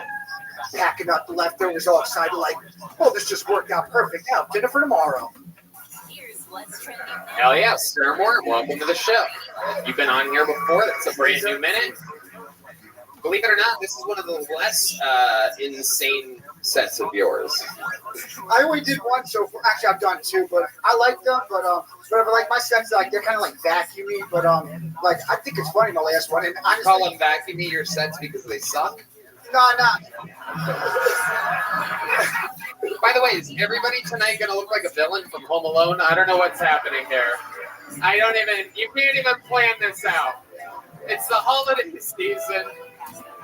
This guy and Joe Pesci just laying the wood down at Kevin McAllister's house. At Yard House, I was working at Yard House. You literally look like you'd be a YouTube version of Home Alone. At the Yard House, like a Home Alone shot only on Ring cameras or something like that. At the Yard House, some dude said I looked like Mar from Home Alone. What? What the fuck are you saying? I was working at the Yard House before I moved here, and some dude said I looked like Mar from Home Alone. Right? Absolutely. There you are. There you go. That guy had a good sense of humor that said that. Okay. So, Sturm, what's happening in life? You're serving tables? Nah, well, I just moved here. I quit the Yard House right before I moved here. Long story. But, like, obviously, I'm looking for work, and obviously, you can figure out where I want to work. I don't want to serve though. Like, here's the thing. Like, I'm dealing with walking issues right now. It's weird. I'm in an Airbnb right now. Where do you want to work? I'm working Oh, yeah. Totally never. No chance in hell, Sturmore. That's impossible. We all know he wants to hire people just like me. People who actually serve tables and people who create. And I create and serve tables. I create about serving tables. My Yard House video and my Cheesecake Factory music video will get me hired alone. He wants to feel safe at his work. You know that, right?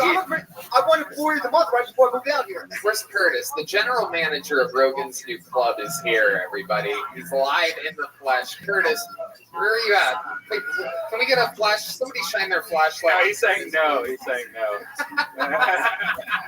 He's saying no. We literally just tried to get you hired. It's not going to happen. It's all good.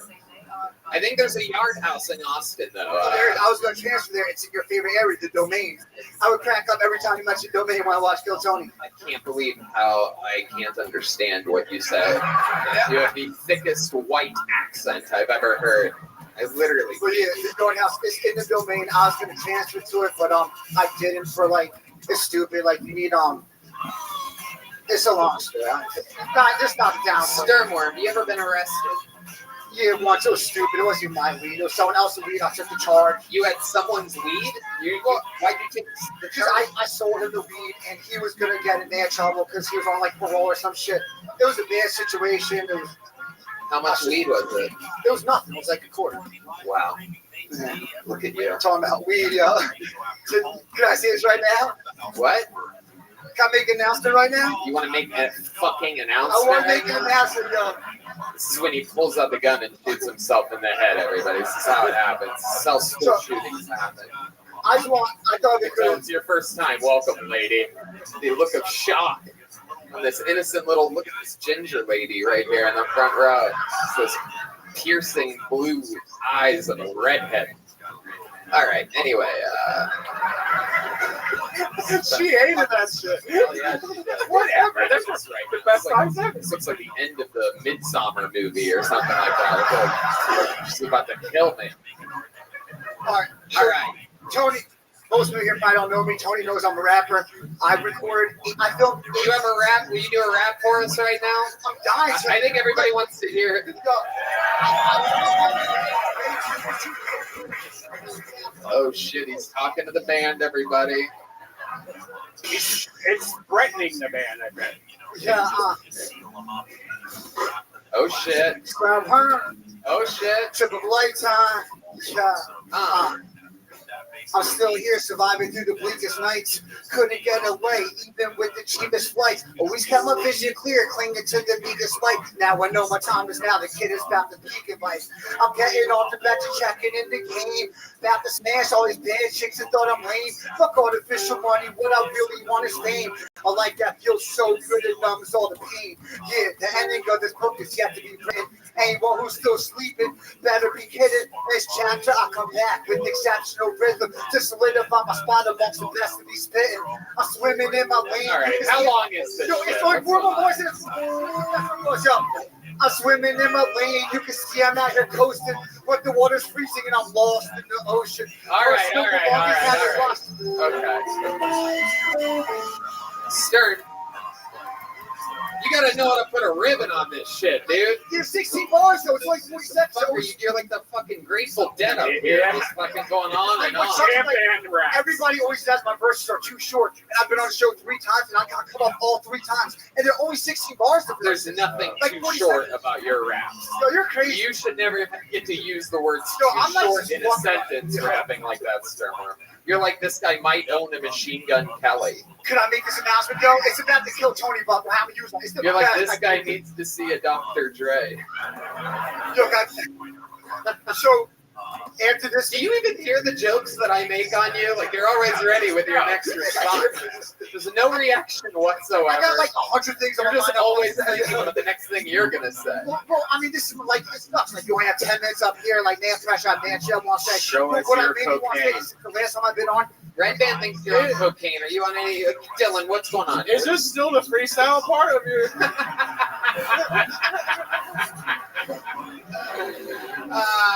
I gotta get this out.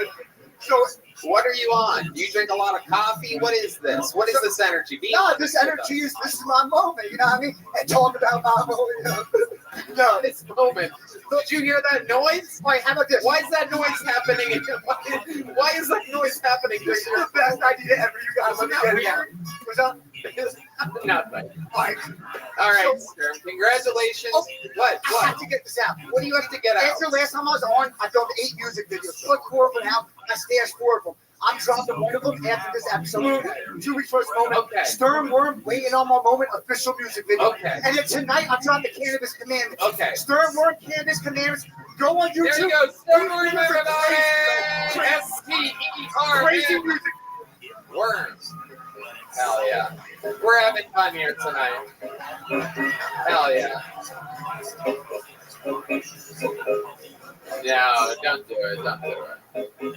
All right, your next comedian goes by the name of Ray Chenevi. Ray Chenevi. Here he comes. Here comes Ray, everybody. Ooh, I like this circus music.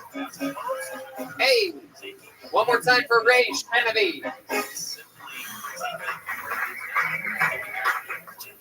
So I learned yesterday drinking 2 5-hour energy drinks does not make a 10-hour energy drink. It makes a 5-hour psychosis drink.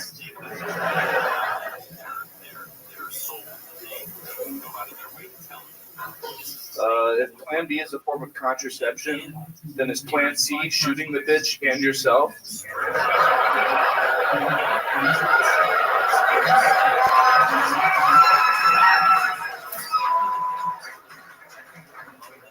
So a little about me. I want to make a foundation called Racism is Retarded so I can watch woke people's heads explode.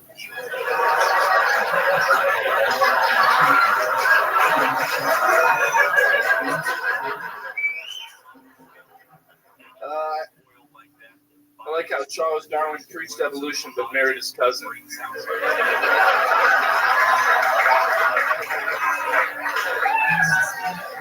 Wow. You want one more? The guys answer that joke? If you want to, you can do it. Yeah, the only thing evolving about the Darwins were their eyes moving closer together each generation. Hell yeah. Fuck you, Charles Darwin. Ray Sheneby.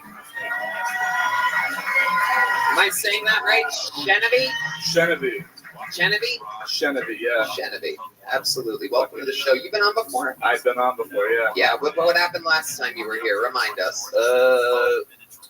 What did we find out about you that was interesting? I told you about I'm a 3D artist. I make like visuals for live music. Okay.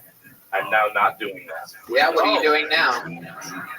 I'm an AV technician at a hotel. Wow. So what are you doing at that hotel, really? Call from Grace. Sorry? Mm-hmm.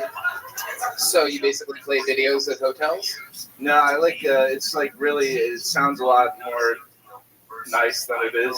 Uh-huh. I literally just tape power to like the floors in hotels for toasters and shit. Okay. It's pretty awful. I love that. I would have What guessed happened that. to the job? Well, I mean, it was like the 3D artist thing. It was freelance. I just got out of school, so I was trying to make it work, but I don't really like doing it anyway. I'd rather tape toasters. Dylan? Were you involved in that Travis Scott concert? Is that what it? He had to quit. Makes you think that. Ray does. He looks like he has a dark side, but he also looks like he could play like a nutcracker in like a live action Christmas play or something like that. Or something. Thank you. Yeah. Yes, the old laugh of the nutcracker we have. What do you do for fun, Ray? You seem like a serious man. It seems like you have pictures of people that you hate on your bedroom wall. Connected with yarn. Just to inspire you, right? Inspires you up. You have great jokes, by the way. Unbelievable set, but I want to find out more about you. I still like to do a lot of the 3D art that I kind of left behind. There's a type of 3D art called fractal art that I'm really into. What's something that's going to make us not think you are a bottom of the barrel nerd? Like, is there anything like cool that you do that's not 3D It's funny you said that. The last time we were talking, I mentioned my one fun fact was that I used to play competitive Melee, Super Smash Brothers, and I immediately regretted bringing that up. No, that was last time. How about since then? Do you do anything for fun? You ever go out and have drinks or anything like that? Oh yeah, I've been getting back into the booze here. What's that like for you? What does a guy like you go out and you just stand in the corner of the bars and stare at people? Yeah, that's exactly. You have a real face for that. You'd be good at that. Yeah, it's hard for me to relax a lot of the time. I like to write jokes, and being in those settings is nice for comedy. But sometimes when you're trying to do other creative things, like the 3D art, like I mentioned, it's like, Jeez, you just can't go 5 seconds without mentioning fucking 3D art, huh? Yeah. Jiminy Crickets, dude. Yeah, I love it. You have brilliant jokes. How long have you been doing stand-up? 6 months. Wow, 6 months. Wow, that's very impressive, Ray. Very, very impressive. What's the longest set you've ever done? Well, I can do like an hour and 43 minutes on homeless people in Austin. Oh shit! Look at that. But I can do like 10 minutes. If you want to do 5 minutes at the Secret Show Thursday. Whoa, look at that. You got booked on a real show, everybody. We're going to keep this fun train moving along. There goes Ray Chenevy, everybody. You have one of these yet, Ray? Have a joke book by the Great Boneside. These are real handmade leather Texas fucking joke books made by a real fucking, what do they call those people that stuff animals? Yeah. Taxidermists. Yeah. Hell yeah. And if you want a custom one, you can go to his website. Bonezeye. Unbelievable artist. These books are cool as hell. So before we go back to the bucket, we have something special to do here. A couple months ago, I coincidentally, when I was pulling names out of the bucket, picked 2 absolutely morbidly obese men out of the bucket. And then I had the other one come back on stage while the other one was up. And I said, how about we do a little weight loss challenge? A month later, they weighed in. and they're back again for a 1-month update on their weight challenge. I present to you, come on up here, Trey Pack and Sam Hunter, everyone. Here they are. We're doing another weigh-in. Hello, my friend. Now, I'm going to tell you guys something. We've done one of these. We did one of these a month ago. Let me tell you, it was a fucking hit. I mean, it literally went 1,000 times better than anyone could have written it. Trey Pack there on the left weighed in originally at 396 pounds. And after a month of hard work, he ended up at 373 pounds, losing a total of 23 pounds. And Sam Hunter there on the right originally weighed in at 335 pounds. And then a month later, after a month of hard work, weighed in at 363 pounds. Literally, he swore to us that he was on a strict diet every day. He was furious after getting on the scale. He complained for weeks. And every time I would see him, he would just look at me and he would go, "Your scale is fucked up." And Swedish fish fell out of his pocket. Yeah. Swedish fish fell out of his pocket after the weigh-in. All right. Is the scale up here? Yoni, where are you at? What's going on? We need the scale, and we need Yoni to read. He's got the camera. So, first of all, let's check in and see how you guys feel. Hey, make sure you just make sure you set those scales, so you know what I mean. So there's no controversy about that. Yeah, there won't be fucking controversy. They're both getting on the same scale. So Trey, tell us what you've been doing, perhaps to help yourself lose more weight. You did really good last time. Yeah, but then Thanksgiving happened. Oh shit! I'm not very confident. I wasn't very confident last time, and we lost the weight. So it's kind of just been same old. Lots of basketball, no soda, just normal stuff. Holy shit! All right, so let's see what happens here. It's been a month. Your last weigh-in was 373, which was a massive weight loss. You lost 23 pounds. So 1 month later, 373. Little drum roll here, and Yoni, what do you got? 389. Oh my God, you gotta love it. Now, we did get some information during the week that Yes, it's true. We actually, because of you guys getting semi-famous here on Kill Tony, people have been tagging Red Band and I when they see you guys at restaurants out. And literally, there was someone that tagged us in a video where it was you who just weighed in, Trey Pack, and you were eating a giant ice cream cone at a pizza shop by yourself. And they actually got the picture from the outside. I don't think you even knew that it happened. Do you remember this? Yeah, I also got tagged in these. I have no shame. I was fat before I had that ice cream. I also got tagged in those. What the fuck? I know. I'm not sure it wasn't Dylan, to be honest with you. If I'm sitting here, then it's perfect. Maybe we'll have Dylan weigh in after all of you guys do. Might as well. I don't blame you guys. Look like you're all here to audition for the same part. All right, now let's talk to the great Sam Hunter, who absolutely stole the show the last weigh-in by gaining an unprecedented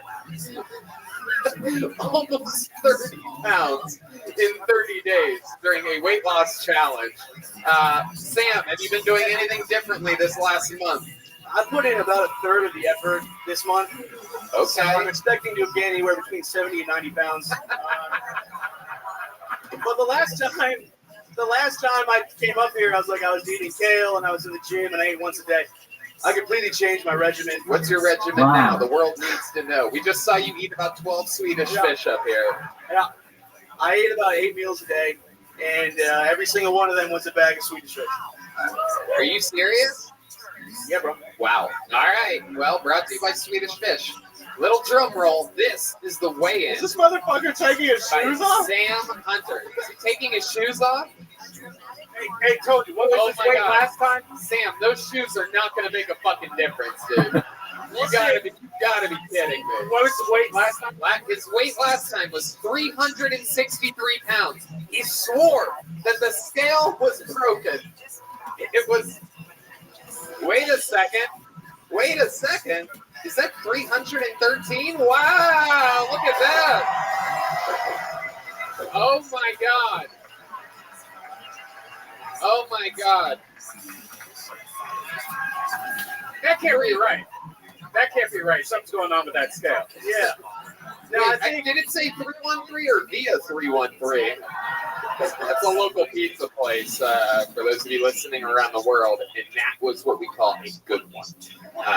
It literally had to be you had to pick the weight named after a famous pizza place in town. Nice. I love it. You are still fat. How does it feel? It's pretty good, dude. 8 bags of Swedish fish a day keeps the young man's tits supple and strong. So this actually is incredible.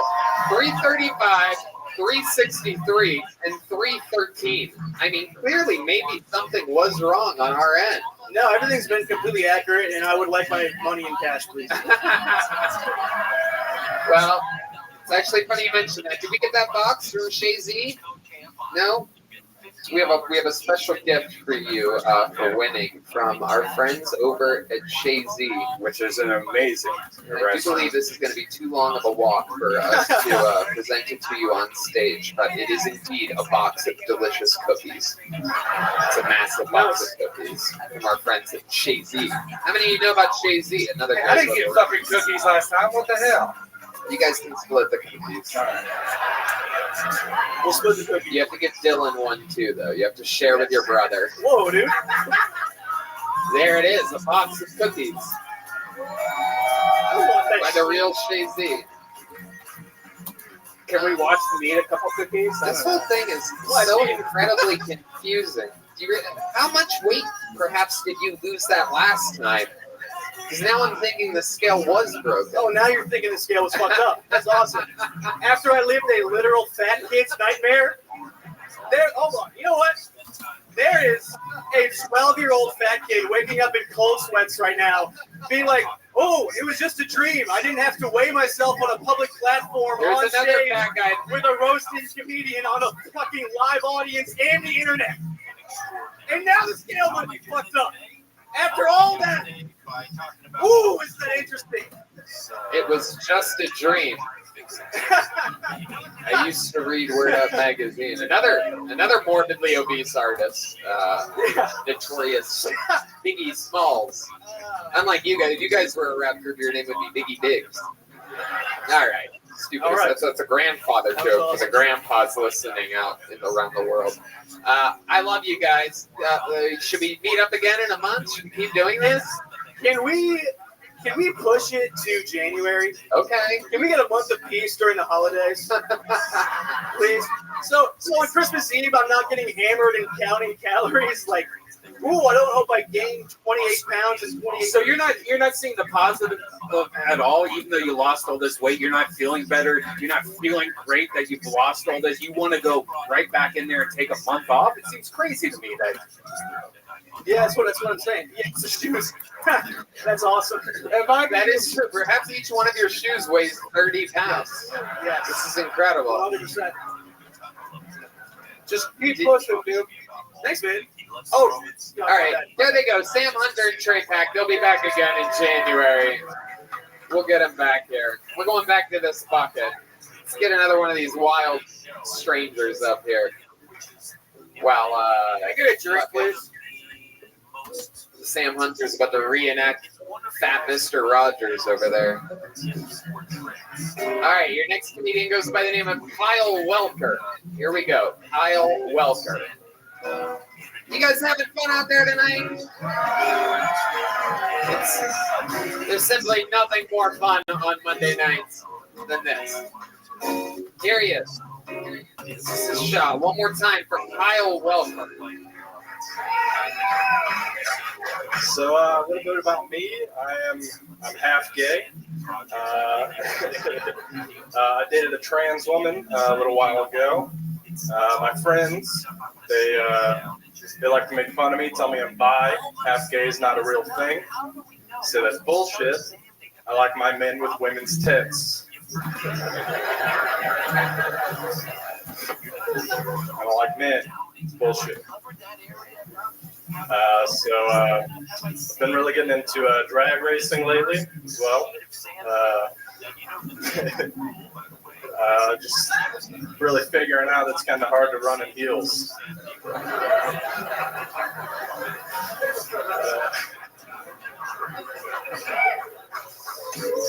Yeah, thank you. That's my time. That's all I got. There you go.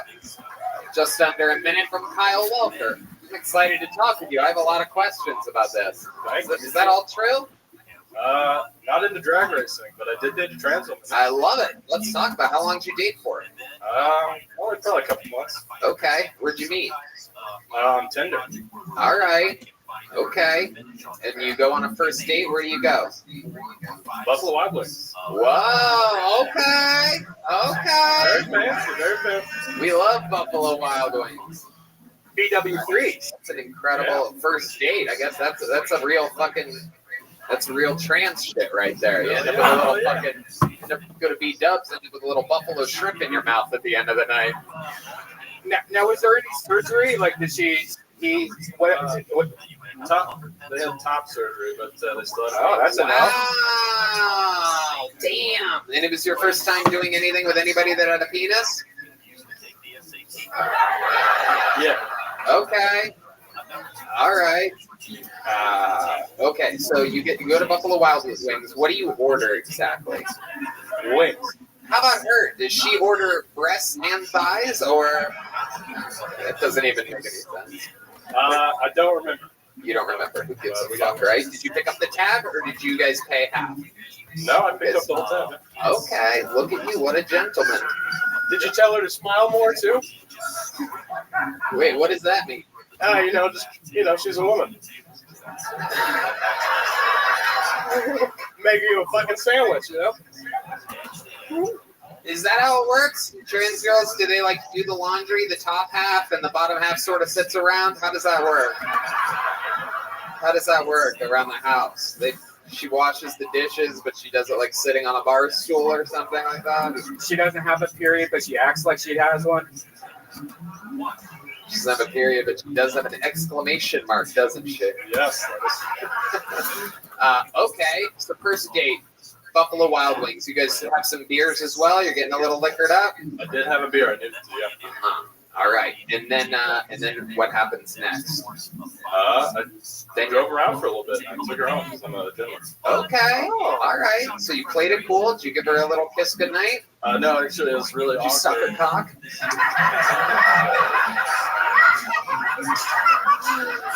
Well, you didn't think I was gonna ask? Come on, a little bit of Christmas cheer around here. I ask the tough questions, people. Get out of my way, Barbara Walters. Did you suck her cock? Very rarely do I get to ask that question. But when I do, I will take advantage of it. I knew we'd get there. No.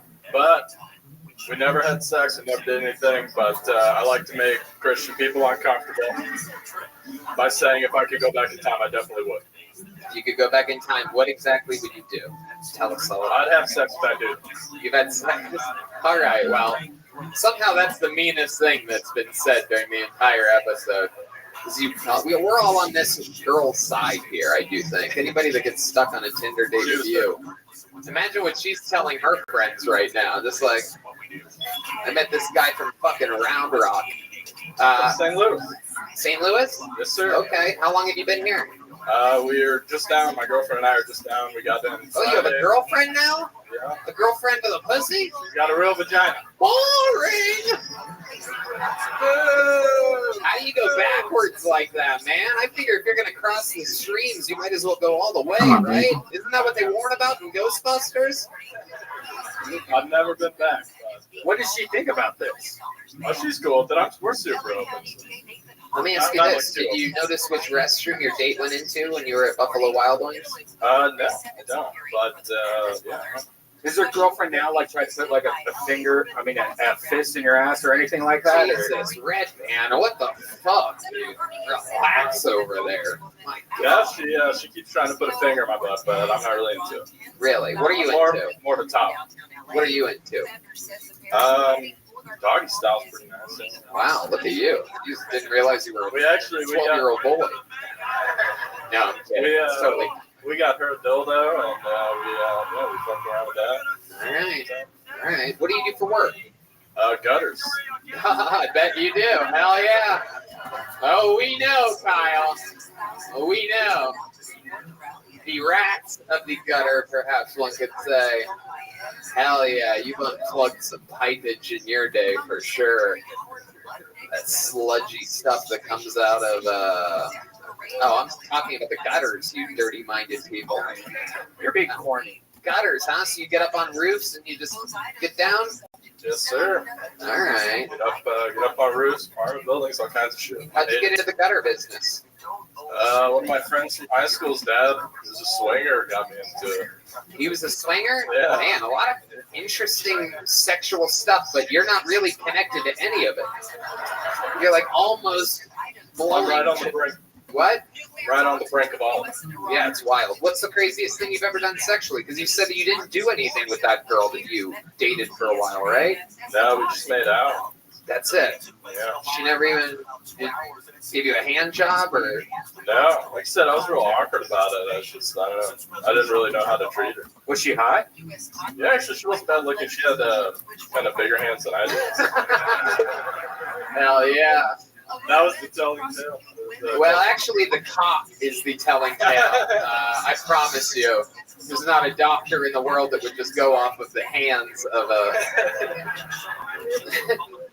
No one has a baby and they're like, "Goo goo, it's a boy." No, it's mostly the dick, my friend. Mostly the old penis and vagina. Okay. Well, Kyle, that's all very, very interesting. How long have you been doing stand-up? That's my first time. Wow, it's first time, everybody. Hell yeah. Congratulations. We love that. Thank you so much for coming on. There he goes, Kyle Walker, everybody. Kyle, here, take one of these joke books made by the great Bonsai. Little souvenir for you. All right. We have a crazy... we got to do that one. Our friend from Canada, who we pulled out of the bucket 2 weeks ago for the first time, and we absolutely fell in love with this guy 2 weeks ago. And we fell in love with him so deeply that he extended his trip from Canada for 2 weeks, and he's here with us tonight. This Come on, is a baby. few minute, No. his last set in town this time for Jared Gaithan, everybody. Our friend from Canada is back.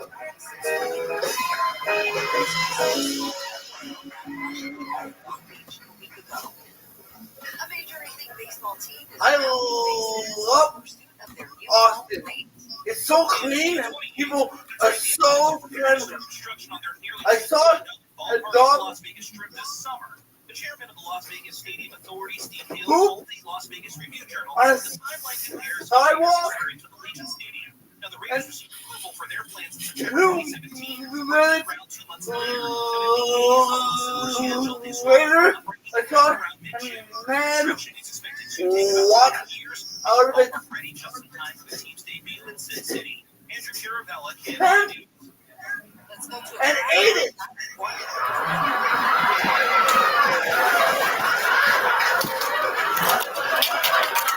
I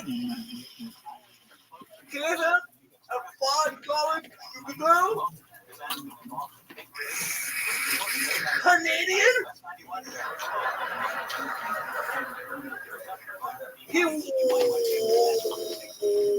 wiped his face with it. He already knew that the Canadian currency was dog shit.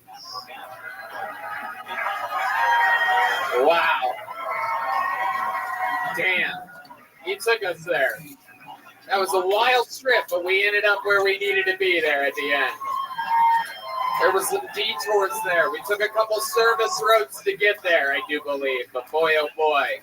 Hell yeah, you have incredible natural timing with that.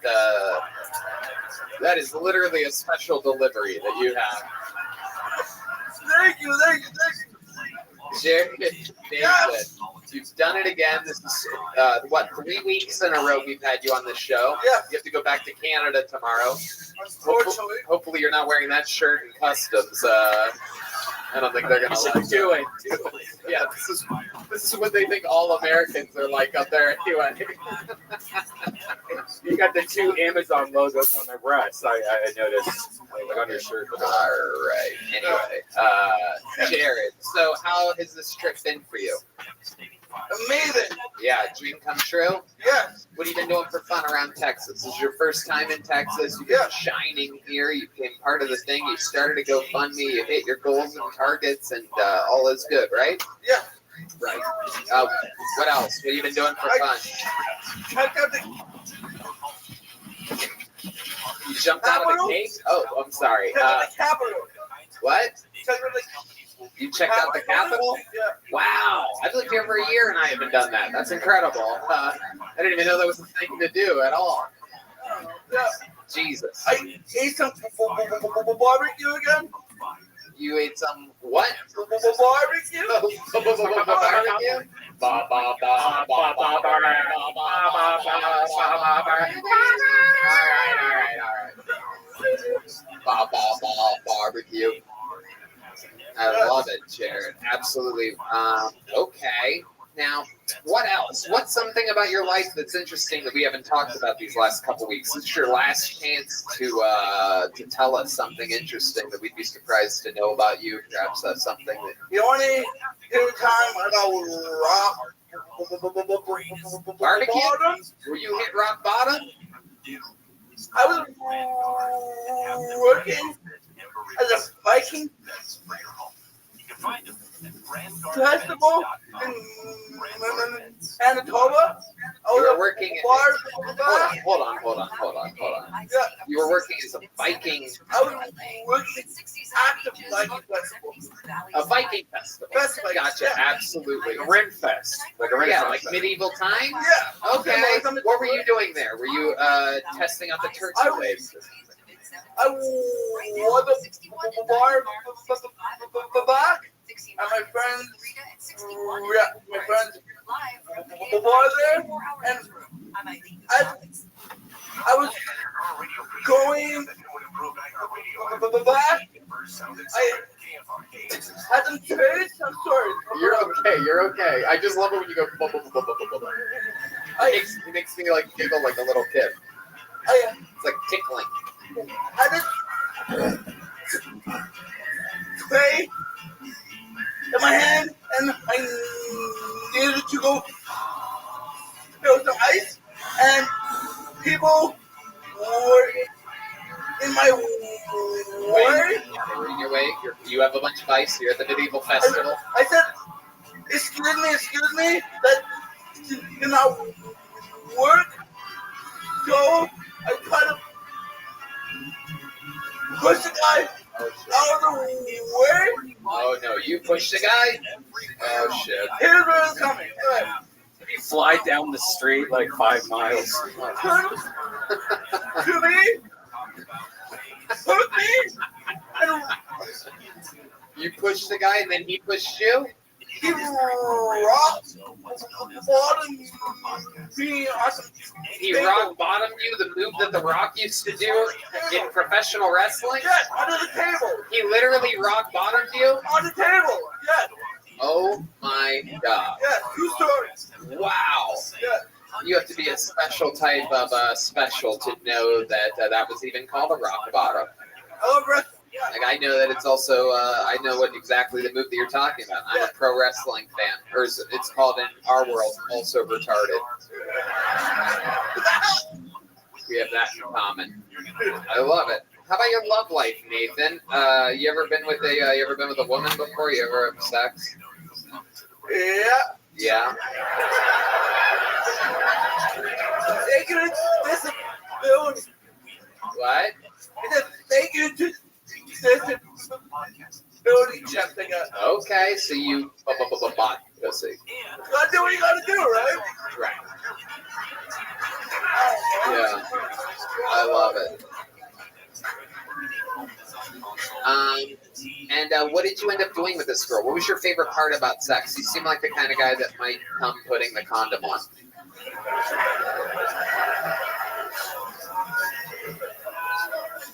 Do you have a big dick? Okie dokie. Yeah. That is true. Can you show us with your hands how big your penis is? All right.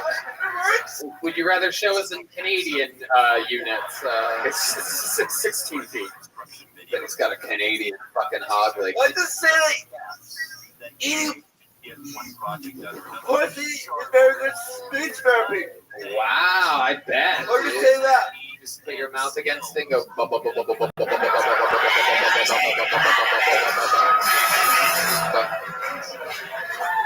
Hell yeah. Wow. What else, Jared? What else? Is there anything else we should know about you before we let you go? You have to go to Canada tomorrow. Do you think you will come back soon? Like, what? Like, have you thought about it? Have you talked to your mom about it? Or? I'm coming back closer to February. Oh, that's very soon. Yeah, I'm definitely coming back.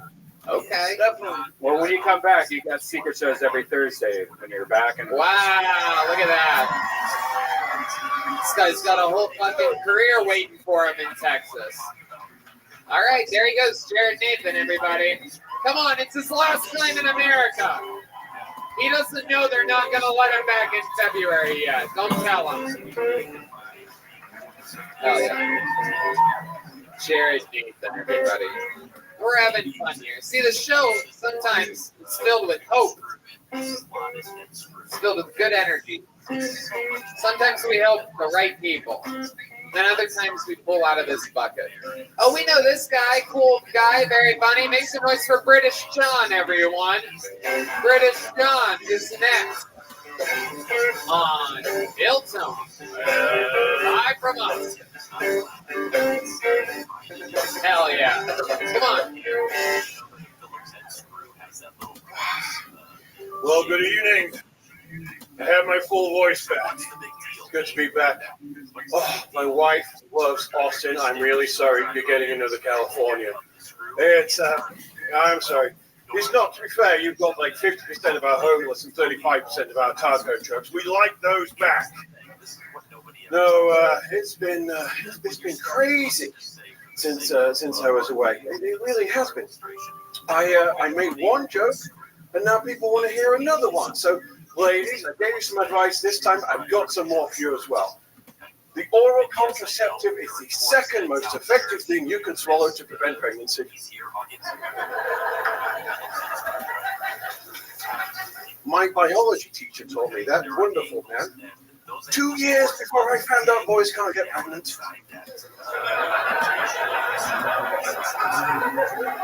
Britain loves abortion. It's like a sport. We have a season for it. Soccer, cricket, rugby, abortion. If Meghan and Prince Harry have another one, hunting accident. Taxpayers are picking up the tab. We're only having two. That's it. Harry was meant to be an abortion as well, the little red-haired bastard. There you go, British John. You got any more? You think we sent to Afghanistan? We did. We sent him to Afghanistan 6 times by mistake? We only sent his mother to Paris once. British John. Making these good Americans gasp over here. British John, welcome. This is a special show. A lot of really, really large people on this show tonight. It's really like a fucking circus up here. It's good. The stage is good. Oh, we know. You're one of the lightest people that have been up here tonight, British John. So you've been on the show before. Dylan, is this your first time seeing British John? Yeah, I don't know anything he said, but you don't 10 points for Gryffindor. No, this is the first time I've seen you, and he put down his mug. Like, British people have no fucking manners at all. The gall of these British people to come to our country Being all British, but no. Interesting. You still think you won the Battle of Independence in 1767? That's interesting. All don't even know right. what You he's take it easy on this poor buck, British John. You relax over there, down and flabby. You know what I'm talking about? Let's fucking talk about it. So, British John, how long you been in Texas now? What have you been doing around here? What's going This is on? just a flying visit. Somebody needs to be hacked, so I'm in Houston for the day. That's right. He's a hacker. I love it. What are you? And you're doing some work in Houston? Is that what you said? Yeah, I'm in Houston for 2 days, so Okay. I drove over. Oh, sweet. Awesome. So this worked out perfectly for you. Mhm. What do you love about Austin specifically? Apart from the barbecue, oh my God, that was the barbecue and You say it so differently than Jared Nathan says it. I almost forgot that there's only 2 bars in barbecue. I do like this. Are you sure there's not 17 bars before?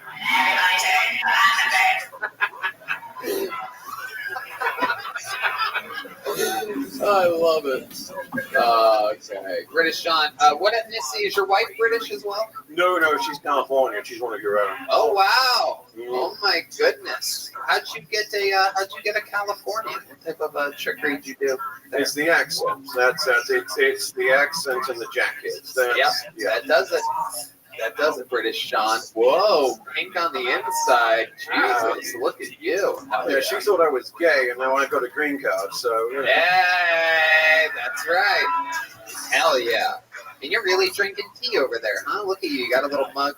Well, now, here's the thing. I got to thank you. So I was on, and then the interweb, the internet went nuts because apparently I wasn't British enough. Oh. So I said if I came back, I would actually use my real accent. So I've been lying to you, and I want to apologize. Okay. Calm. I'm from Yorkshire, and I actually sound like this. I used to have a farm, and this is my actual accent, and this is what I sound like. And I said I would do the minute like this. What's crazy is I understand you better than literally everybody that's been on this stage all night. Yeah, it's perfect. It's really wild. I mean, there was a bunch of Americans up here earlier. Did you hear Sturm Worm earlier? Love it. British John, are there any special sex moves that British people do that Americans don't know about? Is there like a attack in the middle of the night or something like that? Well, we had a special move, rather nice, called syphilis. We started that. All right. But we gave it a French name, so someone else thought that they had it. Yeah, that was our You guess. still have a lot of family in England? How they doing out there? I saw you guys' goofy prime minister come on today and tell them that they need a booster because the Omicron is coming for them. It's very amazing watching the natural fear that we have grown to think British people have thriving right now over in England. Yeah, I don't really understand those people anymore. It's not the England I'm from. I'm the never let the bastard see you bleed. That's how I was raised. Yeah. I don't really understand the screaming. And It's like being a huge pussy has gotten like cool recently, and I'm not exactly sure when or how that happened. There's no problem you can't solve with a cup of tea. That's what. That's how we do it. I love it. Dylan, what else? 007. That's all I was thinking. What? 007. You've done it again. He's speaking out loud. I don't understand it. What is it? I think he wants to fuck you, British John. He's All got right. a nice accent. British John, you got on again. Always a goddamn pleasure. We love you. Would you mind? I did bring gifts, if you don't mind. Gifts? I brought it. This is going out at Christmas. I brought you gifts. Oh wow, you really did. My goodness, you even have like these Price is Right girls delivering them. Jesus, look at the fucking tits on that one. That's incredible. I was talking about Dylan. Assholes. I brought those as well. That's a special gift. All right, what do we got here, British John? This is a real presentation for. I can't believe that you ran. What were you going to do if you didn't get picked out of the bucket? This is wild. Aw.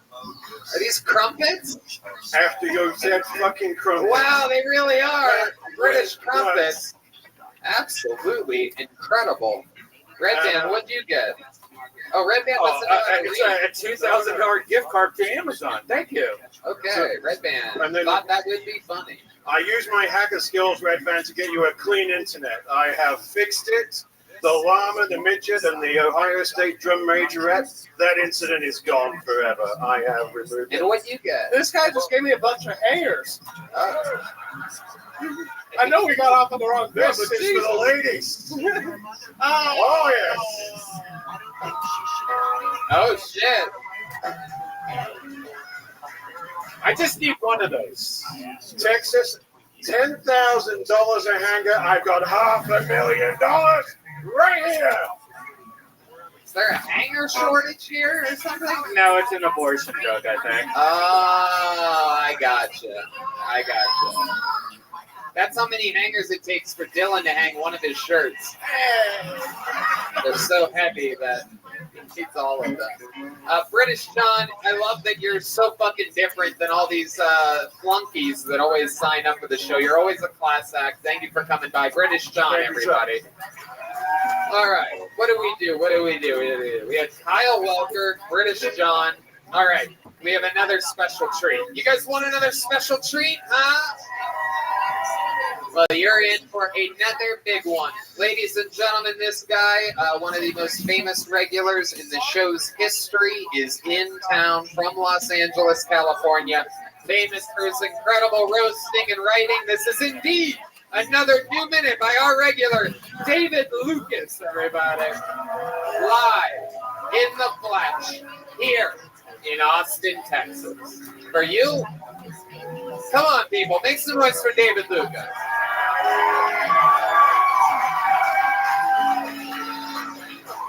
Yeah. I think rape is bad. But if I had to rape somebody, I think I would rape a deaf lady. I feel like Come that's on, an baby. easy not guilty. Come Like, on, I'll be baby. goddamn if I'm found guilty. Come on, of sound baby. alone. You know what I'm saying? Come on, baby. Like, I walk in that bitch house, Huh. disguising my voice like I'm Fat Al, but I'll be like, hey, give me that pussy.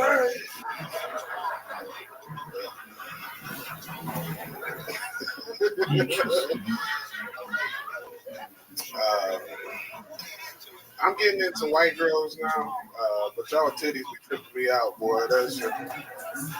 Y'all be having all titty and no nipple. That shit be weird as fuck. They're like, bitch, how am I supposed to suck these invisible areolas you got?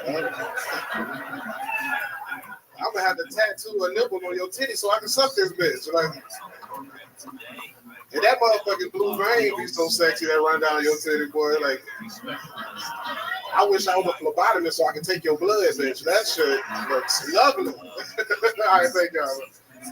Hell yeah. How dare you make fun of our white girl's titties? Amen. Them nipples be invisible, Tony. All titty, no nipple. I thought you were talking about your own chest. I didn't even realize. Oh, look at the look on his face. He's ready. Look at this. Tony, you look like a gay Grim Reaper. Oh, you son of a bitch. He ready. He's like Tiffany Faddish. Tony got a sybil with a dildo on the end, It is so insane that you keep making these jokes so funny. The symbol with the dildo at the end? Hell yeah. That is absolutely incredible. Tony, I heard you went to jail just for the naked showers. Wow. I heard you went to jail just so you get Jussie Smollett's Subway sandwich from him. Topical. Points for topical. That counts. Tony, you steal from Walmart just for the pat downs.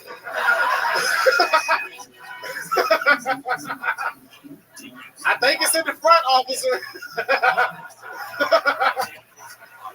You son of a bitch. D Madness is laughing really hard at this as he's walking away. Fuck. Tony, I heard your booty hole look like the Quick of the Destiny. All right. All right. Where's Deep Madness going? Is he going to raise your children right now? What's happening here?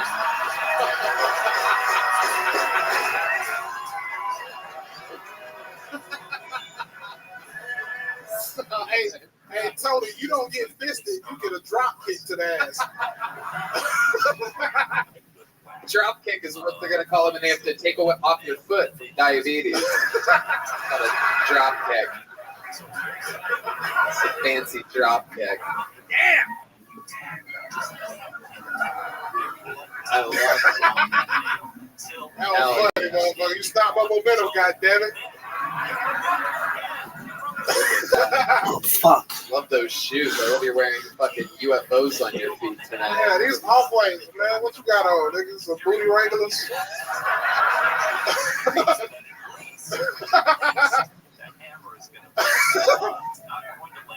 Where'd you get them? Where do you get your clothes at? Bro, the place I'm gonna tell them I got these shoes from is gonna be a joke. I got them from this shoe boutique in LA called Cookies and Kicks. I can't believe I asked. How perfect. Cookies and kicks. If you went there for the cookies and left with kicks. We know where you go. You go to Dicks and Kicks. Oh shit, we're doing this shit tonight, huh? God damn it. I heard you went to Dick's looking for condoms. Oh. Dick's Sporting Damn. I like the shirt. Is that new David Lucas merch? Yeah, man. It's the David Lucas Roasters Club. Roasters Club? Yeah, get it at davidlucascomedy.com. And if you buy 3 shirts, Tony will give you a booty rub. Oh, you son of a bitch. That is true, though. I will rub your booty. What's your merch, Tony? What? You probably sell anal air fresheners. Oh, you son of a bitch. How you do it? But I'm going to get one of those shirts. I like that. Roasters Club. Is it like Kenny Rogers Roasters? Red Bell, you trying to roast that guy? No, I mean, Red Bell trying to sneak one in over there. Looking like a school bus drive over that bitch. He does look like a. You are turning into a real school bus driver. Hey, come on, kids. Mr. Ed. Hell yeah. That was my guy. That little fucking. He always wore a. Get to the back of the bus, David. Red Band. Luckily, Red Band's a producer, so he'll be able to edit that part out himself. Incredible. Red Band got that jacket on like he a manager in the deli. Fuck it. How long are you in town for this time? I'll be here next Monday. Okay, sweet. Yeah, I love it. What are you doing in town? What are you up to? Anything fun? Shit, chilling with you, bro. I love it. Beautiful. Yeah. Absolutely. Like, you know, Let's Austin, eat some barbecue and shit. Hell yeah, we're gonna have fun. We always do. Hell yeah, bro. Goddamn right, my man. Another great new minute. So much fun as always. Yeah. The one and the only David Lucas. Go to davidlucascomedy.com. Get some of this new merch. It's really cool. I'll get one. I'm gonna get one. I'm gonna put it under my order name for him, the Booty Hole. Booty Hole, BOTTYHOLE. You guys ready to go back to this bucket? You still with us tonight? You want more? All right. This is cool. Your next comedian goes by the name of Tina Short. Weird. Ladies and gentlemen, you believe her? Weird. A lovely lady up here for the first time tonight. Tina Short. Here she comes.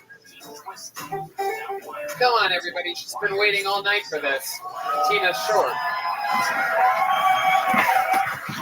Yeah, I don't fucking understand how this is working, kids. Hi. So, this is my first time doing stand-up comedy. So, I'm not exactly sure what all to expect, and I kind of came underprepared. So, I think that might be what my boyfriend felt whenever he made out with that tranny. So, that's my boyfriend. So, I feel the same. And You know, we're actually from Missouri, and the weather out here is so much nicer. We're walking down the streets, and all these girls are half naked, and I'm used to seeing barely skin on people's face. So I kind of have to take a little look because it's different. And my knees are a little wobbly right now. So, but yeah, that's basically it. You're good. There you go. A minute from Tina Short, everyone. Her very first time. Keep that microphone, Tina. I'm going to interview you. Wow. Look at you. Welcome, Tina. How are you? Pretty good. It's okay. Just put it anywhere. Yeah, you can just put it anywhere but right there, really. Just Put it behind you. put it behind bizarre. I don't think you're allowed on this ride, according to Tina. Welcome. Hi. Incredible. I've always wondered what Dylan Sullivan would look like if he had braces, so this is very... I'm kidding. That's so mean. I don't know why I did that. Welcome to the show, Tina. This is your first time doing so. What made you want to sign up tonight? Was this a spontaneous decision? So we were actually trying to get tickets, but you guys are like extremely popular and sold out. Yes, And months in advance. Thank you for mentioning that. I never get sick of hearing it. Next time. But yeah, some of my boyfriends really enjoy your show and watching. So Wait, are you really dating the guy that fucked the transgender? Yeah. And he didn't actually do anything with it. And what? He didn't actually do anything. I think he did. Hold on, Red Band, because she's talking. So like when you talk and she's talking, I want to hear what the last word that you're saying is in this sentence. Say it one more time. He didn't actually do anything with her. Oh, is that what you said the first time? I'm telling you, it wasn't. Gotcha, bitch. It wasn't. And I wish there was a way we could rewind right We can on the video. Let's do it right now. And he didn't actually do anything with it. And what? There you go. No, it's not going to pop up up there. You're adorable, though, for thinking that. That's adorable. How long have you had braces for? For those of you just listening to the podcast, her teeth are filled with metal. I mean, those are like legit, like 1993 braces right there. Those come with a water bed or something like that? No. Those are legit braces. How long have you had those for? About a year and a half. About a year and a half. You're absolutely adorable, Tina. What do you do for work? You're an insurance adjuster.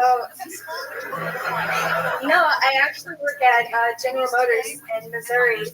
Wow, okay. We're wanting to move and transfer down here, so we thought we'd take a week and come in and see all the lovely people. I love that. Hell yeah. You work at General Motors, and your boyfriend has been with Genital Motors before, so that's pretty exciting.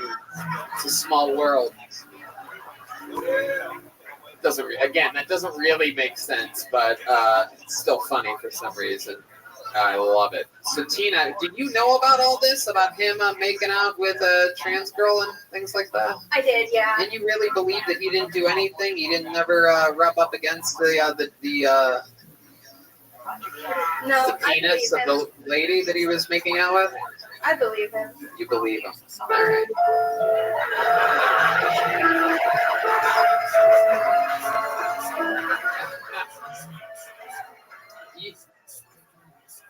You have no reason to think that he's lying? Like, when you guys first made out, did you taste like sausage in his mouth or anything? Oh, I'm kidding. All right. You guys are wild. All right. How about you? Have you ever been with anything outside of the typical boring, normal white guy type of space? Yeah. Yeah? Wow, look at you. Damn. Oh, shit. The black men in the room are celebrating. For those of you just listening to the podcast, they are literally going wild right now. I almost said going bananas, but I figured that'd be racist, so I'm not going to do it. He's laughing. You can all relax. Okay, so you've been with a black man. Now, can you tell us something that was different about being with a black man that you noticed with white men? Whatever comes to your mind, Tina, just say it right into the tip of that microphone. Don't listen to the redheaded girl in the front. Don't listen to fucking Bad Baby up here. We know that clearly she's with fucking Dr. Pepper here behind us. I just thought of that right there. That might be my new favorite thing to call black people. What's up, Dr. Pepper over here? Like, what does that mean? No, I don't know. When you write these things yourself, you can't really make the news about it. See, the one thing I've learned is don't use old racial slurs. Come up with new ones. All right. What did you notice personally? Not one of the stereotypes. What did you notice your experience with a black man is different than being with a white man?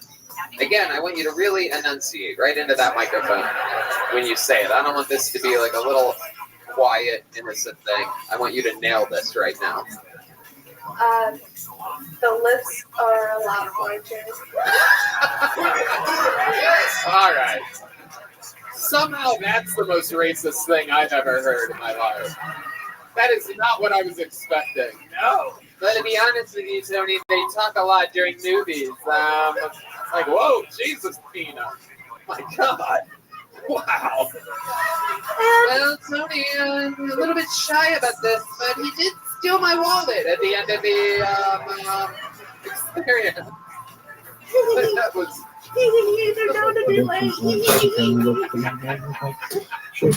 You're so adorable. You're such like a likable person. You're not funny at all, but I mean, you're such like a such a sweet person. As far as you guys.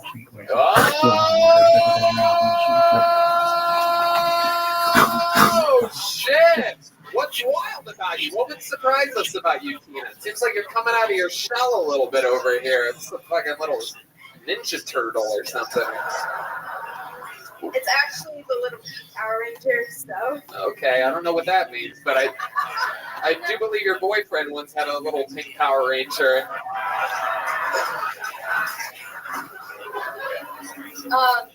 Basically... What's wild about you? I have a ball python. Oh, you have a python. Holy shit. He's pretty large. Wow. Okay. We're still talking about the black guy that you've been with. No. It's very exciting. A snake. You cut off his penis and put it in a tank just to intimidate your white boyfriends.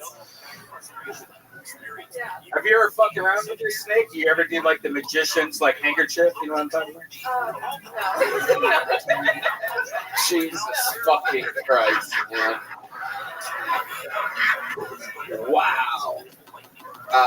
All right, so you have a snake. What else? Give us one more wild thing about Tina Short before we let you go. I got to know something else wild about you that would surprise us. Because again, you seem so innocent. You seem like you're right out of like a Disney. I don't know what really, but all right. Thank you. What else is wild about you, Tina? I'm not really sure off the top of my head. I like to dance. Oh, you do? What type of dancing do you do? I'm more into a lot of like the oldies. So you guys know how to play any oldies? How many of you want to see Tina dance real quick?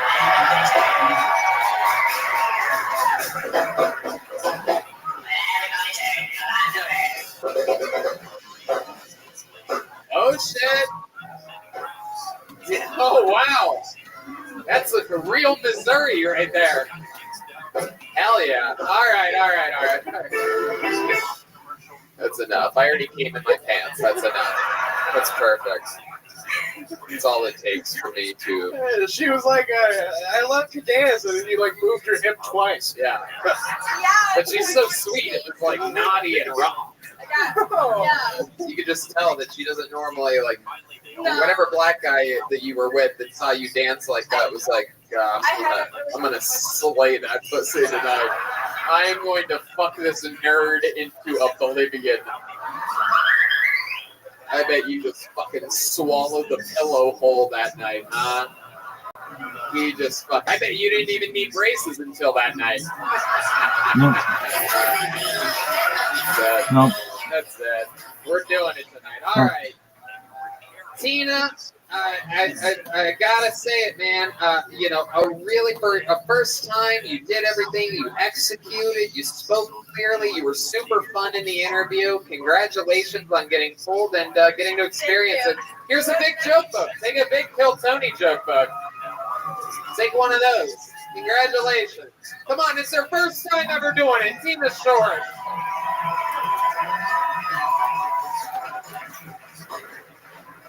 Should we go to this bucket one more time, huh?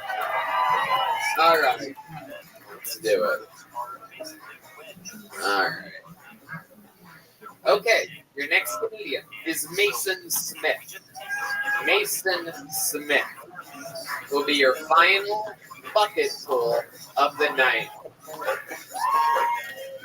Here he is, everybody. Mason Smith. Make some noise for Mason, everyone. Holy shit. I just did a bump of ketamine. I'm fucking ready to go. Yeah. Did people ever tell you before you got married that sex was going to slow down? Well, they said it to me. And I got to tell you, Yo, dog. Thursday is more of a Testing. proficiency Oh, okay. thing. You know, you get in, you get out. But if I could catch my wife on a weekend and get her just drunk enough or high enough, she'd be willing to get a little whack. You know what I mean? That's why I was so stoked last weekend. We're laying in bed, we're naked. And she looked at me and she said, hey, you want to lick some whipped cream off my, And I was like, hell yeah. And I ran to the fridge, I got the whipped cream, and I come back, and I went to put it on her hoo-ha for the first time, and it just went,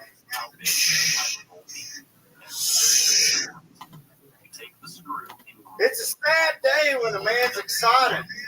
Put whipped cream on his wife's pussy for the first time, and there's no more nitrous left in the can. It's even more sad when she realizes that her 30-year-old husband has been doing whippets with her $14 a can organic whipped cream. There you go, Mason Smith, doing all of his time and then some. Welcome, Mason. Have you been on the show before? Yeah. Yeah. Okay. How long have you been on stand-up? 3 years. 3 years. Awesome. All of it here in Austin, Texas? No, I started in Boston. Okay. And I've been here since October. All right, sweet. What made you want to move here? I went through, I left my wife. Oh, wow. Damn. to come here. Wow. There was a lot you of... could have just bought more whipped cream. Yeah. What made you leave your wife? How long were you with her? We were together for about almost 8 years. There was a lot more stuff that it's not worth getting into, but it was like I wanted to pursue my dreams. Sounds like domestic violence, but we'll move on. No, you wanted to I pursue love her your very dreams. much. We're still on good terms. Did you make kids? No. Dylan Sullivan, what do you think about that? Hey, did you leave her in a national forest? It seems like you just seem like that. You do have a You look. know me. Stop that. You do have a look. Mason. So what do you do for work? I move furniture and work here. Okay, you work here at Vulcan Gas Company. All right, awesome. Absolutely. You moved furniture. You just got here in October. Have you been with another girl other than your wife yet? No. Really? Wow. So you've only been with one woman in the past 8 years? Yep. Really?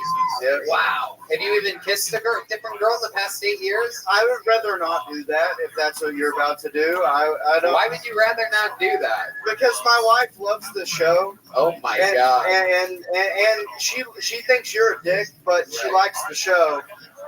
Damn. I love it. I can't believe you ran out of the can, but you're still whipped.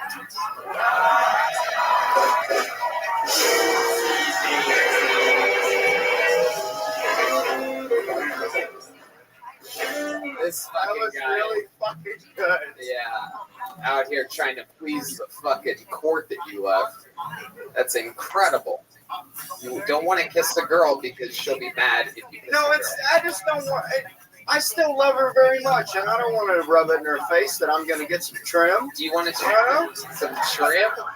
What trim? Christ, I didn't realize you were hanging out at the side of a truck. Roll out! I love it. Jesus Christ. That's the kind of guy that puts his dick in a muffler. You know what I'm talking about? Just out here getting some trim. Gotta. All right. So, would you like to perhaps try to get her back? We just went through that discussion over the last 6 weeks. It's not happening.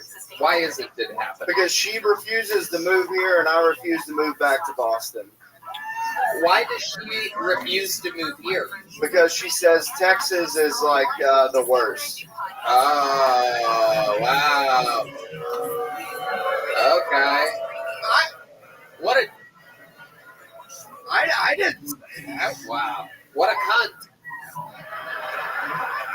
cunt. Does she have that?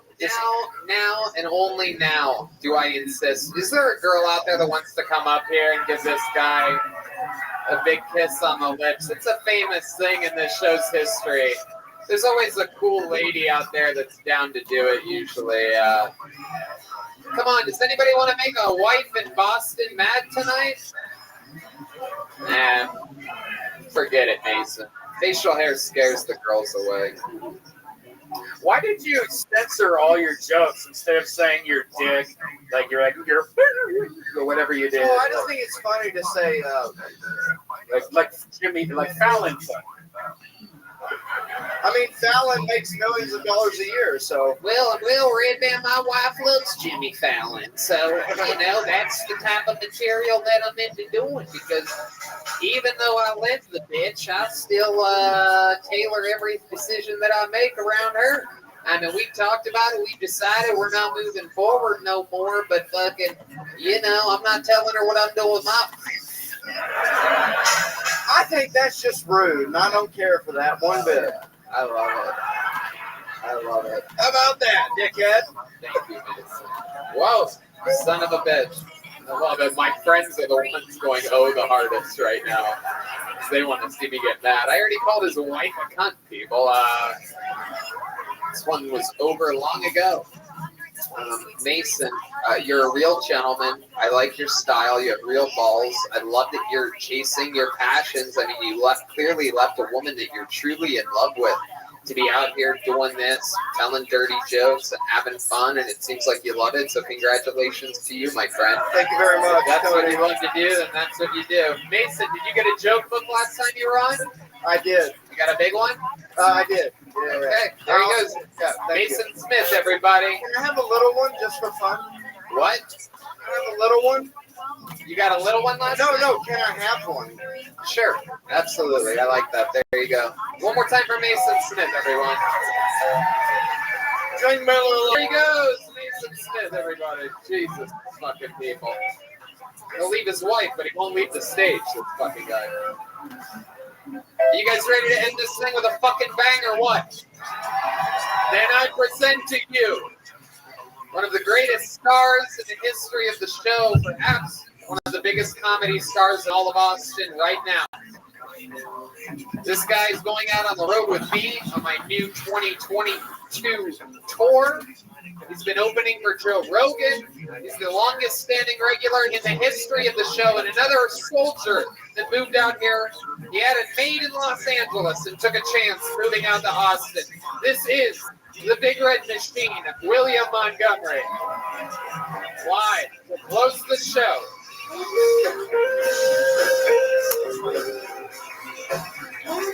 It's really him. Come on, people, make some noise.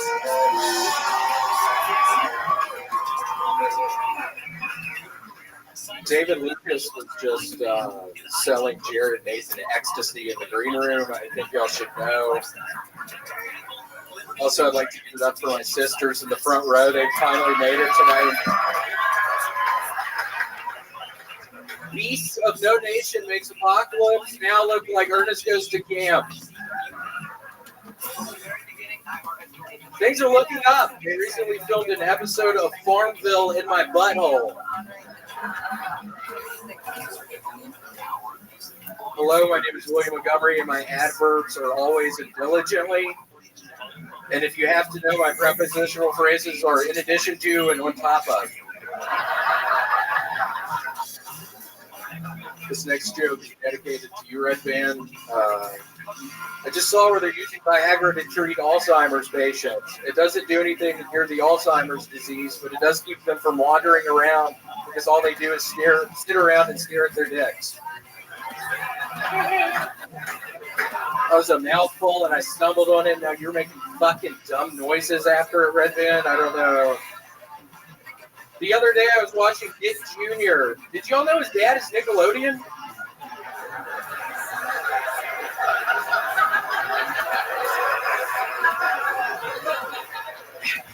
All right, what do I have for you? William Montgomery. Another brand new minute from change on that one. Little minute 20-25 right in there. Did it again, Come on, William. baby. Another very powerful set. Your charisma, All right. I loved it. Called out David Lucas and Jared Nathan. You acknowledged the room. Your redheaded sisters here, as I call them, transgingers. No, it is so nice y'all finally came. I mean, it's been, what, 6 years? It's been like 6 years since we last saw one another, so it's... The little red machines. Wilma Montgomery is here, everyone. Yeah, I mean, I can't believe it. It's been like 6 years since we last hung out, so... At least 6. What was it like growing up with your sisters? What did you used to do when you were a little kid? Just normal stuff, just among sisters, a lot of makeup, a lot of nails, a lot of putting on clothing that my mom thought was strange. It was a lot of her bras, it was a lot of her panties, it was these really nice slips she would put under her dresses. Those always felt really good against my skin. William, so how's life been? You look thinner than ever. I think you're doing it, dude. It's really incredible. You quit drinking a few months ago. It's been, what, like 6 months? I've been doing a bunch of, I haven't been drinking, and also, I don't know if y'all do this, but I've been binging and purging. I've really been able to get the weight off, just eating a whole pizza or two, and then just fucking getting on my hands and knees in front of the fucking toilet and fucking vomiting everywhere. It's splashing all up on the fucking toilet bowl. Wow, you've been vomiting a lot, huh? Yeah, and I had to stop playing Grand Theft Auto. I was able to beat San Andreas, which was very exciting, but I injured my right arm somehow. My forearm. I think it was from playing too much. I immediately thought I had bone cancer or something, but it's probably carpal tunnel. Like carpal tunnel. Oh, what, Red Band? It's probably carpal tunnel. What, Red Band? From Shut jacking up, off dude. guys. I fucking told you last time, don't talk during my shit up here. I fucking told you last week. I'm doing it right now. Yeah, no shit you are. You're really fucking this up for me, right? Oh, I am? I fucking told you last week. I am? Yeah, I fucking told you last week. Aww. Shut up. Why'd you just fucking do that? William gets really mad at stuff that Red Band does every week on this show, it seems. Because me and his girlfriend hang out all the time. Yeah, you know all about it. Me and Erica fucking hang out all the Okay, time. Red Band. Yeah, Let's get back to William here. I swear to God, I will get the fucking guns out of my trunk, Red Band. Oh, you does have guns in his I trunk? have 2 fucking guns right now. I love looking. I have hollow point bullets in those guns. I have hollow points now. This is my favorite part, is looking out at the people that have never been here before. At this part, specifically when he starts talking about the guns, it's always fun to see the 1 or 2 new people. And They are so heavy in your hand when you have both of them out, just pointing both of them at somebody. They are so heavy. I love just getting them both out and just pointing them at people, just feeling how heavy that fucking gun is. You have multiple guns in your trunk right now. What types of guns are they? 2 6 Sours. Oh, wow. Damn, look at you, dude. Isn't that a gun? Yeah. I think that's a gun. Yeah. Yeah, I got 2 6 Sours. So. Hell yeah. Call them Sour Patch Kids back in the day. And how often do you fire these guns? Ah, shit, every single fucking night off of my little porch. Wow. Just into the cul-de-sac that I'm fucking facing. Does anybody ever call the police on you? Are the neighbors ever concerned? Like, no, I'm doing it really late at night. Oh, I'm doing it like 3 in the morning. Nobody's yeah, people never call the police when they hear gunshots at 3 a.m. You're right. I can't believe I didn't think of that. Yeah, no, he's called the cops. I mean, I've done it for, I don't know, 2 weeks now. Where we at with the raisin bread addiction, William? We found out that when you quit drinking 6 months ago, you ended up eating a lot of raisin bread. How much raisin bread have you eaten in the past week? I have a bit of a confession to make. I have never liked fucking raisin bread. Whoa! I don't know why I ever fucking brought up that I like raisin bread. I hate this shit. I hate it. What? For months you told us that you... Yeah, for months I was lying to everybody. Wow. For months I was lying to fucking everybody, and I loved it. How much did you love it? It was very... How much did I love it? How much did you love lying about raisin bread to these people that love you? I mean, why would you lie to these people? I fucking loved it. William, lying to everybody, it was a fucking rush. Just that, knowing I had those guns out in the trunk, it was the ultimate rush up here. Just thinking I'm lying to all these fucking people. I have fucking guns in my trunk. I just got hollow point bullets. You did? Where did you get hollow point bullets from? Killers. Huh? Just ignore Red Band, William. Where'd you get hollow point bullets from? At a Walmart. Oh, wow. I didn't realize those were for sale there. And I don't know if you know this, but I go to Walmart a lot, and I steal stuff just for the pat downs I learned tonight. Just so that another man will pat my crotch and butt. I call it a butt. Your butt? That's sweet. Yeah. William, the one thing that I'm really interested in, because a lot's been moving fast out here in Austin. You've been opening for Rogan. You've been doing sold out shows almost every night of the week. What are you looking forward to? What's like something in this upcoming year, 2022? Do you have any goals or anything? I would like to own some sort of parcel of land, build a tree house, and just fucking sit up there. Have a bench up there. Just fucking sit up there every night and shoot my fucking guns off the fucking porch of that fucking tree. I'm gonna fucking do it!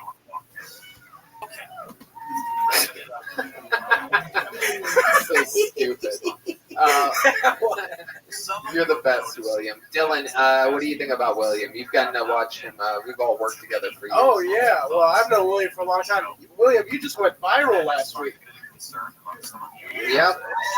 I don't know if I would say 500 views on my Aunt Mary's YouTube is That's pretty good. viral, but it might be. What do you like about those guns, William? Again, I think it's the weight. Just holding two things out in front of me, they're fucking just the weight of them. Cool. Yeah. All right. Well, there you go. And perhaps the most Texas ending to a show humanly possible. Just not really funny at all. Just good old talk about how heavy guns are. You know what I mean? How loud can this place get for the great William Montgomery, everybody? Kill Tony, live in Austin, Texas. Brought to you by the Yellow Rose and the Red Rose. Blue Norther Vodka Seltzer. How about a hand for my guest tonight, Dylan Sullivan, everybody. He's on Instagram at Dylan Ray, S-U-L-L, Dylan Ray Saul. And how about one more time for the band, everyone? The Screwball Peanut Butter Whiskey Kill Tony band. That's the great Michael Gonzalez on drums. Matt Muelling on guitar. John Dees on the keys. And the great P Madness on bass guitar, everybody. We did it again. You guys know what's up. So much fun. Oh, yeah, an amazing drawing from Ryan J. Ebelt tonight. It's his birthday tonight also. Oh, happy birthday to Ryan J. Ebelt. How fun is that? And, yeah, we had so much fun here with you guys. We love it. We're sold out for months in advance, and we love that we could come out on a cold little fucking quiet Monday and rock the street with you guys. So thank you so much for coming out. Thanks, guys. Good night, y'all.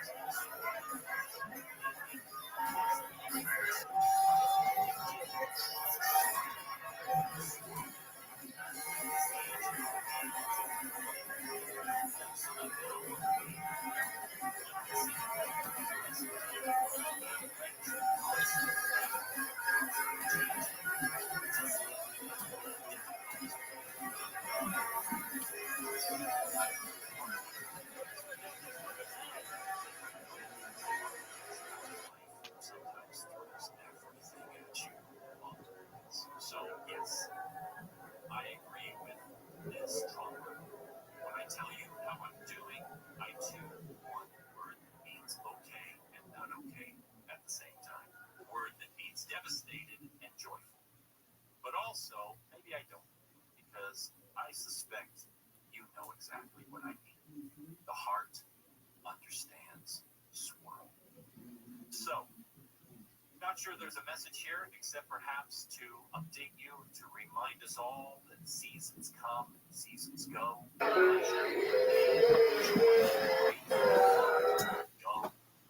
our hearts are big enough, and with a little help from our friends, they're big enough to hold it all. The heart understands swirl. Wounds are real, but a heart can heal. And the heart can find its way back to building itself a beautiful one. And so I'll leave you with that today. Get out there, enjoy this beautiful spring day, or whatever the weather is offering you today. Make this the most important day.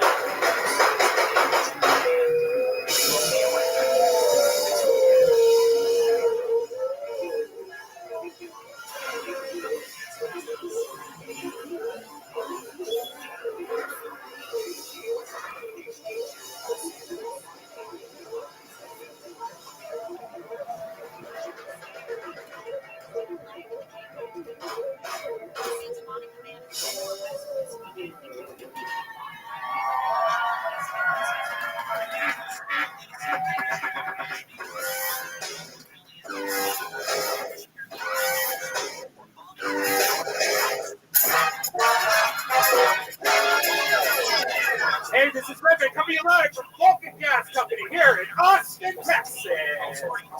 For a brand new episode of Jail County, give it up for Tony. Yes,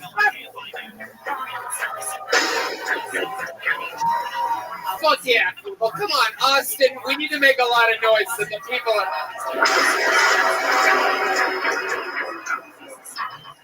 Fuck yeah. We're back. Brian Red Band, everybody. Hey, Make some noise for him.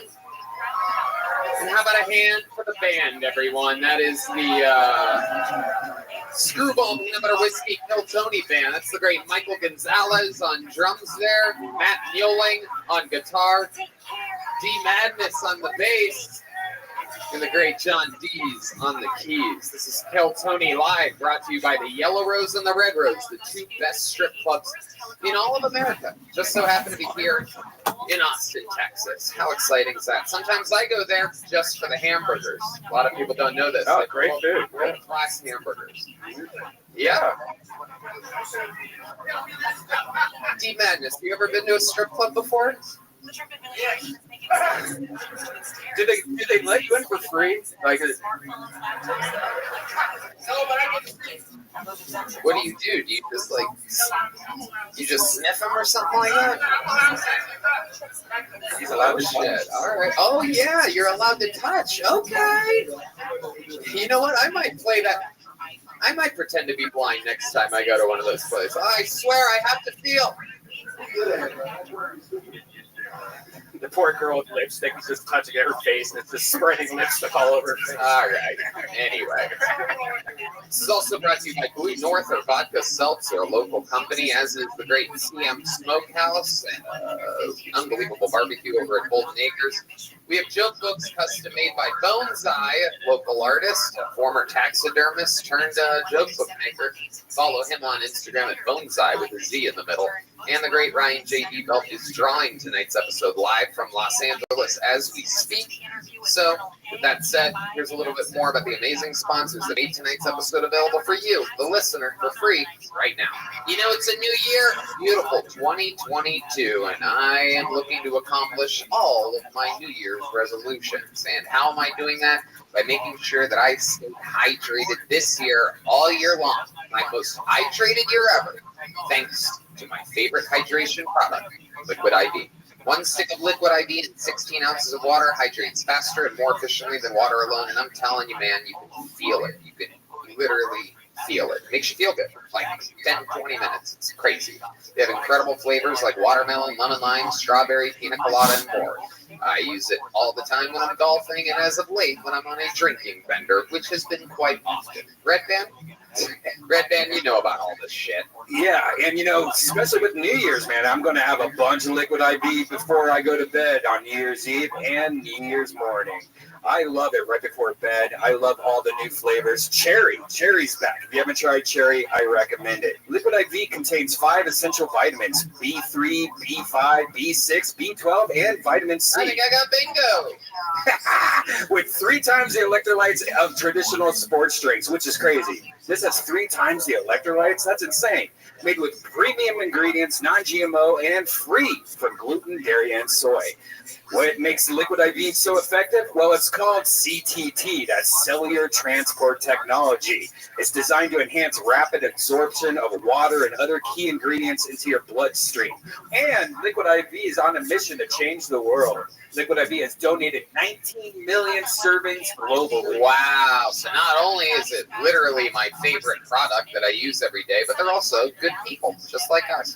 Grab Liquid IV in bulk nationwide at Costco, or you can get 25% off when you go to liquidiv.com and use the code TONY at checkout. That's 25% off anything you order when you use promo code TONY at liquidiv.com. Experience better hydration today at liquidiv.com. Promo code TONY. You guys ready to start tonight's show or what? Huh? Great. We have a guest, as we do every week, always the funniest possible guest that we could possibly have in town. And this is the guest this week, ladies and gentlemen, a regular here on Kill Tony, known for his incredible roasting skills. This is David Lucas, everybody. Kill Tony Fat, legend of the game. And my arch nemesis in roasting. Yes, sir. Over 15 hours of continuous roast jokes between me and this man. If you put them all together, it is a lot of roasting, but I'm proud of you. Yeah, it is, bro. You're out there killing it. You've been doing shows with Rogan and I every week here in town. Of course, you're from on the All Deaf Digital platform. Yes, sir. When you're in LA, you're at the Comedy Store. Yes, sir. You're also famously the Mucinex man, so that's exciting. That must be a lot of money. I should call you David Lucas instead of David. Tony thought he had Omicron and he had to do a booty swab. Well, I do enjoy the testing process. When they offer me a booty swab, I'm always like, He's yes, like, I think I need an enema. You son of a bitch. David, you know how this works. A bunch of comedians signed up in this bucket. Tons and tons of names here. And if I pull their name out, they get 60 seconds uninterrupted to do stand-up comedy and make us laugh. You know your time is up and you hear the sound of a kitten. Means wrap it up then or else you're going to bring out the angry West Hollywood Bear. And then I interview them. I ask them a bunch of questions about their life and we find out more about these people. Sometimes it's completely insane people. Sometimes it's an amazing local talent that's been waiting for the opportunity. You guys ready to start this fucking thing or what, huh? Before I go to that bucket, let's start with another regular. This guy was made a regular here in Austin, Texas. He kicks off every show now here. We watch him develop every week. Ladies and gentlemen, this is the one and only Hans Kim. Here we go. A brand new minute by Hans Kim.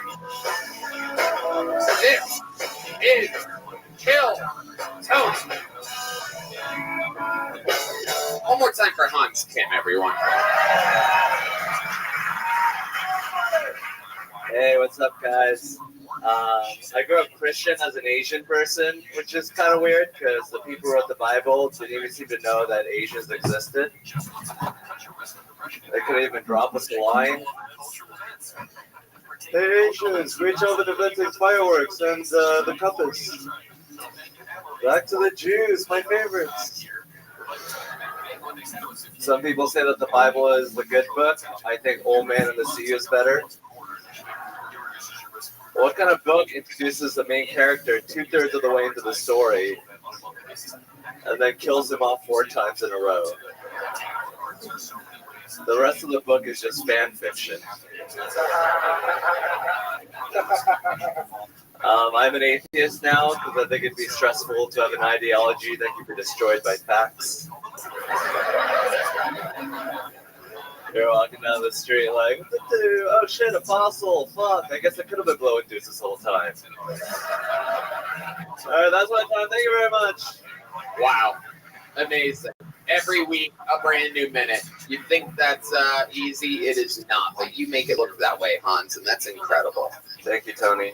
You're welcome, Hans. How you been doing? What's going on in life? What's happening? Good material, love it, good stuff. You did that. I did the move from the van to the apartment, and then I moved from an apartment to a house that I'm house sitting. Wow. The general manager of Rogan's new club, Curtis, generously offered his house to me. A lot of information you gave there. You're going to give out the address as well. Perhaps people after the show want to swing by the general manager of the Comedy Store's house that he's nice enough to let you stay at because you sleep in a van. And was this the same house you just did a live stream podcast at, and you had like 14 people in your kitchen? Like you had a party at this house that our friend let you stay in? Yeah. Wow. You had a party and you live streamed it? Yes. Oh shit, Hans, you're sort of dumb. It's incredible. So smart, yeah. It's just something missing there. How was this party for you? What'd you do? Did you do any drugs? We did marijuana. Ooh. Somebody call the police on this fucking guy. Marijuana, look out. Yeah. I mean, I did some upstairs, too. In the Whoa. Oh, shit. They're here. They're pulling up. Marijuana, did you drink that night? No. Did you hook up with a girl at all? No, not at all. Wow. What was the girl-to-guy ratio at this 14-person blowout? Her name is Candace Medina. She's very funny. Oh, what's her social security number? Again, we have to make this sound effect of Hans saying, I think I said too much. Yeah. I said it a couple weeks ago. It was pretty amazing. David, you know Hans. What do you think about this guy? Hey, man, you're going to have to hang with me, bro. I would love to. Because, no, you just passing out girls' names like Is the local comedian. Yeah, bro. I mean, but still, the chances you fucking her is high. So you gotta keep it a secret, man, so you can get other bitches. That's true. Yeah, you don't want to tell. You don't want to tell it, bro. You gotta hang with me a little more, bro. You gotta stop hanging with these open micers. You gonna kill Tony. What made you say her name? What's your relationship with this young lady? She's a local comedian. She loves Catan. Did you say loves to tan? Yeah, settlers of Catan. Lay out in the sun? No, the board game Settlers of Catan. Oh, wow, what a dork. Wow. I got a little dizzy there. That was incredible. I'm not used to talking with dorks, so like my brain had to really do a dance there to understand the fuck you're talking about. It's called Catan. Yeah, it's white people shit. I know white people shit, but that's below white people. That's white people. I know Magic the Matt Mueling says it's white people shit. It's white people shit. Look at this guy over here. Really stands out as the dominant white guy in the band.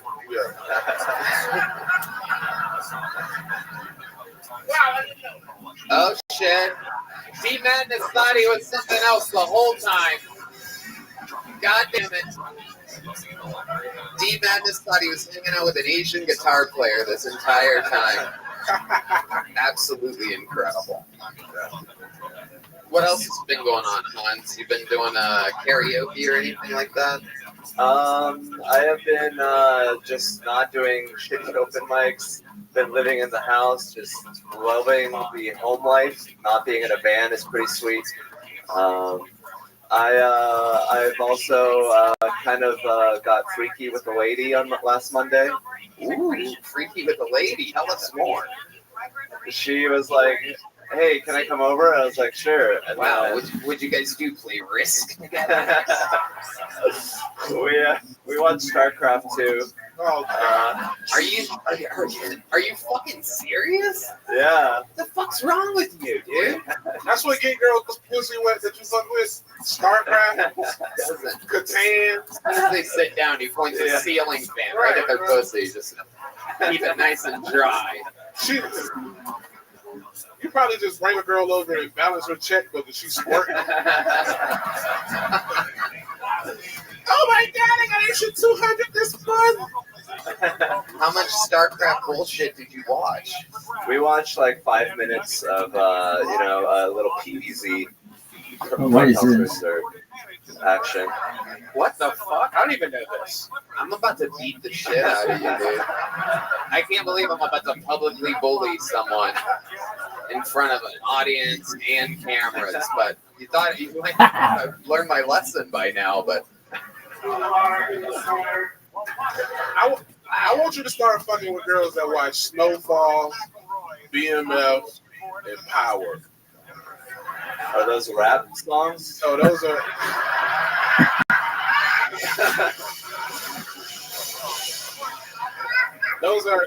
Those are black-led television shows. Insecure, yeah. Watch a bitch. Fuck a bitch that watch Insecure, bro. Stop fucking these black and white TV show watching hoes. Yeah. The guiding light. Come on, maybe. I would love to. If you were to get a tattoo, what would you get? Probably the state outline of Texas on my chest. Oh, shit. Damn. Should we do it next week on the show? You want to get a tattoo of Texas on your chest? All right, great. Then we'll do that. There goes Hans Kim, everybody. Thank you. That's an easy out. You guys ready to go to this fucking bucket or what? This is where shit gets crazy. All right? Hans makes it look easy. Hans is a monster. Hans is much better at this than you are. However, this bucket, shit gets wild. Then again, sometimes it's a fucking killer waiting for their chance. Let's see what happens. Kicking it off tonight is Ray Sheneby, everybody. Here we go. Ray Sheneby. Happy 2022, Tony. Oh, yeah, indeed. Welcome to the new year. Here is everybody, Ray Sheneby. Hi. So I know I look like the only girls who would fuck me have been sexually assaulted by Toby McGuire. You don't need to tell me in the line of the DMV. Dude screamed in my ear while fucking me in my ass. I now have 2 types of AIDS. I have hearing aids and actual AIDS.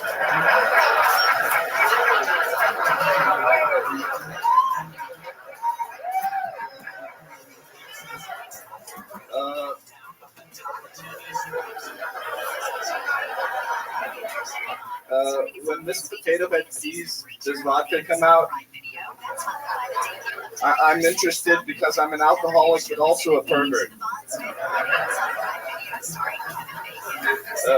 So I think ISIS beheading videos would be a lot easier to watch if Around the World by Daft Punk was playing in the background. Ray Sheneby, everybody. There you go. Come on, baby. Good work. Absolutely. You're reading out of that book like you didn't write those jokes. Like someone gave that to you and was like, read it. I'll give you $1,000 if you just read it straight up. at any moment when I'm doing this, I feel like I'm about to go into a psychotic breakdown. So that's why I love it, Ray. Glad you're back. You've been on the show before. I've been on the show, yeah. Indeed. What did I say you looked like last time? You said I looked like a nutcracker, Tony. That's right. You do. You do. I'm going to change it. This week I'm going to say you look like a nutcracker that plays an organ at a haunted house. You said that my first Tony. Really? Oh, wow. There you go. Perfect smash up. Combining the holidays. You do have the bone structure of an organ player at a haunted house. I love it. It's like the nightmare before Christmas. All right. Ray, what's going on in life? Remind us of what we know about you. Well, I talked about being like a 3D artist, but that's like we went through that. My first time, we talked a lot about my sex life. What did we find out there? I was fucking someone, and then it stopped since then. Okay. Wow. What's going on now? Anybody new? Any dating life? Yeah, there's a new person. Okay. And she's where'd you meet her at? I met her on Bumble, but I met her like right after I did Kill Tony the last time, and I don't think I can show her any of my Kill Tony sets because she's like a super PC person. Oh. Yeah. And so I'm like kind of playing this like incognito mode where I'm like pretending I'm not, what you deem a white supremacist. Right. Interesting. What makes you attracted to a girl with a PC sense of humor? I don't know. I think I'm just putting up with it right now because she's pretty hot, and I'm, You look like that, so it makes sense. Yeah. Exactly. Just gotta pretend that it's okay. Wow. Did she ever seen any of your sets? Yeah, actually, like we were. Well, no. Oh. Wow. No. But we were recently hanging out, and I like told her that AIDS joke. The dude, and she was like laying on my chest, and she went, "Boo!" She went like right to my face. Boo! Wow. I was like, I don't even know what I said. What did she think is funny? Like Amy Poehler and Tina Fey or something like that? Or? Dogs falling on the ice or something, some bullshit like that. I need fucking people getting beheaded. What's your favorite thing about her in bed? Does she have any special tricks or anything like that? Like a fucking crazy, No, I mean, she's just, it's probably the best sex I've ever had, though. Why? Good. Describe why it's the best sex you've ever had. What did she do that the other girls don't do? I don't know, but it was like very like, she does a lot of the work, I guess. That's probably a lot of it. She does a lot of the work? Yeah. What is this feat exactly? She's, she's like very like active and like, puts out. She's just wait for me to fuck her, It's like she gives Were back. you fucking a blow-up doll before this?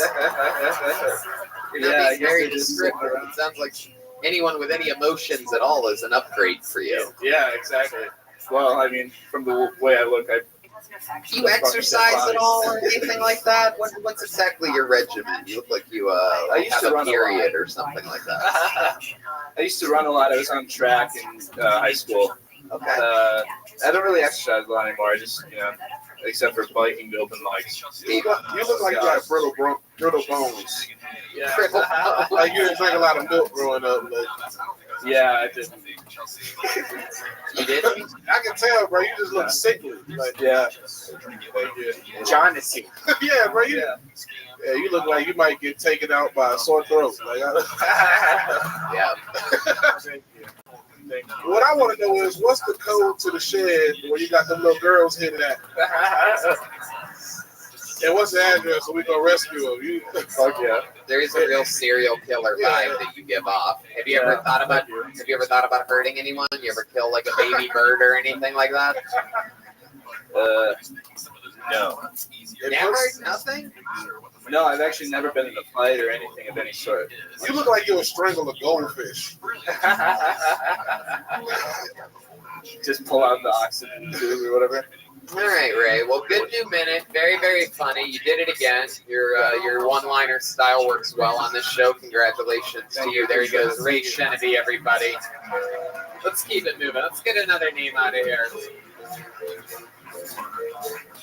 Angela K. Wow. Here we go. Angela K. is next on Kill Tony. Here she is, everybody. One more time for Angela, everyone. Hi. My name is Angela Kay. I am a blurter. That's like a squirter, but with my words. Yeah. Hey, fucker, lay off the porn. Lay off the porn, lay off the porn, lay off the porn. Because during fellatio, this what do you call it? What do you call it? This move right here? Do you know?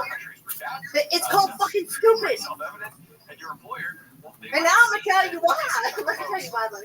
Okay, so first of all, when someone goes down on you, that is a privilege, not a right. Okay? So what is happening for you is so nice. But that shit can change real quick. Because the female human jaw can exert up to 101 pounds of pressure per square inch.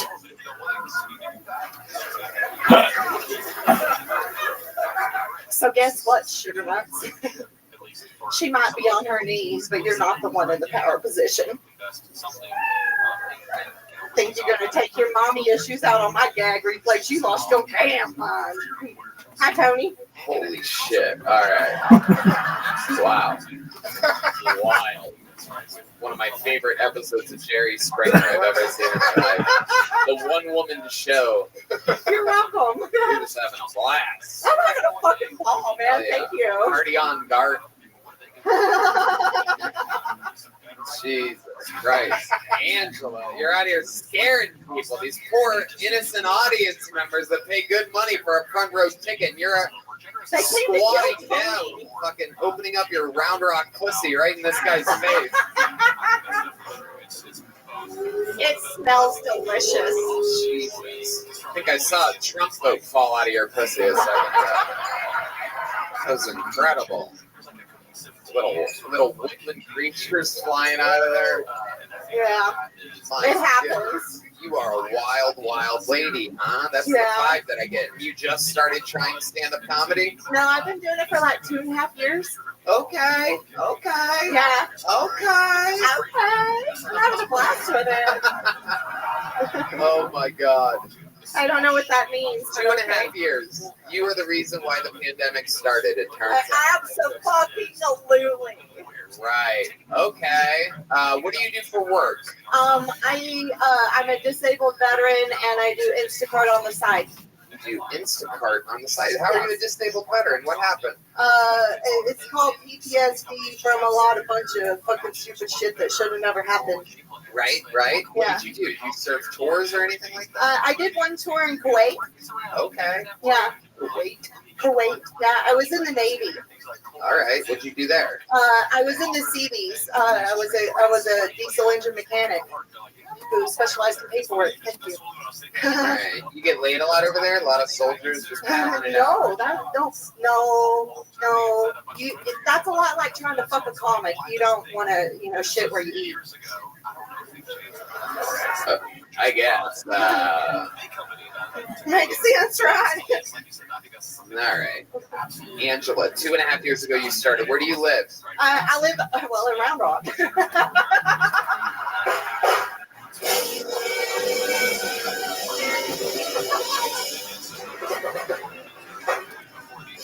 Still got it, baby. Say again. Just another Monday. I still got it. Just another Monday. And you do Instacart, so you're buying groceries for people. Yeah. It sucks. Yeah. What do you do for fun? Well, let's see. You seem like the kind of lady that likes to fucking throw axes or something like that. Well, that would be fucking great. I like to fire weapons. You got really excited there. I like to fire weapons and like bake cookies and shit. David Lucas just came in his pants. I mean, like I once fired a 40 millimeter grenade launcher. That shit.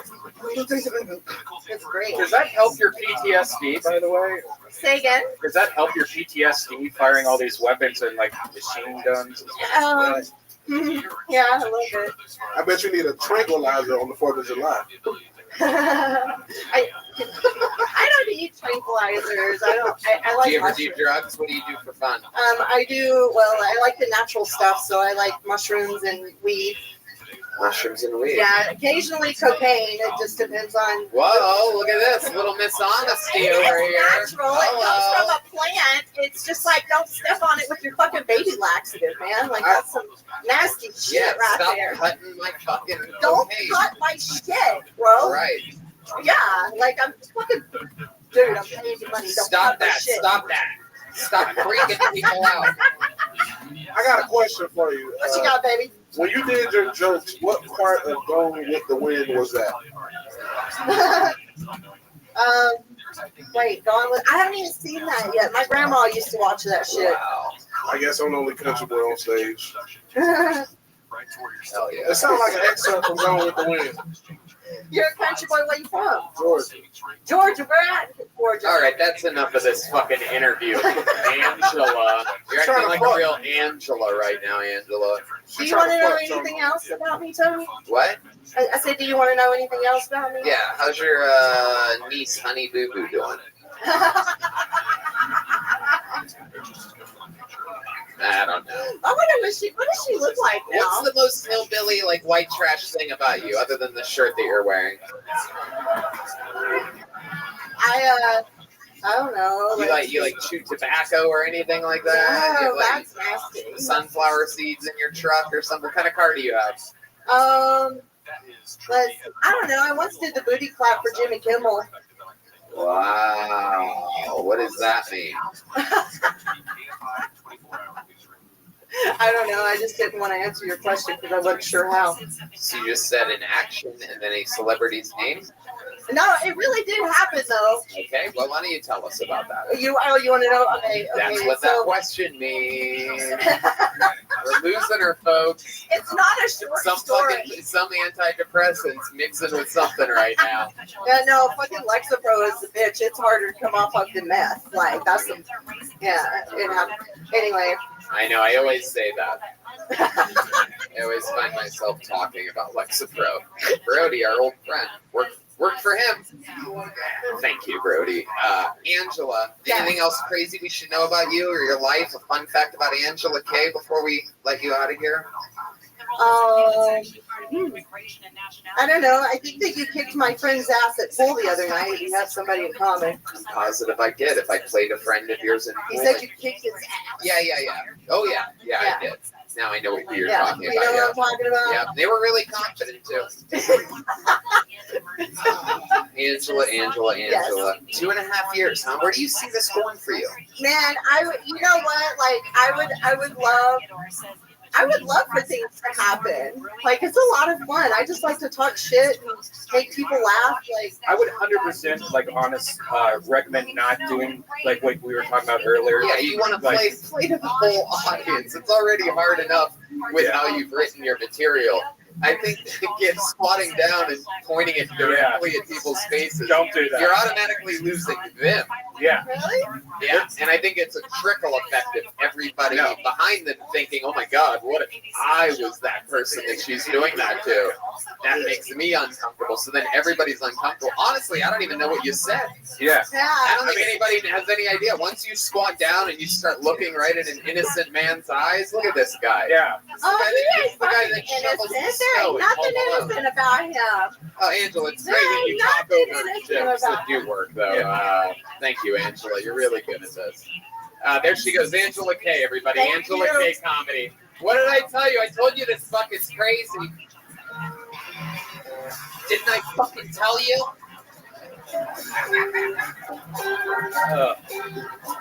Maximus something.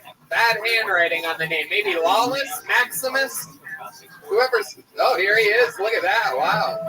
Come on, one more time for Maximus, everybody. Before I begin, I just want to give a quick PSA.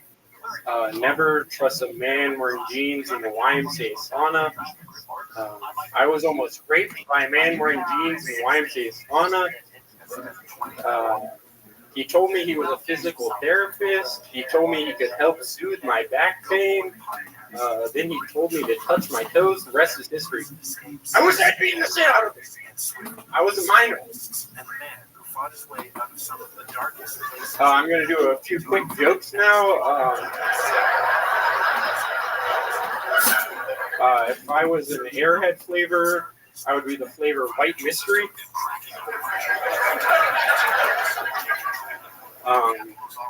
They say that laughter is contagious. Well, it's also the best medicine, so that's good.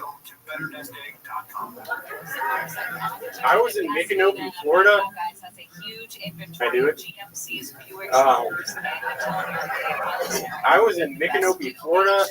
I saw a dog with dreadlocks. It was a white dog. Horrible, I know. Cultural appropriation has spread to the animal kingdom. Jesus Christ. That's your last quick joke if you're going to do one? You waited for your 25-second long joke at the end after saying, "Can I do one more?" Wait, can I finish? Nope. That was it. That's the whole point. Is the minute.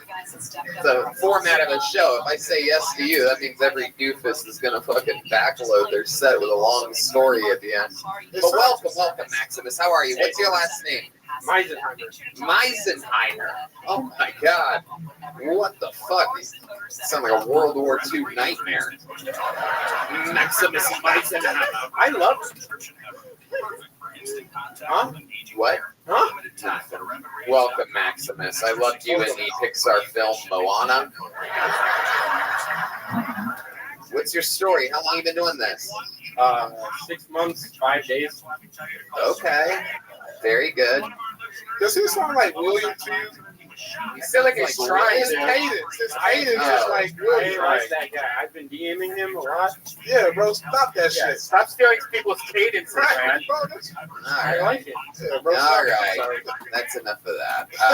Maximus, let's find out about you. How old are you? I just turned 21. 21? Wow. I've been drinking a lot. Okay. You make any bad decisions yet? I've been drinking a lot. Yeah, what, after the drinking? I like gimlet. Gambling? Gimlet, the drink. Okay. All right. What do you do for work? I'm a retired coal miner. I really miss the caves. Maximus, stick with me over here. You play a lot of like alt rooms in the 6 months that you've been doing stand up. I don't know. I'm from Gainesville, Florida. That's where I've been doing. You're answering questions that I didn't ask you. Over here. Stop looking that way. It's not benefiting you at all. It's taking you out of this interview completely. So, how long have you lived here? You're just visiting. I'm just visiting. For how long? I think till probably Wednesday. Okay. Very good. This is great news. It's very, very good that you get back to that Gainesville comedy scene that's probably missing you right now. It's good. Right now, there's an alligator taking your spot at an open mic. I made $40. Okay. All right, Maximus. Relax, Maximus. Relax. Jesus Christ. Look at this fucking He's not a complete idiot. He got on the shattered backboard. And if you know anything about sneakers, it was like $700. So he's not a dummy, but I don't know what the fuck he's You're doing. rich kid? Your parents have money? Nope. No? Nope. Yeah? How'd you get those sneakers? I stole them. Where'd you steal them from? Miami, Florida. Yeah? Where in Miami did you steal them? The mall. Yeah? Yep. What'd you do? You asked if you tried them on and then you just walked out? Yep. Really? No, I bought them. My parents are really rich. There you go. Very good. Maximus, I find you to be tremendously annoying. No. So have fun back in Florida. I'm going to get another complete stranger up here. There he goes. Maximus Meisenheimer, everybody. Here, have a joke book. Give him that. Have a joke book, Maximus. We don't shake hands. You go that way. Go back to Florida. Go to Florida, Maximus. You guys having fun out there, huh?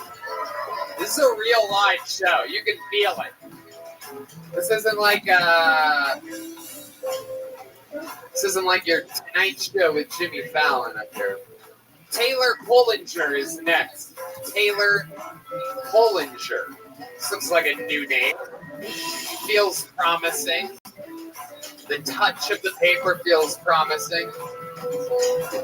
Taylor Pullinger. Oh, look at this. Swinging around from the back. One more time for Taylor, everybody.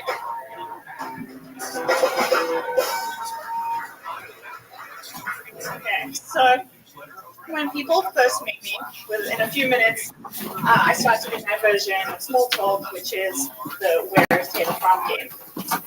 And first they discuss England, yes, Australia, and then they sort of make bed and get creative, and I guess New Zealand, but they're all wrong. So from South Africa, and usually this creates like the second question, which is my favorite question people ever ask me, which is, where is that?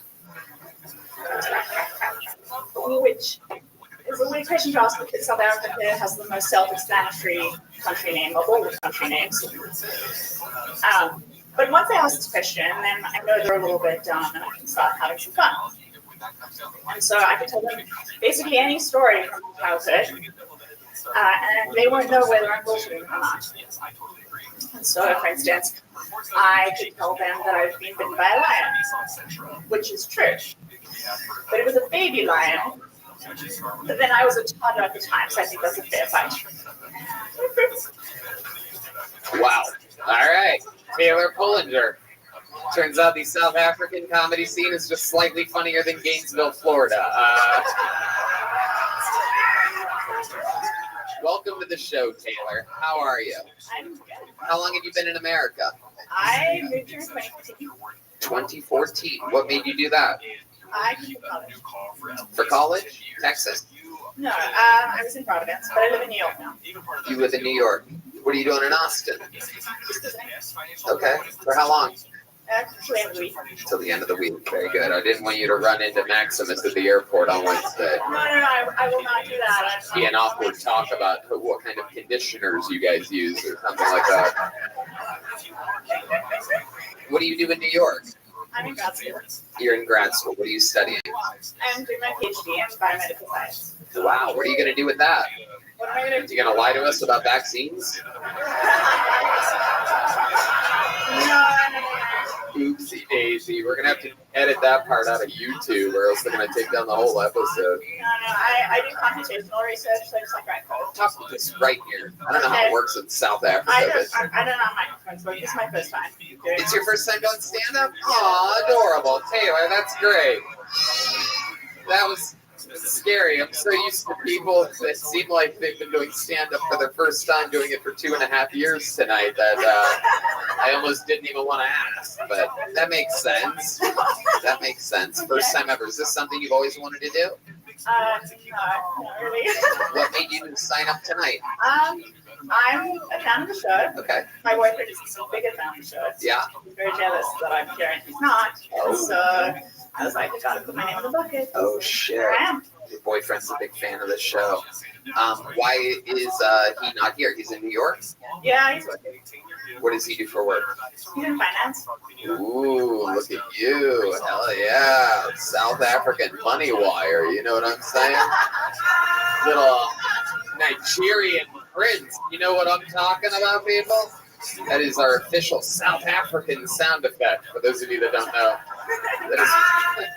That is what Brian thinks South Africa is, everybody. I love it. Is there anything you miss about South Africa? My family. Okay. Yeah, What do? They like mine for blood diamonds or something like that? No, my one sister is in medical school. My other sister is in high school.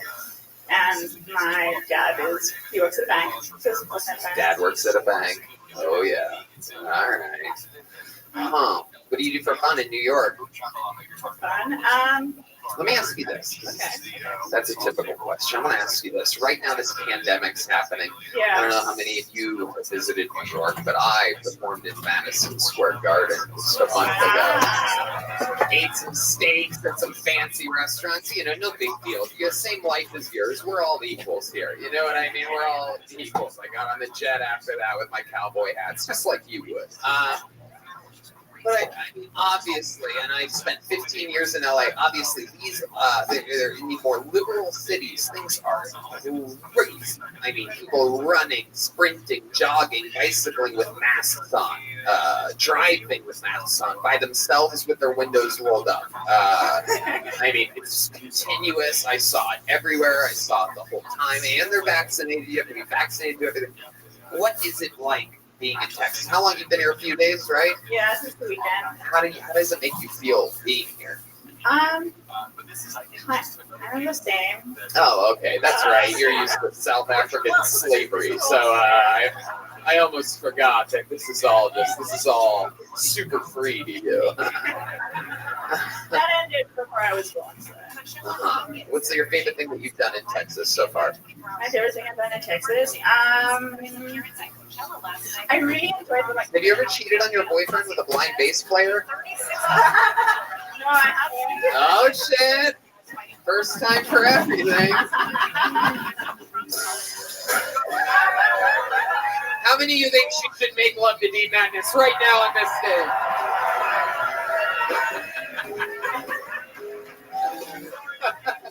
D Madness is playing along. I think that's a yes. No, I'm kidding. Stop that. I tried that because he's definitely going to watch it. Oh, he's definitely going to watch it. But if he wasn't going to watch, what if he just listens and we pretend like he didn't? That's cool. Have you ever been with a black man before? Really? Huh. And this guy, you met him in New York? I met him in college. Okay. But he's from Right. David, what do you think about this girl? What do you think about Taylor Pullinger? Yeah, she knows what she's doing. Okay. In life, so exciting. I mean, you don't got to go to school. You dating somebody working in finance. You bullshit. I didn't say he was good. You didn't say what? I didn't say he was like good at it. Good at what? At finance? Oh. Well, he working at a check cashing place. What? Can he do my tax? What kind of finance? Is he good at bed? Is he good at bed? Is he good in bed? So I knew you don't hang out with a lot of black guys. He's saying, is he good in bed? He is good in bed, yeah. Oh yeah, what does he do that's special that other guys don't do? I don't know. You ever bring ice in the bedroom? David likes to bust out the Cool Whip, and he just eats it in the corner. Nothing with love making. He calls that faux play, everybody. Just a little faux play. All right, Taylor. Very, very, very, very, very cool. Congratulations on your first set ever. Even though you didn't really fucking rip it hard up here, I think you deserve a big joke before Bone's Eyes. So take that back to New York with you. What? Tell them the great tales that happened here. There she goes, Taylor Pullinger. And if you need a voiceover for like a Hallmark movie, give her a call.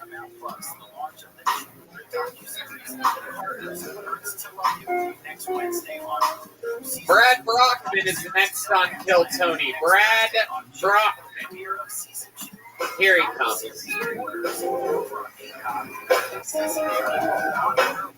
One more time for Brad, everybody. Come on. Hey, howdy, y'all. Feels good to be back in Texas. This is my home state. I just fuck yeah, Texas. I just moved back after a long time, and I'm not super familiar with Texas politics. But one thing I have picked up on, I don't think that Governor Greg Abbott stands for anything.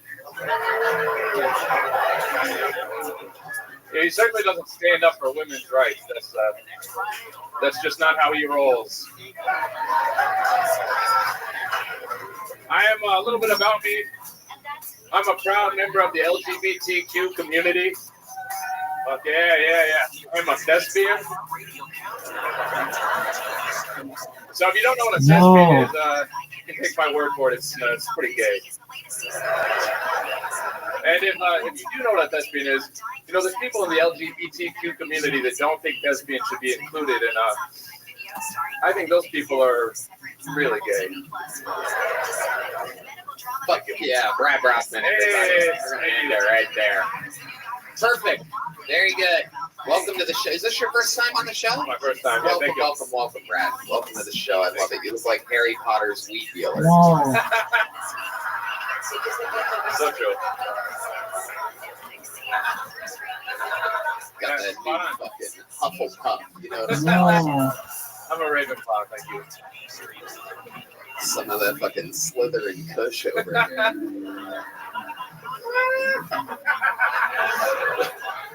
I love it. Why do you know these terms? Well, that's how it works. Brad, how long have you been on stand-up?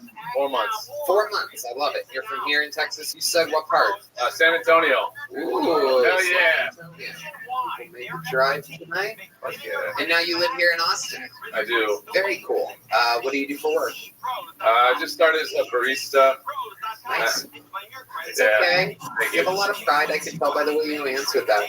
Yeah. You feel like you're better than the job that you're doing. That happens. It's a Biden economy out there. People have to try to survive. Yeah. He looks like a barista, right? I mean, look at that. Like slam poetry, espresso. How much you make an hour? Too little. Well, they pay like $18 an hour over there on Congress for fried chicken.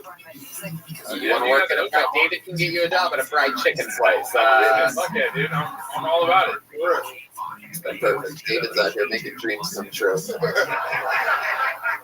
Brad, I love it, man. What else? What else about you? What do you like to do for fun? I like to do music. Yeah, what do you do musically? Really? Hey, what's going on, Jacob? How are you, buddy? Hi.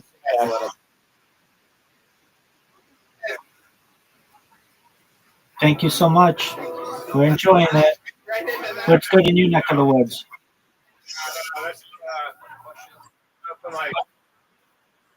Oh, Shit. Hell yeah.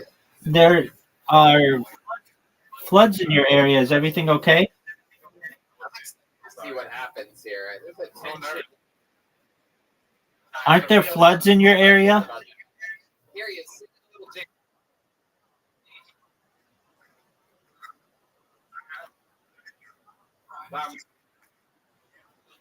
Okay, that's good. Well, I'm just doing my best to keep the mind up. You know how it is. 24/7, 365. I appreciate especially right now. I am working on some bots and I'm trying to go live. I'm trying to go viral on Blue Sky. Blue Sky is like the Twitter alternative, and I'm kind of stumped. So I'm trying to figure out some ways. Yeah, it's got like 35 million users. It's pretty big. Goddamn right. Wow. Oh, yeah, of course. Just spamming people and creating robots, basically.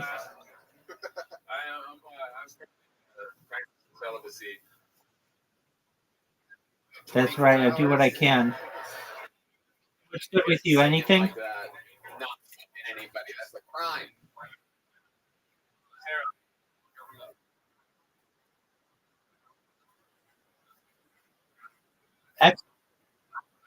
How are your teeth? How are your teeth?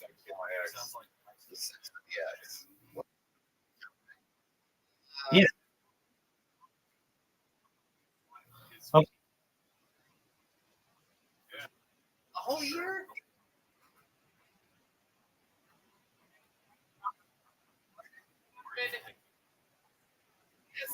All right. Well, I wish you the best with it, and just be patient. I hope you're not in any pain. Someone that's making their way to the stage. You gotta take that nose. You're not in any pain, are you? At the time. This is a real.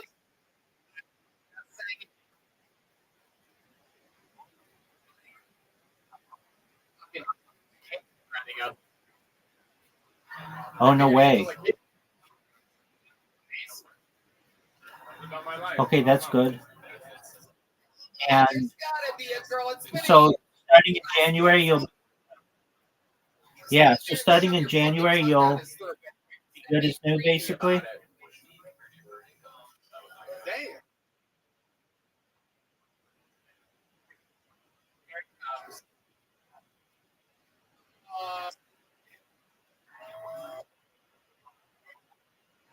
I gotcha. All right. How's the doggy? How's Oliver? Live in Austin.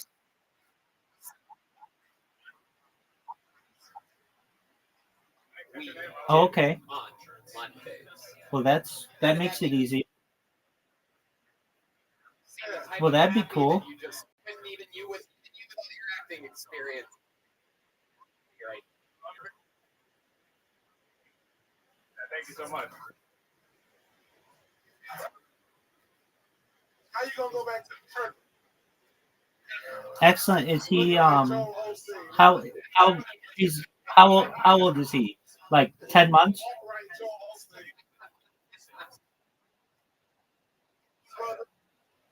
Oh. Oh, okay. All right. I gotcha. And is he still chewing on things?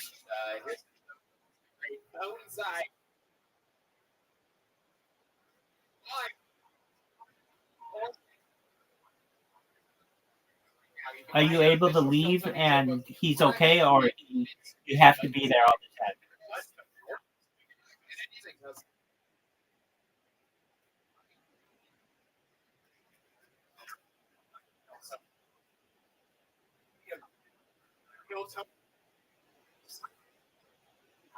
Okay. All right. Well, what do you do if you have to go somewhere? This is this young lady's second ever appearance on the first.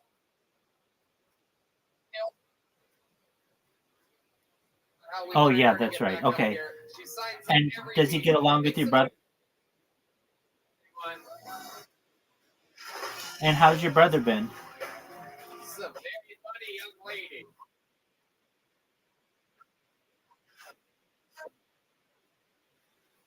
Okay, well, make some noise.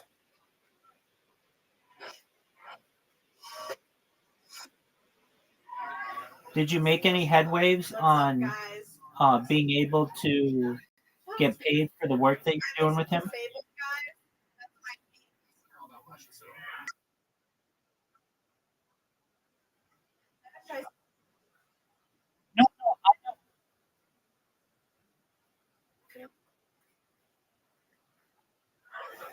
No.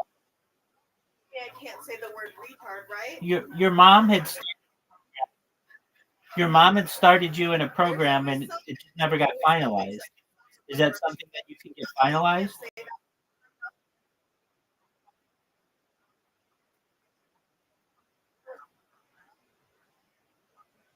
Oh, okay.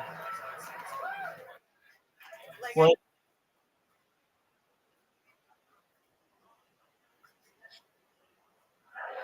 okay, isn't there any way that they could just like move to the top of the pile?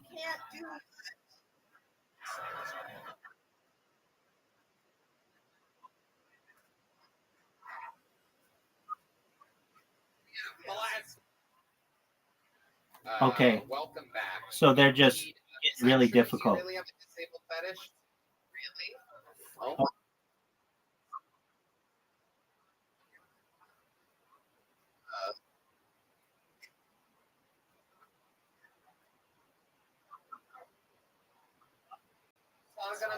All right. Well, that is unfortunate, but I know how much you love him, and fortunately, he has good people around him, so that's good. He must come. Yeah. That's right. That's right. How have things been with your sister? Everything okay? I bet he does it without.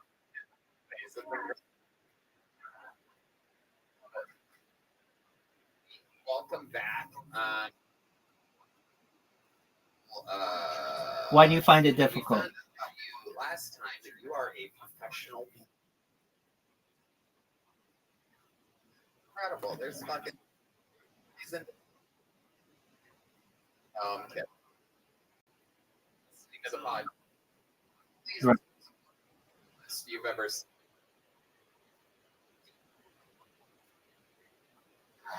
Feel it in the breeze.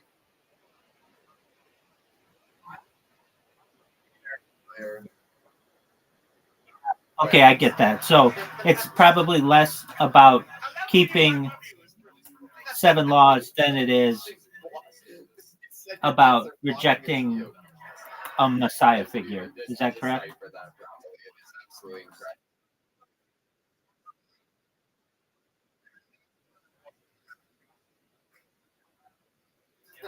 Okay. Well, do you find the most pushback is against having their We mostly just talked about Messiah my job figure? and do little anecdotes about that. I've been trying to think about what I would.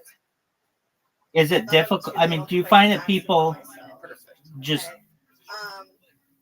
are negative towards the fact that you don't believe that the Nazarene was a Messiah?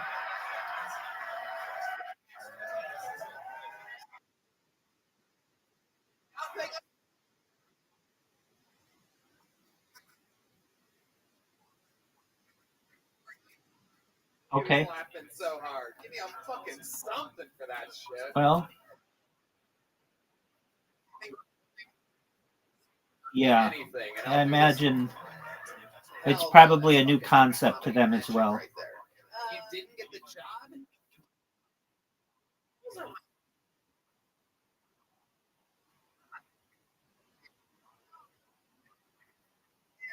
Yeah.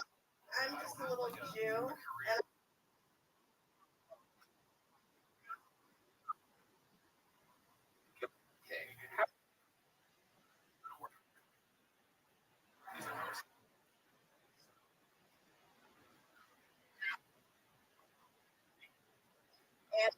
Right. Well, I don't know, something that at least sometimes in public, it's best not to just discuss religion, politics, or sexual orientation. And I know it's sometimes difficult to do that, but other times, hopefully, right. Do you find yourself? You're fine. Yeah, I'm in agreement with you. Do you find people who try to proselytize or missionize to you, or talk to you about Christianity? Old country buffet eating off those days. Talking about.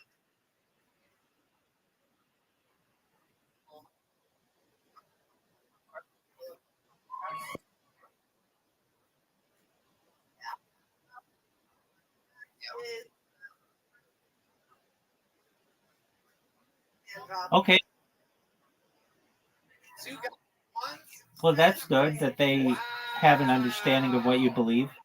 And I mean, the best advice I can probably give you is just in public, don't discuss those topics, and you'll find yourself avoiding a lot of headache.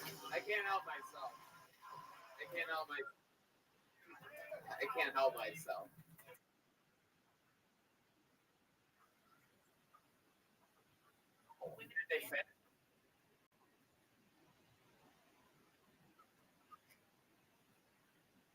Absolutely. Some extra.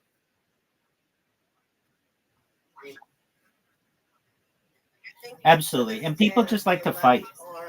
And Oh wow. it's like an entertaining thing to them.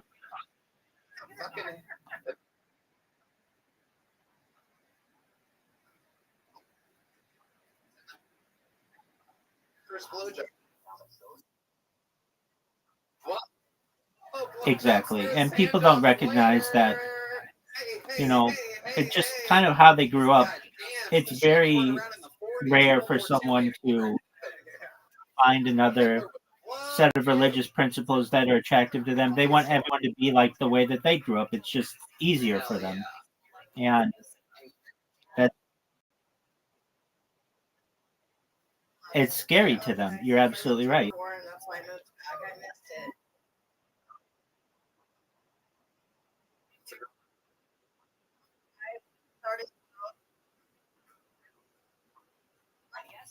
I'm in agreement with you. And I mean, there's not a lot you can do except kind of just wear a smile as much as you can.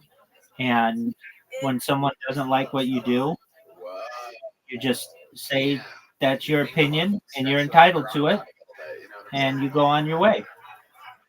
That's so fun. What else did I? Well, very few things are going to, but it's somewhat it's somewhat. What are those exactly? Is that fucking like Vin Diesel triple I would X or say something like that? Like, important what are those things? to maintain your internal beliefs, but just like you don't want other people's beliefs pushed on you, you don't push your beliefs on them. And I think generally in society people have understanding, but I know that there are exceptions to that where people feel like, hey, I want everyone to be whatever I am, and they demand that. And if that's going to happen, that's fine. They're not going to get very far in public because not everybody's going to be what they believe.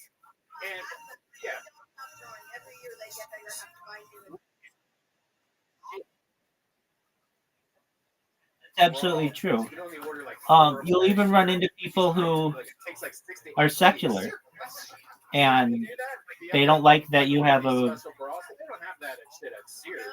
religious ideology that to which you stick, and that's going to be something that you're going to deal with as well. And it's a growing population.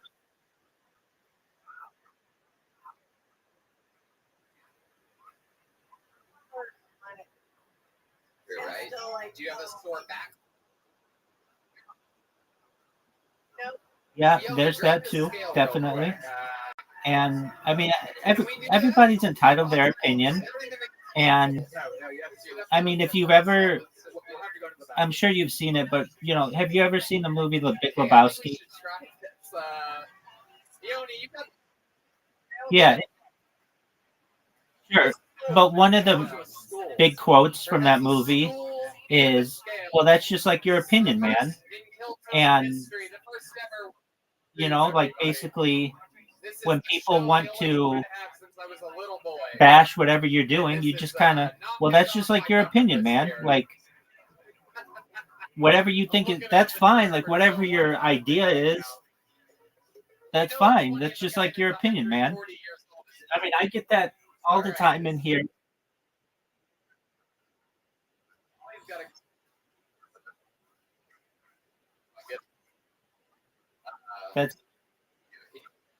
That's absolutely true too, and it's important to remember that.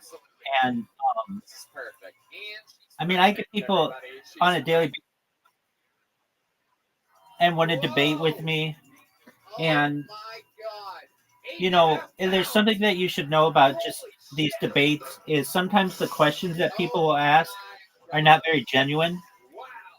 And there's a question that it's actually one of the reasons why I have the Ask Rabbi Anything area here, because sometimes I'm doing my own thing, I'm living my life, and people think that I'm here to entertain them, and so they come in here and they'll be like, yeah, let's talk about this and let's talk about this, and I'll entertain them for some time. We're getting into an hour or 2 hour or 3 hour discussions. I've got other things to do, and so I'll say to them, feel free to ask me anything in my Ask Me Anything section. But there are some questions that are just are are, I would say, important to be aware. So, for instance, one of them is, do you still hit your wife? Or do you still beat your wife? Somebody asks me, do you still beat your wife?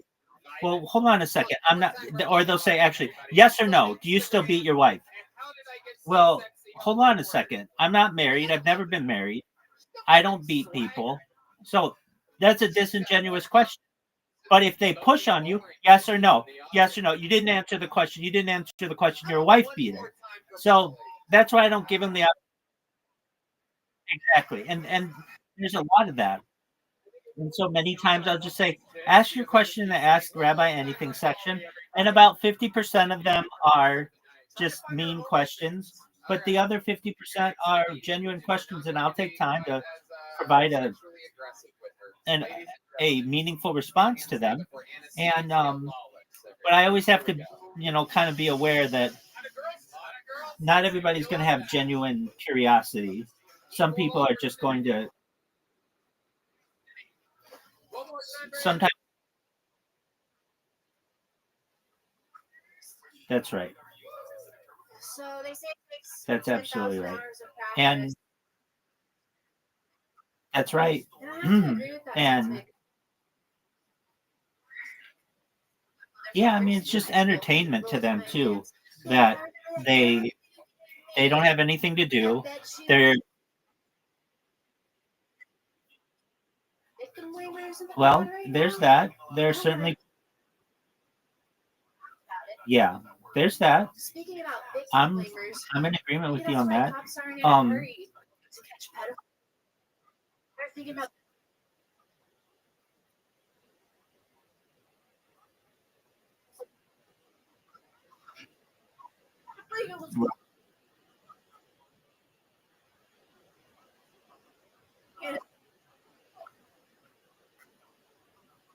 Right.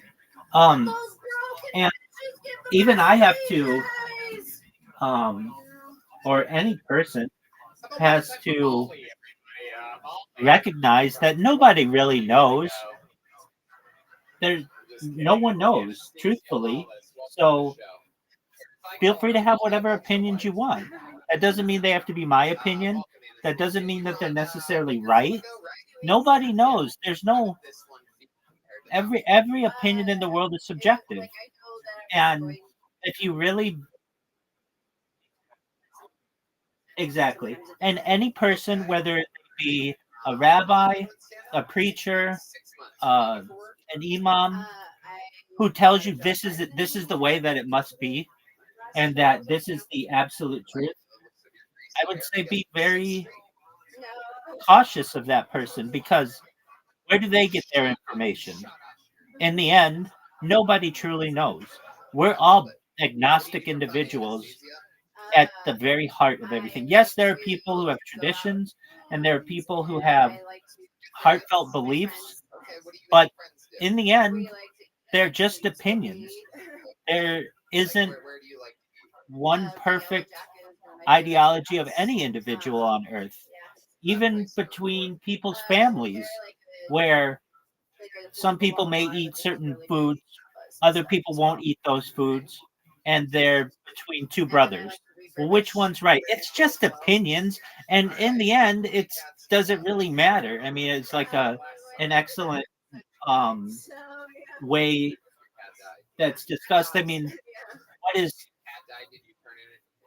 discussed as well is that when Mashiach comes, Mashiach will make it clear to everyone what we can and cannot do.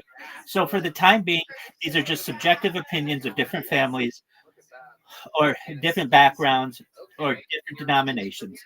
Nobody really knows. And when I mean that's the positive light that we have for Mashiach. That Mashiach will figure it all out when Mashiach comes. Until then, it is just people's opinions, and that's just kind of how I have my beliefs. I have some beliefs that I'm extremely diligent, of which I'm extremely diligent. Saying blessings on food, I'm extremely diligent. I'm too diligent. Really, like I say blessings on food probably too often. Kissing the mezuzah, I'm extremely diligent on that. Saying Asher Yitzhar after going to the restroom. I'm extremely diligent on that. And I hold some things to be really important in my life. But that doesn't mean that those are the most important things of any person ever. There are other things that I'm very consistent with ensuring that I don tefillin on the days that I need to don tefillin. And I have done this for many years. But that doesn't mean that I'm a person that's someone who necessarily doesn't don tefillin. Maybe there's someone who is perhaps a more righteous individual and they just didn't have that type of background. I mean, these are all just semantics, basically. And I look forward to a day when there's an individual, Mashiach, who can essentially filter out what we're supposed to do as people. And until that day comes, then it's just a guess game. And that's not just within Judaism, that's within all religions. And at least for you, the advice that I can give you is to hold true to those 7 Noahide laws. They're important. Some are easier than others. Like the uh, eating from a living being, or essentially is easier because that's not something that we normally do. Let's say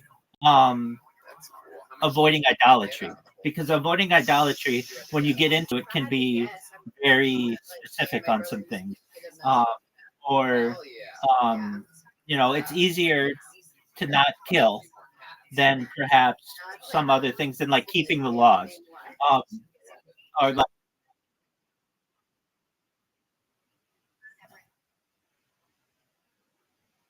Exactly. And it's how you define an idol.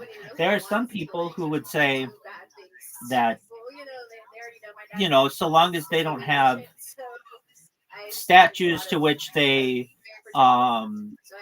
worship and kneel down to and all these things, well, that's what they consider an idol.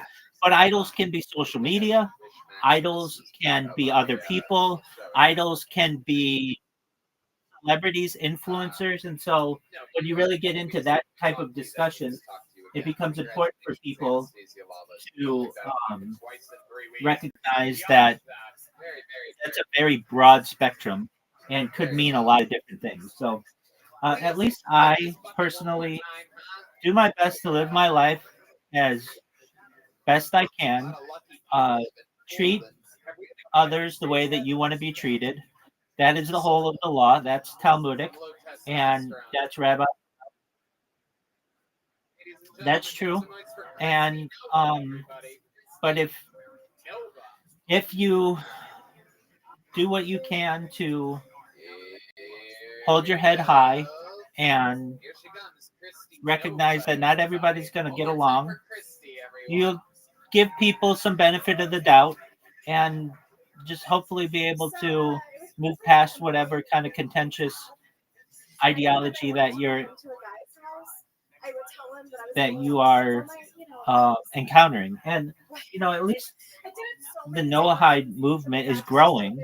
So at least from your personal beliefs currently, it's something that you should know, and I'm sure you do know, is becoming more popular. And thus, when you tell someone, if somebody asks what your background is or what your religious beliefs are, and you feel like you want to tell them, they'll understand that more and more than what they would have perhaps a decade or two ago. And that's positive as well. And right. So, there's a lot of righteousness in just living that type of life and doing what you can to avoid, I would say, any kind of contentious discussions with other people. Because in the end, treat others the way that you want to be treated. It is important. It's in Torah. It's in Leviticus, and it's something that we all should do. And is that is foundational to most every religion or spiritual background. So if you do that, you're going to be. Go ahead. That's excellent. You've been doing stand-up for how long? 3 years now. Interesting. No, I just here from Dallas. What's that? I did the 3 years like on like that.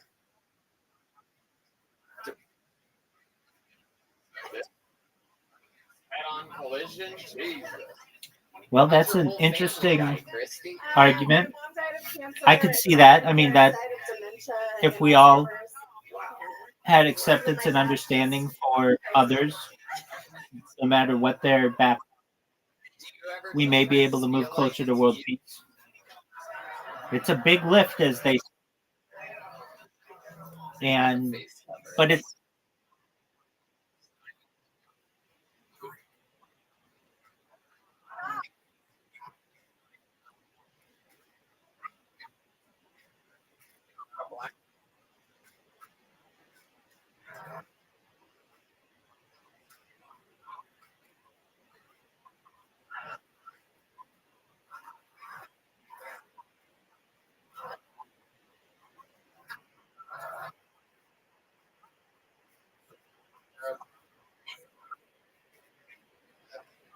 What's your like? You hairs and what's going on here? I'm in agreement with you on much of what you say. There's an argument that, I mean, it's really what you're saying, that xenophobia is the thing that is preventing us from world peace, just fear of strangers. And if we all came together and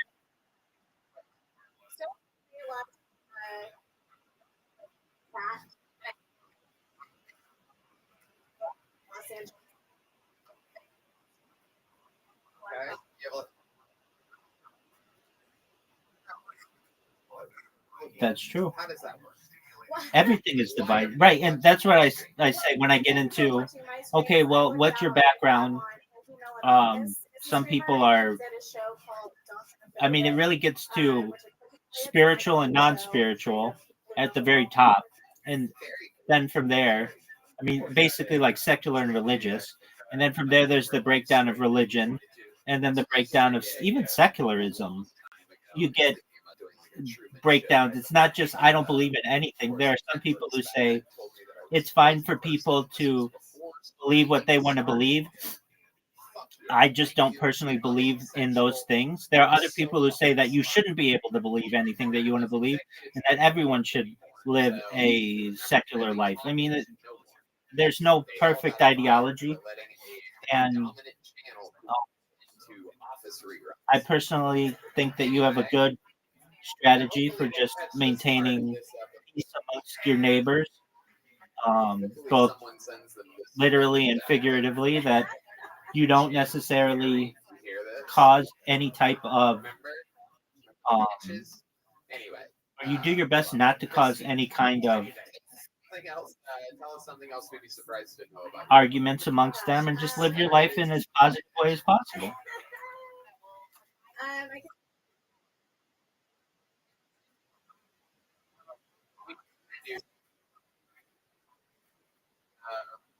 Elva. Nothing new. Gilbert. But I understand that.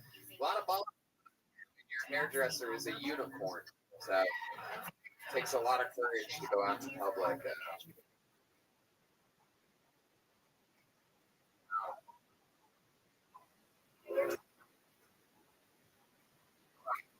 Rock right now. Right, and they probably wouldn't see it as that.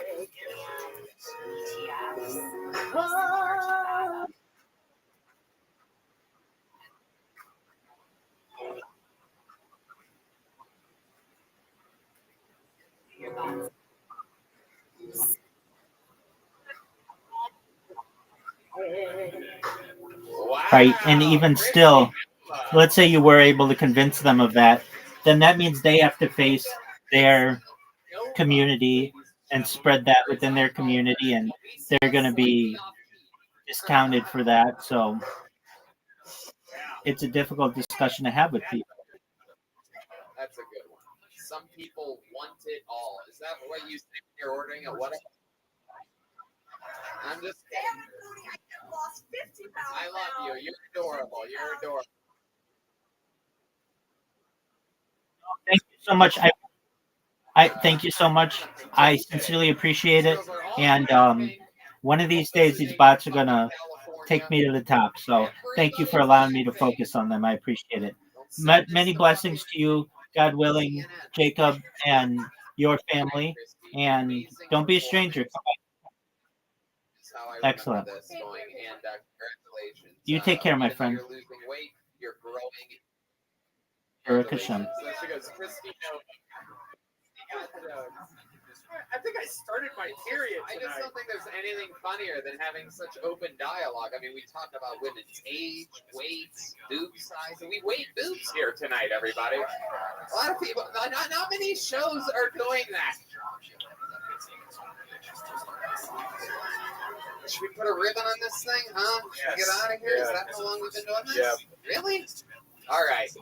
Ladies and gentlemen, you have one final comedian that you get to watch perform a brand new minute of stand-up comedy. In the history of this show, we've always had regulars. It used to be all women because there weren't, unlike tonight, there weren't many women signing up when we first started this show. But in the history of the show, no regular has done it longer. Perhaps no one has ever done it stronger than the man you're about to see. Ladies and gentlemen, this is the Big Red Machine, William Montgomery.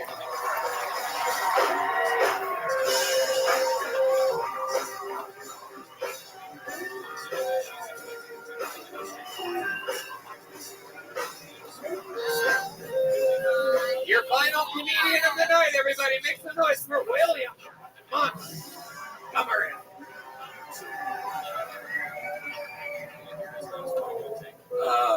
First and foremost, I'm excited to announce Maximus and I have been speaking online, and he's staying with me tonight.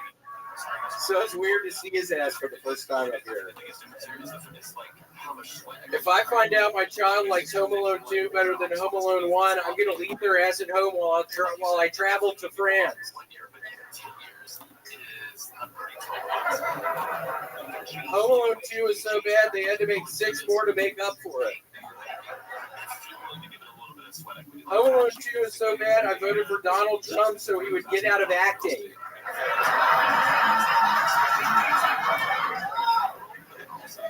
Oh, you have a sex swing? Big deal. Try building a sex zip line in your backyard and then talk to me. The University of Pennsylvania swimmer who was on the men's swim team 3 years ago now identifies as a female and is on the women's swim team. Yeah, apparently she's breaking all the women's records, including freestyle, backstroke, and dick size. Okay, let's go. The ultimate professional, William Montgomery, coming in. Another brand new minute. I can already tell that sex swing zipline thing is going to be a permanent part of the act. I think it is. Now, let me ask you this, because I come from the school of thought that Home Alone 2 actually competes with Home Alone 2. Yeah, I think better. I think it always surprises everybody how good it is. What do you mean 100%? Shut the fuck up. No, William, this is sort of a fact. We talked about this years ago. I saw Home Alone 2, and it stands up super strong. Now, Home Alone 1, granted, I think I got the first 2 Home Alones as top 3, my favorite Christmas movies up there with National Lampoon's Christmas Vacation. That's my big 3, and I think 2 might be ahead of 1, but I think I'd give 1 the edge just because of creating the legacy. The only thing I don't like about Home Alone 2 is the creepy, mentally ill bird lady. Yeah. And Gremlins 2 is better than Gremlins. No one's really talking about that right now. Yeah, shut the fuck up, right now. That's one of my favorite holiday movies. Home Alone one's better. All right. You've been fucking the show up this whole fucking night. I've been watching you do it. Oh, yeah? The whole fucking night you screwed it up. Maybe if your girlfriend could sign up. What'd you just fucking say? All right, nothing. He said nothing. Did you watch Home Alone 2 this week? We tend to have found that if you watch a movie in your spare time, it ends up being a massive part of your set that week. Yes, I watched it all day on Saturday. All day? You watched all it day on Saturday. Actual That's how- television with commercials? Yeah. That's how I do it. I record a movie on the network television, and then I watch it all day long. Yes, including commercials. Now, in this one, they were these sticky bandits. Before, in Home Alone 1, they're the wet bandits. And, You know what's weird about this whole story, by the way, is I just tweeted how the last time I did edibles, I was watching Home Alone 2, and it was playing the whole entire day. Like, okay, you just reading my tweets, man? Is that Shut the fuck up. Is that what you're doing? Don't fucking accuse me of that up here right now in front of all these fucking people. Okay, I mean, what are you fucking talking he about? talked about watching Home Alone 2. And it was on repeat all day long while I was fucked up. Right. I posted it 2 days ago. Lou. I'm stealing your shit, dumbass. Yeah. You caught me. You fucking caught me. I've been reading your shit and trying to make jokes out of it. You busted me, right, man? Good. I thought this idiot is doing it right. I'm gonna steal his shit and start doing it. Yeah. And that's what I fucking did here tonight. Look how well it went. Wow. It really did. No, that was a great set. It really did go good for you. William, what's been going on in your normal life? It's always a very compelling story. There's always new twists and turns. You're over 6 months sober now. You're over raisin bread. Turns out you were lying to us for months. You don't even like raisin bread. I was. I don't like that shit at all. It's fucking gross. Try to make it better with some fucking melted butter on top. It makes it fucking sloppy. I hate that shit. What fucking Williams? What brings you the most joy? Oh man, I mean lately it's been prune juice because I didn't stocked up. The fucking hemorrhoid came back the other night. I had my fucking fingers. All right. How much prune juice have you been drinking exactly? I don't know. Hey, it's one of the jugs that's like. Yeah. How long does it take? Probably I'm doing 2 or 3 a week.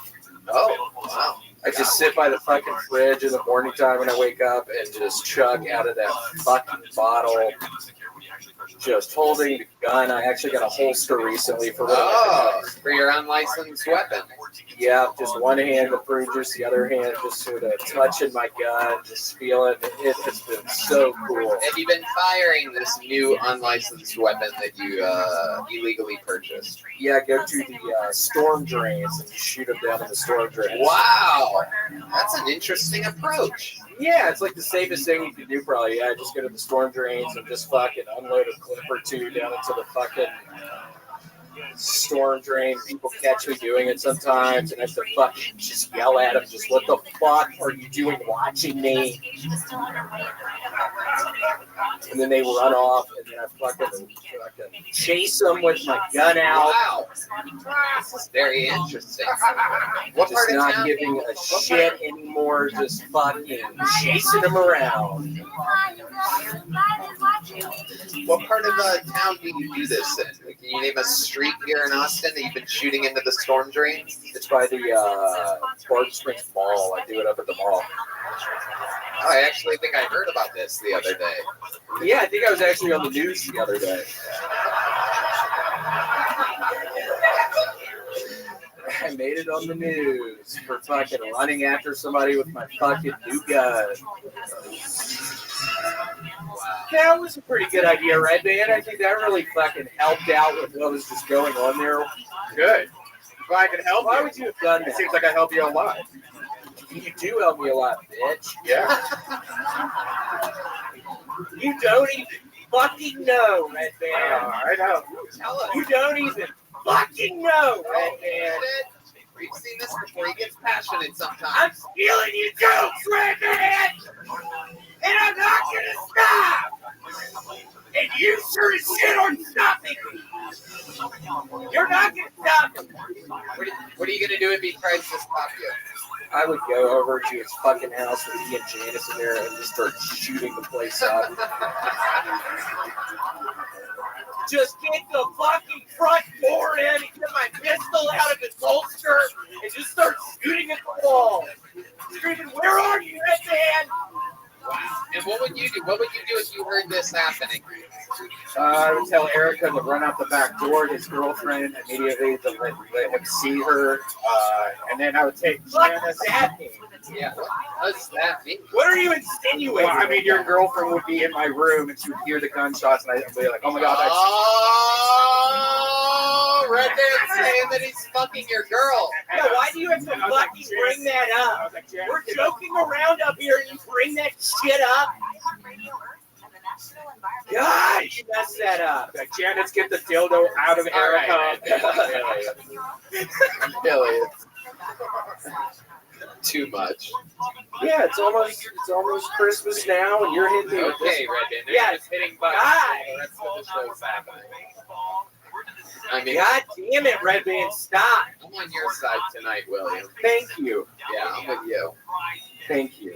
I love it. What are your plans for Christmas? What are you doing? Driving to Memphis Are you going to be sitting in front of the chimney waiting to shoot Santa Claus in the face? No, my sweet Papa still puts out the presents every Christmas morning, so I am looking forward to what St. Nicholas brings me. Oh, you're going back home? Going back home, driving tomorrow. Very cool. You going to leave Santa some cookies and prune juice? Stupid. So stupid. Yeah, I might. Well, William, we love you. Tell your parents that we said hello. David, anything else for Yeah, that's it, man. Brother, my boy, man, he looking great. Quit drinking, get way smaller, dog. And you got, yeah. Good shit, William man. Montgomery's doing it, folks. He's a machine. A big red one. Follow him on everything, of course. Listen to his new podcast, The William Montgomery Show. How about a hand for my guest tonight, David Lucas? David, what are you plugging? Tell these people something. Hey, go to davidlucascomedy.com. I got some new merch on there. And also my tour dates, man. Y'all will see all that shit. Yeah, man. Happy New Year to everybody. Hell yeah. Some amazing artwork coming in from Ryan J. Ebelt. Check that out at ryanjebelt.com. He did it again. Every single episode's drawn by him. How loud can this place get? For the band, everybody. The Screwball Peanut Butter Whiskey Kill Tony Band.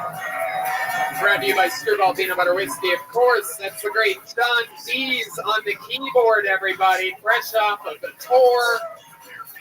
He's got new merch for sale. Follow him. What's your Instagram again? Dees on Keys? DEAS on KEYZ. He's trying to make me laugh while I'm plugging his own shit. One more time for Michael Gonzalez on drums over there. He's going to be playing with Nether Hour after the show. One more time for Matt Mioling on guitar. Come on, baby. How about you make it loud for D Madness on the bass, everybody? Come on. We did it again. We got another one next week. It never ends. We're sold out for months here in our beautiful home of Austin, Texas, who has taken a liking to this chaos that we bring. Red Band. Thanks, Come on, guys. baby. Love you. Good night, everybody. Thank y'all.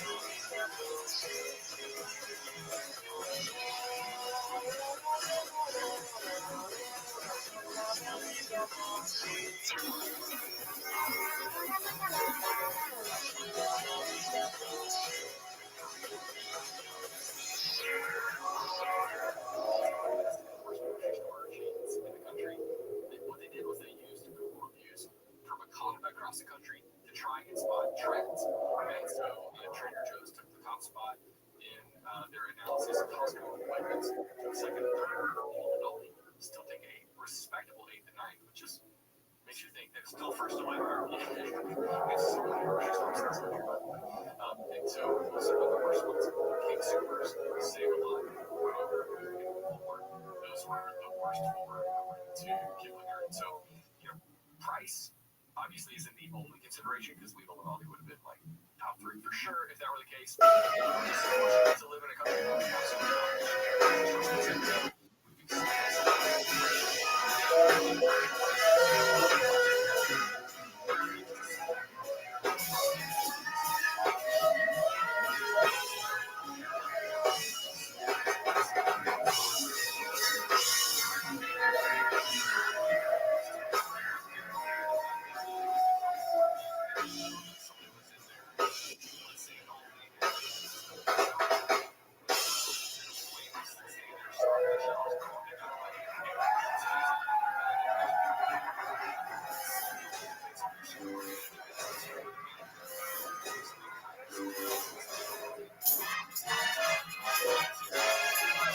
Hey, this is Rabbi coming live from Vulcan Gas Company here in Austin, Texas. For a brand new episode of Kill Tony, give it up for Connor! Are you guys ready to do this fucking shit tonight? Make some noise, people. Hell yeah, it's fucking Monday night. I'm gonna hand for the great Brian Redband. He's the guy that created podcasting right here. And I'm gonna hand for the goddamn band. That's the Kill Tony band. Screwball, Peanut Butter Whiskey. Kill Tony band. That's the great Michael Gonzalez on the drums. John Dees on the keyboard. The great P Madness on bass, everybody. Oh yeah. And the great Paul Deemer is here tonight for the very first time in the show's history on trumpet. It's going to be a fun night tonight. We are in it to win it. Kill Tony, brought to you by the Yellow Rose and the Red Rose, the 2 best strip clubs in the world. Just happen to be here in Austin, Texas. The show's also brought to you by Blue Norther, Hard Seltzer, CM Smokehouse, and we have great joke books handmade by the great Boneseye tonight to give to people. Big ones if it goes good, and small ones if you need to do better next time. How many of you have been here before? Okay, very good. Then you know what's up. We're going to have a lot of fun. Before we start tonight's episode, here's a little bit more about the amazing sponsors that made tonight's episode available for you here right now. Hey y'all, this winter, upgrade your daily routine with Bespoke Post and their new seasonal lineup of must-have Box of Awesome collections. Bespoke Post partners with small businesses and emerging brands to bring you the most unique goods every month. I got a Box of Awesome item, I'll tell you, it's this really cool, durable suit, like carrying case. I'm not even sure exactly what you suitcase I use for like going on travel. Yeah, you keep your dry, clean shirts nice and crisp, and it's really, really like durable. It's not thin like the normal plastic that I was walking around with from the dry cleaners before. It's really, really cool and sleek, and everything there's awesome. I have some cool stuff for making whiskey drinks and some other stuff. There's a ton of stuff. I just absolutely love it. No matter what you're into, Box of Awesome has you covered. From winter cocktails to cozy threads and camping gear essentials, Box of Awesome has collections for every part of your life. I love these photos because they have so many options with amazing items. Red Dan, you got one as well. Yeah, I love it, man. I got a bunch of stuff for my bar. I got a way to like smoke my own whiskey. I also got a lot of supplies for my bar, like mixers and cocktail shakers and a bunch of cool stuff. I love Bespoke because they have so many different options with amazing items. To get started, just take the quiz at boxofawesome.com. Your answers will help them pick the right Box of Awesome for you. They release new boxes every month across a ton of different categories. It's free to sign up, and you can skip a month or cancel anytime. Each box costs only $45, but has over $70 worth of gear inside. Plus, with each Box of Awesome, you're supporting small businesses. 90% of everything that comes in your Box of Awesome is from a small up-and-coming brand. This stuff's super cool, it's super well made, and it's a great deal. You can get 20% off your first monthly box when you sign up at boxofawesome.com and enter the code KILLTONY, all one word, at checkout. That's boxofawesome.com. Code KILLTONY for 20% off your first box. Are you guys ready to start this fucking thing or what? You're here at a real live show, people. Every single week, I have one of the funniest comedians in the world on to be the guest. This week is different, ladies and gentlemen. That's right. Our guest tonight is not a comedian, but in fact, an artist. Not only an artist, but the official artist in the history of Kill Tony. We have been working together for literally hundreds and hundreds and hundreds of episodes. He draws every single episode from his home in Los Angeles. He's originally from Texas, and he is here tonight to be the guest. Ladies and gentlemen, this is Ryan J. Ebelt, everybody. Making his Kill Tony debut as a guest. I'm expecting some real honesty from Ryan J. tonight. Some blunt honesty. I'm expecting a lot of silence from Ryan J. tonight. He is one of the nicest, shyest, most gentlemanly gentlemen. Welcome. So he does these accent things. I like. Hello, how are you?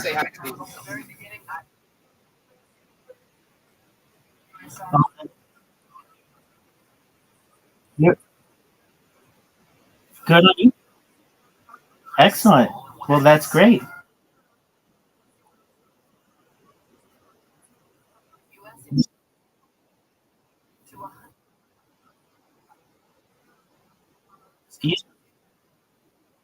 Yeah, no,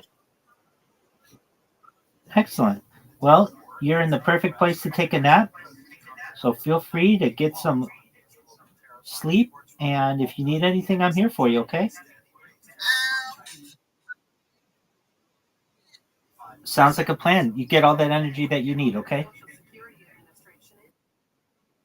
Excellent. I like having you here.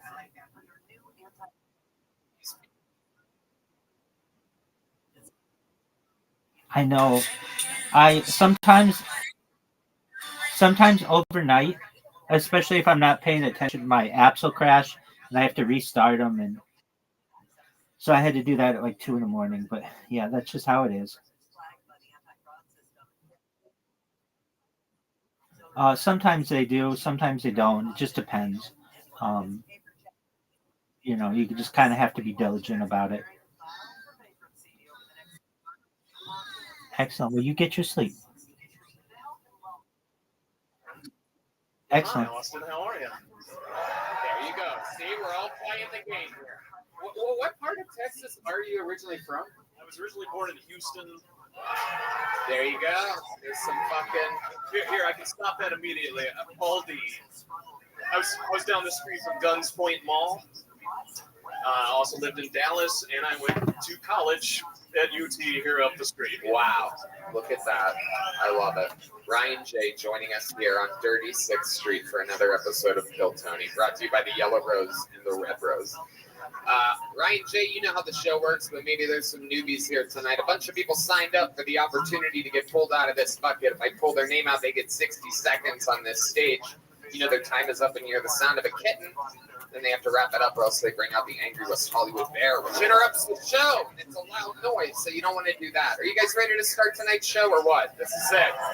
It begins now with 60 seconds of uninterrupted stand-up comedy from one of our very few regulars on this show. That means this guy has to write and perform a brand new minute every single week. One of the hardest jobs in all of comedy. He became a regular here in Austin, Texas just a few months ago. And he's on an amazing kill streak. Ladies and gentlemen, this is Hans Kim, everyone.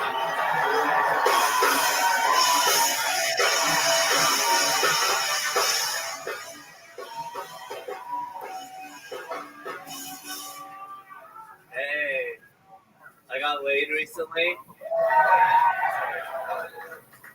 And it was great, but I had to lie so much to get laid. It didn't even feel like I got laid. It felt like my character got laid. I'm in bed like, howdy, partner. I don't know how to quit yet. I love it here in the South. I love the Confederate flag because I feel like the Confederate flag would be like if a man went up to his wife and he was like, hey, honey, remember that time we got into that huge argument and I tried to divorce you? Yeah, I'm kind of proud of that time. Kind of represents who I am as a person. So I got a divorce papers tattooed on my chest. I think circumcision is not something we should do.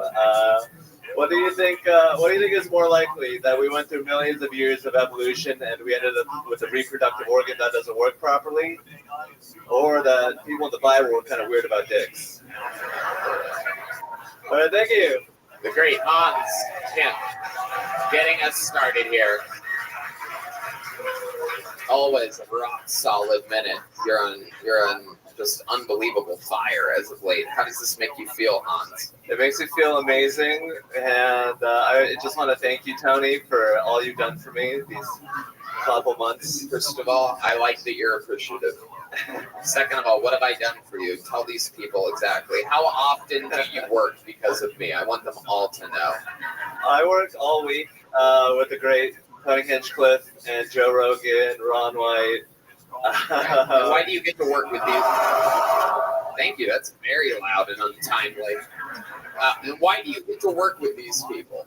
Because you bestow upon me great blessings. I just wanted to make sure, just in case anybody special's watching out there,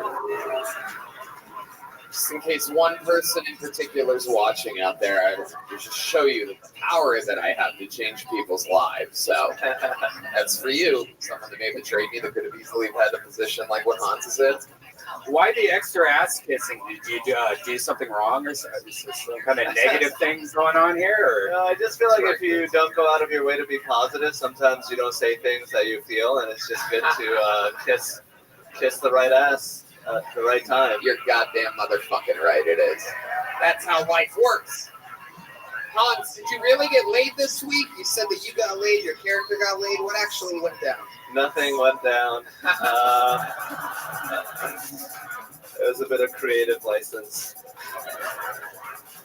Wow. You still house sitting? I just finished my house sitting tenure today, and then I go to the other house that I'm house sitting. Oh, and you've been house sitting a couple houses. What's the difference in the house that you're moving into now? It's an apartment. There's no dog there. I'm all alone. And, Let me ask you something. You go to these houses, you live in a van. For those of you who don't know, Hans has a very fancy, super Asian van that he has. And he house sits for people regularly because he's a good, obedient boy. And he's a good guy to have house sit for you. Have you ever thought about, hiding in someone's attic or basement or something like that? Because I saw the movie Parasite, and I know your people like this shit. Yeah. I would love to leech off a rich person. He's so honest. He's at autism levels of honesty, folks. Do these people know that you're house sitting for them while they're out of town? It's a good question. Yeah, they asked me to. You do anything wild this week? It was Christmas week for you. We know that you can't turn down if someone offers you drugs or anything like that. Did you end up making any good choices or big mistakes this week? I went to a little Christmas Eve party. I just ate a bunch of lasagna and turkey. Wow, I didn't realize I was interviewing fucking Garfield here tonight. That's very exciting. It's incredible. Just lasagna and turkey? Is that the weirdest fucking 1-2 ever? How'd you end up with lasagna and turkey? This comedian's Italian. She's very into lasagna and turkey. That's normal. Totally. Everyone knows the Italian delicacy turkey. Everybody, without a doubt. I love it. How much lasagna are we talking about, dude? There was a whole pan of it. I only took a little bit of it. I had a great time there. I insulted the host. How'd that happen? What went down there? I told him that he's bipolar. Wow, you're projecting now on these people. Yeah, I guess I could be a little bipolar. Hold on. Why did you tell him that he was bipolar? What did he do to deserve that? Because he was just going "Whoa, guys, I'm here, and I'm Gary Faust, and I'm crazy."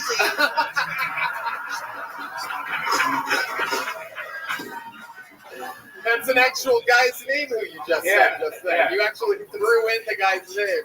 I get the feeling even he wasn't crazy enough to say his own name, but you just exaggerated that yourself to really just get your own fucking final dagger. You insult him at his own party, and then you go to your hit podcast the next fucking week and make fun of him publicly. Look at you. I think he likes that. Yeah, he likes torture. He definitely does. You know. Well, Hans, always an unbelievable performance. Always so much fun to catch up with you. Is there anything else we're missing out on? It's an honor to be here with Ryan J. Ebel. Yeah, Ryan J. This is your first time, I do believe, seeing Hans live, Ryan J. What do you think about this young man? You really just put it into words for it. I guess he's a keeper. There you go. Is there something like drawing? You draw him every week. You've never met him before. Like drawing him style-wise, is it like easy to do? I mean, it seems pretty easy, right? Well, it's hard to find a reference photo that he's not sucking face on. Right. Yeah. All right. Ladies and gentlemen, one more time for the great Hans Kim, everybody. And that's how it begins. It has indeed begun. You are at the #1 live podcast in the world, and it just so happens to be here in Austin, Texas. I'm going to pull a name out of the bucket for the first time here tonight. This could be a complete stranger. Could be somebody's first time ever on the show. Might be the first time doing stand-up. Might be great. Might get crazy. They're going to do 60 seconds, and then we interview them. You guys ready for this shit? All right. Your first bucket pull goes by the name of Noah Shark Robertson. Here we go. Oh, wow. He's right there. Kill Tony! Let's fucking party. I'm gonna get naked and fight somebody tonight. Fight this guy. I'm sorry, that's just the Viking in me coming out. Nobody makes it to Valhalla unless they die in battle, am I right? Yeah, this chick knows what I'm talking about. So I turned 38 this year, and my coping mechanisms are fucked. I'm gonna give you a perfect example. My ex-fiance cheated on me with a married man, and then she stole my car. Yeah, I had the same reaction. A guy cut me off on the Taco Bell drive-thru the other night, and I was like, "Why does God hate me?" True story. Anybody have any crazy exes in here? Crazy ex-girlfriends? Crazy ex-boyfriends? Yes, I feel your pain. I feel your pain. I had a girlfriend that would search my bed for other women's hairs. And whenever she didn't find anything, she came at me like, "Oh, hell no. Who are these bald-headed bitches you been fucking?" All right, yeah, that's all I got. Wow. I didn't see that one coming. Obviously, hopefully it was a black girl that you're talking about. Oh, yeah. Okay. Wow. How often you do that? You don't seem like the kind that would hook up with a black girl. You seem like the kind that would like march the other way. Well, I have a huge cock, so. Whoa! Hell yeah! Hell yeah! Did you use it to ram the doors open on the Capitol on January 6th? No, I did not. This is your first time on the show, correct? It's my second time. All First right. time was in Hollywood. Welcome. Okay. And you fucks made me battle Joel on the drums. Oh wow! You know how to play the drums? I'm a professional drummer, yes. Really? How did that go for you that night? I gotta be honest. You asked the audience to vote, and I clearly won. Really? Yes. But Joel got pissed, and he wanted a rematch, and the stick flew out of my hand on the second try. Oh, so you lost. So I lost, yes. I do remember this though. That was like one of the few close. I'm sure that a lot of the viewers at home would be interested to see perhaps you try again. I mean, it has been a long time since we've had a Mexican drum off. Do you guys think we should do it here tonight? Wow. All right. Then destiny has spoken, everybody. Wow. Yep, okay. Ladies and gentlemen, this means that Noah Shark Robertson, who believes that he should basically be the drummer of Kill Tony by saying that he beat Joel Jimenez, which definitely never happened. I've been at every episode of this show, believe it or not. And, but maybe he came close. So this is the rules of the Mexican drum off, is you guys at the end decide who wins. If he has a better drum solo than our resident drummer, Mexican drummer himself, the great Michael Gonzalez, then technically, by rule, he would become the full-time drummer of Kill Tony. So it is the opportunity of a lifetime. And it also means that he has to switch lives with Michael Gonzalez. So what do you do for work, Noah? So there you go. You're going to have to book metal shows if you lose. Is a drummer? This is a Mexican drum off. Are you guys ready for this shit? This is Kill Tony folklore. And I do believe, if I'm not wrong, Michael, I believe this is the first Mexican drum off ever at Vulcan Gas Company, right? Wow, this is very exciting. This is the drum solo. Fighting for his throne, professional drummer. Make some noise for Noah Shark Robertson.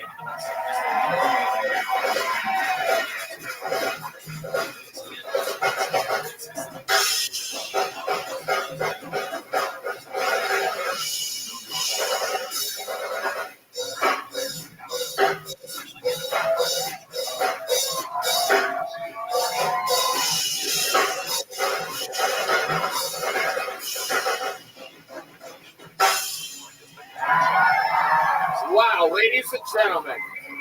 Ladies and gentlemen. That's Noah Shark Robertson. Now, Noah, you go stand by that speaker for a second right there so that everybody can get a good view at your competition. Standing in an unbelievably Mexican 4'7" in the air.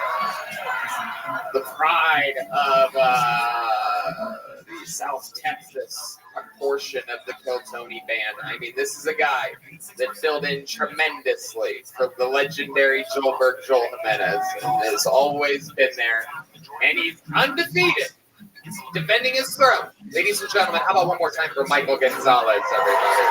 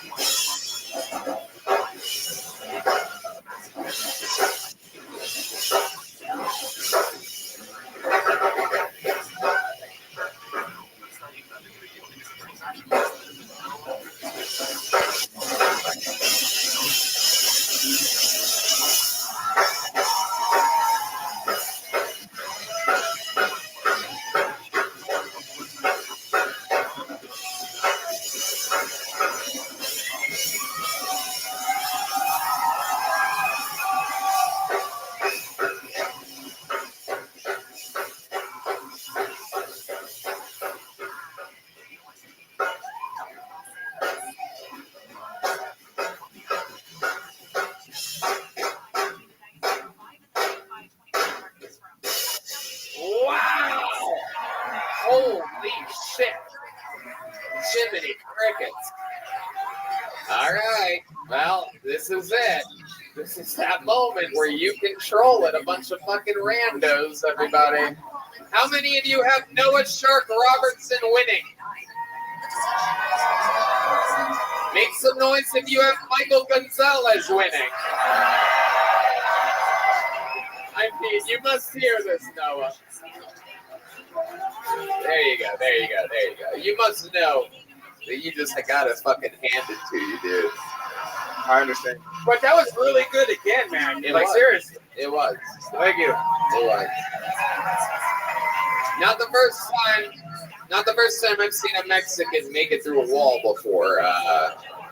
Noah Shark. So you book metal bands? Is that your thing? I book comedy shows. I book metal shows. I tour professionally as a drummer. I teach kids how to play rock and roll. Wow. Who the fuck lets you near their kids? Do you have a band? Do you have a band? Yeah, I'm in a few bands. They're currently here in Austin? Well, I'm from Dallas. I grew up here from Dallas. Well, if you would ever like to do the secret show, I'd love to have you open up as a band if you had a book. All right. So, all right. He's right. Did you have a girlfriend, Noah?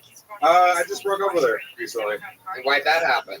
I don't know, reason. A lot of okay. A lot of different things. Right, domestic violence. Perfect. And is it true that your fiance cheated on you with a married man? That is very true. Yes. How did they meet? How did that happen? Actually, I was on tour with a band, and she was our merch girl. And a lot of guys like to come up to the merch girl and hit on her. I guess they exchanged numbers or something. I was driving down the road, pulling a van and trailer with like a bunch of sweaty, smelly dudes in the van. Her phone was like going off like crazy. She was next to me in the seat, wasted, asleep. Her phone was blowing up, and I guess I'm a dick, and I like pushed the button, and suddenly some guy's cock popped up on the screen. Wow, that's a totally different thing, though. I threw her phone out the window, and while she was still passed out, I took my fucking engagement ring off her finger. Oh my goodness! Look at you! Wow! This is a real story, yeah. How do you know it wasn't just like one of her girlfriends fucking with her or something? Like, because once I saw the guy's cock, I scrolled a little bit and I saw all their conversations about how they were going to meet up soon after the tour and fuck and all this shit. Yeah. Hell yeah! What did his cock look like? Smaller than mine, I'll tell you that. Oh shit! Damn.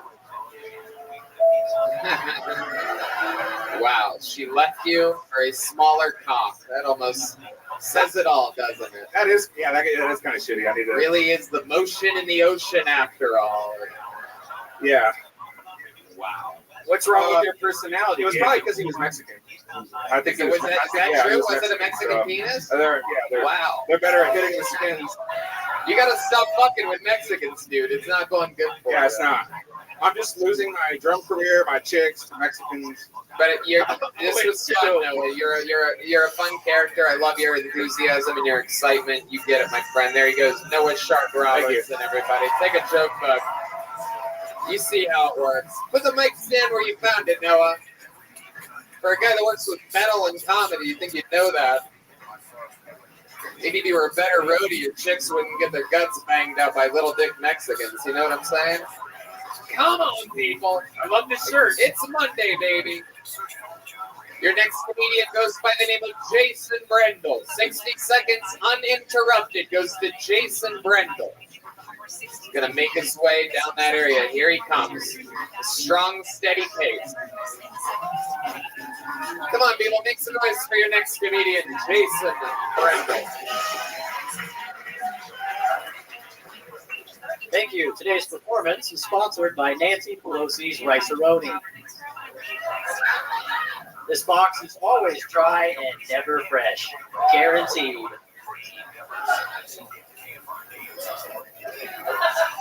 I think a kayak is the only thing that's spelled the same backwards and also is the same backwards.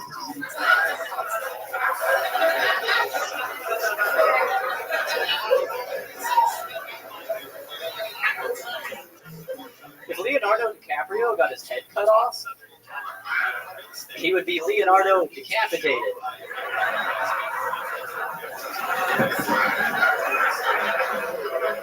Quincy D. Gilbert, great with turkey vulture. They've got no heads. I had sex with a toucan last night. That was a real step up from the night before when I had sex with a girl who only had one boob. Fuck yeah. Jason Brendel, everybody. Wow. What a special style you have. It's incredibly smart, yet so fucking stupid at the same time. Somehow genius and retarded. It's a real art form to do it that way. How long have you been doing stand-up? Almost a year. Almost a year. How do you like it? What's been happening? Feel good about it? Yeah, I love it. Just been grinding the open mics out here in Austin for like 8 months now. Did you start on like a cruise ship or?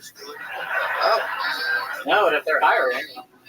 You do have an interesting look to you. It's very, very like innocent. Did your parents leave you home alone for Christmas or something like that? What do you do for work? I'm an Uber driver. Uber driver, one of those. What, you try your jokes out on the people sometimes? No, I try not to put them through that. That's good. That's good. Does that ever get crazy for you? You ever get any wild rides? Yeah, I've had a couple of interesting ones. I picked up like these 4 girls one time, and 10 seconds into the ride, this one girl in the back goes, "Hey, can I suck your dick?" And I I was so surprised. Like, I didn't know what to say. And her friend looks at me and goes, even if you say yes, I'm not going to let you. Yeah. So, yeah. When you say girls, you mean women, right? Yeah. Red band, stop being weird just to do the school bell sound effect. Jesus Christ. Wow. So you're about to say yes, you think? And then the girl says, even if you say yes, I'm not going to let you. So then what did you say? I just started laughing. I was pretty taken aback. It's not a greeting you get off. It usually starts with hello. How are you?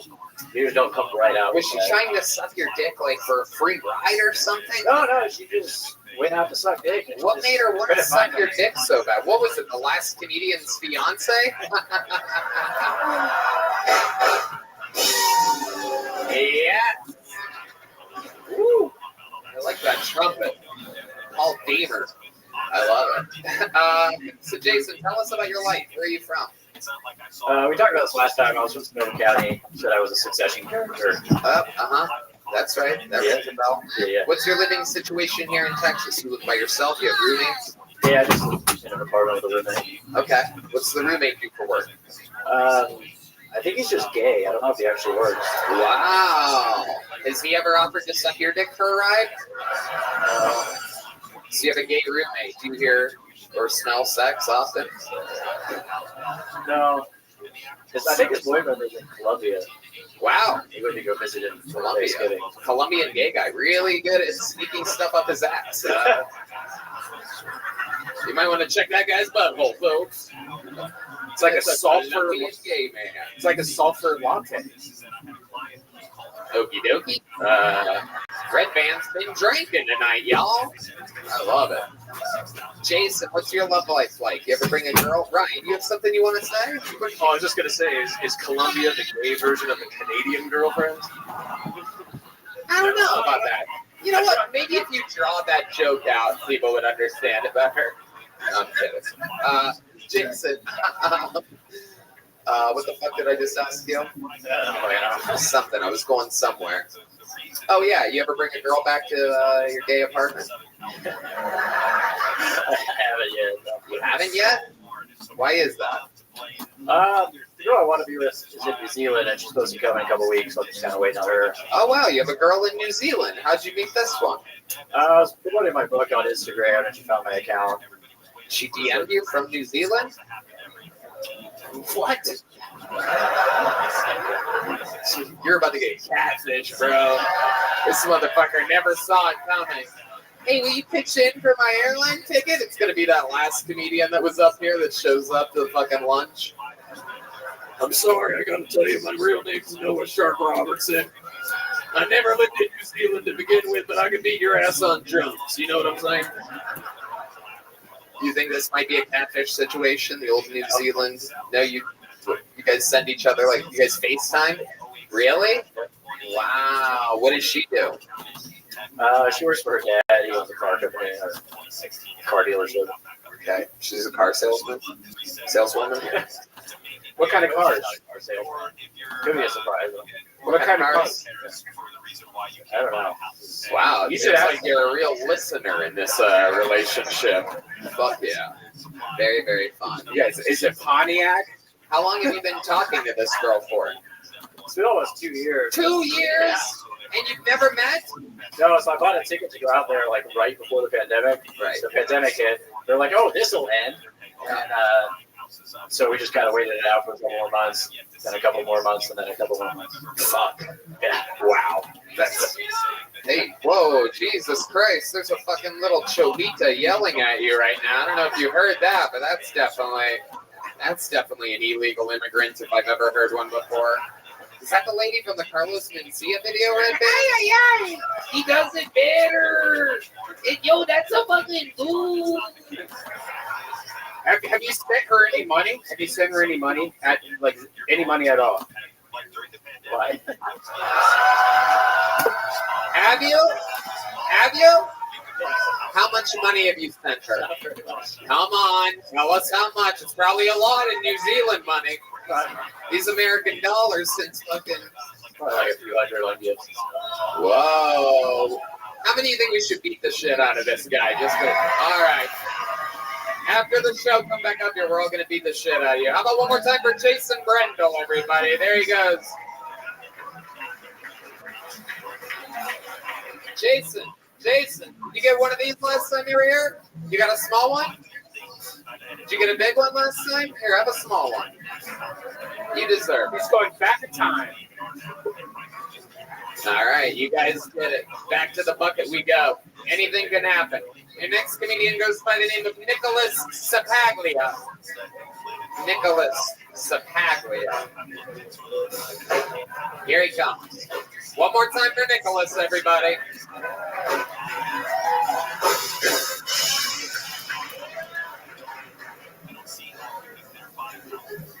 I want to open up a gay coffee shop.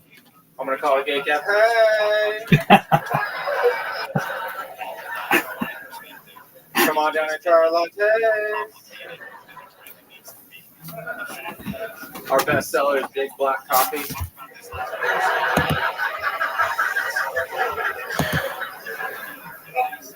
My friends make fun of me because they like to go to gay bars, but they don't get it. The regular bars don't have what I like, which is free drinks and compliments.